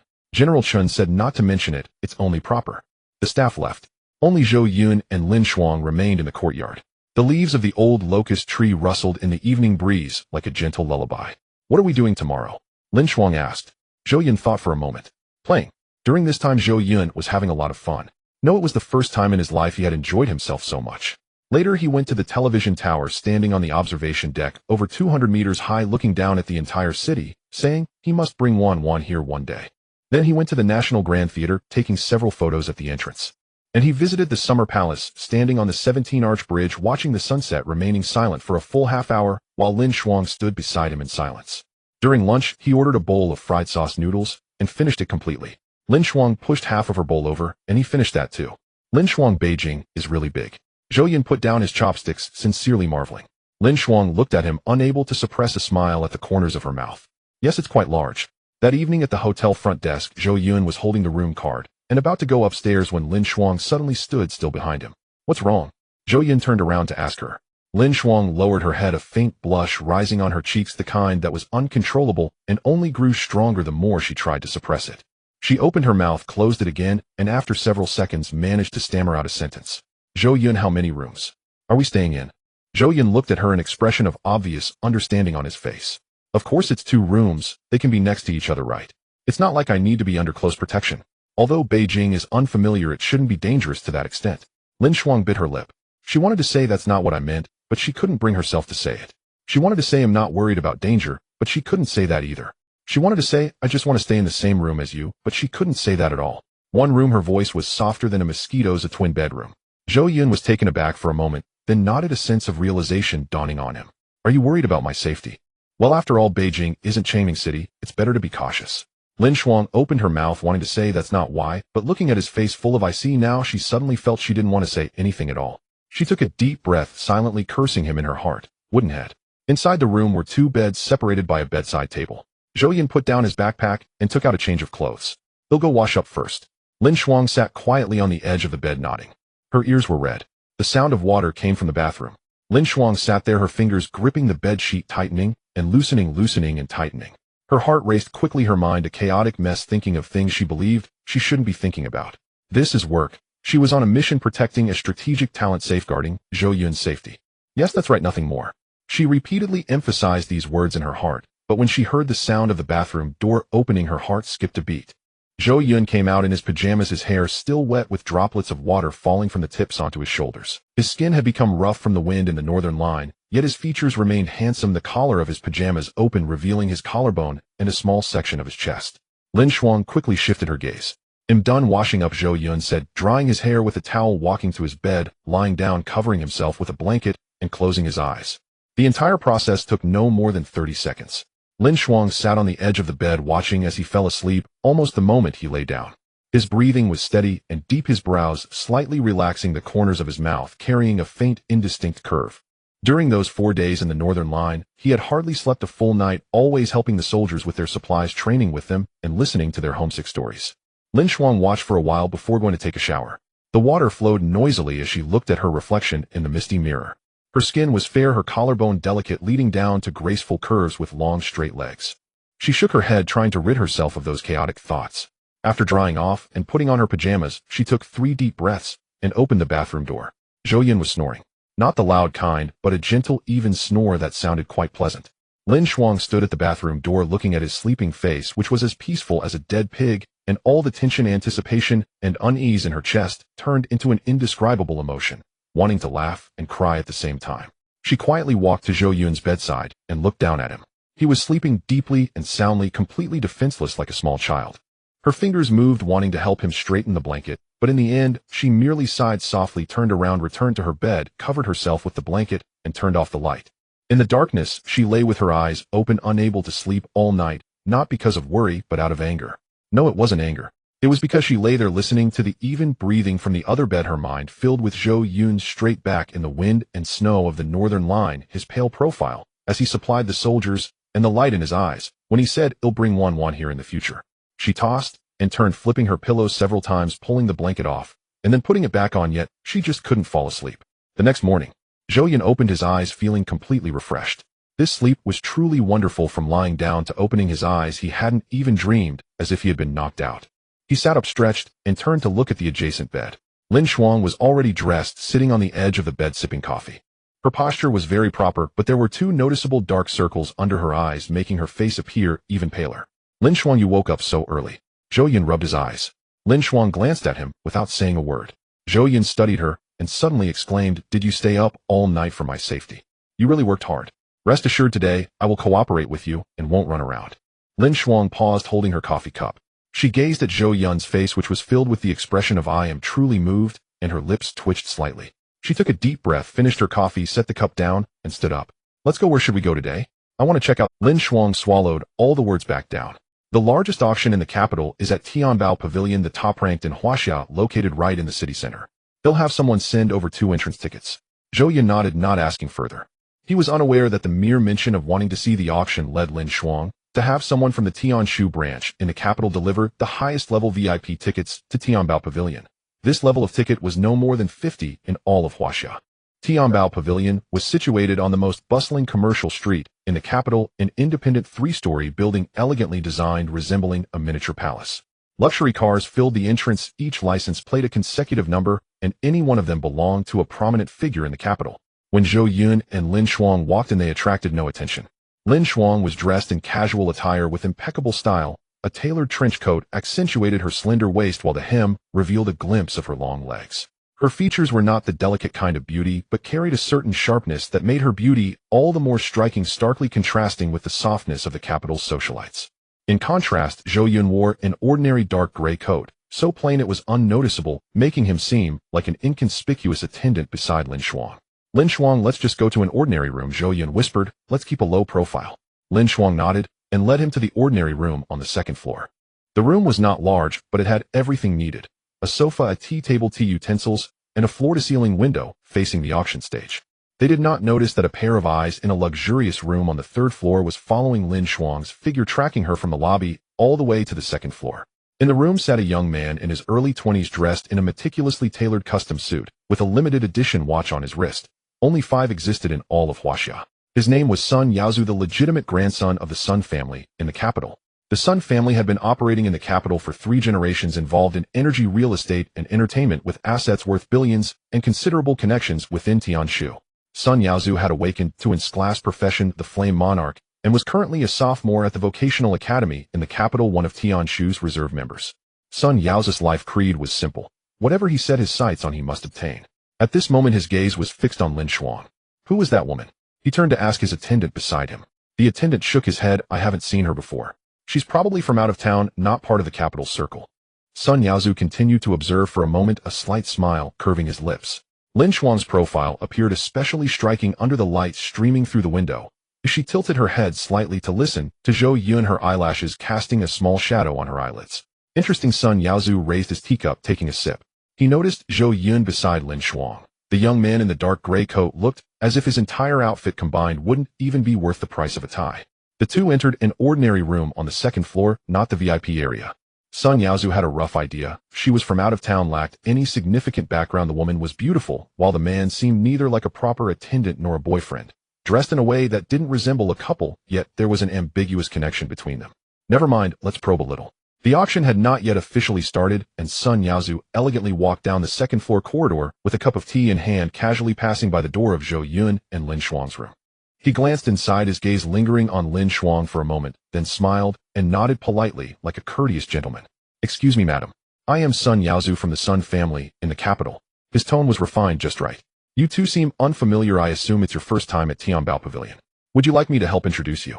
Lin Shuang glanced at him, her expression devoid of any excess emotion, merely sweeping over him lightly, as if she were looking at a tree by the roadside or a utility pole.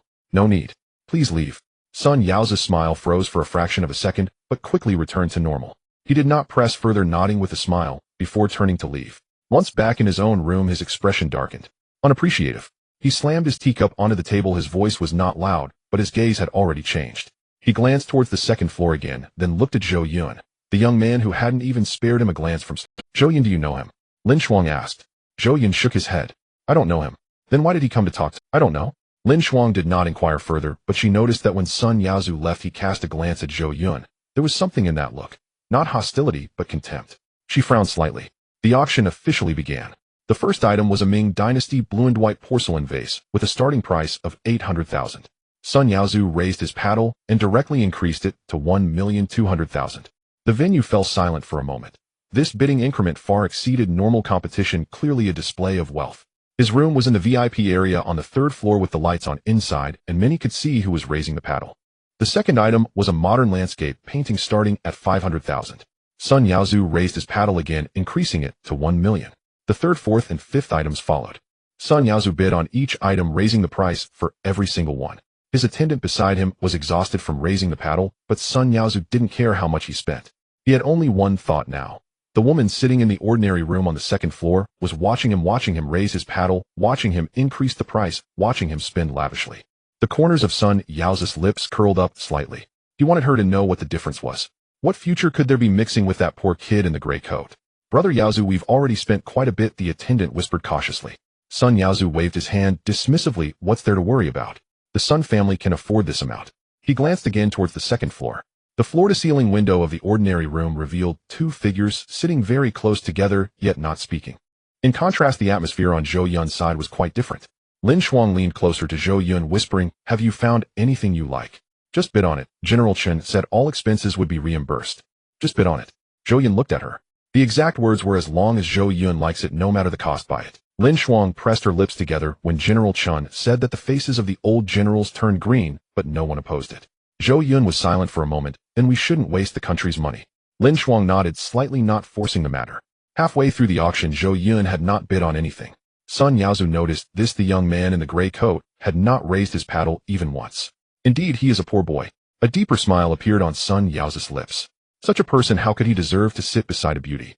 The grand finale item finally made its appearance. The auctioneer's voice shifted in tone, filled with the excitement and tension that only the appearance of top-tier items could elicit. Esteemed guests, tonight's grand finale item, a weapon personally crafted by the legendary master blacksmith Zhou Yun named Qingli. The entire venue trembled. Qingli, an emerald-grade weapon, is one of Master Zhou Yun's masterpieces from his peak period. The auctioneer's voice echoed throughout the hall. Emerald grade, one rank above platinum grade. The success rate of a single forging is less than 1%, and Master Zhou has forged only 3 emerald-grade weapons in his lifetime, with Qingli being the best preserved among them. Moreover, Qingli has never been used. Its blade has never tasted blood. A moment of silence enveloped the venue. Then an uproar erupted. Emerald-grade weapon. How many years has it been since we've seen one at an auction? Wasn't Master Zhou Yun missing? How could his weapon appear here? I heard Master Zhou retired over a decade ago. Perhaps this is his last piece. What is the starting bid? The auctioneer held up a finger. 10 million. The venue fell silent again. 10 million Huaxia coins. This price is enough to buy a decent apartment in the capital. But this is an emerald-grade weapon, Master Zhou Yun's legacy. It is truly a case of price, without market. Sun Yao's breathing changed. He straightened his body, gripping the teacup tightly, his knuckles turning white. Before he came to Tianbao Pavilion, his family had given him a bottom line: he must acquire Qingli at all costs. Master Zhou Yun has been missing for over a decade, and every piece he created has appreciated in value, not to mention the emerald-grade Qingli. Raise the paddle. His voice was somewhat tense. His attendant raised the paddle.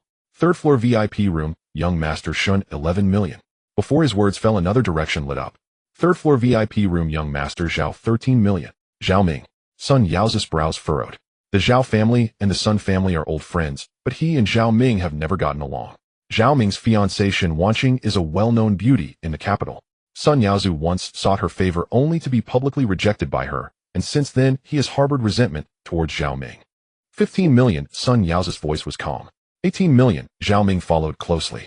20 million, 23 million. The price shot up like a rocket. The audience was dumbfounded, even forgetting to breathe. These two, one the legitimate grandson of the Sun family, and the other a young master of the Zhao family, are both wealthy individuals. Their competition in the auction left no room for others to intervene. 30 million, 35 million, 40 million. Sweat began to bead on Sun Yao's forehead. It wasn't that he couldn't afford the price, but he realized that Zhao Ming had no intention of backing down. The two continued to raise the stakes, neither willing to relent first. 50 million, Sun Yao grit his teeth. Zhao Ming fell silent for a moment, and the lights in the box dimmed. He relented. The auctioneer's voice trembled with excitement. 50 million once. 50 million twice. Sun Yao sighed in relief, lifting the teacup to take a sip of water, but his hand trembled slightly. 50 million, 20 million more than the family's bottom line. But he still secured it. 50 million. A voice came from the second floor. Wait. Everyone looked up following the sound. In the corridor on the second floor stood a young man in a dark gray coat, his expression calm, eyes fixed on the auction stage. Sun Yao felt a jolt in his heart upon seeing that person. It was that poor boy. Before he could react, the auctioneer had already asked the question everyone wanted to know. Sir, are you placing a bid? Zhou Yun did not look at him. His gaze remained fixed on the blade, known as Qingli. The blade was entirely black with a deep green gem set into the hilt. The gem shimmered with light, as if sealing a starry sky within. He recognized this blade. No, he did not merely recognize it, he knew its origins. On the night Zhou Lao emerged from retirement, he had spoken a few words to him. Zhou Yun, I have left a blade at Tianbao Pavilion in the capital. It is an emerald-grade weapon I forged over a decade ago named Qingli. At that time I had not encountered any troubles, full of vigor, believing there was no weapon I could not forge. Zhou Lao's voice was somewhat hoarse. Later trouble came, and I never returned to the capital. That blade has been stored there ever since. I don't even know if it still exists. Zhou Yun asked why he didn't go retrieve it, and Zhou Lao had smiled bitterly, saying, how could I face going there? Zhou Yun asked again if he could retrieve it for him if he went to the capital. After a long silence, Zhou Lao replied, that blade is yours. You can do whatever you wish with it. But now he saw Qingli displayed on the auction stage being bid on by a crowd of uninformed individuals. The people at Tianbao Pavilion, after Zhou Lao's disappearance for over a decade, had taken the liberty to auction off the weapon he had stored. They neither contacted Zhou Lao himself nor attempted to confirm his fate. Perhaps they thought Zhou Lao was already dead, or perhaps they simply didn't care whether he was alive or not. Zhou Yun suddenly felt a surge of anger, a rage that boiled up from deep within. He knew he should keep a low profile at this moment, not to attract attention at the auction, nor expose his identity. But he didn't want to endure it, nor was there a need to. Who was he? A core member of the Tian Shu, a strategic talent, the youngest major in Huaxia. He came to the capital to receive the inheritance of the Holy Hall. He was the one Zhou Lao entrusted. He reached out grasping the heavenly window rope in the corridor. Sir, what do you intend to do? The auctioneer's voice was somewhat tense. Zhou Yun looked at her, his voice not loud, but each word was clear. Light the heavenly lamp. The entire venue erupted. Light the heavenly lamp. A tradition that has lasted for thousands of years regardless of the price. The one who lights the heavenly lamp will continue to increase the bid, raising it indefinitely until no one dares to follow.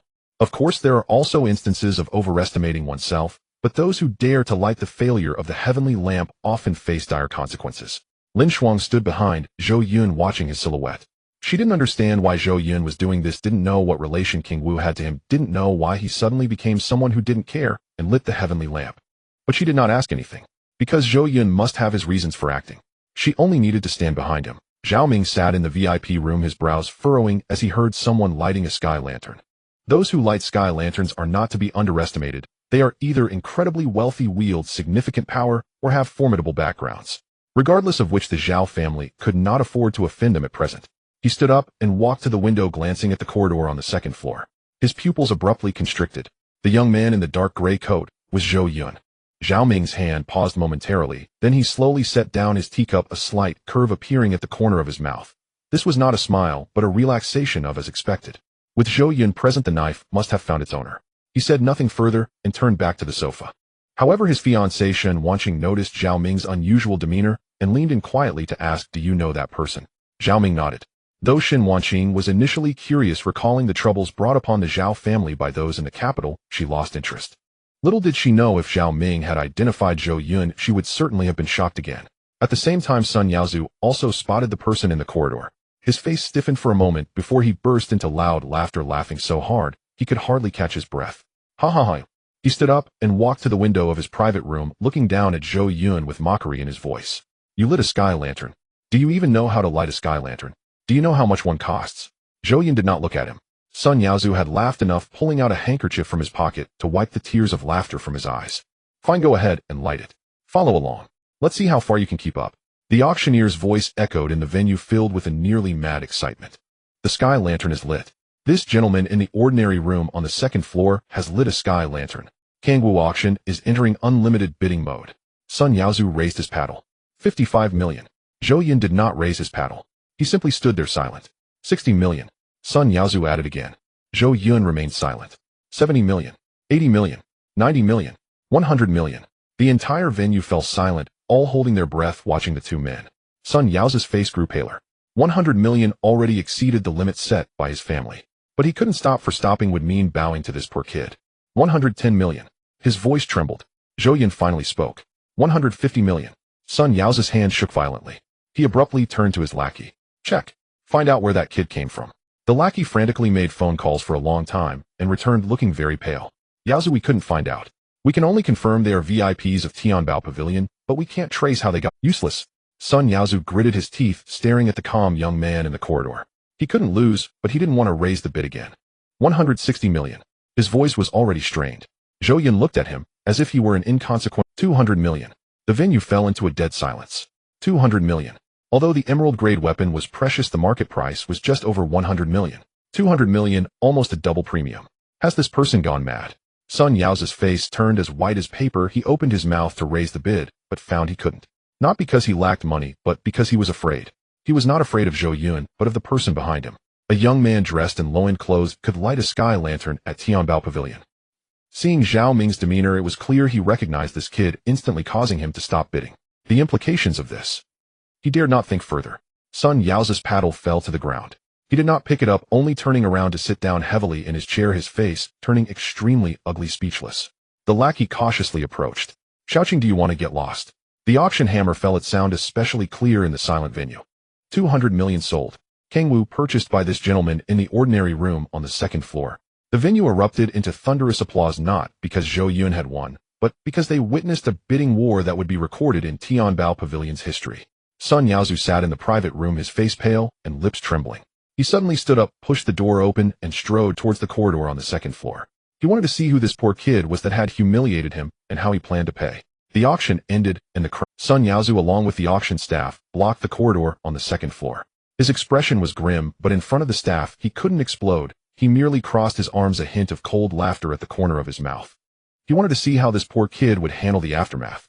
The auction manager was a middle-aged man in his 40s surnamed Ma, known as Manager Ma, who had worked at Tianbao Pavilion for 20 years and had seen all sorts of storms. He approached Zhou Yun, his smile polite yet detached. "Congratulations, sir, on winning the Kangwu. 200 million Chinese yuan will you be paying by check or transfer?" Zhou Yun glanced at him.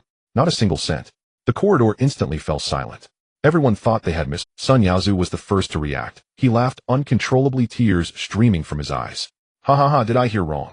You have no money. You lit a sky lantern, you called out 200 million, and then you say you have no money." He laughed for a while before stopping, pointing at Zhou Yun, and saying to Manager Ma, "How do you handle this kind of person at your Tianbao Pavilion? Should I help you call the police?" Manager Ma's expression darkened. He took a step forward, lowering his voice. "Sir, the rules of Tianbao Pavilion state that those who light sky lanterns must have sufficient financial capability. If you are unable to pay, the consequences will be severe." Zhou Yun looked at him, his expression unchanged. "Not only do I have no money, but I also do not intend to pay." Manager Ma's face grew even uglier. "What do you mean by this?" Zhou Yun did not respond as a voice came from the entrance of the corridor. "Zhou Yun." All eyes turned towards the entrance of the corridor. Zhao Ming stood there dressed in a dark blue Tian Shu uniform, the silver badge on his left chest gleaming under the light. His expression was calm, but his gaze was serious. He walked up to Zhou Yun and stood still. "You are not wary, you know this kid." Sun Yaozu's expression darkened. Zhao Ming did not look at him, only saying to Zhou Yun, "If you want this knife, the Zhao family will cover this cost for you. 200 million, the Zhao family can afford it without selling their house." Sun Yaozu's face turned completely green. He looked at Zhao Ming, then at Zhou Yun, his mind a chaotic mess. Zhao Ming is willing to cover 200 million. Who exactly is this poor kid? Zhou Yun looked at Zhao Ming and shook his head. "Brother Zhao, you don't need to use your money. This sword isn't from the auction in the first place." The expression on Master Ma's face changed. "This gentleman is joking. Kangwu is stored with us for auction, and all the procedures are complete. How can it not be from the auction?" Zhou Yun turned his head to look at him. "Who is the owner?" Master Ma opened his mouth, but didn't answer.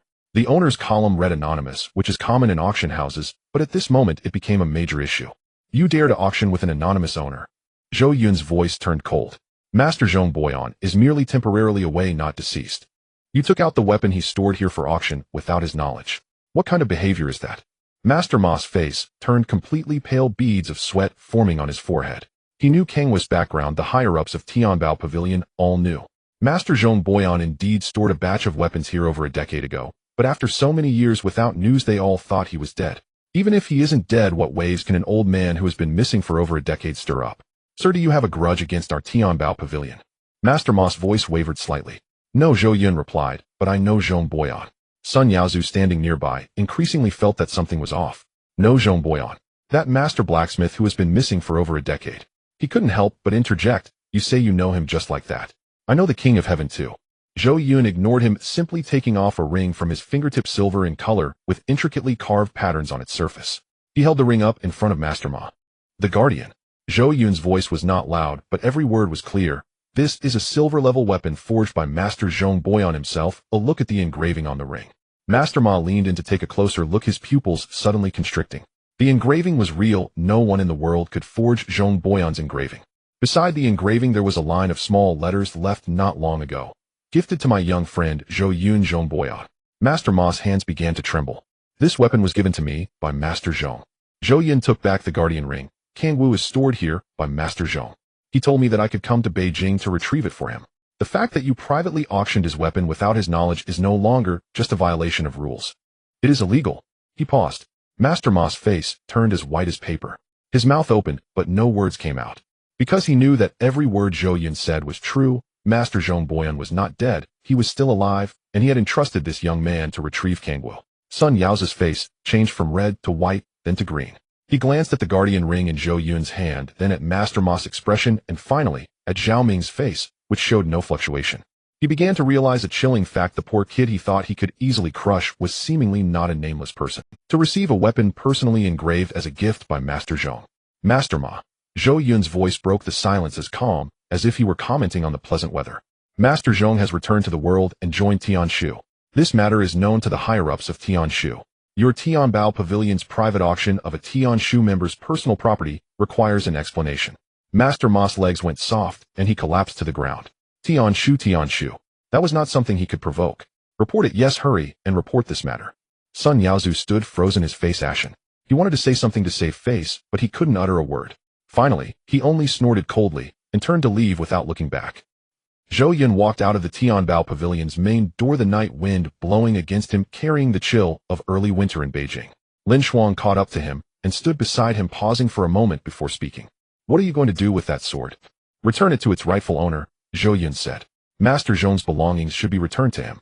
Lin Shuang nodded, not asking further. The two walked side by side in the night of Beijing, the streetlights casting long shadows behind them. After just a few steps, hurried footsteps sounded behind them. Zhao Ming hurriedly caught up with Shen Qingli following closely behind. The shock on her face had turned into Zhou Yun. Zhao Ming called out, his tone filled with the excitement of a long-awaited reunion. "You come to Beijing and don't even tell me." Zhou Yun stopped and turned around. "Brother Zhao, sister Shen." Shen Qingli stepped forward, her eyes filled with gratitude as she looked at Zhou Yun. Although some time had passed since the matter at the Heritage Hall, she still felt a chill every time she thought about it. If it weren't for Zhou Yun, she not only wouldn't have obtained the inheritance, but might have even lost her life. "Zhou Yun, I haven't properly thanked you for the last time." Shen Qingli's voice was sincere. "This time you come to Beijing, you must let us show you some hospitality, otherwise I won't feel right about it." Zhao Ming eagerly nodded in agreement. Yes. It's rare for you to come to Beijing. Tonight, I'll treat you. Let's go to the best restaurant in Beijing. We won't return until we're drunk." Zhou Yun glanced at Lin Shuang, who slightly nodded. Zhou Yun smiled. "Then he'll trouble brother Zhao." "Trouble? Not at all. Let's go." Zhao Ming waved his hand, grandly leading the way. The best restaurant in Beijing is called Hongbin Lu, located on the most bustling street in the city center. It is an ancient three-story building with elegant flying eaves and exquisite carvings. The lanterns at the entrance are handmade, and just these 2 lanterns are worth half a year's salary for an ordinary person. Zhao Ming booked a private room on the 2nd floor. As he pushed open the door, Zhou Yun was taken aback. The room was much larger than he had imagined, with a round table made of red wood in the center, its surface polished to a mirror-like smoothness capable of reflecting shadows. On the walls hung famous calligraphy and paintings, and in the corner was a beautifully shaped bonsai. Even the tableware was custom-made blue and white porcelain. Sit down, don't be polite," Zhao Ming urged, watching have the waiter bring the dishes. Shen Qingli nodded with a smile and went out to give instructions. Zhou Yun sat down, and Lin Shuang sat beside him. Zhao Ming sat across from him, personally pouring tea for Zhou Yun. "Zhou Yun, I heard about what happened on the northern front." Zhao Ming lowered his voice, his gaze filled with admiration. "Extreme cold blockade line. 500 men, 2 minutes, 0 casualties. You're not just a major, you're a war god." Zhou Yun took a sip from the teacup. "It wasn't just my achievement, it was those 500 soldiers who fought with their lives." Zhao Ming looked at him and felt more and more that this young man was extraordinary. Having accomplished such a significant feat, others would have been floating on air, but Zhou Yun remained unfazed, eating and drinking as usual, without any airs at all. The dishes were served. The first dish is steamed shad, its body silver white, and the meat tender. It is topped with a thin layer of ham shreds and ginger drizzled with hot oil that sizzles, releasing an enticing aroma.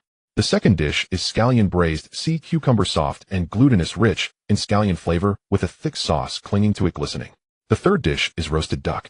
The chef rolls in a cart to slice the duck on site, showcasing exquisite knife skills. Each slice of duck meat is evenly thick, skin and meat intact, arranged on the plate like a blooming flower. There are also crab yolk, tofu, deep-fried meatballs, stir-fried chicken cubes, and marinated fish slices. One dish after another is served, filling the entire table. Zhou Yun picked up his chopsticks and grabbed a piece of shad. The fish melted in his mouth, so fresh that his eyes gleamed. He picked up another piece of sea cucumber, soft and chewy, the sauce rich, making him grip his chopsticks a bit tighter. The only problem is, there's too little. There was only 1 shad, and with 3 people it was gone in a few bites. The plate of sea cucumbers had only 5 or 6 pieces, with more scallions than sea cucumbers. 2 plates of roasted duck were sliced, and Zhou Yun alone had finished 1.5 plates, while Zhao Ming barely touched his chopsticks.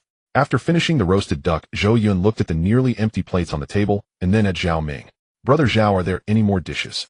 Zhao Ming was taken aback for a moment before bursting into laughter. "Of course. Waiter, bring another plate of roasted duck, 2 plates of shad, and 3 plates of sea cucumber." Lin Shuang smiled beside him. She had seen Zhou Yun eat in the cafeteria, turning a bowl of mush into a banquet of delicacies. Now eating real delicacies, the light in his eyes shone even brighter. Shen Qingli looked at Zhou Yun, suddenly feeling a bit sour inside. She recalled Zhou Yun's figure standing in front of the 72 stone statues in the Hall of Inheritance, remembered the scene of him awakening the spirits under the seal of the Eagle Nation's agents, and recalled his words, "Don't thank me, thank those senior spirits." Such a person so happy just to enjoy a good meal. Zhou Yun, eat slowly, no one is competing with you. Shen Qingli smiled as she picked up a piece of duck meat for him. Zhou Yun nodded but did not slow down at all. The atmosphere in the private room was very harmonious. Zhao Ming shared amusing stories from the capital Shen. Wanqing recounted funny moments when Zhao Ming pursued her. Lin Shuang occasionally chimed in, while Zhou Yun focused on eating the dishes on his plate, nodding from time to time to show he was listening. Meanwhile, in another part of the capital, Sun Yaozu sat in the study of his villa, his expression dark like the sky before a storm. He held a glass of whiskey, the ice clinking faintly in the glass, but he hadn't taken a sip. Useless. He slammed the glass onto the table, the liquor splashing onto the precious mahogany surface. A bunch of useless people. Can't even find information on one person. The aide standing beside him had beads of sweat rolling down his forehead. Young Master Sun, there is really very little information on that person. We can't access the files from the Tianshu side, only some public records from Jiang City.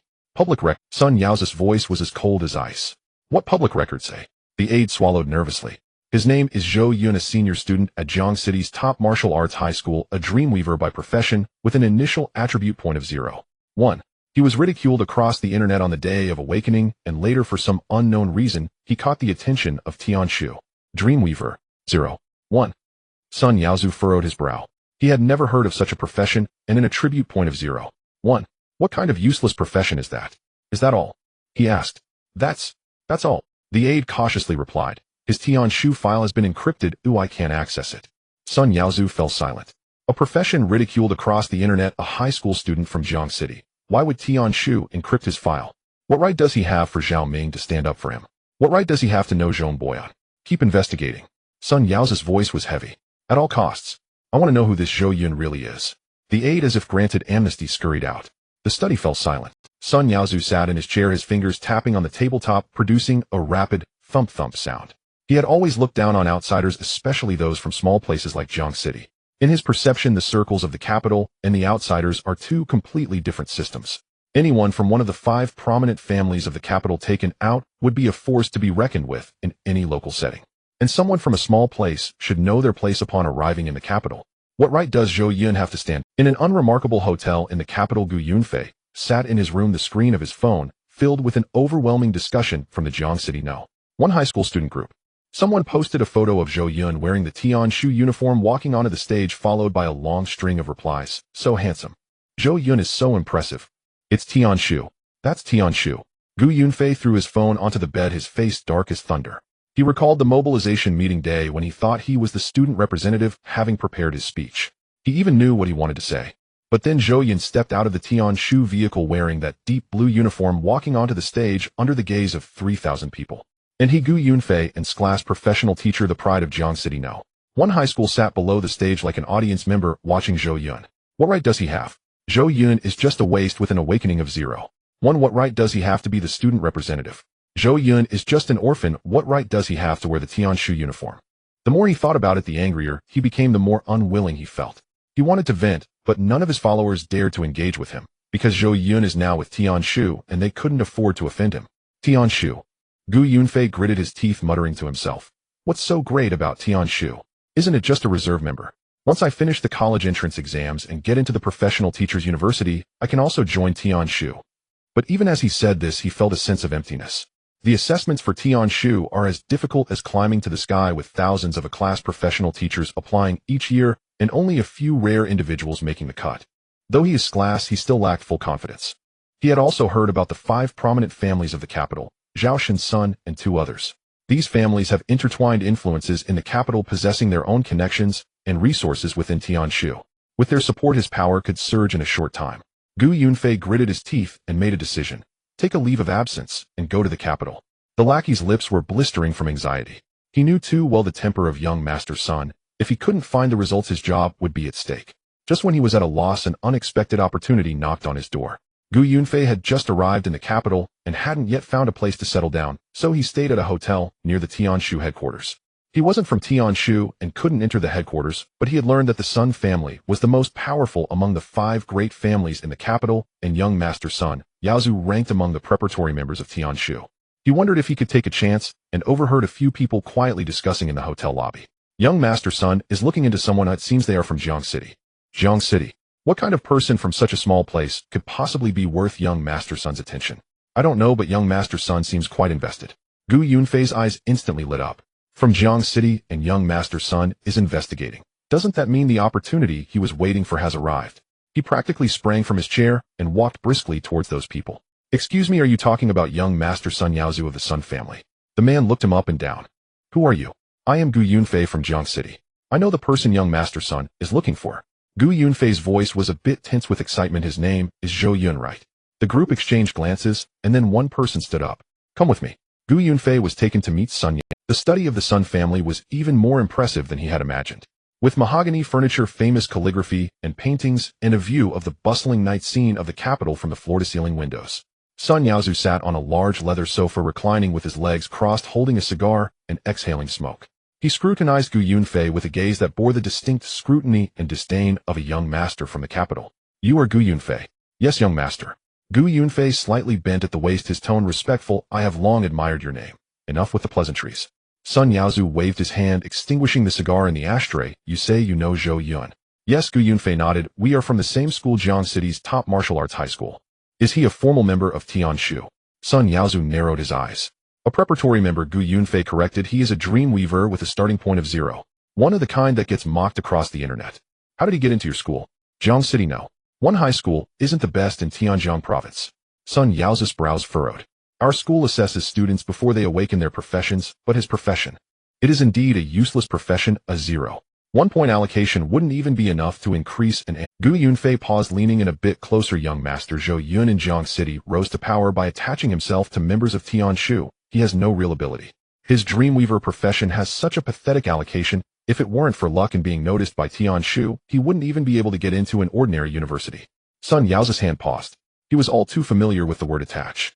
There were many such people in the capital, having no real ability, relying on a silver tongue and a submissive demeanor to cling to the powerful, making their way to the top. What about Zhong Boyan? Sun Yaozu's voice turned cold. Does he really know Zhong Boyan? Zhong Boyan. Gu Yunfei was taken aback for a moment, then laughed loudly. Young master, you must be joking. Zhong Boyan is a legendary forging master who has been missing for over a decade. How could a high school student from Jiang City possibly know him? The engraving on that ring must be a forgery. How could old Zhong give a weapon with his etching to a complete stranger who is a nobody? Sun Yaozu's fist slowly clenched. He recalled the reaction of Manager Ma when Zhou Yun presented that ring at the auction. Fear, shock, disbelief. He thought it was genuine, but now that he heard Gu Yunfei's words, perhaps Manager Ma was also deceived by that ring. Zhong Boyan had been missing for over a decade. Although his engravings couldn't be replicated, what if someone spent decades researching how to forge them? Are you sure he doesn't know Zhong Boyan? Sun Yaozu's voice was very low. Gu Yunfei replied firmly, young master Zhou Yun is just a small figure in Jiang City, with no connections, no background, and no parents. He came from an orphanage. How could he possibly know Zhong Boyan? He might not even know who Zhong Boyan is. Sun Yaozu fell silent. An orphan with no connections, no background. Such a person, how could he dare to challenge him? He remembered Zhou Yun's gaze at the auction, recalled Zhou Yun saying, I have no money, and the way Zhou Yun looked at him with disdain. A surge of anger erupted from deep within him, burning his cheeks and causing his fists to creak from clenching. How could he, the legitimate descendant of the Sun family, be played by an orphan? Gu Yunfei, are you sure everything you said is true? Sun Yaozu stood up, walking in front of Gu Yunfei, looking down at Gu Yunfei felt somewhat breathless under his imposing presence, but he nodded vigorously. Young master, I guarantee with my profession that every word I say is true. Sun Yaozu stared at him for a few seconds, then smiled. It wasn't a happy smile, but one of I already know what I... Good, he said, come with me. Gu Yunfei was taken aback. Where to? Hongbin. Sun Yaozu put on his coat. Zhao Ming is inviting Zhou Yun for dinner over there. We will go there now, and in front of Zhao Ming you will repeat what you just said. Gu Yunfei's lips slowly curved into a smile. He had finally waited for this day. In Jiang City, he could only watch Zhou Yun steal the spotlight. In the capital, he finally had the chance to personally drag Zhou Yun down from that high pedestal. Young master, I am ready. Sun Yaozu waved his hand, leading the group out. Gu Yunfei followed behind him, his heart racing. Not from nervousness, but from excitement. When they arrived at Hongbin Lu, Sun Yaozu did not give anyone a chance to announce their presence. He kicked open the door to the private room, and the loud noise could be heard throughout the building. At that moment, while Zhou Yun and Zhao Ming were leisurely enjoying their meal, bang! The door to the private room was kicked open from the outside. The door slammed against the wall, making a loud noise that caused the paintings on the wall to shake. A dozen burly men in black suits filed in, forming 2 rows on either side of the room, their imposing presence exuding a strong sense of pressure. The front row had individuals whose auras were unfathomable, each at least a level 30 profession master. Zhao Ming's expression instantly darkened. He put down his chopsticks, stood up, and his gaze pierced through the crowd, landing on the last person who entered. Sun Yaozu. A disconcerting smile hung on his face. One that wasn't joyful but rather malicious, as if to say, I've finally caught you. He had changed into a more refined suit, his hair was meticulously styled, and he entered slowly while holding a full Zhao Ming. Long time no see. Sun Yao's voice was light, but each word was laced with sharpness. Zhao Ming's face turned ashen. Although the Sun family and the Zhao family had always been at odds, they had never openly confronted each other. Today Sun Yaozu had kicked the door open, a slap in the face to Zhao Ming and the Zhao family. What do you mean by this, Sun Yaozu?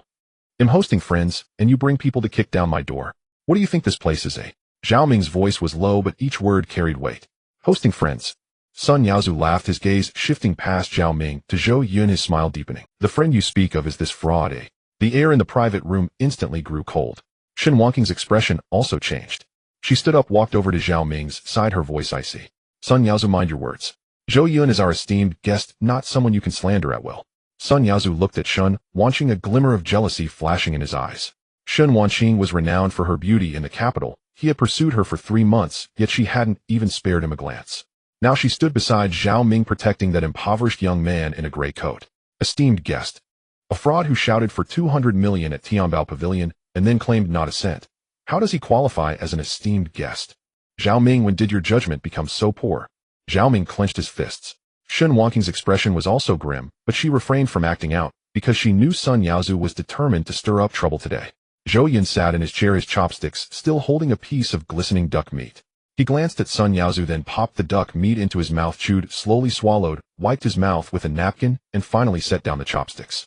Lin Shuang's hand was already under the table, her fingertips faintly glowing. She was ready to act at any moment, but Zhou Yun hadn't given her any signal, so she merely sat quietly like a lurking leopard. Sun Yaozu didn't notice Lin Shuang's movements. His attention was solely on Zhou Yun, and seeing Zhou Yun still eating at this moment only fueled his anger. What? Not going to speak? Sun Yaozu stepped forward. Do you think this matter can just be swept under the rug by remaining silent? Shouting for 200 million, and then saying you have no money. Do you know what kind of behavior this is, eh? This is fraud. 200 million in fraudulent amounts could land you a lifetime in prison. Zhou Yun looked at him, hands raised in surrender. Then go ahead and call the police. Call the police. Sun Yaozu laughed. What good would that do? The Sun family has been in the capital for so many years. Do I need to call the police? I can take care of you myself. He clapped his hands. Another person walked in from outside. The newcomer wore expensive designer clothes, his hair slicked back, his face bearing a look of eagerness to please. As soon as he entered, he quickly walked to Sun Yaozu's side, slightly bending at the waist, as if waiting for Sun Yaozu to give him an opportunity to perform. Zhou Yun recognized the man's face. Gu Yunfei. His expression did not change. To Zhou Yun, Gu Yunfei was merely a name, not even a face worth remembering. With over 3,000 students in Jiangcheng High School, he couldn't remember everyone's face. Gu Yunfei stood beside Sun Yaozu, his gaze sweeping across the private room. He noticed Zhao Ming and Shen, watching, a flicker of envy in his eyes. He saw Lin Shuang, a flash of greed, crossed his gaze. Finally his eyes landed on Zhou Yun, and a smug smile crept across his lips. Zhou Yun, oh Zhou Yun, look at you now. In Jiangcheng you were a preparatory member of the Tianshu, a student representative, the focus of 3,000 people's attention. But this is the capital, not Jiangcheng. Here you are nothing. Sun shouts him. Gu Yunfei pointed at Zhou Yun, his voice filled with a sense of triumph in reporting. His name is Zhou Yun, a fellow high school student of mine, a student in his senior year at Jiangcheng High School, who claims to be a preparatory member of Tianshu. His profession is a dream maker with a starting point of 0. A useless job mocked all over the internet. He paused and added. He only rose to prominence in Jiangcheng by clinging to the Tianshu. He has no real ability. Sun Yaozu, upon hearing this, turned to Zhou Yun, his contempt deepening. Dream maker. 0. 1. Is that all? Gu Yunfei continued. Sun Xiao, what about Zhong Boyan? How could Zhou Yun possibly know old Zhong? Old Zhong is a legendary forging master who has been missing for over a decade. How could a high school student from Jiangcheng who doesn't even know which way the capital's door opens possibly know old Zhong? The engraving on that ring must be a forgery. The more he spoke, the more animated he became, venting all the grievances he had suffered in Jiangcheng. In Jiangcheng he acts like this, looking down on everyone just because of a little connection. Sun Xiao, you mustn't. After Gu Yunfei finished speaking, he looked at Zhou Yun with pride, waiting to see Zhou Yun panic and be at a loss for words. Zhou Yun looked at him, his expression unchanged. He didn't even glance at Gu Yunfei again, merely turning his gaze to Sun Yaozu. Are you done? Gu Yunfei was taken aback. He had imagined Zhou Yun's reaction. It might be anger, it might be a defense, it might be but he never expected Zhou Yun would simply ask, are you done, as if what he had just said wasn't worth taking seriously. Sun Yaozu's expression darkened further. He despised Zhou Yun's reaction, this indifference, this disregard for, as the legitimate grandson of the Sun family, who wouldn't treat him with respect in the capital. How dare this impoverished kid from Jiangxing use such an attitude towards him? Zhou Yun's son Yao's voice turned cold. I won't waste words with you. You committed fraud by shouting for 200 million, damaging my reputation among the young elites in the capital. How will you settle this? Simple. Sun Yaozu stepped forward. You will kneel before me in public and bow your head 3 times hand over the Kangwu, and then roll out of the capital, never to set foot here again for the rest of your life. This matter will be settled. The private room fell silent for a moment. Zhao Ming's face had turned as dark as it could get. Sun Yaozu, you are going too far. Shen Qingli also stepped forward. Zhou Yun is our guest, your guest. Sun Yaozu interrupted them, his voice raised. Your guest is a fraud. Do you still have the face to speak for him? He turned to the black-clad men behind him. What are you waiting for? Take this. More than a dozen black-clad men moved simultaneously. Lin Shuang's hand had already risen from under the table. The flames in her palm had taken shape. Just at that moment. Stop. Stop. A voice came from outside the door. It was not loud, but heavy, carrying an authority that dared not be defied. Everyone's movements ceased. The door was pushed open and a middle-aged man in his 40s walked in. He bore a slight resemblance to Sun Yaozu, but his demeanor was entirely different. Where Sun Yaozu was flamboyant and domineering, he was composed and reserved. He wore a dark gray Zhongshan suit with a silver badge pinned to his left chest. The badge was more antiquated than that of the Tian Shu, featuring a book crossed with a sword, the emblem of the Holy Hall. Sun Yaozu naturally recognized the man before him, but he was more acutely aware of this man's current identity. The steward of the Holy Hall, the eldest son of the previous generation of the Sun family, his uncle Sun Zhengqing. Uncle. Sun Yaozu was taken aback. What brings you here? Sun Zhengqing did not look at him. His gaze passed over everyone and landed on the young man in a gray coat in the corner of the room. The more he looked, the more familiar he appeared. He worked at the Holy Hall and had access to many documents that ordinary people could not see. Just a few days ago, the Tian Shu headquarters sent a document containing a personnel file and photo of a person, 18 years old, a major, a core member of Tian Shu, about to enter the Holy Hall for inheritance. That person was none other than the young man before him. Sun Zhengqing's pupils slightly constricted, but his expression showed no change. Uncle, your timing is perfect. Sun Yaozu did not notice Sun Zhengqing's expression and continued to complain. This fraud ordered a lantern worth 200 million at Tianbao Pavilion and then claimed he had no money. The amount of fraud is enormous, and I was just about to shut up. Sun Zhengqing's voice was not loud, but Sun Yaozu felt as if someone had grasped his neck, and his voice came to an abrupt halt. Sun Zhengqing walked to the center of the room, glancing at the overturned table, the shattered dishes all over the floor, and the black-clad men glaring at Zhou Yun. Then he looked at Zhao Ming and Shen Qingli, giving a slight nod as a greeting. Finally, he turned to Zhou Yun, slightly bending at the waist. Major Zhou, it is my Sun family's lack of discipline that has alarmed you. The room fell silent for a moment before erupting into chaos. Major Zhou. Sun Yaozu's eyes nearly bulged out of his head. He looked at Zhou Yun, then back at his uncle, his mind buzzing. What did his uncle just call him? Major. This poor kid in a gray coat is a major. How old is he? 18. 19. The record for the youngest major in Huaxia is 22. How could this person possibly be a major? Uncle, you must be mistaken. Sun Yaozu's voice had changed pitch. He is just a high school student from Jiangcheng. At most, his identity is that of a Tian Shu reserve member. How could he possibly be a major? Sun Zhengqing turned his head to look at him. Sun Yaozu felt a chill run down his spine under his uncle's gaze. He wanted to argue that he was not wrong, that Gu Yunfei had said exactly that he had researched a lot of information, but looking into Sun Zhengqing's expressionless eyes, he found himself unable to utter a single word.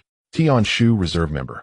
Sun Zhengqing's voice was very calm, but each word struck Sun Yaozu's heart like a hammer. How long ago did you research this information? Do you know what Major Zhou has done on the northern front? Do you know who approved his military rank? Do you know why he has come to the capital this time? Sun Yaozu's legs began to weaken. The northern front military rank coming to the capital. These 3 phrases together conjured a frightening possibility that sent chills through him. Uncle, he can't possibly be. Sun Zhengqing did not answer him, but turned around and walked to Zhou Yun again, bending slightly at the waist. Major Zhou, my nephew has been spoiled since childhood and does not know right from wrong. Today's incident was his fault. I apologize on his behalf and hope you can show mercy and not hold it against him. The room was deathly silent. Zhao Ming watched this scene, a slight smile playing on his lips, but he did not speak. Shen Qingli watched this scene, her shock surpassing even that of Sun Yaozu. She knew Zhou Yun was formidable, but she had no idea he had reached such a level. A major, an 18-year-old major, even a steward of the Holy Hall, had to bow his head. Gu Yunfei had lost all color in his face. He stood in the corner, his legs trembling. He wanted to run, but his legs would not obey. Sun Yaozu's uncle called Zhou Yun a major. The words he had just said, calling Zhou Yun a fraud, a useless person, someone who climbed to power through connections. Were those words considered slander in front of a major? Zhou Yun looked at Sun Zhengqing without speaking. Sun Yaozu finally could not hold back. Uncle, even if he is a major, he can't commit fraud, right? He ordered a 200 million lantern and said he had no money. I did say not a single cent, and I will not pay that money. Zhou Yun's voice was not loud, but each word was clear. Kangwu is a possession entrusted to Tianbao Pavilion by Master Zhong Boyan. It does not belong to Tianbao Pavilion. Master Zhong asked me to retrieve it for him, and since Tianbao Pavilion is privately selling it, I am taking back what belongs to me. Why should I pay? Sun Zengqing's brows furrowed deeper as he looked at Sun Yaozu. Is this true? Sun Yaozu opened his mouth, but could not find his voice. He had only thought about punishing Zhou Yun at the time, and had not verified the ownership of Kangwu. Now that he thought back, Manager Ma had indeed changed his expression at the end, and had not insisted on having Zhou Yun pay. Sun Zhengqing understood everything from the expression on Sun Yaozu's face. He took a deep breath, turned around, and faced Zhou Yun, deeply bowing. Major Zhou, this matter is our Sun family's fault.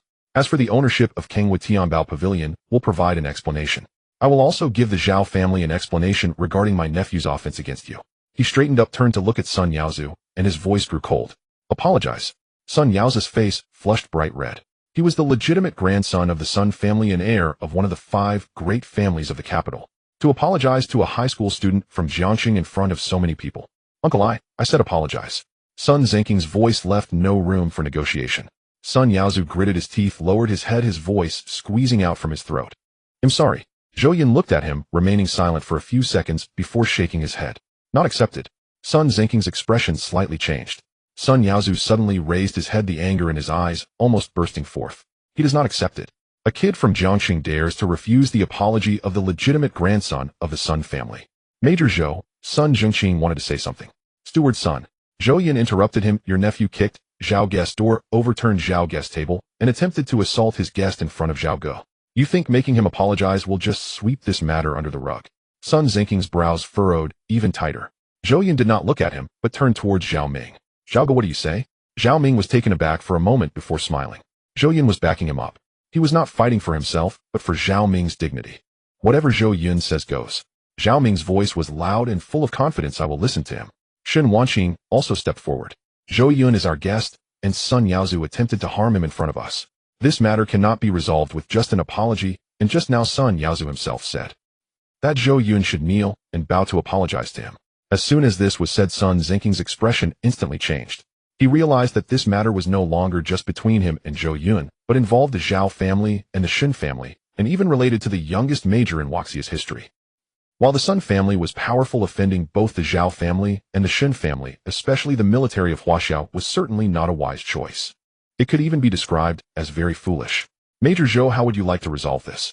Sun Zhengqing sensed something was amiss, his tone carrying a rare hint of humility. Zhou Yun looked at him and spoke. I am not one to seek revenge for a slight, but today's incident is not only aimed at me, but also concerns Zhao Guest's face. You, the people of the Sun family, kicked Zhao Guest's door and overturned Zhao Guest's table, and you think you can just walk? Zhou Yun glanced at Zhao Ming. Zhao Ming immediately understood, nodded slightly, and said crisply, what Zhou Yun means is also what I mean. Today's matter is entirely up to him. Sun Yaozu's expression became even more grim.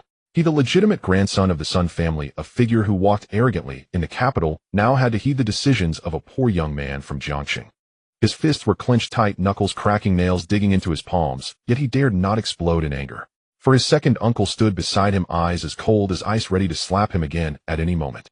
Speak up, Sun Yaozu grit his teeth, his voice squeezed out from between them. What do you want? Zhou Yun looked at him, silent for 2 seconds, then began to speak. His voice was not loud, but every word was clear. First you kneel before me and brother Zhao and apologize with a bow. The room fell silent instantly. Sun Yaozu's face flushed to a deep red, almost shouting from his throat. Absolutely not.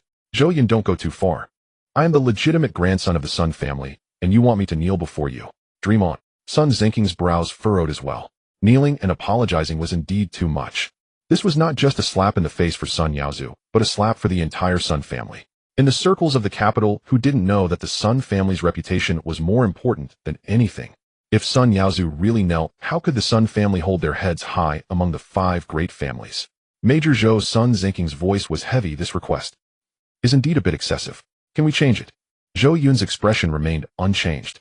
He didn't even look at Sun Zhengqing, merely gazing at Sun Yaozu, as if he were an inconsequential person. Gu Yunfei stood in the corner watching this, seeing his eyes wide with surprise. He thought Zhou Yun would tremble in fear before Sun Yaozu, that he would plead submissively, that he would cling to some unknown means to muddle through as he did in Jiangxing. But Zhou Yun did not. He stood there calm as a mountain, while Sun Yaozu in front of him resembled a dog whose tail had been stepped on, barking wildly, but too afraid to bite. Is this the difference? Gu Yunfei's hands were shaking. He had bowed and scraped before Sun Yaozu, not daring to breathe. When Sun Yaozu told him to go east, he dared not go west. When Sun Yaozu ordered him to point out Zhou Yun, he rushed forward without a second thought to attack. Yet Zhou Yun had demanded that Sun Yaozu kneel and apologize. Sun Yaozu was enraged, but with his second uncle present, he dared not act. Sun Zhengqing could only humbly request Zhou Yun to change the condition. Gu Yunfei's mind buzzed. He suddenly realized a chilling truth. He had thought he and Zhou Yun were on the same level, that Zhou Yun had merely been lucky to ascend to prominence, and that if given the same opportunity he could achieve what Zhou Yun had. But now he understood that the difference between him and Zhou Yun was not opportunity, but courage. The courage to stand tall before the 5 great families of the capital. Zhou Yun spoke again, his voice still flat. Since the first condition is unacceptable, I will propose another. He paused. Second, regardless of the situation, whenever I or Zhao Ming encounter Sun Yaozu in the future, he must leave immediately. He has to roll out at once. At least 3 times, no matter the circumstances. The room fell silent once more. Sun Yaozu's face transformed from red to ashen, forcing him to leave. That was hardly better than making him kneel. Kneeling was a momentary humiliation, but rolling out was a long-term continuous slap in the face. In any future event in the capital, as long as Zhou Yun or Zhao Ming appeared, Sun Yaozu would have to leave in disgrace. If this got out, where would the face of the young master Sun go? However, Sun Zhengqing's expression relaxed slightly. He glanced at Sun Yaozu, then at Zhou Yun, and understood. Zhou Yun did not genuinely want Sun Yaozu to kneel. He had known from the start that the Sun family would not accept such a condition. He proposed the kneeling request to make the second condition seem acceptable. This was a negotiation tactic. First propose a condition that the other party cannot accept, then propose one that they can reluctantly accept, making the latter appear less difficult to agree to. Moreover, when Zhou Yun said, at least 3 times, he left some room. Not forever, just 3 times. Not unlimited humiliation, but limited. The Sun family's face was preserved, the Zhao family's grievances were resolved, and Zhou Yun's demands were met. Sun Zhengqing sighed inwardly. This 18-year-old youth was far superior to his useless nephew. Yaozu agree. Sun Zhengqing's voice left no room for doubt. Sun Yaozu whipped his head around, his eyes wide as saucers. Second uncle. He wants me to leave. Agreed. Sun Zhengqing's voice turned cold. You made this mess, now you deal with it. 3 times of rolling out for the peace of the Sun family is worth it. Sun Yaozu's lips trembled, wanting to retort, but looking into his uncle's expressionless eyes, all resistance was swallowed back. He lowered his head, squeezing out a word through gritted teeth.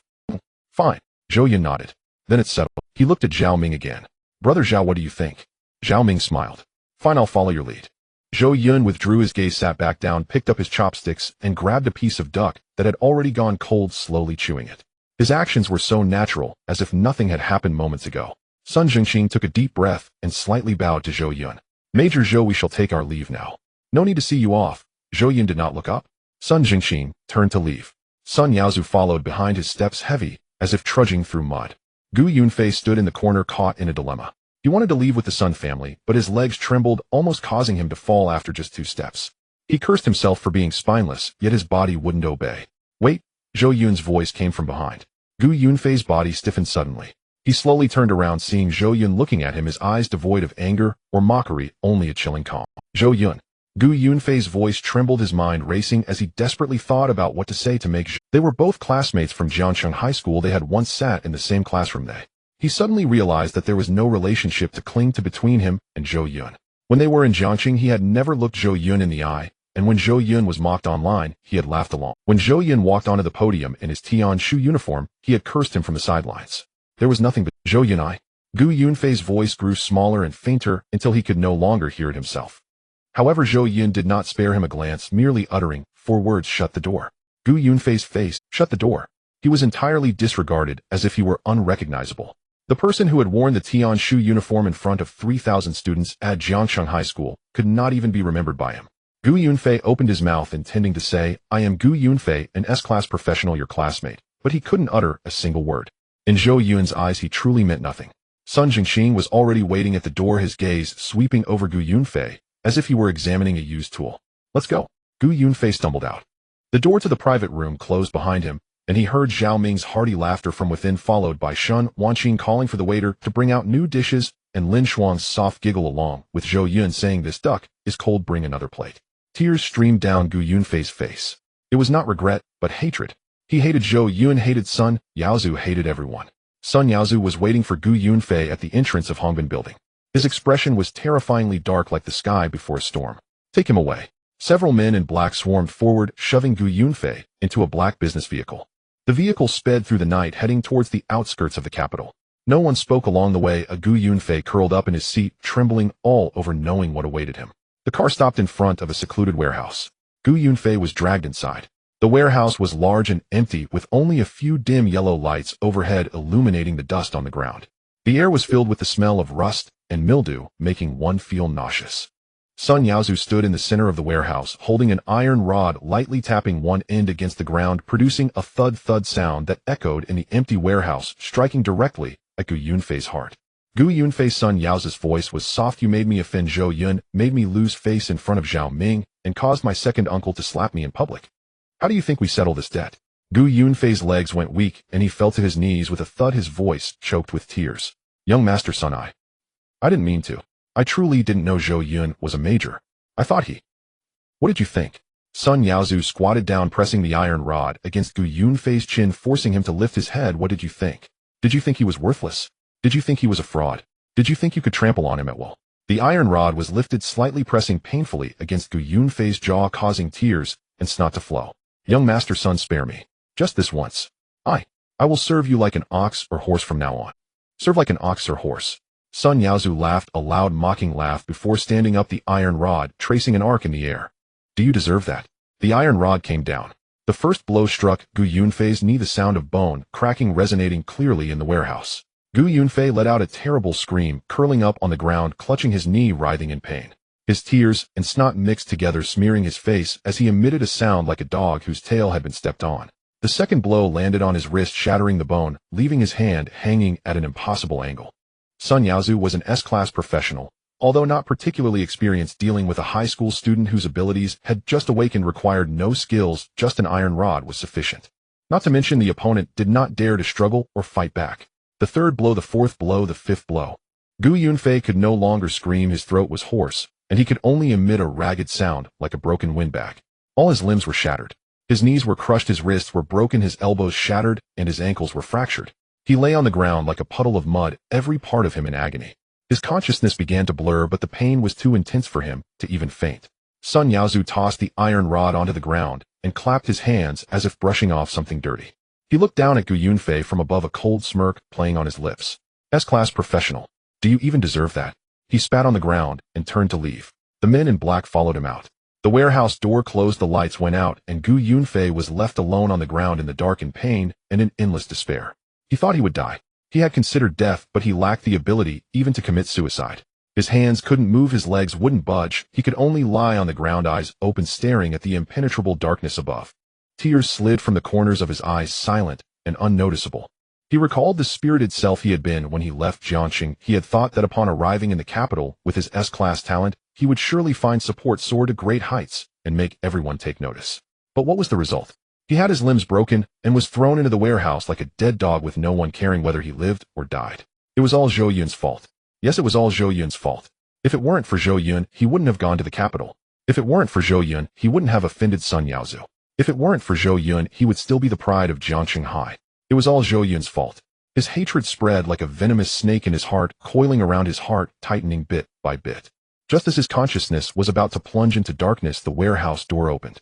A beam of light shone, and he heard footsteps, several pairs of shoes treading on the concrete floor. Someone approached him and squatted down. Is this the one? This one? A voice asked, hoarse and deep with an unidentifiable accent. This is him. Gu Yunfei, Jiangxing High School S-class professional from the same school as Zhou Yun. Let's see if he's dead. A foot kicked Gu Yunfei's shoulder. Gu Yunfei winced in pain, his consciousness sharp. Not dead. Take him away. A burlap sack was thrown over his head, plunging him into darkness once more. Gu Yunfei was dragged out. He wanted to scream help, but his throat could no longer produce sound. He was shoved into a vehicle which jolted forward towards an unknown destination. He did not know how long had passed when the car finally stopped. Gu Yunfei was dragged into a place, and the burlap sack was pulled away. The light was blinding, and he squinted for a long while before finally making out his surroundings. It was a basement, not large, but very clean. The walls were white, the floor was concrete, and the overhead fluorescent lights buzzed softly. A faint scent pervaded the air, not floral, but an unsettling fragrance that was hard to describe. In front of him stood several people with a woman at the forefront. She wore a tight-fitting black outfit that accentuated her curvaceous figure. Her long hair cascaded down her shoulders, her features were exquisite, her skin as porcelain-like as a delicate ceramic, and her lips painted with a dark crimson lipstick that glimmered coldly under the light. Her eyes were amber, slightly slanted, exuding an indescribable allure. Her beauty was not of the gentle kind, but rather that which bore thorns, a beauty that invited closeness, yet instinctively urged one to retreat. Gu Yunfei gazed at her momentarily, forgetting the pain coursing through his body. The woman crouched down, extending a finger to gently lift Gu Yunfei's chin. Her fingers were cool, reminiscent of a serpent's skin. "Are you Gu Yunfei?" Her voice was soft and gentle, like a feather brushing against one's ear. Gu Yunfei opened his mouth, but no sound emerged. The woman smiled. Her smile was captivating, yet Gu Yunfei felt a chill run down his spine, as if something sinister had set its gaze upon him. "Don't be afraid." She stood up, clapping her hands. "Get him healed." Two individuals, one male and one female, stepped out from behind her, clad in white robes resembling medical practitioners. They approached Gu Yunfei, crouching down, their hands glowing with a green light. The light of the healing skill enveloped Gu Yunfei's limbs. The broken bones began to mend, torn muscles started to regenerate, and severed tendons were reconnected.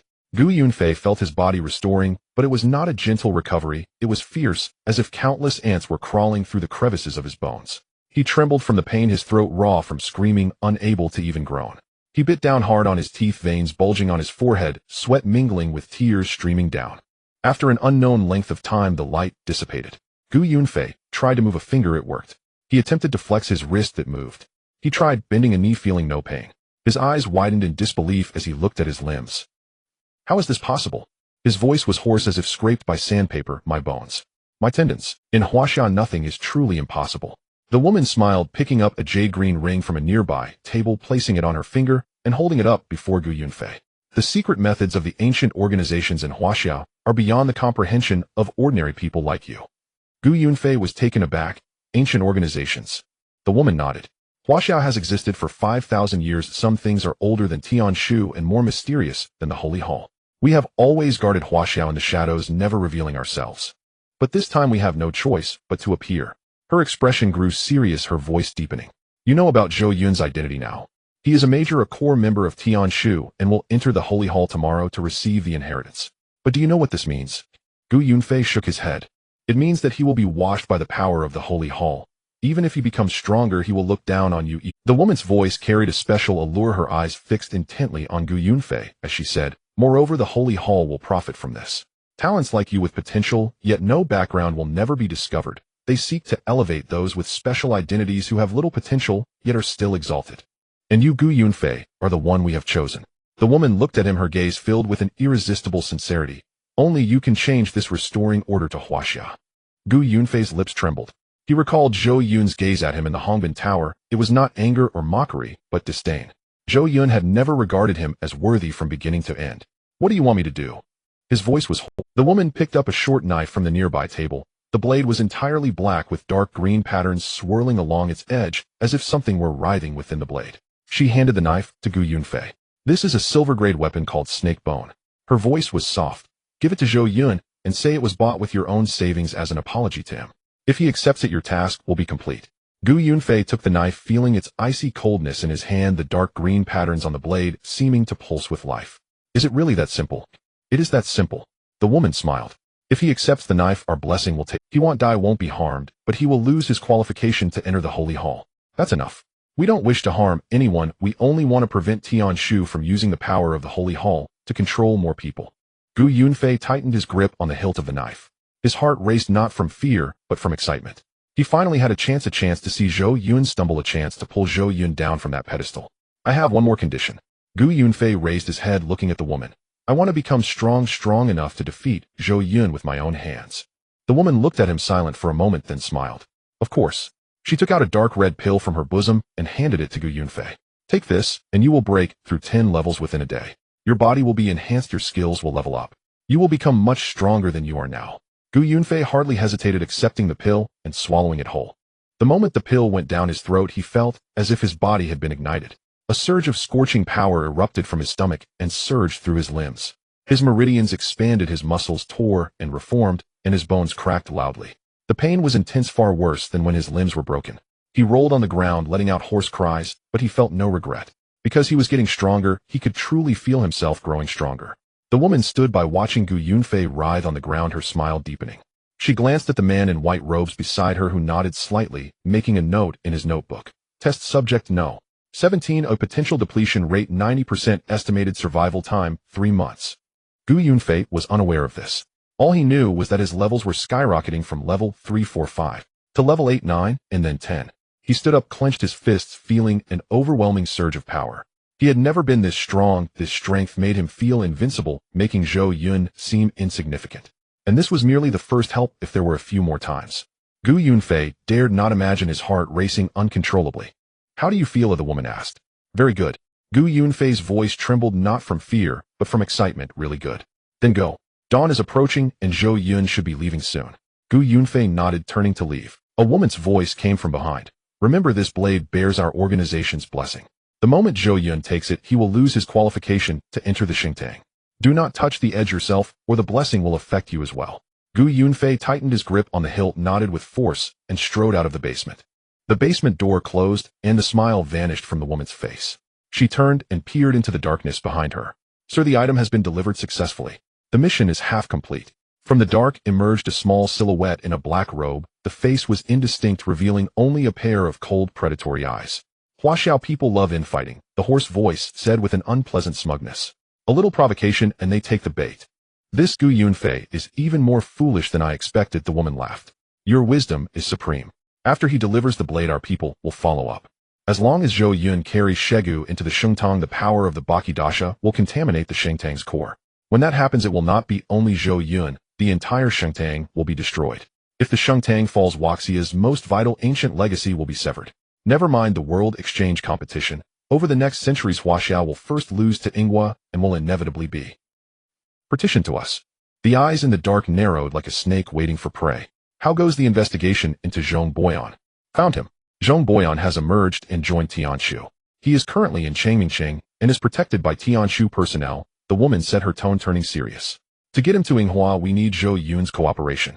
Then let Gu Yunfei do it. Once Zhou Yun trusts him, have him lure Zhong Boyan out.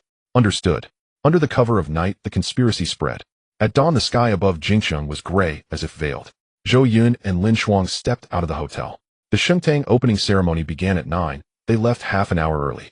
Lin Shuang wore the formal uniform of Tianshu. The deep blue fabric threw a cold sheen in the morning light, and the silver emblem on her left chest stood out sharply.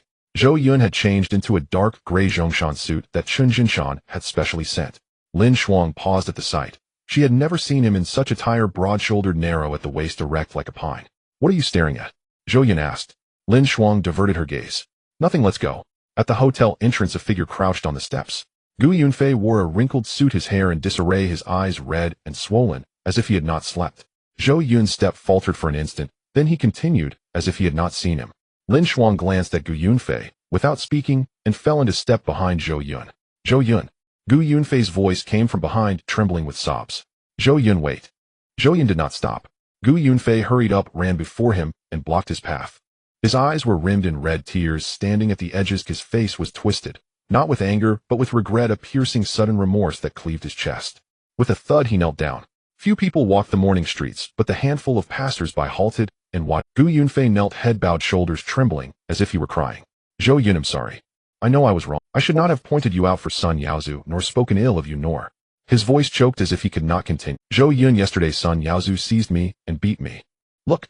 He rolled up his sleeve, his arm bore shocking bruises and wounds. Zhou Yun, yesterday Sun Yaozu seized me and beat me. Look.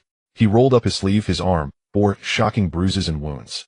I truly know I was wrong. I should not have come to Jingcheng to seek a patron, should not have tried to cling to the powerful. I was a frog in a well in Jiangcheng. I fancied myself great, but in Jingcheng I realized I was nothing. He wept bitterly, shoulders shaking violently, his voice broken and intermittent, as if enduring overwhelming suffering. Zhou Yun, after all, we were classmates at the same school. Can you forgive me this once? I promise I will never oppose you again. Zhou Yun regarded him silent for a few seconds. Gu Yunfei, I am not familiar with you. Gu Yunfei's body stiffened violently. Zhou Yun stepped around him and walked on. Gu Yunfei knelt and watched Zhou Yun's receding back, his nails dug into his palms, the pain making him tremble, yet he did not cry out. He drew a deep breath and forced down all his hatred, resentment, and fury. Tears still fell, his voice still trembled, but his expression had changed. Zhou Yun, he cried, scrambling up and chasing after him. From his bosom, he produced a knife.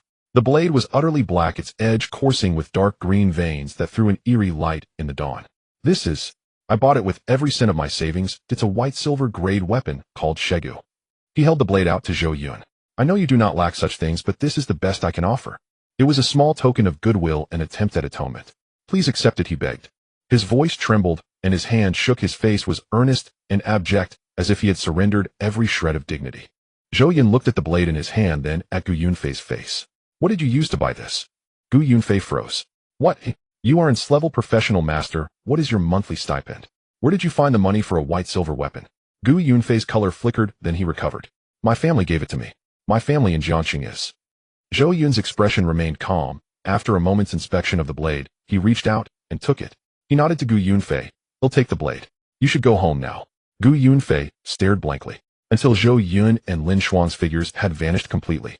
Gu Yunfei stood at the hotel entrance, watching their backs disappear around the corner. Tears still clung to his face, but the corners of his mouth curled, slowly growing wider and more contorted, half a smile, half a grimace. He recalled the woman's words. Once Zhou Yun takes the blade, he will lose his qualification to enter the Shengtang. Zhou Yun had taken it. He had not thrown the blade away, he had accepted it. So long as he held that knife, he would be barred from the Shengtang. Zhou Yun was finished. Yes, finished the Xingtang of all things. Excitement built within Gu Yunfei until he could no longer contain himself. He began to laugh. First a low suppressed sound, then louder and more unbridled, until he threw back his head and laughed openly. Passers-by glanced over, assuming he had gone mad. Gu Yunfei did not care. He only knew Zhou Yun was done for. Soon Zhou Yun would be like him, or worse. Zhou Yun would lose his Shengtang qualification, be abandoned by Tianshu, fall from that high platform, and be shattered to pieces.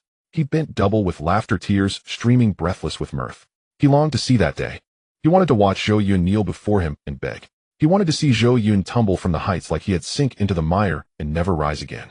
He could not wait. In the morning light, his shadow stretched long across the pavement. Within that shadow lurked a serpent-like malice. At the street corner, Zhou Yun stopped, handing the black-bladed snake bone to Lin Xuan. Make arrangements to go to the Tianshu capital headquarters, not the Holy Hall. Zhou Yun's voice was calm, but left no room for doubt. Lin Xuan took the knife, slightly taken aback.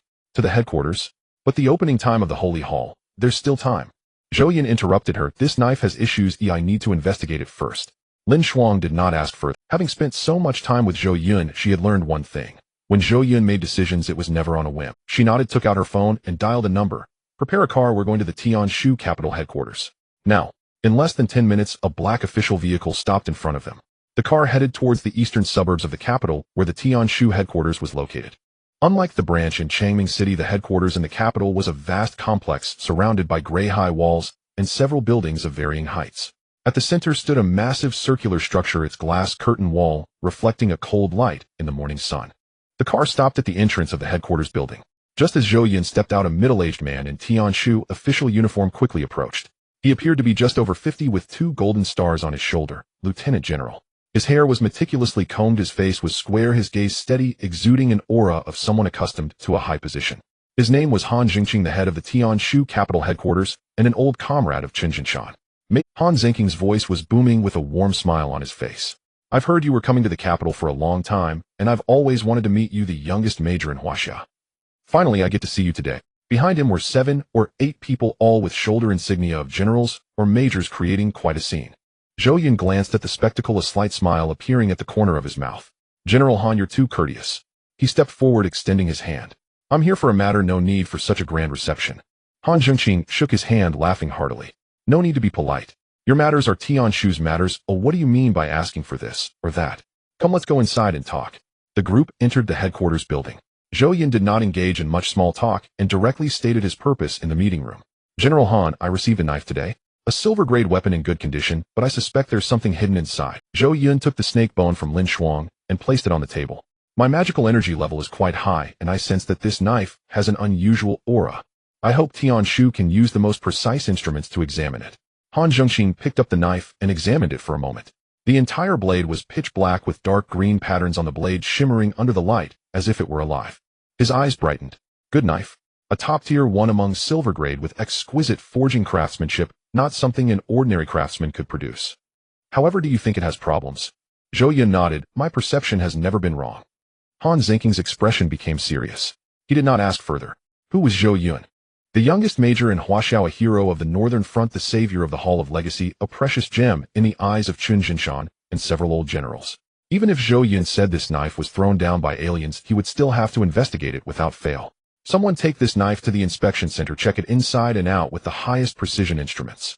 Han Zhengqing handed the knife to his aide beside him. Get the results within an hour. Yes. The aide took the knife with both hands and quickly left. Zhou Yun sat down in a chair, but did not remain idle. He looked at Han Zhengqing, his tone casual, as if chatting about everyday matters. General Han, does Tian Shu have any beast crystal cores in the capital's warehouse? Han Zhengqing was taken aback. We do, but the grades aren't very high. Most are between level 30 and 40. I want to level up a few more levels before entering the Holy Hall, Zhou Yun said. Although the crystal cores from level 30 to 40 aren't very high, they can accumulate, and should allow me to break through to level 50. Han Zhengqing did not hesitate. He stood up, walked to the desk, and picked up the phone, dialing a number.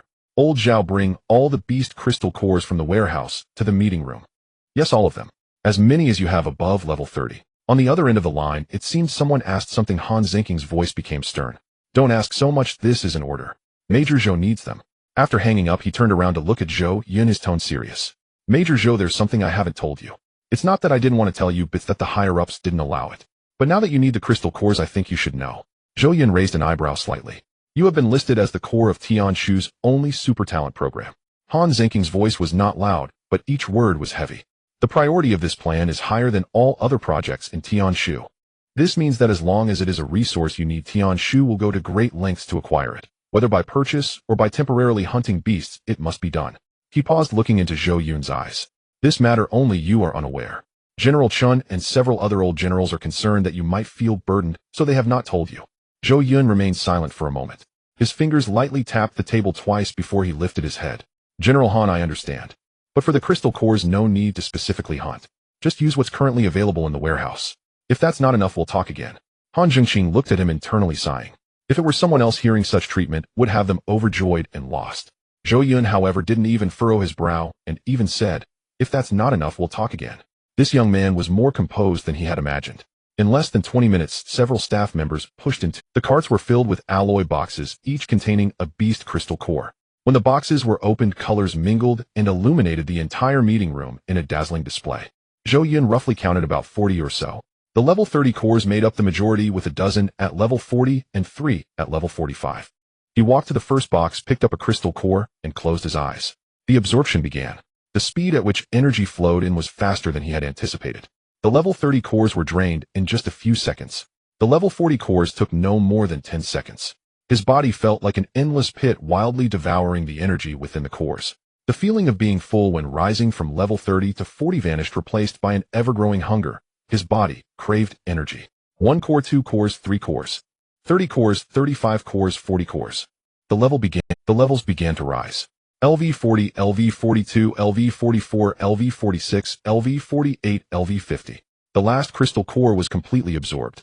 The level stabilized at 50. Zhou Yun opened his eyes, a flash of brilliance gleaming from his depths. He felt a profound transformation within his body, not simply an increase in numbers, but a deeper, more essential change. He called up the attribute panel, and a line of golden text appeared before him. Level has reached 50, awakening task has been triggered. The Dream Building Pseudo-Law Task Description. The law is an ultimate power that has a minuscule chance of awakening only for professionals above level 95. Due to limitations in professional talent and cultivation resources, the vast majority of professionals will never reach the threshold of the law in their lifetime. Yet you have already embarked on the path of awakening the pseudo-law at level 50, which is unprecedented throughout history. Due to limitations in professional talent and cultivation resources, the vast majority of professionals will never reach the threshold of the law in their lifetime. Yet you have already embarked on the path of awakening the higher the scores from the 3 evaluations, the more generous the awakening rewards will be. Current progress, 03. Zhou Yun finished reading the task description and fell silent for a moment. The law is something that only has a minuscule chance of awakening above level 95. Now at level 50, he has activated the awakening task for a pseudo-law. This was beyond the realm of incredible, it was simply unfathomable. What do you think? Lin Xuan's voice came from beside him, laced with a hint of tension. Zhou Yun closed the panel and shook his head. I've reached level 50 and triggered the awakening task, but this task. He paused, is somewhat mysterious. What task? Han Zhengqing also leaned in. It's called dream building. It requires constructing 3 dreamscapes using anchors. Zhou Yun's brow furrowed slightly. It's not as straightforward as those previous tasks. Anything involving the law is indeed not an ordinary matter. Han Zhengqing's pupils constricted sharply. The law. He had lived for 50 years and worked in Tianshu for 30, encountering countless geniuses, yet he had only seen the term law in ancient texts. It was a legendary power said to be comprehensible only by the top-tier powerhouses above level 95. In all of Huaxia's millennia of history, the number of those who touched upon the law could be counted on one hand. And Zhou Yun had begun to touch the threshold of the law at level 50. Han Zhengqing took a deep breath and refrained from asking further. Some things were better left unsaid. Zhou Yun turned to Lin Shuang. Lin Shuang, what exactly is the sanctuary like? I've only heard it referred to as a holy place of Huaxia, but am not clear on the specifics. Lin Shuang thought for a moment and organized her words. There are two things in the sanctuary. One is the heroic spirits, similar to the Hall of Heritage, but older and more powerful. The heroic spirits, they are not ancestors from the past few hundred years, but rather heroes from Huaxia thousands of years ago. Their legacies are far more unfathomable than the powers of modern professionals. She paused, lowering her voice slightly. The other is the ancient divine beasts. Zhou Yun's brow twitched slightly. Ancient divine beasts. The ones mentioned in the classic of mountains and seas. Yes, Lin Shuang nodded. In the sanctuary, statues of several ancient divine beasts are asleep. These statues are not ordinary stones. They are formed from special spiritual materials after the souls of the divine beasts fell. Each statue contains the source power of the divine beast. If someone can gain the recognition of a divine beast, they can inherit its legacy. Not merely skills or attributes, but true power from ancient times. She sighed, but the problem is over time the divine beast statues in the sanctuary have been falling into deeper. In recent decades, no one has been able to awaken any divine beast statues. The glory of the sanctuary has long since diminished. Zhou Yun listened and fell silent for a moment. His fingers tapped lightly on the table as if contemplating something. Just then the door to the meeting room was pushed. Han Zhengqing's aide hurried and holding a document bag, his expression serious. General, the test results are out. Han Zhengqing took the document bag and pulled out the report. Just one glance and his expression changed, from calm to grave and then to ashen. His fingers tightened around the report, knuckles turning white. Major Zhou, his voice was low yet each word weighed like a stone. Where did you get this knife? Zhou Yun looked at him. It was given to me by someone who claimed to want to apologize. Is there a problem? Han Zhengqing took a deep breath, placed the report on the table, and pushed it towards Zhou Yun. You take a look yourself? Zhou Yun picked up the report. In the testing results section, it read unidentified energy fluctuations detected within the blade suspected to be a sealing substance. Energy spectrum analysis indicates that this substance highly matches the malevolent energy of the ancient divine beast Yamada no Orochi recorded in ancient texts from the country of cherry blossoms. If this weapon enters the sanctuary, the malevolent energy of Yamada no Orochi will contaminate the divine beast statues within, causing them to fall into slumber more rapidly, and in severe cases they will collapse entirely. The consequences are unimaginable. Zhou Yun finished reading, his expression unchanged. He set down the report and looked at Han Zhengqing. The person who delivered the knife is Gu Yunfei, a student from Jiangxing High School. Last night he was presumably injured due to retaliation from Sun Yaozu, but I don't know what happened afterward. This morning he appeared at my hotel door completely unharmed. His level had also increased quite a bit, and he handed me this knife. At that time I felt something was off. A silver-grade weapon, given his background he could afford it, but to hand it to me so easily, I didn't believe it. Moreover, the aura on him has changed. There is an unsettling chill that shouldn't belong to him. Han Zhengqing's expression darkened further. Are you implying that he has been turned by spies from the country of cherry blossoms? Not necessarily that he actively defected, but he has indeed been used by someone. Zhou Yun stood up, walked to the window, gazing at the overcast sky outside. People from the country of cherry blossoms want to manipulate the sanctuary, but can't access it, so they found someone close to me to deliver the knife. He turned around and looked at Han Zhengqing. Moreover, they are not merely trying to harm me. Their target is the sanctuary. If the sanctuary is destroyed, Huaxia's most important ancient legacy will be severed. In the world exchange competition, the battle for national fortune, what can Huaxia use to compete with others?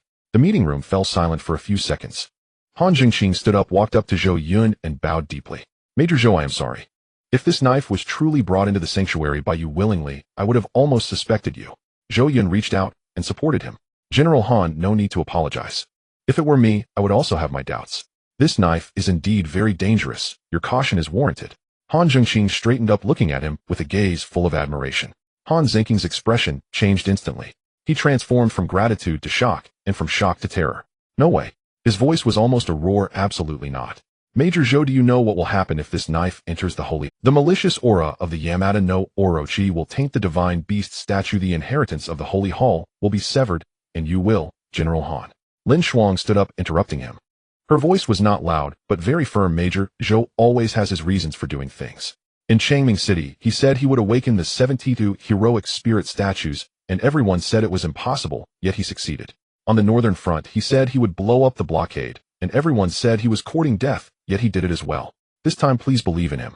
Han Jingqing looked at Lin Shuang, and then at Zhou Yun. Lin Shuang's gaze was resolute, while Zhou Yun's expression was calm. That calmness was not a facade, it was genuine and stemmed from deep conviction.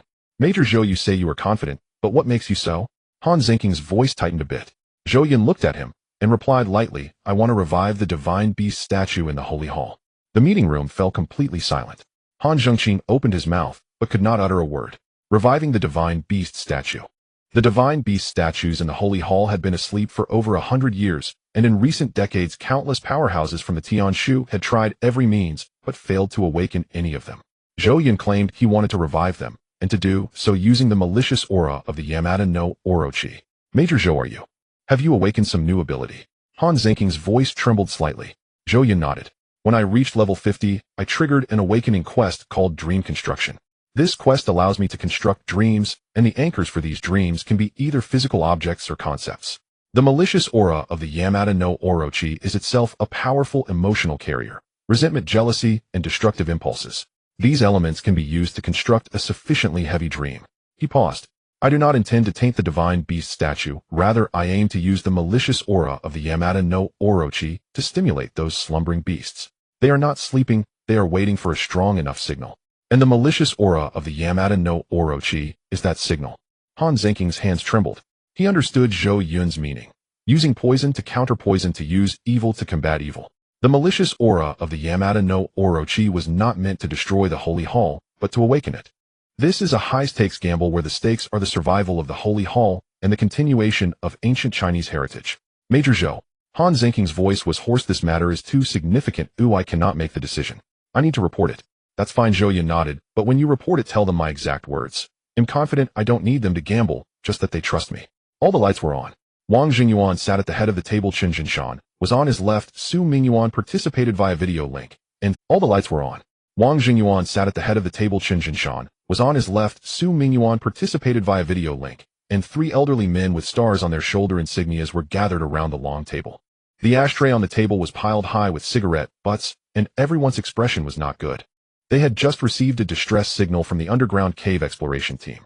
Over 30 caves had simultaneously erupted with a tide of monsters. The exploration team suffered heavy casualties, and a dozen people had gone missing. The northern front has just stabilized, and now there's trouble in the underground caves. Su Mingyuan's voice was filled with fatigue. Why are the monsters this year acting like they are mad? They are not mad, someone is manipulating them from behind. Chen Zinshan's voice was cold. The Eagle Nation, Bear Nation, and Cherry Blossom Nation have been very active recently. The monster crystal cores in the underground caves are an important resource for Zhou Yun's overdraw support plan. They are cutting off our supply. Just as Wang Jingyuan was about to say something, the red, encrypted phone on the table rang. That line is only used for the highest level affairs. He answered the phone, listened for a moment, and frowned. What did you say? Someone wants to bring the weapon of the Yamada no Orochi into the holy hall. His voice was lowered, but everyone heard it. The atmosphere in the meeting room instantly became tense. Who? Zhou Yun. Wang Jingyuan's voice suddenly shot up an octave. Chen Zinshan's brow twitched sharply, and Su Mingyuan nearly jumped out of his chair on the video link. Could you say that again? It has been verified. Confirmed to be the malicious aura of the Yamada no Orochi. He still wants to bring the knife in. He said he is confident in reviving the divine beast statue. Wang Jingyuan was silent for a long time. On the other end of the phone, General Han Jingqing seemed to still be saying something, but Wang Jingyuan could no longer hear it. All that filled his mind were two words. Zhou Yun. Again Zhou Yun. This young man from awakening until now in less than a month had accomplished countless impossible feats. He had awakened 72 heroic spirit statues, blown up the extreme cold blockade, and led 500 people to create a miracle of 0 casualties in 2 minutes. Now he said he wanted to revive the divine beast statue that had been asleep for over 100 years in the holy hall. Wang Jingyuan hung up the phone and looked at everyone present. Zhou Yun wants to bring the weapon of the Yamada no Orochi into the holy hall. His voice was not loud, but each word was heavy. He says he is confident in using the malicious aura of the Yamada no Orochi to revive the divine beast statue asleep in the holy hall. The meeting room erupted in chaos. No way. An old general slammed the table and stood up. What kind of place is the holy hall? That is the most sacred place of inheritance in China. letting a weapon from the Cherry Blossom Nation in. If something goes wrong, who will take responsibility? But Zhou Yun has never failed. Another old general retorted, the Hall of Inheritance, the Northern Blockade. When has he not risked his own life? When has he ever disappointed us? That's a different matter. The inheritance of the Holy Hall is 100 times more important than the Hall of Inheritance. We cannot gamble with the Holy Hall. What about the trouble in the underground caves? What about the soldiers trapped there? Without Zhou Yun, who can save them? The arguments rose and fell, and no one could convince anyone else. Wang Jingyuan remained silent, his gaze landing on Chen Jinshan. Chen Jinshan had been quiet, tapping his fingers on the table, making a thump-thump sound. Jinshan, what do you think? Wang Jingyuan finally spoke. The meeting room fell silent, and all eyes focused on Chen Jinshan. Chen Jinshan looked up at Wang Jingyuan. Old Wang, let me ask you a question. His voice was very calm. How long have the divine beast statues in the Holy Hall been asleep? Wang Jingyuan was taken aback. Over 100 years. In recent decades, no one has been able to awaken them. Then what if we don't take the gamble? Chen Jinshan continued to ask. If we don't gamble, those divine beast statues will continue to sleep. After another 100 years, another 200 years, they may completely disappear. What will be left of the Holy Hall then? No one spoke. Zhou Yun does not intend to destroy the Holy Hall. He seeks to give it a chance. Chen Zanshan's voice grew solemn. A chance for the divine beasts to awaken once more. This opportunity may come once in a century, or perhaps once in a millennium. If missed, it will never return. He stood up, looking at everyone present. I agree with Zhou Yun's proposal. Wang Jingyuan fell silent. He gazed into Chen Zanshan's eyes, which held no impulsiveness or gambling spirit, only a certainty born of careful consideration. He recalled the scene where Zhou Yun awakened the 72 spirit statues in the Hall of Inheritance, the miracle of 500 soldiers on the northern front suffering no casualties, and every impossible feat this young man had achieved since his awakening. I agree, Wang Jingyuan said. Seconded. Su Mingyuan raised his hand from the video call. Seconded. Seconded. One hand after another was raised. The motion passed unanimously. There is one more thing. Wang Jingyuan opened another document. Zhou Yun wishes to bring the weapon of the Yamada no Orochi into the Holy Hall. We cannot let him go unarmed. Oh, we need to provide him with Xinghua. The meeting room fell silent for a moment. Xinghua, a diamond-grade artifact. It was the pinnacle work crafted 30 years ago by Zhong Boyan and 4 master blacksmiths. It is not a weapon, but a protective gear, a jade pendant that when worn can automatically form a defensive barrier capable of erasing all evil forces that do not belong to Huaxia. The preciousness of Xinghua cannot be measured by money. Because there is only this one piece, there is no second.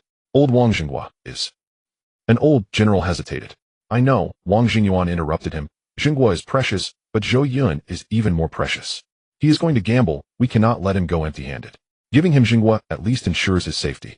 Moreover, if we can use the power of Xinghua to suppress the malice of Yamada no Orochi, perhaps we can truly awaken those divine beasts.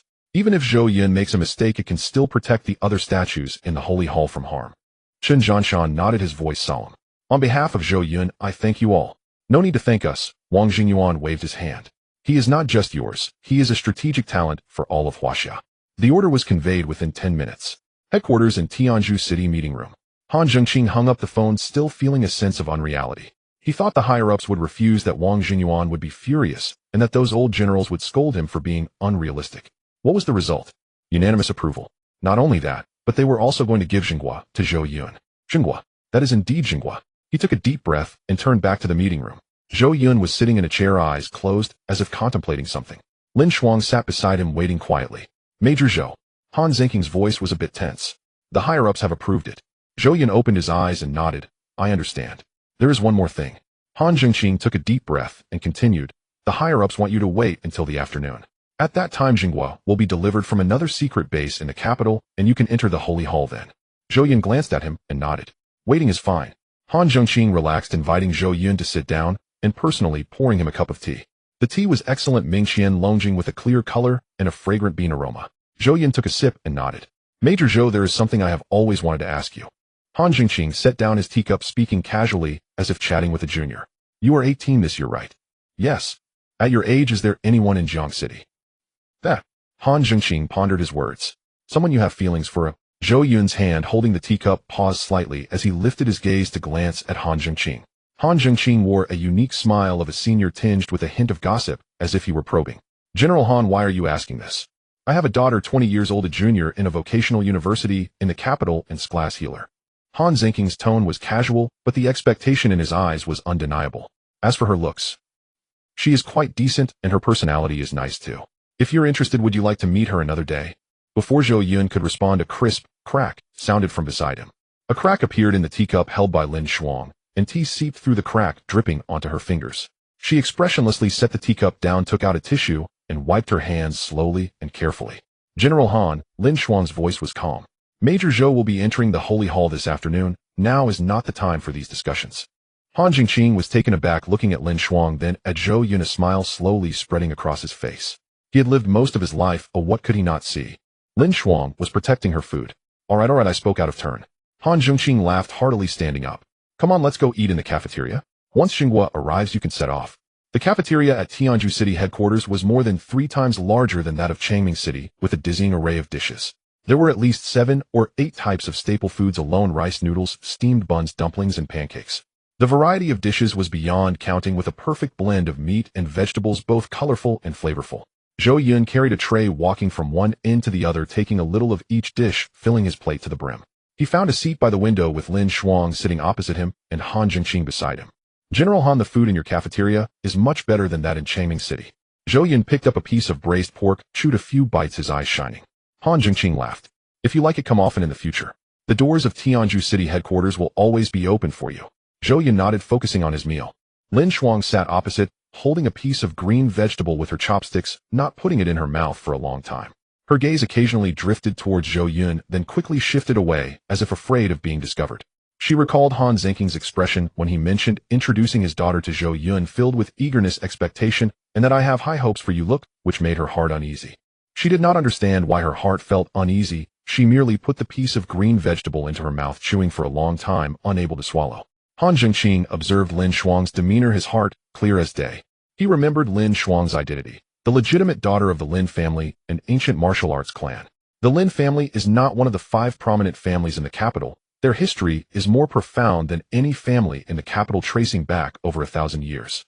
The children of ancient martial arts families practice martial arts from a young age, relying on their own strength to contend with high-level professional healers without depending on awakened professions.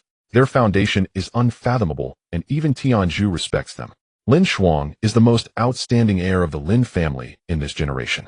She forsook the Lin family's glory and wealth to come to Tianju as a mere formal member, and her family could not persuade her otherwise. Han Jingqing had always been puzzled by her actions, but now, looking at Lin Shuang eating with her head down and her eyelashes slightly trembling, he suddenly began to understand. At 2 o'clock in the afternoon, the zhenghua was delivered. Accompanying it was a 5-member team, each with a deep aura, the lowest being a level 50 professional. At the forefront was an elderly man in his 60s with graying hair and a thin face, dressed in a gray robe, exuding a sense of time-worn gravitas. A simple ancient badge was pinned to his left chest, depicting a book crossed with a sword, the emblem of the Holy Hall. Major Zhou. The old man's voice was hoarse yet powerful. I am Meng, the steward of the Holy Hall, sent to deliver zhenghua to you. He took out a palm-sized wooden box from his pocket, cradling it with both hands and presenting it to Zhou Yun. The box was made of sandalwood, intricately carved with elaborate patterns faintly glowing. Zhou Yun took it and opened the lid. Inside lay a jade pendant of a deep green hue, perfectly translucent, with shifting lights within, as if it contained a piece of spring. The back of the jade pendant was engraved with 2 small characters, zhenghua. Zhou Yun picked it up. It felt warm to the touch. A wave of warmth surged from his palm, spreading throughout his body. A faint golden glow appeared on the surface of his skin, not glaring, but instilling an inexplicable sense of security. Zhenghua, a diamond-grade artifact. Meng the steward's voice carried a hint of reverence. 30 years ago, Zhong Boyan, along with 4 master craftsmen, forged it, exhausting half their lives' efforts. It is not a weapon, but protective gear. When worn, it automatically forms a protective barrier capable of eliminating all malevolent forces not belonging to Huaxia. There is only this one piece in all of Huaxia. Zhou Yun hung the jade pendant around his neck, wearing it close to his body. The golden light flickered slightly at his chest before fading into his skin.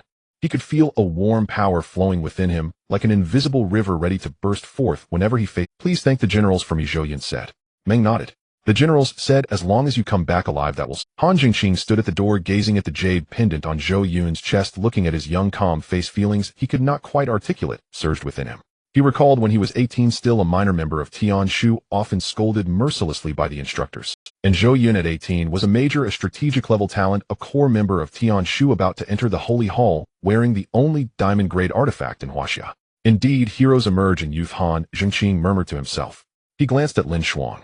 Lin Shuang stood behind Zhou Yun, her gaze focused on his back, her attention, her concern, and the tenderness she might not even be aware of made Han Jingqing sigh inwardly. Lin Shuang was the legitimate daughter of the Lin family, an ancient martial arts family where rules were as numerous as the stars and children's marriages were never decided by themselves. Her feelings for Zhou Yun were uncertain, a blessing or a curse. General Han, we are leaving. Zhou Yun's voice pulled him back to reality. Han Jingqing nodded, saying nothing more. He simply watched as Zhou Yun and Lin Shuang exited the headquarters building, got into the car, and disappeared at the end of the street. The Holy Hall was located at the very core of the capital, adjacent to the Tianshu headquarters, yet older and more. It was a vast complex of halls with blue bricks and dark tiles, flying eaves and upturned corners, standing tall and majestic despite enduring a millennium of wind and rain. At the front stood a massive stone door flanked by two stone beasts, one a qilin and the other a xieji, vividly lifelike, as if they would come to life at any moment. In front of the stone door stood two people, a man and a woman, both around 27 or 28 years old. The man was named Gu Beichen, the legitimate eldest son of the Gu family, one of the 5 prominent families in the capital. He was tall and handsome, clad in a black combat uniform with a golden badge pinned to his left chest, the insignia of the Longyuan organization. Longyuan, one of the 3 major national defense organizations in Huaxia, ranked just below Tianshu, primarily responsible for handling high-risk domestic affairs. Gu Beichen was a core member of Longyuan, an S-level professional level 4 titwo, regarded as one of the best among his peers. The woman was named Su Yingxue, the legitimate eldest daughter of the Su family, also one of the 5 prominent families in the capital. She was tall with delicate features and long hair cascading over her shoulders, dressed in a white combat uniform with a silver badge pinned to her left chest, the insignia of the Fengming organization. Fengming, also one of the 3 major national defense organizations in Huaxia, was on par with Longyuan, primarily responsible for intelligence and special missions. Su Yingxue was a core member of Fengming, an S-level professional level 40, the most outstanding talent of her generation in the Su family. The two stood at the entrance of the Holy Hall, having waited for almost an hour. Gu Beichen, what do you think of the person who has kept us waiting for 3 days? Su Yingshu's voice carried obvious impatience. He was supposed to enter 3 days ago, but it was delayed until now. This morning it was pushed to the afternoon. He certainly has an inflated ego. Gu Beichen leaned against the stone door, arms crossed, a hint of amusement on his lips. Who knows? Perhaps he's some marshal's illegitimate child. Or maybe he's just someone with powerful connections. He probably isn't anything respectable. Su Yingxue snorted. I can't stand people like that, lacking ability, yet full of airs. Once we get in, I want to see what he can do. Gu Beichen said nothing, but his eyes also held a trace of skepticism. Having worked at Longyuan for 5 years, he had seen too many pampered scions who rose to power through connections, all with lofty aspirations, yet utterly useless when it truly mattered. He thought this visit to the Holy Hall would involve some significant figure, but after waiting 3 days, he hadn't even seen a shadow. Just then a black government car stopped at the entrance of the Holy Hall. The car door opened, and Zhou Yun stepped out. He was dressed in a dark gray Zhongshan suit, without any badge on his chest, appearing like an ordinary student. Lin Shuang followed behind him, clad in Tianshu's formal uniform, with the silver badge on her left chest glinting in the sunlight. Gu Beichen's gaze fell on Lin Shuang, his pupils slightly narrowing. Lin Shuang, a formal member of Tianshu, the legitimate daughter of the Lin family. He had heard her name in Longyuan, but had never seen her in person. Members of ancient martial arts families rarely appear in the secular world. Lin Shuang was an exception. Is she the one entering the Holy Hall? Gu Beichen said softly. Su Yingxue also noticed Lin Shuang and slightly furrowed her brows. Members of ancient martial arts families are not to be trifled with. She instinctively retracted her impatience, replacing it with a composed expression. However, soon after, several more cars arrived. Sun Zhengqing stepped out of the first car, followed by 4 or 5 people dressed in gray robes, all stewards of the Holy Hall. Their expressions were serious, their steps hurried as they walked straight towards Zhou Yun. Major Zhou, you have arrived. Sun Zhengqing slightly bent his waist, his tone respectful. The Holy Hall is ready and can be opened at any time. Gu Beichen's brow twitched sharply. Sun Zhengqing, the steward of the Holy Hall, the eldest son of the previous generation of the Sun family. A person of such stature bending to that young man. Su Yingxue was also stunned. She looked at Zhou Yun and then at Sun Zhengqing, her mind a chaotic mess. Who is this person? To be personally welcomed by Sun Zhengqing. Steward Sun. Zhou Yun nodded. Thank you for your trouble. Not a trouble at all. Sun Zhengqing stepped aside and gestured. Major Zhou, please this way. Zhou Yun took a few steps, suddenly stopping, turning to look at Sun Zhengqing. Steward Sun, I have a question I would like to ask you. Please go ahead. Your name is quite similar to General Han Zhengqing. Is there a connection? Sun Zhengqing was taken aback for a moment, then smiled. Major Zhou has a keen observation. Han Zhengqing's mother is my father's cousin. In a way, we are distant cousins. As for the name, the elders used to say that the descendants of the Zheng character generation should be Zheng Xian Zheng, Shun Zheng Xing, Zheng Qing. He got Zheng Qing, and I received the character following Zheng Qing. Let's not dwell on it, it's a bit convoluted. I'll explain it to you in detail another day. Zhou Yun nodded, not pressing. Only then did Sun Zhengqing notice Gu Beichen and Su Yingxue standing in front of the stone door. His face darkened slightly as he approached, his voice not loud, but each word clear. Young Master Gu, Miss Su. You are able to enter the Holy Hall because of Major Zhou. If it weren't for him, you too would have to wait until a month later to enter for the World Exchange competition. Gu Beichen's expression changed. Su Yingxue's face also shifted. They had waited 3 days from morning until afternoon with pent-up frustration. Now Sun Zhengqing tells them they can enter the Holy Hall because of him. The one who made them wait for 3 days is the reason they can enter the Holy Hall. Su Yingxue opened her mouth wanting to say something, but looking at Sun Zhengqing's serious face, the words caught in her throat. She glanced at Zhou Yun, who had not looked at her even once, standing quietly, as if waiting for an unimportant task to be completed. Major Zhou, you may enter now, Sun Zhengqing said. Zhou Yun nodded and stepped toward the great door of the Holy Hall. Gu Beichen and Su Yingxue followed him inside. The great door of the Holy Hall slowly closed behind them. The light dimmed, and the surroundings fell silent except for the sound of their footsteps. The corridor was long, its walls carved with reliefs depicting scenes of battle rituals and divine beasts soaring through the skies. These reliefs had weathered 1,000 years, some now blurry, yet the dedication of the sculptors could still be felt. The three walked down the corridor, their footsteps echoing in the vast space. Su Yingxue walked at the back, watching Zhou Yun's silhouette, the anger in her heart impossible to suppress. After holding it in all the way, she finally couldn't contain herself. Hey, your name is Zhou Yun, right? Her voice was not loud, but in the quiet corridor, it was particularly clear. Let me tell you, the Holy Hall is not what it used to be. Most of the remaining statues have decayed. Gaining their recognition is like climbing to the heavens. Not just anyone can inherit, you might as well give up on that thought. Zhou Yun did not turn back or speak. Gu Beichen, walking beside Zhou Yun, furrowed his brow slightly upon hearing Su Yingxue's words. He did not speak, but his mind raced. Zhou Yun, a major, able to make Sun Zhengqing bow, able to be personally welcomed by the head of the Tianshu headquarters. These pieces of information combined made him recall something. 3 days ago, his father, the head of the Gu family, had said over the phone, Beichen, you might meet someone at the Holy Hall. A boy around 18 years old. If you meet him, be polite. Don't ask why. This is what your grandfather said. Gu Beichen looked at Zhou Yun's profile. 18 years old, a youth respected by official personnel. Everything matched up. He quickened his pace, matching Zhou Yun's stride. Major Zhou, I am Gu Beichen from Longyuan. His tone had softened considerably. I waited a few days at the Holy Hall entrance and did not realize it was you. I apologize for the neglect. Zhou Yun glanced at him and nodded. Young Master Gu is being polite. Su Yingxue, seeing this scene from behind, furrowed her brows even tighter. What is happening with Gu Beichen? Just now he was complaining about Zhou Yun's arrogance with her, and now he begins to ingratiate himself. She disdainfully pursed her lips, thinking Gu Beichen was too cowardly, overly cautious, and too heavy in thought. What could an 18-year-old boy possibly be impressive about? She quickened her pace to catch up, but said nothing. The three walked through the long corridor, and suddenly the space before them opened up. The interior of the Holy Hall was larger than Zhou Yun had imagined. It wasn't just a little larger, it was immensely bigger.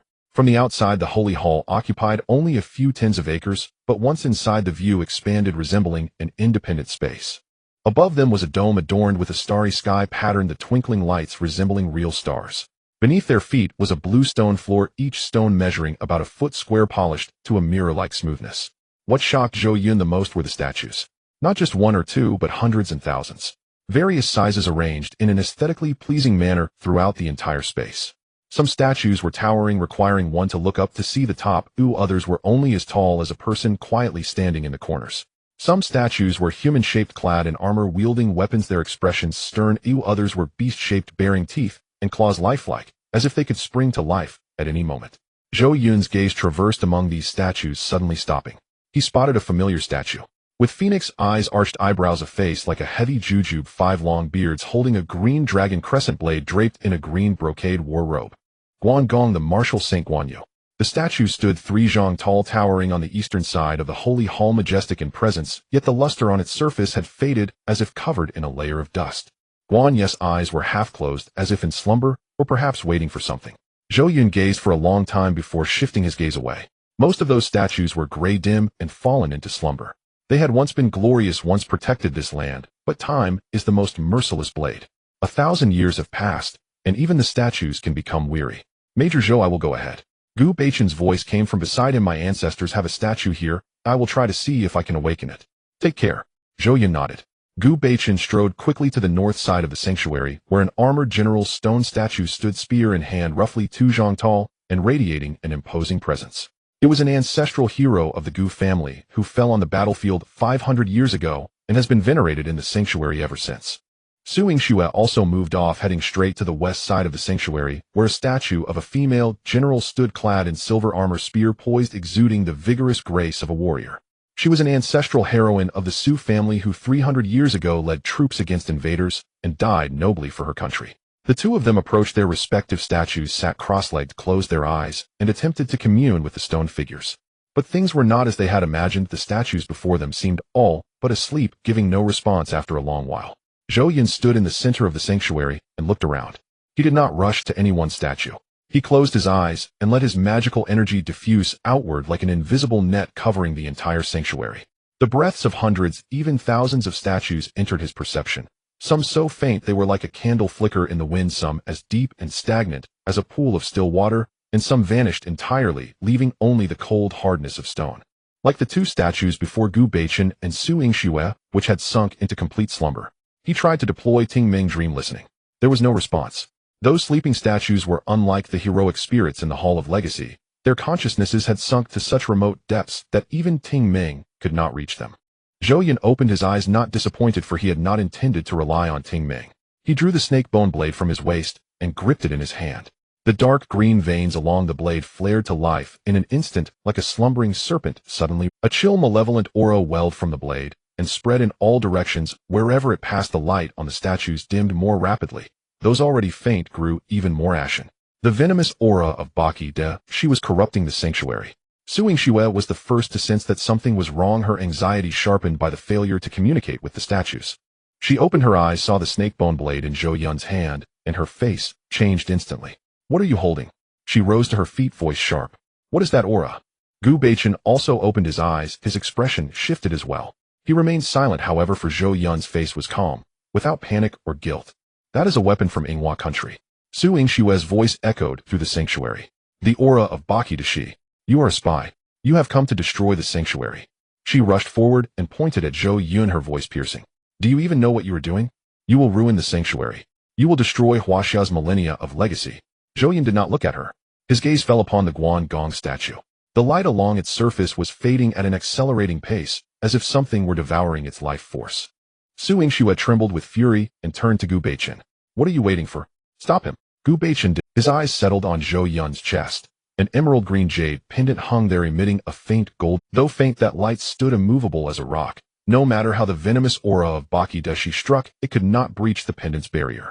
"Zhenghua." Gu Beichen's voice trembled. "That is Zhenghua." Su Yingxue froze. "What? Zhenghua, a diamond-grade artifact, the only diamond-tier protective relic in Huaxia." Gu Beichen spoke faster.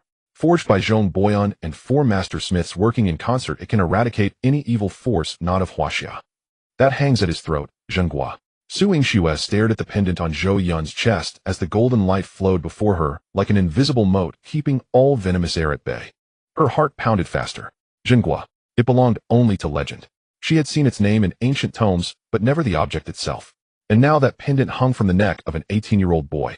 Who are you?" Su Yingxue's voice lost its edge, replaced by trembling. Zhou Yun did not answer. His gaze left the Guan Gong statue and swept across the entire sanctuary. He was searching for the statue that reacted most strongly to Baki Dashi's aura. His sense threaded through the hall, skimming past statue after statue. Suddenly he caught a signal. It was not a heroic spirit, it was a divine beast. In the deepest recesses of the sanctuary, in a corner unseen by the others, one statue trembled faintly. The quiver was so slight that if not for Zhou Yun's considerable magical power, it would have gone unnoticed. Zhou Yun walked toward the sanctuary's depths. Su Yingxue and Gu Beichen exchanged a look and followed. The farthest chamber opened into an empty expanse, at the center of which loomed a colossal statue.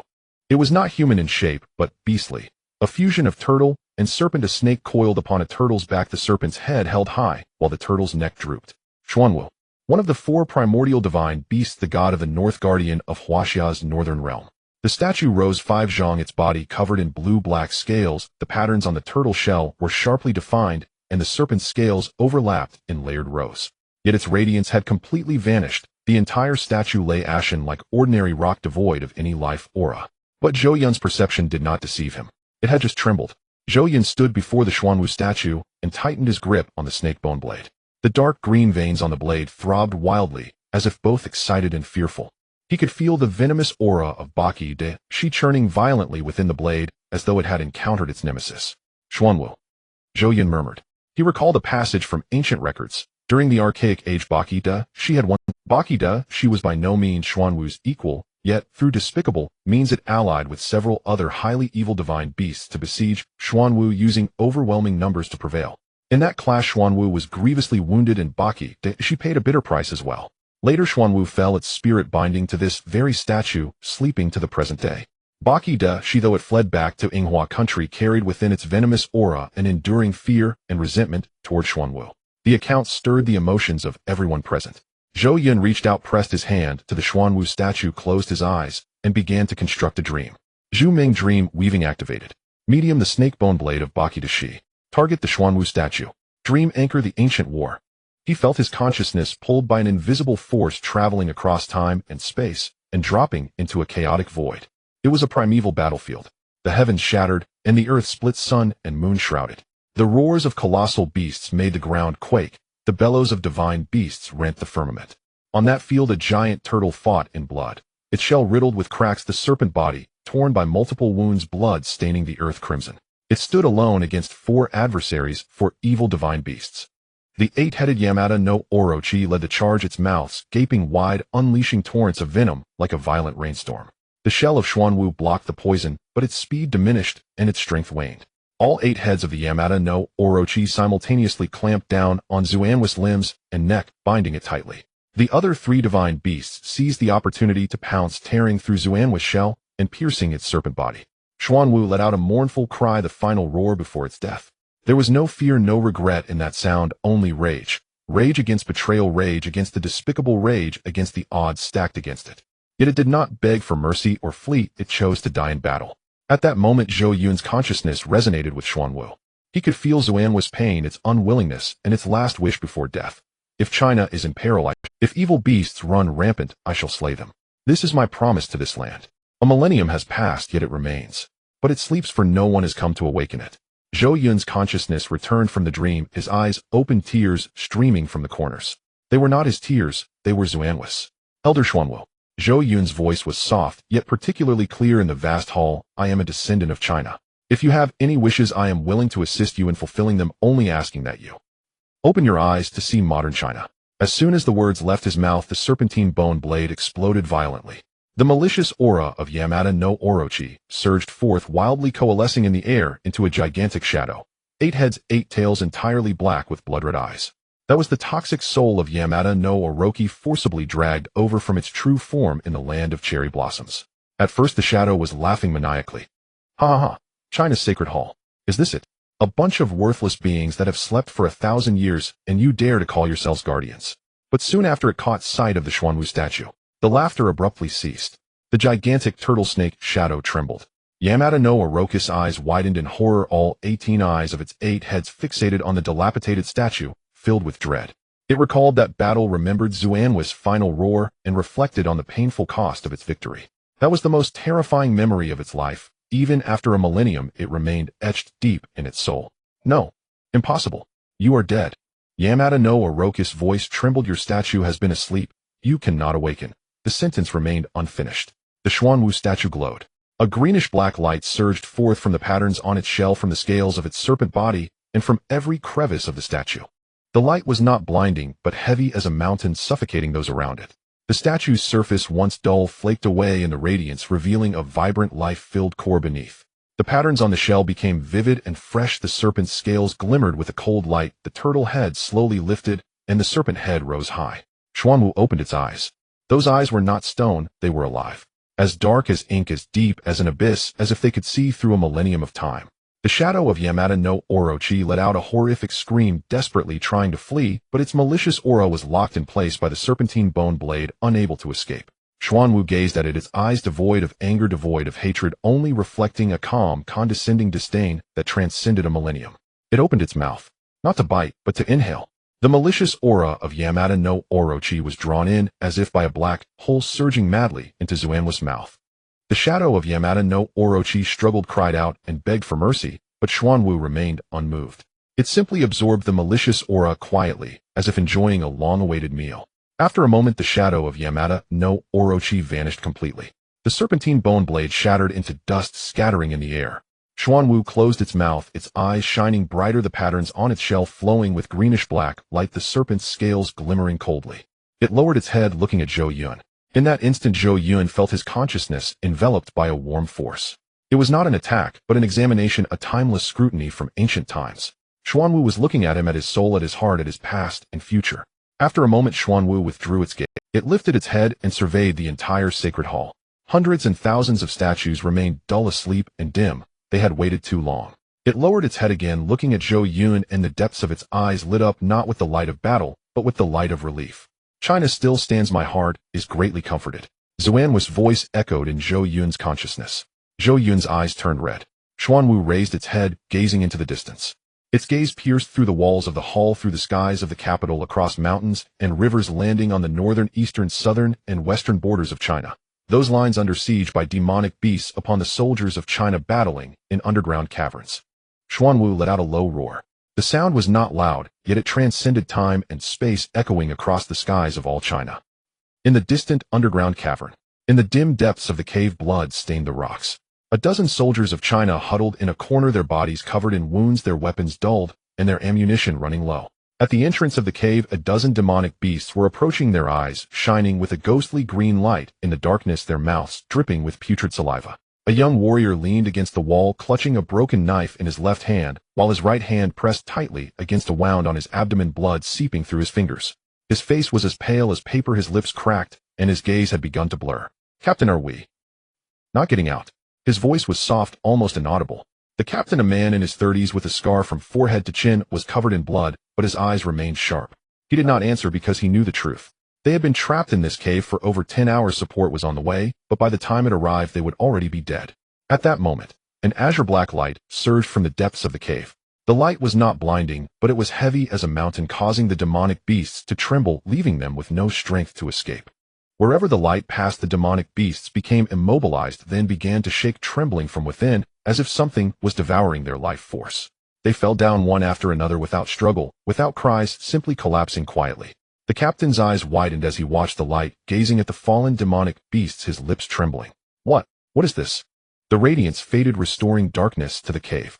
Yet all the monsters lay dead, their insides seemingly hollowed out, leaving only empty shells. What was once a cave filled with fear was now enveloped in silence. A young warrior leaned against the wall, gazing at the vanishing light, murmuring to himself, "Who saved us?" No one could answer him. The other warriors present were equally stunned by the scene before. A similar scene unfolded simultaneously in dozens of underground caves. In some caves, the monsters had already charged right up to the warriors, their claws mere inches from their throats. But at that moment, the blue-black light appeared, causing the monsters to halt and then collapse.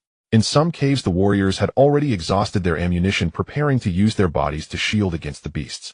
But in that instant, the blue-black light emerged, causing the monsters to flee as if gripped by terror, a primal pressure originating from their bloodlines. The crisis in dozens of underground caves was simultaneously resolved. In the capital city, at the Tianshu headquarters, in the top-level conference room, Wang Jingyuan stood before a massive electronic screen, his face ashen. The screen displayed real-time battle conditions in the underground caves. 37 caves in distress, 12 exploration teams surrounded, 19 confirmed casualties, and over 20 missing. East District Cave, 3 signal lost, echoed the voice of the intelligence officer in the conference room. West District Cave, 7 monster numbers surged, forcing the exploration team back to the deepest part of the cave, ammunition nearly depleted. Chen Jinshan sat at the table, his fingers tapping increasingly faster on the surface. He was waiting for reinforcements to arrive and rescue those trapped. But just then, General, another intelligence officer, suddenly stood up, his voice breaking. "The monsters in the underground caves have all ceased their attacks." A moment of silence fell over the conference room. "What?" Wang Jingyuan turned sharply. "Data shows that all monsters in the caves stopped attacking simultaneously. Some collapsed, others fled. The trapped exploration teams are organizing an evacuation." On the screen, red warning signs transformed into green, one after another. East District Cave, 3 freed. West District Cave, 7 freed. South District Cave, 2 freed. All 12 exploration teams were freed. Wang Jingyuan's lips. "What happened? Who did this?" Chen Jinshan stood up and walked to the window, drawing the curtains. The last rays of the setting sun spilled into the conference room, and in the distance a blue-black light slowly dissipated, its glow not blinding, but heavy as a mountain. "Xuanwu." Chen Zinshan's voice was hoarse. "It is Xuanwu." Everyone turned to look out the window at the fading blue-black light, its lingering resonance still sending shivers down their spines. It was a force that transcended millennia, an ancient power, heavy, steady, and unshakable. Wang Xingyuan's pupils suddenly constricted. Xuanwu. But hasn't Xuanwu been asleep for centuries? It must be Zhou Yun. It has to be Zhou Yun. Chun Jinshan affirmed more resolutely. He did it. In the conference room, there was a dead silence. For centuries, the sacred beast statue of the sanctuary had never been awakened. Countless prodigies had tried and failed. And Zhou Yun, having entered for less than an hour, awakened Xuanwu. Wang Xingyuan slowly returned to his seat, took a deep breath, and then smiled. That kid is truly something else. He cursed, but no one found it inappropriate, for everyone in their hearts echoed the same sentiment. Chun Jinshan gazed at the dissipating light outside, a slight curve appearing at the corner of his mouth. The matters of the underground caves are not mere coincidences. Someone is pulling strings behind the scenes.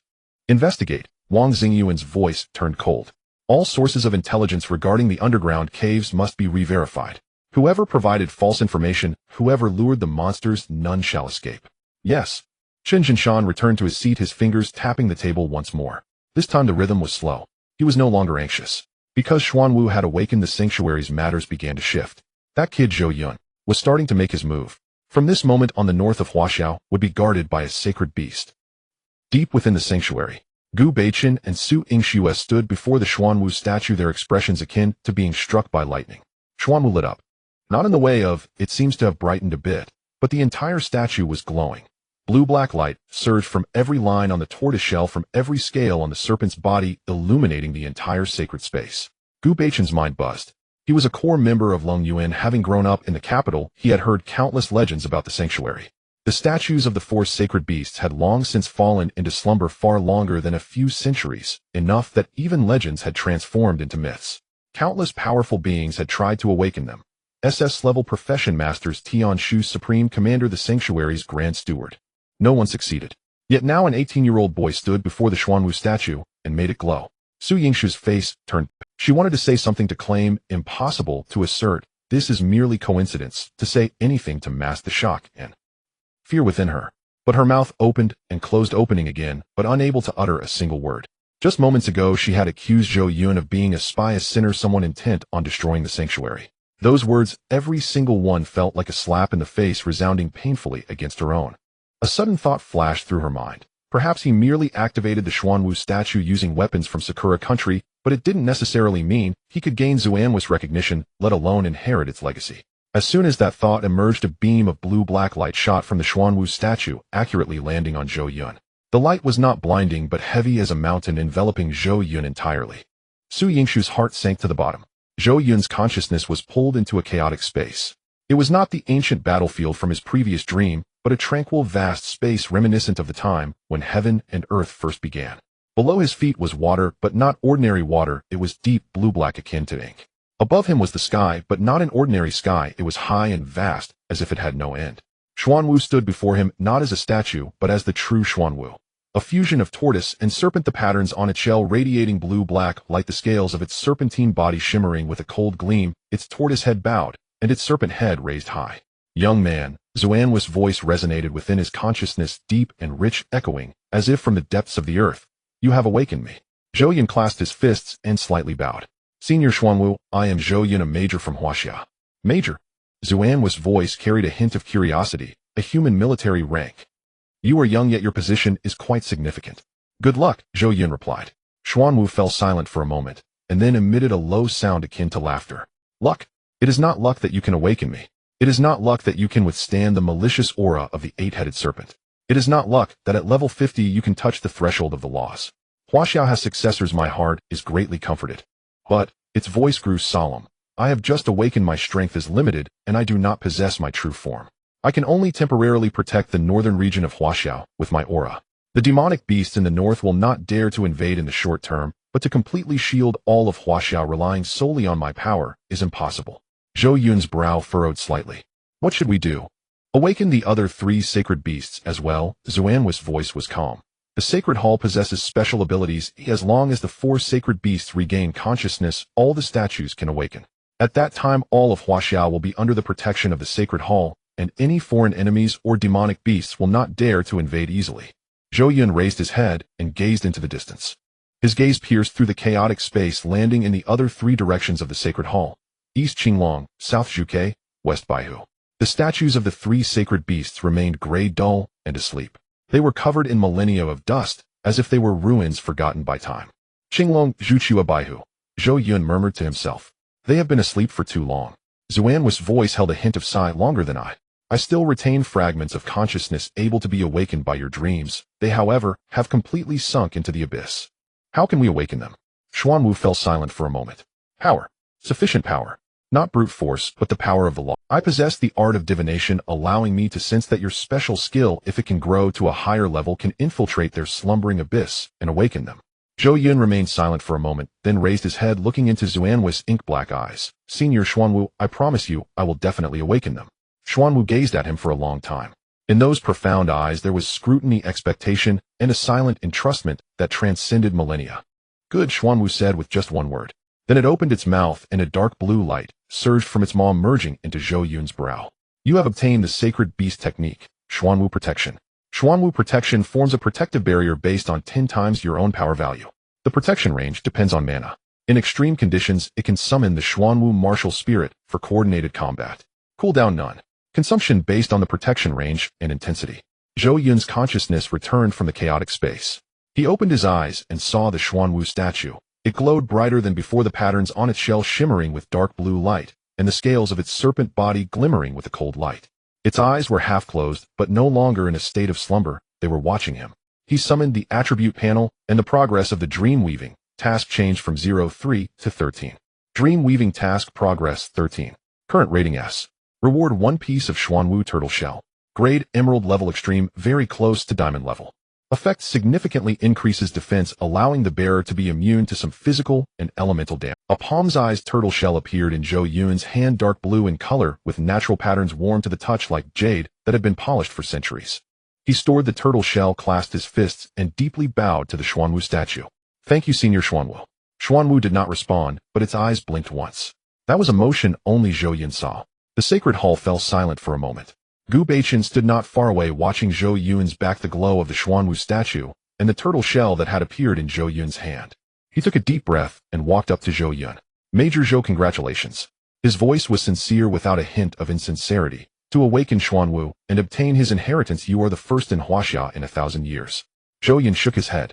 It is not that I am impressive, but that Senior Xuanwu is willing to give me this opportunity. Gu Beichen looked at him, sighing inwardly. This humility, this lack of arrogance, is even more admirable than his strength. He turned to look at the statue of his ancestor. A general statue clad in armor, holding a spear which also began to glow. It was not the kind of brilliance that obscured the sky like Xuanwu's, but a gentle glow as if nourished by something. Major Zhou, my ancestor's statue has also lit up. Gu Beichen's voice trembled. Is it because of Xuanwu? Zhou Yun nodded. Senior Xuanwu mentioned that as long as the 4 sacred beasts awaken, all statues will awaken as well. Now that Xuanwu has awakened, the statues of its lineage should also have regained consciousness. Your ancestor's statue should belong to Xuanwu's lineage. Gu Beichen took a deep breath, walked to the ancestor's statue, sat cross-legged, and closed his eyes. Moments later, the light on the statue suddenly brightened, and then returned to its gentle glow. Gu Beichen opened his eyes red. He stood up, walked to Zhou Yun, and deeply bowed. Major Zhou, I, Gu Beichen, owe you a favor. No, the entire Gu family owes you a favor. His voice was choked with emotion. If you need anything in the future, just say the word. The Gu family from top to bottom will follow your orders. Zhou Yun extended his hand to support him. Young Master Gu, you are being too polite. We are all Huaxia people. Helping each other is what we should do. Suing Xue stood not far away, watching this scene, her nails digging into her palm, shaking her whole body with pain. She also saw the statue of her ancestor. A female general in silver armor, holding a spear full of grace. It also lit up. But it glowed very restrained, as if waiting for her to do something.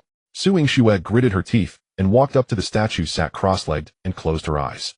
In her heart, she silently recited her ancestor's title, praying for recognition. The statue showed no response. She tried again, but still no response. On the third attempt, her voice began to tremble. The statue still showed no response. Not only did it not respond, but the light on the statue suddenly shook, and a surge of power burst forth, rebounding onto her. Puffed. Suing Xue spat out a mouthful of blood, her whole body falling back and crashing to the ground. Gu Beichen's expression changed. Miss Su. Suing Xue lay on the ground, blood staining the corner of her mouth, her face pale as a ghost. Her eyes widened in disbelief as she stared at the stone statue. She was the legitimate eldest daughter of the Su family, a descendant of her ancestors, and the most outstanding genius of this generation in the Su family. Her primary goal in coming to the Sacred Hall was to obtain her ancestors' legacy. However, now the statue not only did not recognize her, but also backfired on her. Gu Beichen stood by with a complex expression, watching her in silence for a moment. That statue was revived through the power of Xuanwu. The Xuanwu elder has not spoken, it will not grant you the legacy. Su Yingshu's lips trembled. She understood everything. The statue did not recognize her not because her talent was insufficient nor because she was not a descendant of the ancestor, but because after entering the Sacred Hall, she had said those words to Zhou Yun. Not just anyone can obtain the legacy. Let go of this cheap heart that has died. You are a spy. You will ruin the Sacred Hall. Those words were heard by the statue. Xuanwu heard them. Zhou Yun also heard them. Su Yingxue propped herself up from the ground and walked to Zhou Yun. Her lips trembled, her eyes were red, and tears swirled in her eyes, but they did not fall. As the legitimate eldest daughter of the Su family, she could not cry in front of others. Major Zhou, her voice was hoarse, I'm sorry. She bent down, bowing deeply at 90 degrees. It was not a perfunctory nod, but a sincere, deep bow, lowering herself significantly. I should not have said those words at the entrance of the Sacred Hall, should not have suspected you of being a spy, and should not have accused you of ruining the Sacred Hall. My voice trembled, but each word was clear. I was the frog at the bottom of the well, narrow-minded and judging others by my own standards. Please, forgive me. Gu Beichen stood aside, watching Su Yingshu's bowed figure, feeling somewhat uncomfortable. He had witnessed Su Yingshu's pride in the capital. The legitimate eldest daughter of the Su family, an S-level professional teacher, a core member of Fengming, she had always been the most dazzling one in any crowd. He had never seen her bow to anyone. But at this moment her waist was bent deeply. Zhou Yun looked at her, remaining silent for a long time. Su Yingshu's heart sank bit by bit. Zhou Yun's silence, did it mean he did not accept her apology? She bit her lip, raised her head, and looked at Zhou Yun. There was a resolute determination in her eyes. Major Zhou, I know that merely apologizing is not enough. Her voice was low, barely audible, only for Zhou Yun to hear. Although my Su family is not as powerful as the Zhao family or the Sun family, we still have some foundation in the capital. If you are willing, you can have priority access to the resources of the Su family. If you are not willing, Her face turned as red as fire. I am willing to compensate with myself. Gu Beichen nearly choked on his own saliva upon hearing this. He widened his eyes, looking at Su Yingxue, as if he did not recognize her. Su Yingxue bit her lip, her ears flushed. She had never said such things to any man in her life, never even dated anyone, and her maiden mark remained intact. But at this moment, she completely tore off this layer of skin. It was not out of a desire for power, but because she suddenly realized that the young man before her might be the greatest opportunity she would encounter in her life. If she missed him, she would regret it for the rest of her life. Zhou Yun looked at her and shook his head. Su Yingshu's heart sank completely. Miss Su, we actually have little enmity. Zhou Yun's voice was calm, as if he were casually remarking about the nice weather today. If you want the legacy, just go and take it. Su Yingxue was stunned. You don't hold it against me. What should I hold against you? Zhou Yun retorted. You suspected me because you did not understand me. You scolded me because you thought I was ruining the Sacred Hall.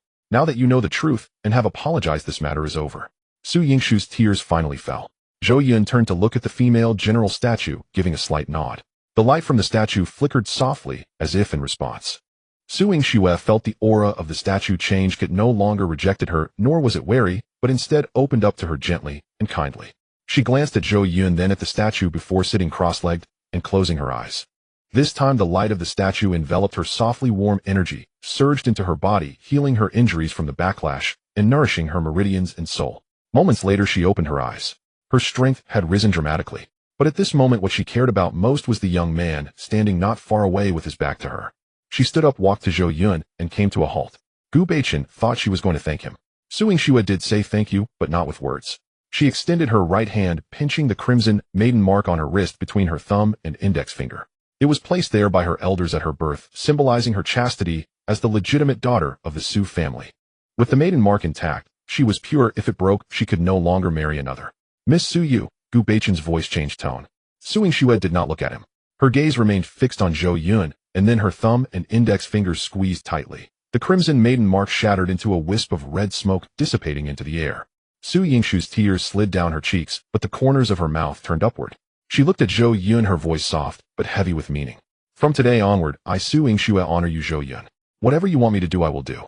If you want my life, Zhou Yun looked at her at the dissipated maiden mark, frowned, and then said something that nearly made Su Yingxue. What are you doing? First, completely obtain the legacy. The time at the Sacred Hall is limited. Gu Beichen stood by, his mouth twitching. Zhou Yun, He truly did not understand. He really did not know what the maiden mark was, nor did he know what Su Yingshu's action just now meant. In his eyes, it was just Su Yingshu inexplicably removing a red dot from her wrist, and then saying a bunch of nonsensical things. Gu Beichen opened his mouth to explain, but seeing Su Yingshu's face flushed like fire, he swallowed the word. Forget it, let them resolve this matter themselves. Su Yingshu bit her lip, gazing at Zhou Yun's face, which was filled with confusion, and felt both amused and exasperated. She wanted to explain, but the words would not come out. She could only take a deep breath, suppressing all her emotions, and nodded. All right, she said, I will go first to obtain the legacy. Su Yingshu walked to the ancestor's statue, sat cross-legged, and closed her eyes. This time the light of the statue gently enveloped her, and the full power of the legacy surged in like a tide. In the land of cherry blossoms, within a secret base, in a dim underground chamber, a massive portrait of the eight-headed serpent Yamada no Orochi looms on the wall, its 8 heads and 8 tails appearing menacing. Below the portrait lies a long table adorned with a map of the land of cherry blossoms, where the location of the Holy Hall of Huaxia is marked in red. A woman codenamed Snake Empress kneels at the table facing a short man codenamed Earth Spider. In front of them sits an encrypted communicator, and on the screen appears an elderly man in a black military uniform adorned with 3 golden stars on his shoulder epaulets, his gaunt face bearing a sinister glare. He is Yamamoto Ichiro, the supreme commander of the shadow organization of the land of cherry blossoms. Snake Empress Earth Spider, Yamamoto's voice is hoarse, laced with a suppressed excitement. Has the snake bone blade entered the holy hall of Huaxia? Yes. The Snake Empress bows her head, her tone respectful. The malevolent aura of Yamada no Orochi is currently corrupting the statues within the holy hall. According to our estimates, by tonight at the latest, the core of the holy hall will be tainted, and the slumbering divine beasts of Huaxia will be utterly destroyed. Yamamoto nods in satisfaction. Yoshi, you have done well. Once Yamada no Orochi absorbs the power of the divine beasts from the holy hall, its strength will be restored to a significant degree. At that time, the holy hall of Huaxia will cease to exist, greatly increasing our odds in the world exchange tournament. You will receive the rewards you deserve. The Snake Empress lips curl slightly. Serving the Empire is our duty. Earth Spider also smiles, revealing a set of yellowed teeth. Lord Yamamoto, once Yamada no Orochi awakens, Huaxia will surely descend into chaos. Can we take this opportunity? Yamamoto interrupts him with a raised hand. There is no hurry. Yamada no Orochi has just awakened and needs time to digest the power of the holy hall. Withdraw for now. Before he could finish, an urgent knocking sounded from the communicator. Yamamoto frowned, turning to look at the door. What is it? The door burst open and a young officer rushed in, his face, pale beads of sweat adorning his forehead. Lord Yamamoto, the sacred mountain. There has been an incident. Yamamoto's expression changed. Clarify. Yamada no Orochi has suddenly gone berserk. The sacred mountain has experienced a violent earthquake, and the poison gas of Yamada no Orochi has leaked, injuring several guards. Its aura is rapidly weakening. Yamamoto sprang to his feet, his chair sliding back and crashing into the wall. Baka, what are you saying? It seems to have been stripped of its bloodline power by something. The officer's voice trembled. We found out that the source of that power comes from Huaxia. It is the sacred beast of Huaxia, Xuanwu. On the other end of the communicator, the Snake Empress face turned pale. Earth Spider's smile froze as if someone had pressed the pause button. Xuanwu. Hadn't the Xuanwu of Huaxia been slumbering for over 1,000 years? Yamamoto turned around, glaring at the Snake Empress and Earth Spider on the screen, his eyes bloodshot, resembling a furious beast. Snake Empress. Earth Spider. Did you not say that the snake bone blade was polluting the holy hall? Why is Yamada no Orochi being backlashed? The Snake Empress lips trembled. Lord Yamamoto, this is impossible. The snake bone blade indeed sealed the malevolent aura of Yamada no Orochi. Xuanwu cannot. Yamamoto interrupted her, his voice cold as ice. Impossible. The facts are right in front of you, and you still say it's impossible. He took a deep breath, closed his eyes, and when he opened them again, the anger had vanished, leaving only a cold, nearly insane determination. Investigate thoroughly. After the snake bone blade entered the holy hall, it not only failed to pollute the holy hall, but was instead utilized by Xuanwu. Xuanwu absorbed the malevolent aura of Yamada no Orochi to awaken. And the body of Yamada no Orochi, having lost a portion of its bloodline power, has been severely wounded. He paused, enunciating each word. Your foolishness has cost the Empire 30 years of accumulated resources. The Snake Empress lowered her head, her forehead nearly touching the ground. Lord Yamamoto, it is my dereliction of duty. I am willing to commit seppuku as an apology. Seppuku. Yamamoto sneered. What good is seppuku? Yamada no Orochi is injured, the holy hall remains intact, and Xuanwu has awakened instead. Do you understand what this means? He slammed the table, the sound shaking the entire chamber. It means that the northern part of Huaxia now has a divine beast to guard it. It means that the Northern Demon Beast plan we painstakingly arranged has utterly failed. It means we have lost a trump card in the World Exchange Tournament. The Snake Empress trembled, kneeling on the ground. Earth Spider also knelt, his forehead pressed to the floor, not daring to look up. Yamamoto took a deep breath, striving to calm himself. Now you have only one chance. Go to Huaxia and bring back that culprit Zhou Yun. Since he can awaken Xuanwu, he must possess something related to Xuanwu, its shell scales, or even the essence of Xuanwu. Bring these items back to heal Yamada no Orokus wounds. He paused, his voice dropping lower. Then do not come back. The Snake Empress body trembled violently as she looked up at Yamamoto on the screen and nodded vigorously. Yes, I will definitely do it. The communication was cut off, and the screen went dark. The Snake Empress knelt on the ground, beads of sweat dripping down her forehead one by one. Her fingers trembled not from fear, but from anger. The anger was not due to Yamamoto's scolding, but because an 18-year-old boy had ruined her plan that she had orchestrated for 3 years. A hand reached out, and with a sharp slap it struck her face. The crisp sound echoed in the chamber. The Snake Empress' face turned to the side, a trickle of blood escaping her lips. She did not cover her face, nor look up, for she knew she deserved that slap. Earth Spider retracted his hand, his expression dark and terrifying. Baka, what did you say back then? The Snake Boneblade will absolutely not have any problems. The sacred beast of Huaxia has completely fallen asleep. Zhou Yun is just a clown, and now. The Snake Empress gritted her teeth, her voice hoarse. It is my fault. Fault. Earth Spider sneered. What good is fault? Lord Yamamoto said if you cannot do it, do not come back. How do you plan to accomplish that? The Snake Empress looked up, her eyes harboring something different. Not fear, but madness. Collaborate with the Stick Nation. The Stick Nation. Earth Spider frowned. Those guys who only know how to steal history, what can they help us with? They've been causing trouble in the underground caves of Huaxia recently. The Snake Empress' voice gradually regained its calm. I received intelligence that the Stick Nation purchased a strange secret method from the land of India at a high price, which can lure demon beasts to gather and even create false information. The recent demon beast riots in Huaxia's underground caves were caused by them. What you mean is, we will join forces. Sheiji said, her gaze sharpening. Using their methods, we will fabricate a false divine beast aura in an underground cavern. With that, Huaxia kid, Zhou Yun's meddlesome nature will surely make him investigate. When he does, we will have men lying in wait and seize him. Tu Zhizhu fell silent. He quickly ran the plan through his mind. Although Bangzi country was odious, their methods were undeniably effective. Moreover, their operation in the caverns nearly succeeded this time. If Xuanwu had not suddenly awakened. Are you certain Zhou Yun will go? Sheiji nodded. I have studied his dossier. He risked his life on the northern front to save 500 soldiers. In the Chuancheng Dadayan, he nearly suffered a counterseal while trying to rouse a heroic spirit. In Jiangqing, he made enemies of the entire underworld for his sister. A man like that, when he hears comrades are trapped, will go. Tu Zhizhu glanced at her, then picked up the communicator. Contact Bangzi country. Bangzi country at a certain stronghold. The room was small and thick with smoke. Several men in black suits sat around a round table. A map of Huaxia's underground caverns lay spread out, densely marked with red crosses and arrows. These were the core members of Bangzi country's covert service. At their head was a man in his 40s, surnamed Pu, codename Dushi. His face was round, his eyes small, but his look was venomous. With a slap, Pu threw a stack of photographs onto the table, his face ashen. It failed. All of it failed. 37 caverns liberated at the same time. Our plan almost worked. We were only. A young man beside him ventured cautiously. Captain Pu, I heard it was because Huaxia's Xuanwu suddenly awakened. Xuanwu. Pu's voice went sharp.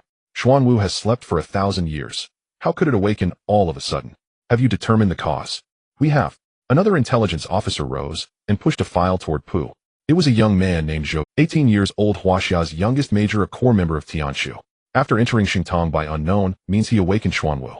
Pu picked up the file, scanned it, his brow growing ever tighter. 18. A major.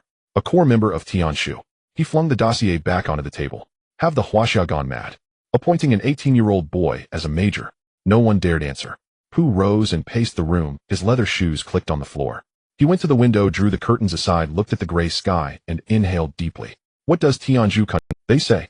It was an accident. Next time they will unleash the killing blow. The intelligence officer's voice diminished. A killing blow. Pu scoffed. They say that every time. There is always an accident. How much did we spend? 500 million. 500 million for their secret arts. What did it get us? They lured the beasts. The intelligence was manufactured, but once Xuanwu woke, it was all wasted. The officer fell silent. Just as Pu prepared to unleash his fury, the encrypted communicator on the table rang. He answered. Tu Zhizhu's face filled the screen. Pu's brow knit. Someone from Inghua country. Captain Pu, I have long admired you, Tu Zhizhu said hoarsely. We have a proposition. A proposition. Pu sneered. What do the people of Yinghua country know beyond thievery and petty tricks? Tu Zhiju's expression darkened briefly, but he restrained himself. He drew a steady breath and kept his voice even.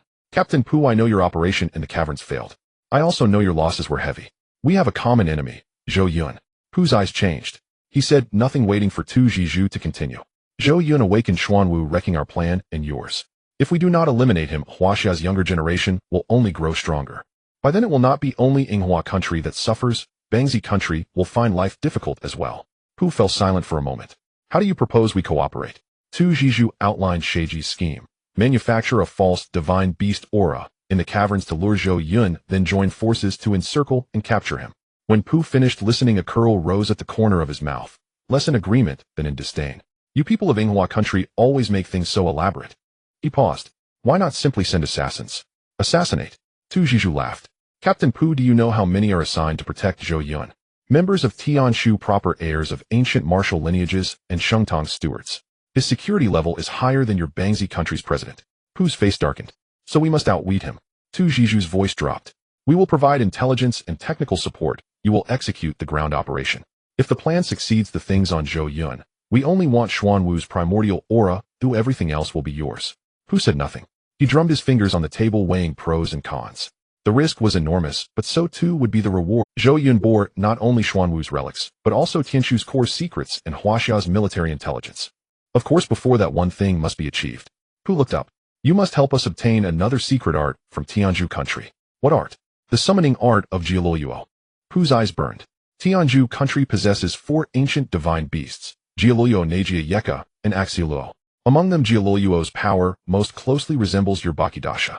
If we can summon a manifestation of Jialuo into Huaxia, Zhou Yun, even under Xuanwu's protection, would be certain to die. Tu Zhiju's brow tightened. A manifestation of Jialuo. Captain Pu, you overestimate us. Tianju's secret arts are never shared. All the more reason we need you. Pu cut him off. Doesn't Yinghua country have dealings with Tianju? As far as I know, you have bought many things from them. Tu Zhiju fell silent. Pu continued, besides, your Bakidasha is wounded and needs Xuanwu's primordial aura to mend. If you cannot find a way to tie Zhou Yun down, you cannot capture him. A manifestation of Jialuo would be the perfect lure and the perfect killing blow. Tu Zhiju glanced at Sheiji. Sheiji gave a slight nod. Tu Zhiju inhaled deeply. Very well. I agree. But you must negotiate with Tianju country yourselves. No problem. Pu smiled, revealing a mouth of yellowed teeth. In the kingdom of Tianju, at a certain temple. Though referred to as a temple, it is actually a modern structure built atop a mountain, entirely white and uniquely shaped, resembling a blooming lotus flower. This is the secret base of the Tianju Kingdom's intelligence organization, located in the Himalayas, publicly claimed to be a religious research institute, but in reality, it is a clandestine facility that integrates intelligence, scientific research, and weapons development. At this moment, an elderly man dressed in an orange robe stood on the terrace of the temple, gazing down at the distant snow-capped mountains. His skin was dark, his hair grizzled, and his face was lined with wrinkles, yet his eyes sparkled brightly, as if stars were glimmering within. His name is Amir, the chief advisor of the Tianju Kingdom's intelligence organization, well-versed in ancient secret arts, and one of the few in the Tianju Kingdom capable of summoning the avatar of Garuda. Footsteps approached from behind. A young man hurried over to his side and bent slightly. Master Amir, Leader Park from the Stick Country requests a video call. Is it about the underground cave again? Amir did not turn around. Yes. He said they have a new plan and need. Amir paused for a moment, then turned around and walked back inside the temple. The video call was connected. Park's face appeared on the screen, accompanied by the Earth Spider and the Snake Lady. Master Amir, long time no see. Park's smile was polite, but the urgency in his eyes was hard to conceal. Amir looked at him with indifference. Leader Park, your operation has failed. My secret art is flawless. The issue lies in your execution. Park's smile faltered slightly. Yes, it was our mistake. But this time we have a new plan and need your help. What plan? We are setting a trap in the underground cave of Huaxia to lure a young man named Zhou Yun. We need you to provide the avatar of Garuda. Amir's brows slightly furrowed. Garuda?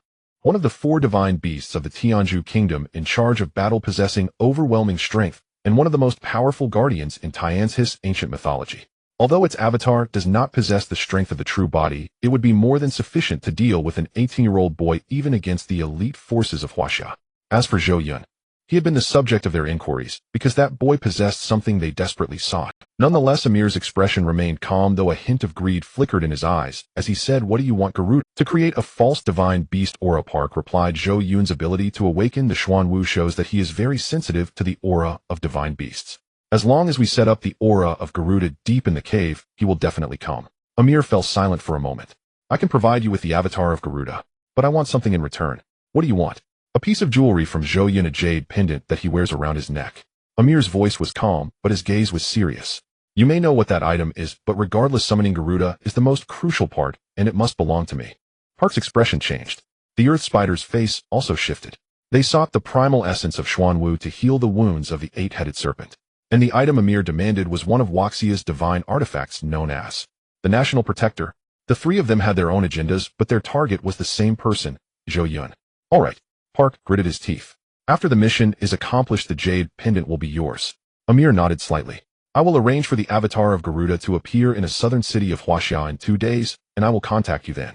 The communication was cut off. Park leaned back in his chair, letting out a sigh. The earth spider looked at him, hesitating to speak. The snake lady lowered her head, lost in thought. Amir stood on the terrace, gazing at the distant snow-capped mountains. A slight smile curved his lips. He had not summoned the avatar of Garuda in a long time.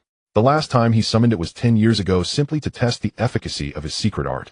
This time it was to kill. Although they had gathered quite a bit of information on that Huaxia youth, and had prioritized him for assassination and surveillance. But the terror of Garuda far exceeded any so-called prodigy of today. This operation would surely reap great rewards. If they obtained the divine artifact, the refining capabilities of the Tianzhu kingdom would undoubtedly reach new heights. Amir turned around and walked deeper into the temple. In the darkness, a massive statue could be vaguely seen. Human body, eagle head, wings spread wide as if ready to take flight at any moment. That is Garuda. In the capital city at the Tianzhu headquarters. In the top floor conference room, Wang Jingyuan sat at the head of the table, the ashtray before him overflowing with cigarette butts. Chen Jinshan sat to his left. Su Mingyuan participated via video link, and 3 elderly men adorned with military stars surrounded the long table. Each person's expression was different, but their eyes carried the same sentiment: shock. Not the kind of shock that comes from being startled, but the kind that comes from experiencing something unprecedented in their lifetime. The screen displayed a projected image retrieved from within the holy hall. The Xuanwu statue emanated a dark greenish glow. The light was not glaring but heavy like a mountain, and even through the screen one could feel the overwhelming pressure. In one corner of the image, Zhou Yun stood before the statue, his figure appearing particularly small in front of the immense Xuanwu, yet his back stood straight, like a pine tree rooted for 1,000 years. This kid. Su Mingyuan's voice came through the video, carrying an indescribable emotion. He really did it. Awakened Xuanwu, revived the divine beast, saved hundreds of brothers. And he is only 18 years old. No one responded, because everyone knew that the number 18 had already stunned them more than once when it came to Zhou Yun. The youngest major, the youngest inheritor of the Holy Hall, the first to awaken a divine beast. This list continued to grow, and no one knew where it would end. Just as Wang Jingyuan was about to speak, an elderly general sitting to his right stood up first. His name was Zhao Zhengong, 62 years old, adorned with 3 gold stars on his shoulder. General. Among the old generals in Tian, Shu Zhao Zhengang was the most conservative. In previous meetings, he had been the most vehement opponent of Zhou Yun's use of the oversupport plan. He spoke slowly, but every word carried weight. Old Wang. Zhao Zhenggang's voice was somewhat hoarse. I want to say a few words. Wang Jingyuan glanced at him. Old Zhao, go ahead. Previously, I opposed Zhou Yun's use of the oversupport plan, opposed him entering the Holy Hall, and opposed him bringing the 8-headed serpent's weapon inside. I always felt that what could an 18-year-old kid possibly do? The matter of the inheritance hall might have been coincidence. The events on the northern front might have been luck. But today, Zhao Zhengang gazed at the dissipating dark blue light outside the window, then turned his head to look at everyone present, his eyes slightly red. But today I must admit I was wrong. He did it. It was not by luck nor by coincidence, but by his life, his courage, and his devotion to this land. This spirit is more impressive than his strength. Zhao Zhengang took a deep breath, turned around, approached the table, and leaned on it, his tone resolute. I propose granting Zhou Yun permanent access to the Holy Hall. He should be able to enter at any time without limits on number or duration. Since he can awaken the Xuanwu, he can also awaken the Qinglong Zhuqiue and Baihu. He is not doing it for himself, but for Huaxia. The meeting room fell silent for a moment. This proposal was too significant. What is the Holy Hall? The foundation of Huaxia's 1,000-year heritage. Every time the Holy Hall is opened, there is a cost: energy consumption, array maintenance, and the Guardian's effort. Not just anyone can enter. In the past few hundred years, the number of people granted access to the Holy Hall is minimal, each one a pillar of Huaxia. And permanent access is unheard of. But Zhao Zhengang was right. Zhou Yun is not doing it for himself, but for Huaxia. Su Mingyuan was the first to express his opinion. I second that. Another old general hesitated for a moment, saying, permanent access. There has never been such a precedent. Moreover, each time the holy hall is opened it requires a vast amount of energy if Zhou Yun frequently comes and goes. Energy can be regenerated if the holy hall is destroyed, nothing remains. Chen Zhanshan interrupted him. Moreover, he is not entering for himself, but to awaken other sacred beasts. Is this reason sufficient? No one opposed any longer. The old general nodded and remained silent. Wang Xingyuan looked at everyone present and slowly nodded. Permanent access is agreed upon. But there is another issue. He needs a credential to enter. The array of the Holy Hall requires a specific token to be activated. In the past, a heritage order was used, but the heritage order is a one-time use. The meeting room fell silent again. All eyes fell in one direction. On the photo of the jade pendant around Zhou Yun's neck. Xinghua. Chen Zhanshan raised his eyebrows slightly. Xinghua is the treasure of Tian Shu, a diamond-grade artifact forged 30 years ago by Zhong Boyan and 4 master craftspeople. It is not just protective gear, it is a key that can sense all ancient arrays of Huaxia and possesses the highest authority. The array of the Holy Hall can be fully activated by Xinghua. But the issue is that Xinghua is only temporarily lent to Zhou Yun, and according to protocol it should be returned once he exits the Holy Hall. Zhao Zhengang glanced at Chen Zhanshan and spoke first. Xinghua, give it to him. This kid Zhou Yun can awaken the Xuanwu and unleash the full power of Xinghua. Rather than collecting dust in the storeroom, it is better to let him use it. The old general nodded as well. I was also worried before, but after seeing him awaken the Xuanwu and the sight of him standing in the Holy Hall with Xinghua around his neck. This thing was meant to be his. Su Mingyuan raised his hand on the video call. I second that. Giving Xinghua to him, I fully support it. Chen Zhanshan took a deep breath and looked at Wang Xingyuan. Old Wang Zhou Yun carries the heavy burden of restoring the glory of the Holy Hall. Giving him Xinghua is not a reward, but an investment. An investment in the future of Huaxia. Wang Xingyuan remained silent for a long time. He looked at the photo of Zhou Yun on the table at the calm-faced young man in a dark gray Zhongshan suit, and then raised his head. Agreed. Xinghua officially belongs to Zhou Yun from today onwards. Permanent access to the Holy Hall is also granted to him. He paused, his voice growing heavier. And his military rank is to be raised by 1 level from Major to Lieutenant Colonel. The meeting room fell completely silent. Lieutenant Colonel. An 18-year-old Lieutenant Colonel. This has never happened since the founding of Huaxia. Old Wang, is this too quick? An old general hesitantly spoke. Quick. Chun Zanshin's voice slightly raised. The Heritage Hall saved dozens of lives. The Northern Front saved hundreds of lives. The Holy Hall saved hundreds of lives and awakened a divine beast that had slept for thousands of years. Tell me, with all these contributions combined, can't he be promoted to Lieutenant Colonel? The old general opened his mouth, unable to say a word. It was not that he couldn't refute, but that he didn't dare to refute. Every word Chen Zhanshan said was the truth. Wang Xingyuan stood up and looked at everyone. Vote. 5 hands were raised. Unanimously passed. Order. Wang Xingyuan's voice echoed in the meeting room. Xinghua officially belongs to Zhou Yun. Permanent access to the Holy Hall is granted to Zhou Yun, and his military rank is promoted to Lieutenant Colonel. He paused. The meeting is adjourned. At the entrance of the Holy Hall, the setting sun sank below the horizon, leaving only a dark red afterglow in the sky. The stone door of the Holy Hall slowly closed behind him, making a dull rumbling sound. Zhou Yun stood before the stone door and took a deep breath. The air inside was cool, carrying the unique ancient aura of the statues. The air outside was warm, imbued with the dryness and warmth characteristic of early winter in the capital. Gu Beichen followed closely behind, watching Zhou Yun's back, feeling an increasingly intense, indescribable emotion in his heart. He was a core member of Long Yuan, an S-level professional level 4 Titwo, and could be considered a leader among the younger generation in the capital. Yet standing before Zhou Yun, he suddenly felt insignificant. It was not a difference in strength, but a difference in vision. He entered the Holy Hall for himself, for the glory of the Gu family, and for the heritage of the ancestors.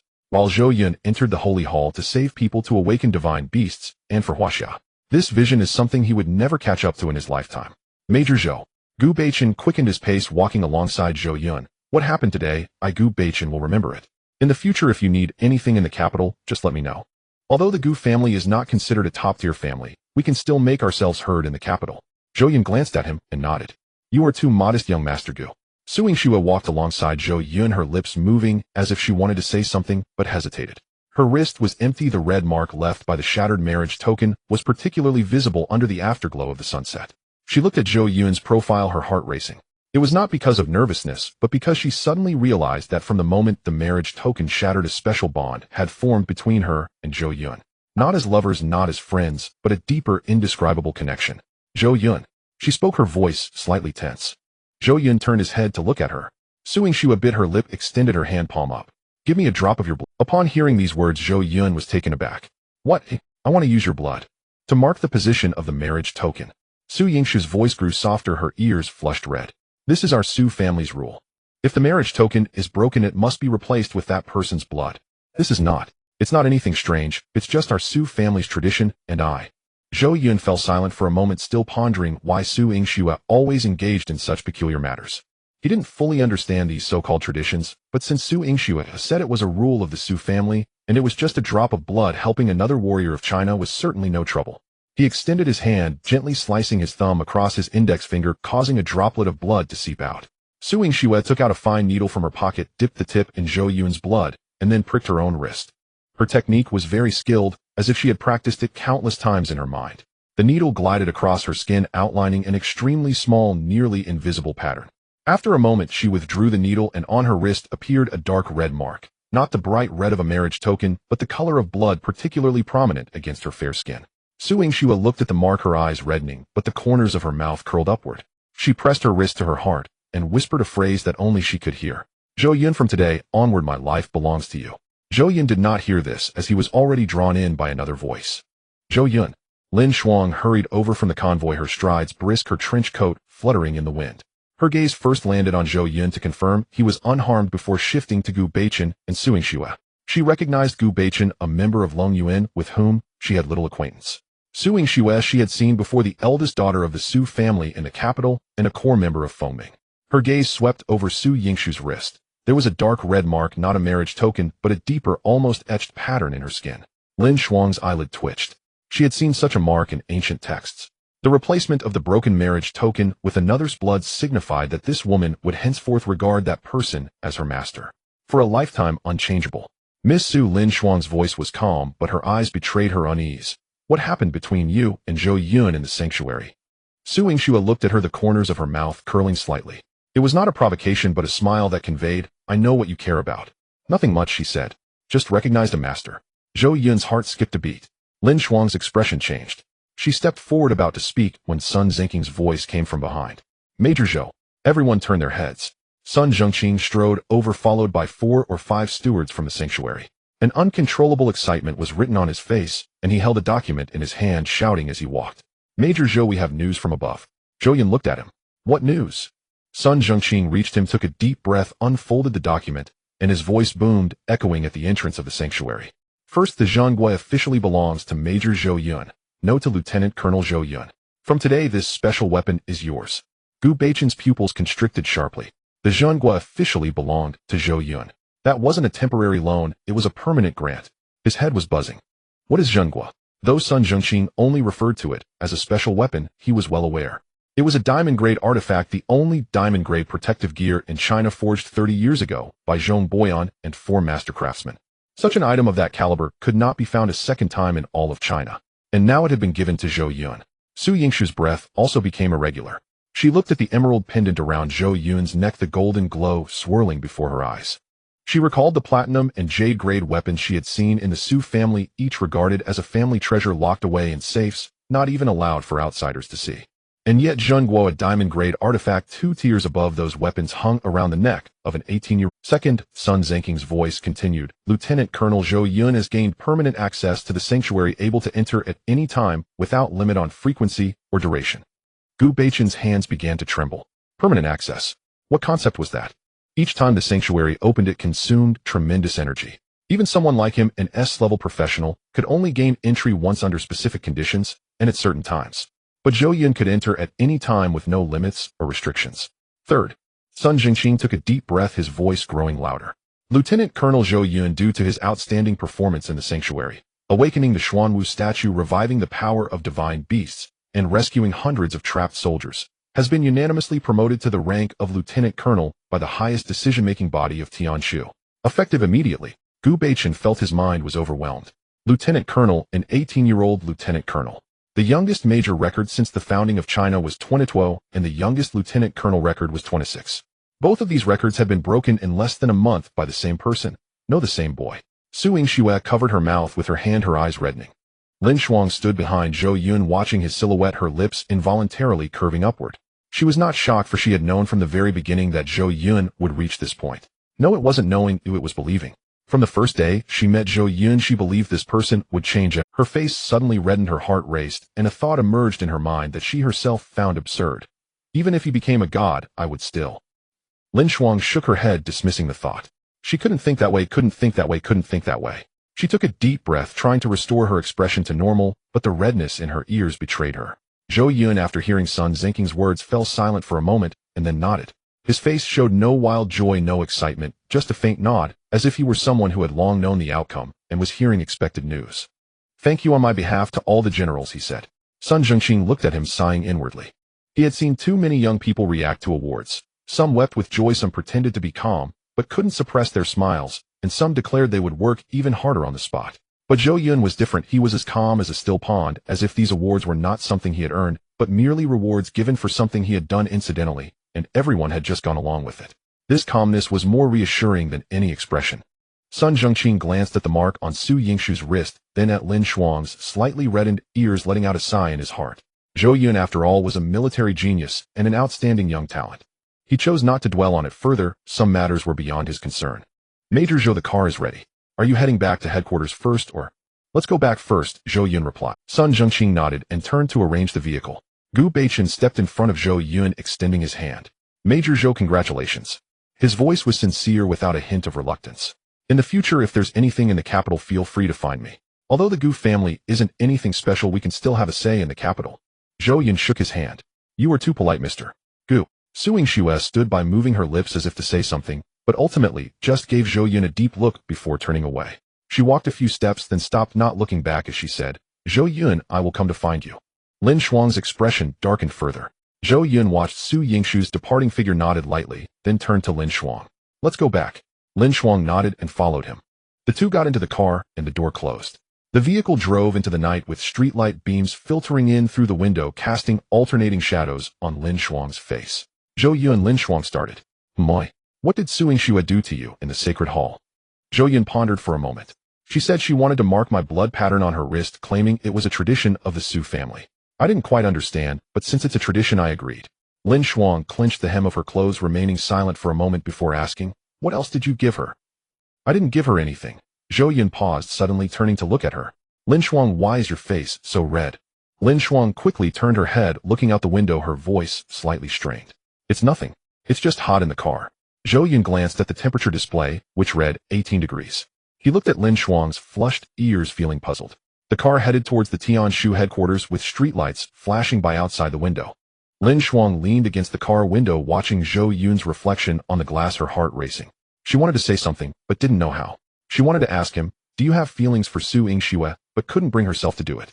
She also wanted to ask, will you marry someone else in the future, but that too remained unspoken. She could only sit quietly, watching the streetlights glow flicker across his face. Zhou Yun kept his eyes closed, leaning back in his seat. His mind was occupied with thoughts of the dream-making mission, pondering the awakening of the other three sacred beasts, as mentioned by Xuanwu, and the potential threats that enemy nations might pose to Huaxia. He did not notice Lin Shuang's gaze, nor did he recall the mark on Su Yingshu's wrist. His thoughts were focused on matters far greater. Lin Shuang gazed at his profile, staring for a long time. Having spent much time together, she suddenly began to understand Zhou Yun's feelings. The jealousy she once felt abruptly vanished, replaced by a touch of compassion. He was too tired. Not just physically tired, but emotionally exhausted as well. He carried too many burdens on his shoulders and held too many people in his heart, yet neglected to include himself. She reached out, wanting to touch his sleeve, but her fingers hovered in the air before ultimately being withdrawn. The car continued forward, plunging deeper into the night. Streetlights flashed by outside the window, light and shadow alternating on Lin Shuang's face. Leaning against the car window, her gaze fell upon Zhou Yun's reflection on the glass, her fingers unconsciously tracing circles on her knee. He was contemplating things that were larger, heavier, and more distant than herself. And she, sitting here, thought only of him. Lin Shuang suddenly felt a bit foolish.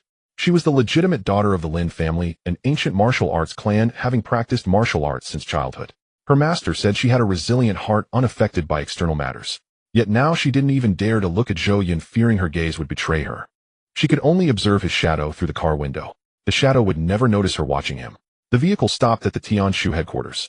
Zhou Yun opened his eyes, got out of the car, walked into the headquarters building, and quickly handled the affairs of the sacred hall. The ownership paperwork for the country, the registration for permanent entry qualifications, and signing documents for military rank promotions. Each item required his personal confirmation, but he handled them swiftly, as if completing a routine task. Lin Shuang waited for him in the corridor. The corridor was long and brightly lit. Her shadow stretched out behind her. She looked at Zhou Yun's name and the words major on the promotion document, her heart racing. "Let's go," Zhou Yun said as he emerged from the room holding a folder. "We're heading back to Jiang City tomorrow." Lin Shuang was taken aback. "Tomorrow? I promised Wan that after the Sacred Hall affairs are settled, I would go see her." Zhou Yun's tone was flat, but his eyes changed momentarily. Not cold, but warm, the kind of warmth that comes when mentioning family. "It can't be delayed any longer." Lin Shuang noticed the softness that fleetingly passed through his eyes, and her lips unconsciously curved upward. "All right, I'll have someone arrange it." The next morning, the sky in the capital was gray, the stars from last night having vanished, and the eastern horizon was tinged with a hint of dawn. Zhou Yun stood at the hotel entrance dressed in a dark gray Zhongshan suit, not in military uniform, and without any insignias, appearing like an ordinary student. However, the jade pendant around his neck glimmered faintly in the morning light, seemingly hidden in the crowd. The escort convoy was already waiting at the entrance. There were 6 dark gray military SUVs lined up, their bodies emblazoned with crossed swords and stars. Such a display would normally halt passersby in their tracks, but at this moment Zhou Yun had other thoughts. He was thinking about Jiang City, about Zhou Wan. The last time they met was during the mobilization meeting nearly half a month wasn't long, but for a 14-year-old girl who had relied on her brother since childhood, half a month was enough time for her to think of many things. Lin Shuang walked out of the hotel dressed in casual attire, a dark blue trench coat, black trousers, and her hair tied back in a neat ponytail. She didn't wear the Tianshu uniform because she didn't want to stand beside Zhou Yun as a Tianshu member today, as she wanted to be. She shook her head, dismissing that thought. "Oh, I think so much." She was a Tianshu member responsible for ensuring Zhou Yun's safety. "Let's go," Zhou Yun said. Lin Shuang nodded and followed him. The two got into the car, and the convoy slowly drove out of the capital and onto the highway. After leaving the urban area, Zhou Yun spoke up. "Lin Shuang, you've worked hard these days." Lin Shuang was momentarily taken aback, a hint of confusion in her eyes. "What? These past few days in the capital you've been following me around without much rest." Zhou Yun turned his head to look at her. "Since we have time on the road, let me give you some points." Lin Shuang opened her mouth, wanting to say no need, wanting to say keep it for yourself, but when she looked into Zhou Yun's calm eyes, the words got swallowed back down. She nodded. Zhou Yun reached out, placing his hand on Lin Shuang's shoulder. Dream fulfillment activated. Target Lin Shuang. Allocated mana points 150. Allocated power points 150. A warm energy surged from Zhou Yun's palm into Lin Shuang's body, causing her to shudder slightly.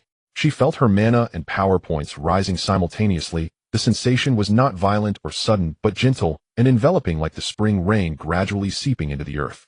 She pulled up her attribute panel for a glance. Her mana points had increased by 150, and her power points had also risen by 150. Her heart skipped a beat, not because of the points themselves, but because of how Zhou Yun allocated them. He gave her all the points he could allocate. 300 points a day, all given to her. Not half, not most, but all. Mana and power points divided evenly, 150 each. A thought suddenly popped into Lin Shuang's mind. He gave me all the points, doesn't that mean in his heart, I am the most?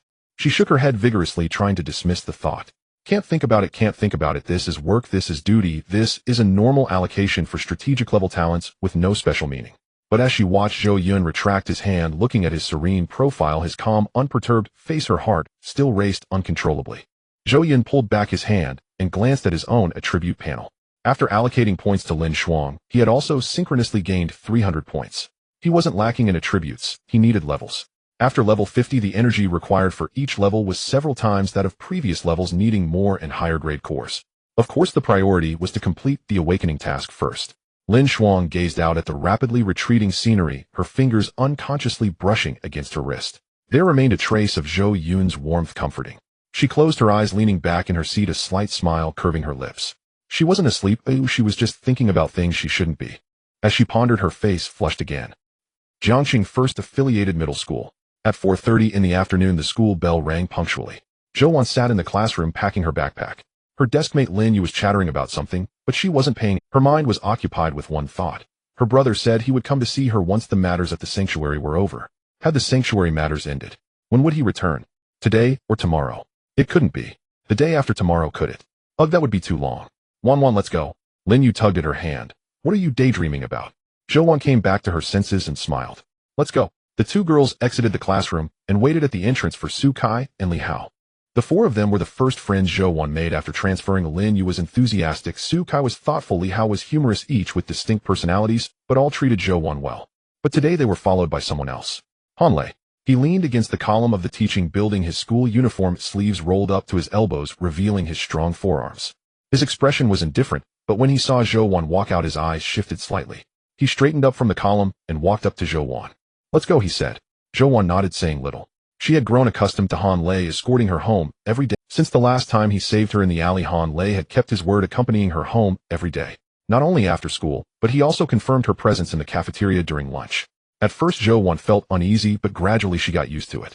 Han Lei wasn't the talkative type. He could hardly say 3 words on the way home, but when he was around she felt secure. The group exited the school gates. Lin Yu linked her arm with Zhou Yun's while Su Kai and Li Hao walked on either side, Han Lei trailing behind. "Wan, will your brother come today?" Lin Yu asked. Zhou Yun shook her head. "I don't know. He said he would come once the sanctuary matters were over, but he didn't specify which day." "Is it really the sanctuary? I heard that even S-level professional teachers have a hard time getting in." "I'm not sure what it is specifically, but it should be quite impressive." Zhou Yun paused, a smile involuntarily forming at the corners of her mouth. "My brother said that when he comes back he'll take me out for good food." Han Lei, walking behind, noticed the tone of reliance and longing in Zhou Yun's words when she said brother, and his gaze darkened slightly. His father would be returning soon as well. He missed his father greatly. "Zhou Yun." A voice called from behind. It wasn't Su Kai or Li Hao. It was a girl's voice, sharp, carrying a deliberate, condescending tone. Everyone stopped and turned around. A girl walked towards them from the school gate. She wore a pink and white custom jacket with her initials embroidered on the hem, a latest model smartwatch on her wrist, and a limited edition backpack. Her name was Huaxia, a student in the 3rd year of Jiangxing First Affiliated Middle School from a family engaged in the jewelry business, a notable figure in Jiangxing. She had decent features, but her lips were always curled downwards as if everyone owed her millions. Her gaze fell on Han Lei, containing something. Neither affection nor admiration, but possession. She liked Han Lei, had liked him since the 1st year of middle school, but Han Lei had never responded to her. She gifted him presents which he returned to, invited him to dinner which he declined. I told him I like you, and he merely glanced at her before walking away. Not a word was exchanged. She thought Han Lei treated everyone this way, cold, taciturn, and unapproachable. But recently she realized Han Lei was different with Zhou Yun. He walked Zhou Yun home, waited for her after school, and the way he looked at Zhou Yun, there was no coldness, only a gentle warmth she had never seen. Bai Ruoqing's heart felt as if it had been bitten by something sour, stinging, and unwilling. "Bai Ruoqing, do you need something?" Han Lei's voice was cold. Bai Ruoqing didn't look at him. Her gaze fell on Zhou Yun, a smile on her lips that was uncomfortable. "Zhou Yun, long time no see. How have you been lately? Oh, by the way, where's your brother? Why hasn't he come to see you for so long? Has he forgotten you?" Zhou Yun's smile dimmed slightly. "My brother is busy." "Busy?" Bai Ruoqing laughed loudly. "What are you busy with? Busy climbing the ranks and making money? Or busy finding a girlfriend? Isn't your brother from Tianshu? Are the people from Tianshu so irresponsible, leaving their sister here while they vanish without a trace?" Lin Yu's expression changed. "Bai Ruoqing, watch your words." "What did I say?" Bai Ruoqing spread her hands innocently. "I'm just concerned about my classmate." "Zhou Yun, don't overthink it." Han Lei stepped forward. "Bai Ruoqing, if there's nothing going on, just go back." Bai Ruoqing looked at him, her smile faltering, but she did not leave. Her gaze darted between Han Lei and Zhou Yun, and her tone suddenly shifted. "Han Lei, do you find it interesting to escort Zhou Yun home every day? Does she not have legs of her own? Or are you interested in her?" Han Lei's expression darkened. "It has nothing to do with you. Nothing to do with me." Bai Ruoqing's voice suddenly became sharp. "Han Lei, I've pursued you for 3 years, and you haven't even looked at me once. She's been here for less than a month, and you're around her every day. Why is that?" Zhou Yun looked at Bai Ruoqing's flushed face and suddenly understood. This wasn't aimed at her, it was... She tugged at Lin Yu's hand. "Let's go. Wan, let's go." Zhou Yun's voice was soft but firm. Lin Yu gritted her teeth and shot a glare at Bai Ruoqing before following Zhou Yun. Su Kai and Li Hao also followed suit. Han Lei glanced at Bai Ruoqing, his gaze icy enough to make her shiver. He said nothing and turned to follow Zhou Yun. Bai Ruoqing stood still, watching Han Lei's departing figure alongside Zhou Yun, her nails digging into her palm, causing her to tremble. "Zhou Yun," she shouted, "you're just a nobody, unloved and uncared for." Zhou Yun's footsteps faltered, but she didn't turn back and continued walking ahead. Bai Ruoqing's voice came from behind, sharper and more grating. "Girls should be well taken care of. Look at you, what are you wearing? How many clothes has your brother bought you? Look at me, my clothes are custom made, I have a dedicated car to take me to school, and my parents have dinner with me every week. What about you? You have nothing. Your brother doesn't care about you at all." Lin Yu tightened her grip on Zhou Yun's hand. Su Kai and Li Hao's expressions were also grim, but they didn't know what to say. Despite the harshness of Bai Ruoqing's words, some of it was true. Zhou Yun's brother hadn't visited her in a long time. On the day he came to take her to school, it was quite a spectacle, with Tianshu's convoy and military escort, and the principal personally greeting them. But since then he had never appeared again. For half a month, Zhou Yun had gone to school, returned home, eaten, and slept all by herself. She never complained, never whined, and never spoke ill of her brother in front of others. But she was just a 14-year-old girl at a sensitive age, and not saying certain things didn't mean she didn't want to. Han Lei's expression darkened completely. He stopped, turned around. Bai Ruoqing took a step back under his gaze, but she gritted her teeth and did not back down. Han Lei, wake up. A girl who has never received love cannot love others. No matter how good you are to her, she won't like you. Because she doesn't even know what it feels like to be loved. Han Lei's fists clenched tightly. Bai Ruoqing, his voice was as cold as ice. Have you said enough? Bai Ruoqing opened her mouth, wanting to say something, but when she saw Han Lei's eyes, the words caught in her throat. There was no anger, no threat in his gaze, only a chilling indifference that made her shiver. That look was more painful than any threat. Zhou Yun, let's go. Han Lei turned away. Zhou Yun nodded and continued to walk forward. Bai Ruoqing stood there watching their figures, tears finally falling. She wanted to rush up and grab Han Lei to question him why, but she didn't move. Because her legs were shaking and her mind suddenly cleared. What she had just said wasn't only for Zhou Yun, it was also she was trying to convince herself. It's not that Han Lei doesn't like her, but that Zhou Yun doesn't understand how to love, that Zhou Yun doesn't deserve to be loved. But she couldn't convince herself. The way Han Lei looked at Zhou Yun was different from how he looked at her. Zhou Yun, you're just a nobody who's unloved. Bai Ruoqing's voice was sharp and piercing. Your brother doesn't love you at all. Your parents don't want you to. You think being connected to Tianshu makes you special. You are nothing. Zhou Yun's tears welled up in her eyes, but she bit her lip, not letting them fall. Bai Ruoqing was about to shout again when a deep gray military SUV drove in from the end of the street. No, it was 6 of them. The vehicles were painted a deep gray with red and blue warning lights flashing alternately on the roof and crossed swords and stars emblazoned on the body. Tianshu. The 6 military SUVs lined up, shaking the entire street, the roar of their engines echoing through the air. Passers-by on both sides stopped, and students and teachers at the school gate turned their heads in unison. The convoy stopped at the school gate. The door of the first vehicle opened, and Lin Shuang stepped out. She wore a deep blue trench coat with a silver Tianshu badge pinned to her left chest, her steps decisive and her aura commanding. The door of the third vehicle opened. Zhou Yun stepped out. He was dressed in a deep gray Zhongshan suit, not wearing any badge, but the emerald pendant around his neck glimmered with a faint golden light in the sunset. His stature was tall, his face stern, and his gaze swept past the crowd, landing precisely on Zhou Yun. In that moment, his expression changed. From stern to warm, from steady to soft, like the first trickle of spring water melting from an iceberg. Bai Ruoqing's voice caught in her throat. Her mouth was still agape, but she couldn't utter a word. She recognized those vehicles, recognized those badges. The highest level awakening strategic organization in Huaxia, which she had only seen on the news. And now the Tianshu convoy was stopping in front of her. The teachers at the school gate recognized Zhou Yun. The principal was even more informed. He had received notice from Tianshu 10 minutes earlier. Lieutenant Colonel Zhou Yun is about to arrive at your school.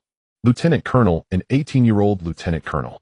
The principal trembled slightly when he saw that number. He hurried out to greet them, with the vice principal following behind, the director of education trailing, and a few young teachers following. They stood in a line at the school gate. Lieutenant Colonel Zhou, the principal's voice trembled not from fear, but from excitement, and after regaining composure he said, "Welcome to your inspection." Zhou Yun glanced at him, nodded, and then his gaze shifted to Zhou Yun. He saw her standing there, her eyes red, lips trembling, yet she did not cry. Lin Yu stood beside Zhou Yun, and the moment she saw Zhou Yun step down from the car, her mouth fell open in shock, unable to utter a word. Su Kai adjusted his glasses, his eyes behind the lenses wide with astonishment. Li Hao's mouth was agape, his jaw nearly dropping. Han Lei stood behind Zhou Yun, and his first reaction upon seeing Zhou Yun was not shock, but a sense of relief that confirmed his expectations. He recalled what his father had said on the phone. Thanks to a young man not much older than you named Zhou Yun. This was Zhou Yun's voice was calm, but sincere. That day in the alley you stood in front of Wan Wan. I heard about it. Zhou Yun's voice was calm, but sincere. That day in the alley you stood in front of Wan Wan. I heard about it. Thank you. Lin Yu's mind buzzed. Zhou Yun's brother thanked her. The person who had stepped down from the Tianshu vehicle thanked her. She opened her mouth wanting to say you're welcome, but no sound came out. Zhou Yun turned to Su Kai and Li Hao. Thank you. Su Kai and Li Hao shook their heads in unison, wanting to say something, but words failed them. Zhou Yun walked up to Han Lei and stopped. He looked at the boy who was half a head shorter than him, with dark skin, thick brows, and large eyes, his uniform sleeves rolled up to his elbows, exposing his sturdy forearms. His posture was straight, the kind ingrained from years of martial training. Han Lei. Zhou Yun extended his hand. Your father helped me a lot on the northern front, and you protected Wan Wan here. We owe you. Han Lei grasped his hand. Zhou Go, my dad said the northern front was thanks to you. I should be the one saying thank you. Zhou Yun nodded, not saying much more. He turned to look at Zhou Wan. Zhou Wan stood there, her eyes red, lips trembling. She gripped the strap of her backpack tightly, her knuckles turning white, knees together, toes touching the ground, like a little deer ready to run away. She looked at Zhou Yun, at this brother she hadn't seen for half a month, tears welling in her eyes, yet she did not let them fall. She bit her lip, remaining silent. Zhou Yun gazed at her, a sudden pang in his heart. He understood Zhou Wan. This girl was sulking. It wasn't the kind of tantrum that involved loud crying, but rather a mood where she bottled everything up, refusing to speak or smile, shrinking into herself. Wan. Zhou Yun's voice was soft, as if afraid of startling something. Zhou Wan did not look at him. She turned her head aside, staring at the old locust tree at the school gate, her chin slightly raised, lips pressed tightly together. Zhou Yun took a step forward. Wan, your brother is back. Zhou Wan's eyes reddened again, but she still did not look at him, her grip tightening. Bai Ruoqing stood not far away, watching this scene, feeling relieved in her heart. Zhou Wan ignored him, while Zhou Yun stood there like a child who had done something wrong. A flicker of hope arose in her heart. Though Zhou Yun had a grand presence, Zhou Wan did not appreciate it. Perhaps, just perhaps, Zhou Wan was indeed not valued. However, Zhou Yun's next move surprised everyone. He did not act arrogantly, did not use his position as a lieutenant colonel of Tianshu to intimidate, nor did he even spare her a glance. It was as if he sensed something. He turned his gaze toward Lin Yu. Lin Yu, what just happened? Lin Yu opened her mouth, glanced. Zhou Wan desperately signaled, don't say it. But Lin Yu's mouth was faster than her brain. She blurted out everything Bai Ruoqing had said. She said no one loves Wan, that her brother doesn't care about her, that her clothes are ugly, that her brother has hardly bought her any clothes, that her parents don't want her, and even called her an unwanted wild seed. With each word spoken, Zhou Yun's gaze grew colder. It was not the cold of furious rage, but a deep, suppressed cold, like the stillness before a storm. He did not look at Bai Ruoqing, not because he didn't care, but because he feared he might say something he shouldn't. The principal and teachers turned pale. The principal turned to Bai Ruoqing, his voice icy as ice. Bai Ruoqing, apologize. The vice principal's expression was also grim. Bai Ruoqing immediately apologized to classmate Zhou Wan. Do you even know what you just said? The head teacher's voice trembled. Bai Ruoqing's face was ashen, her lips quivering, her legs weak, as she nearly collapsed. She wanted to say I'm sorry, wanted to say I was wrong, but her mouth opened and closed, opening and closing again, unable to utter a single word. She looked at the principal's pale face, at the teacher's serious expressions, with only one thought in her mind. It's over, completely over. Zhou Yun raised his hand, stopping the principal and the teachers. The school gate fell silent. Everyone looked at Zhou Yun, waiting for him to speak, thinking he would use his position as a lieutenant colonel to intimidate, that he would make Bai Ruoqing pay the price, that he would use power and status to avenge his sister. Zhou Yun spoke. He did not look at Bai Ruoqing. He gazed at Zhou Wan. His voice was not loud, but every word was clear. She is right. I, as her brother, have not done well. The school gate was entirely silent. Everyone was stunned. The principal was stunned, the teachers were stunned, Lin Yu was stunned, Su Kai was stunned, Li Hao was stunned, and Han Lei's expression shifted slightly. Bai Ruoqing's eyes widened in disbelief as she stared at Zhou Yun. Lin Shuang stood behind Zhou Yun, a flicker of surprise flashing in her eyes, which then transformed into something deeper, not pity but admiration, a certainty of I did not misjudge him. She did not misjudge Zhou Yun. Zhou Yun walked up to Zhou Wan, squatted down, and looked into her eyes. He reached out his hand and gently stroked her head. Wan, I'm sorry. Your brother has been too busy and seldom accompanied you. I even don't know what you want. His voice was very soft, so soft that only Zhou Wan could hear, but from now on I will have the conditions, and I will spoil you like a little princess. Zhou Wan's tears finally fell. It was not silent weeping, but that kind of release after holding back for too long, a cathartic sobbing. She lunged into Zhou Yun's embrace, burying her face in his chest, her voice muffled and intermittent. I don't want anything. No expensive clothes. No beautiful jewelry. I don't care. I just want you to spend more time with Wan. Woo. Zhou Yun held her one hand, gently patting her back, while the other clenched into a fist. His eyes reddened, but he did not cry. Lin Shuang stood behind Zhou Yun, watching this usually calm boy, so steady as a mountain, now squatting on the ground, holding his sister, his eyes red, and her eyes also turned red.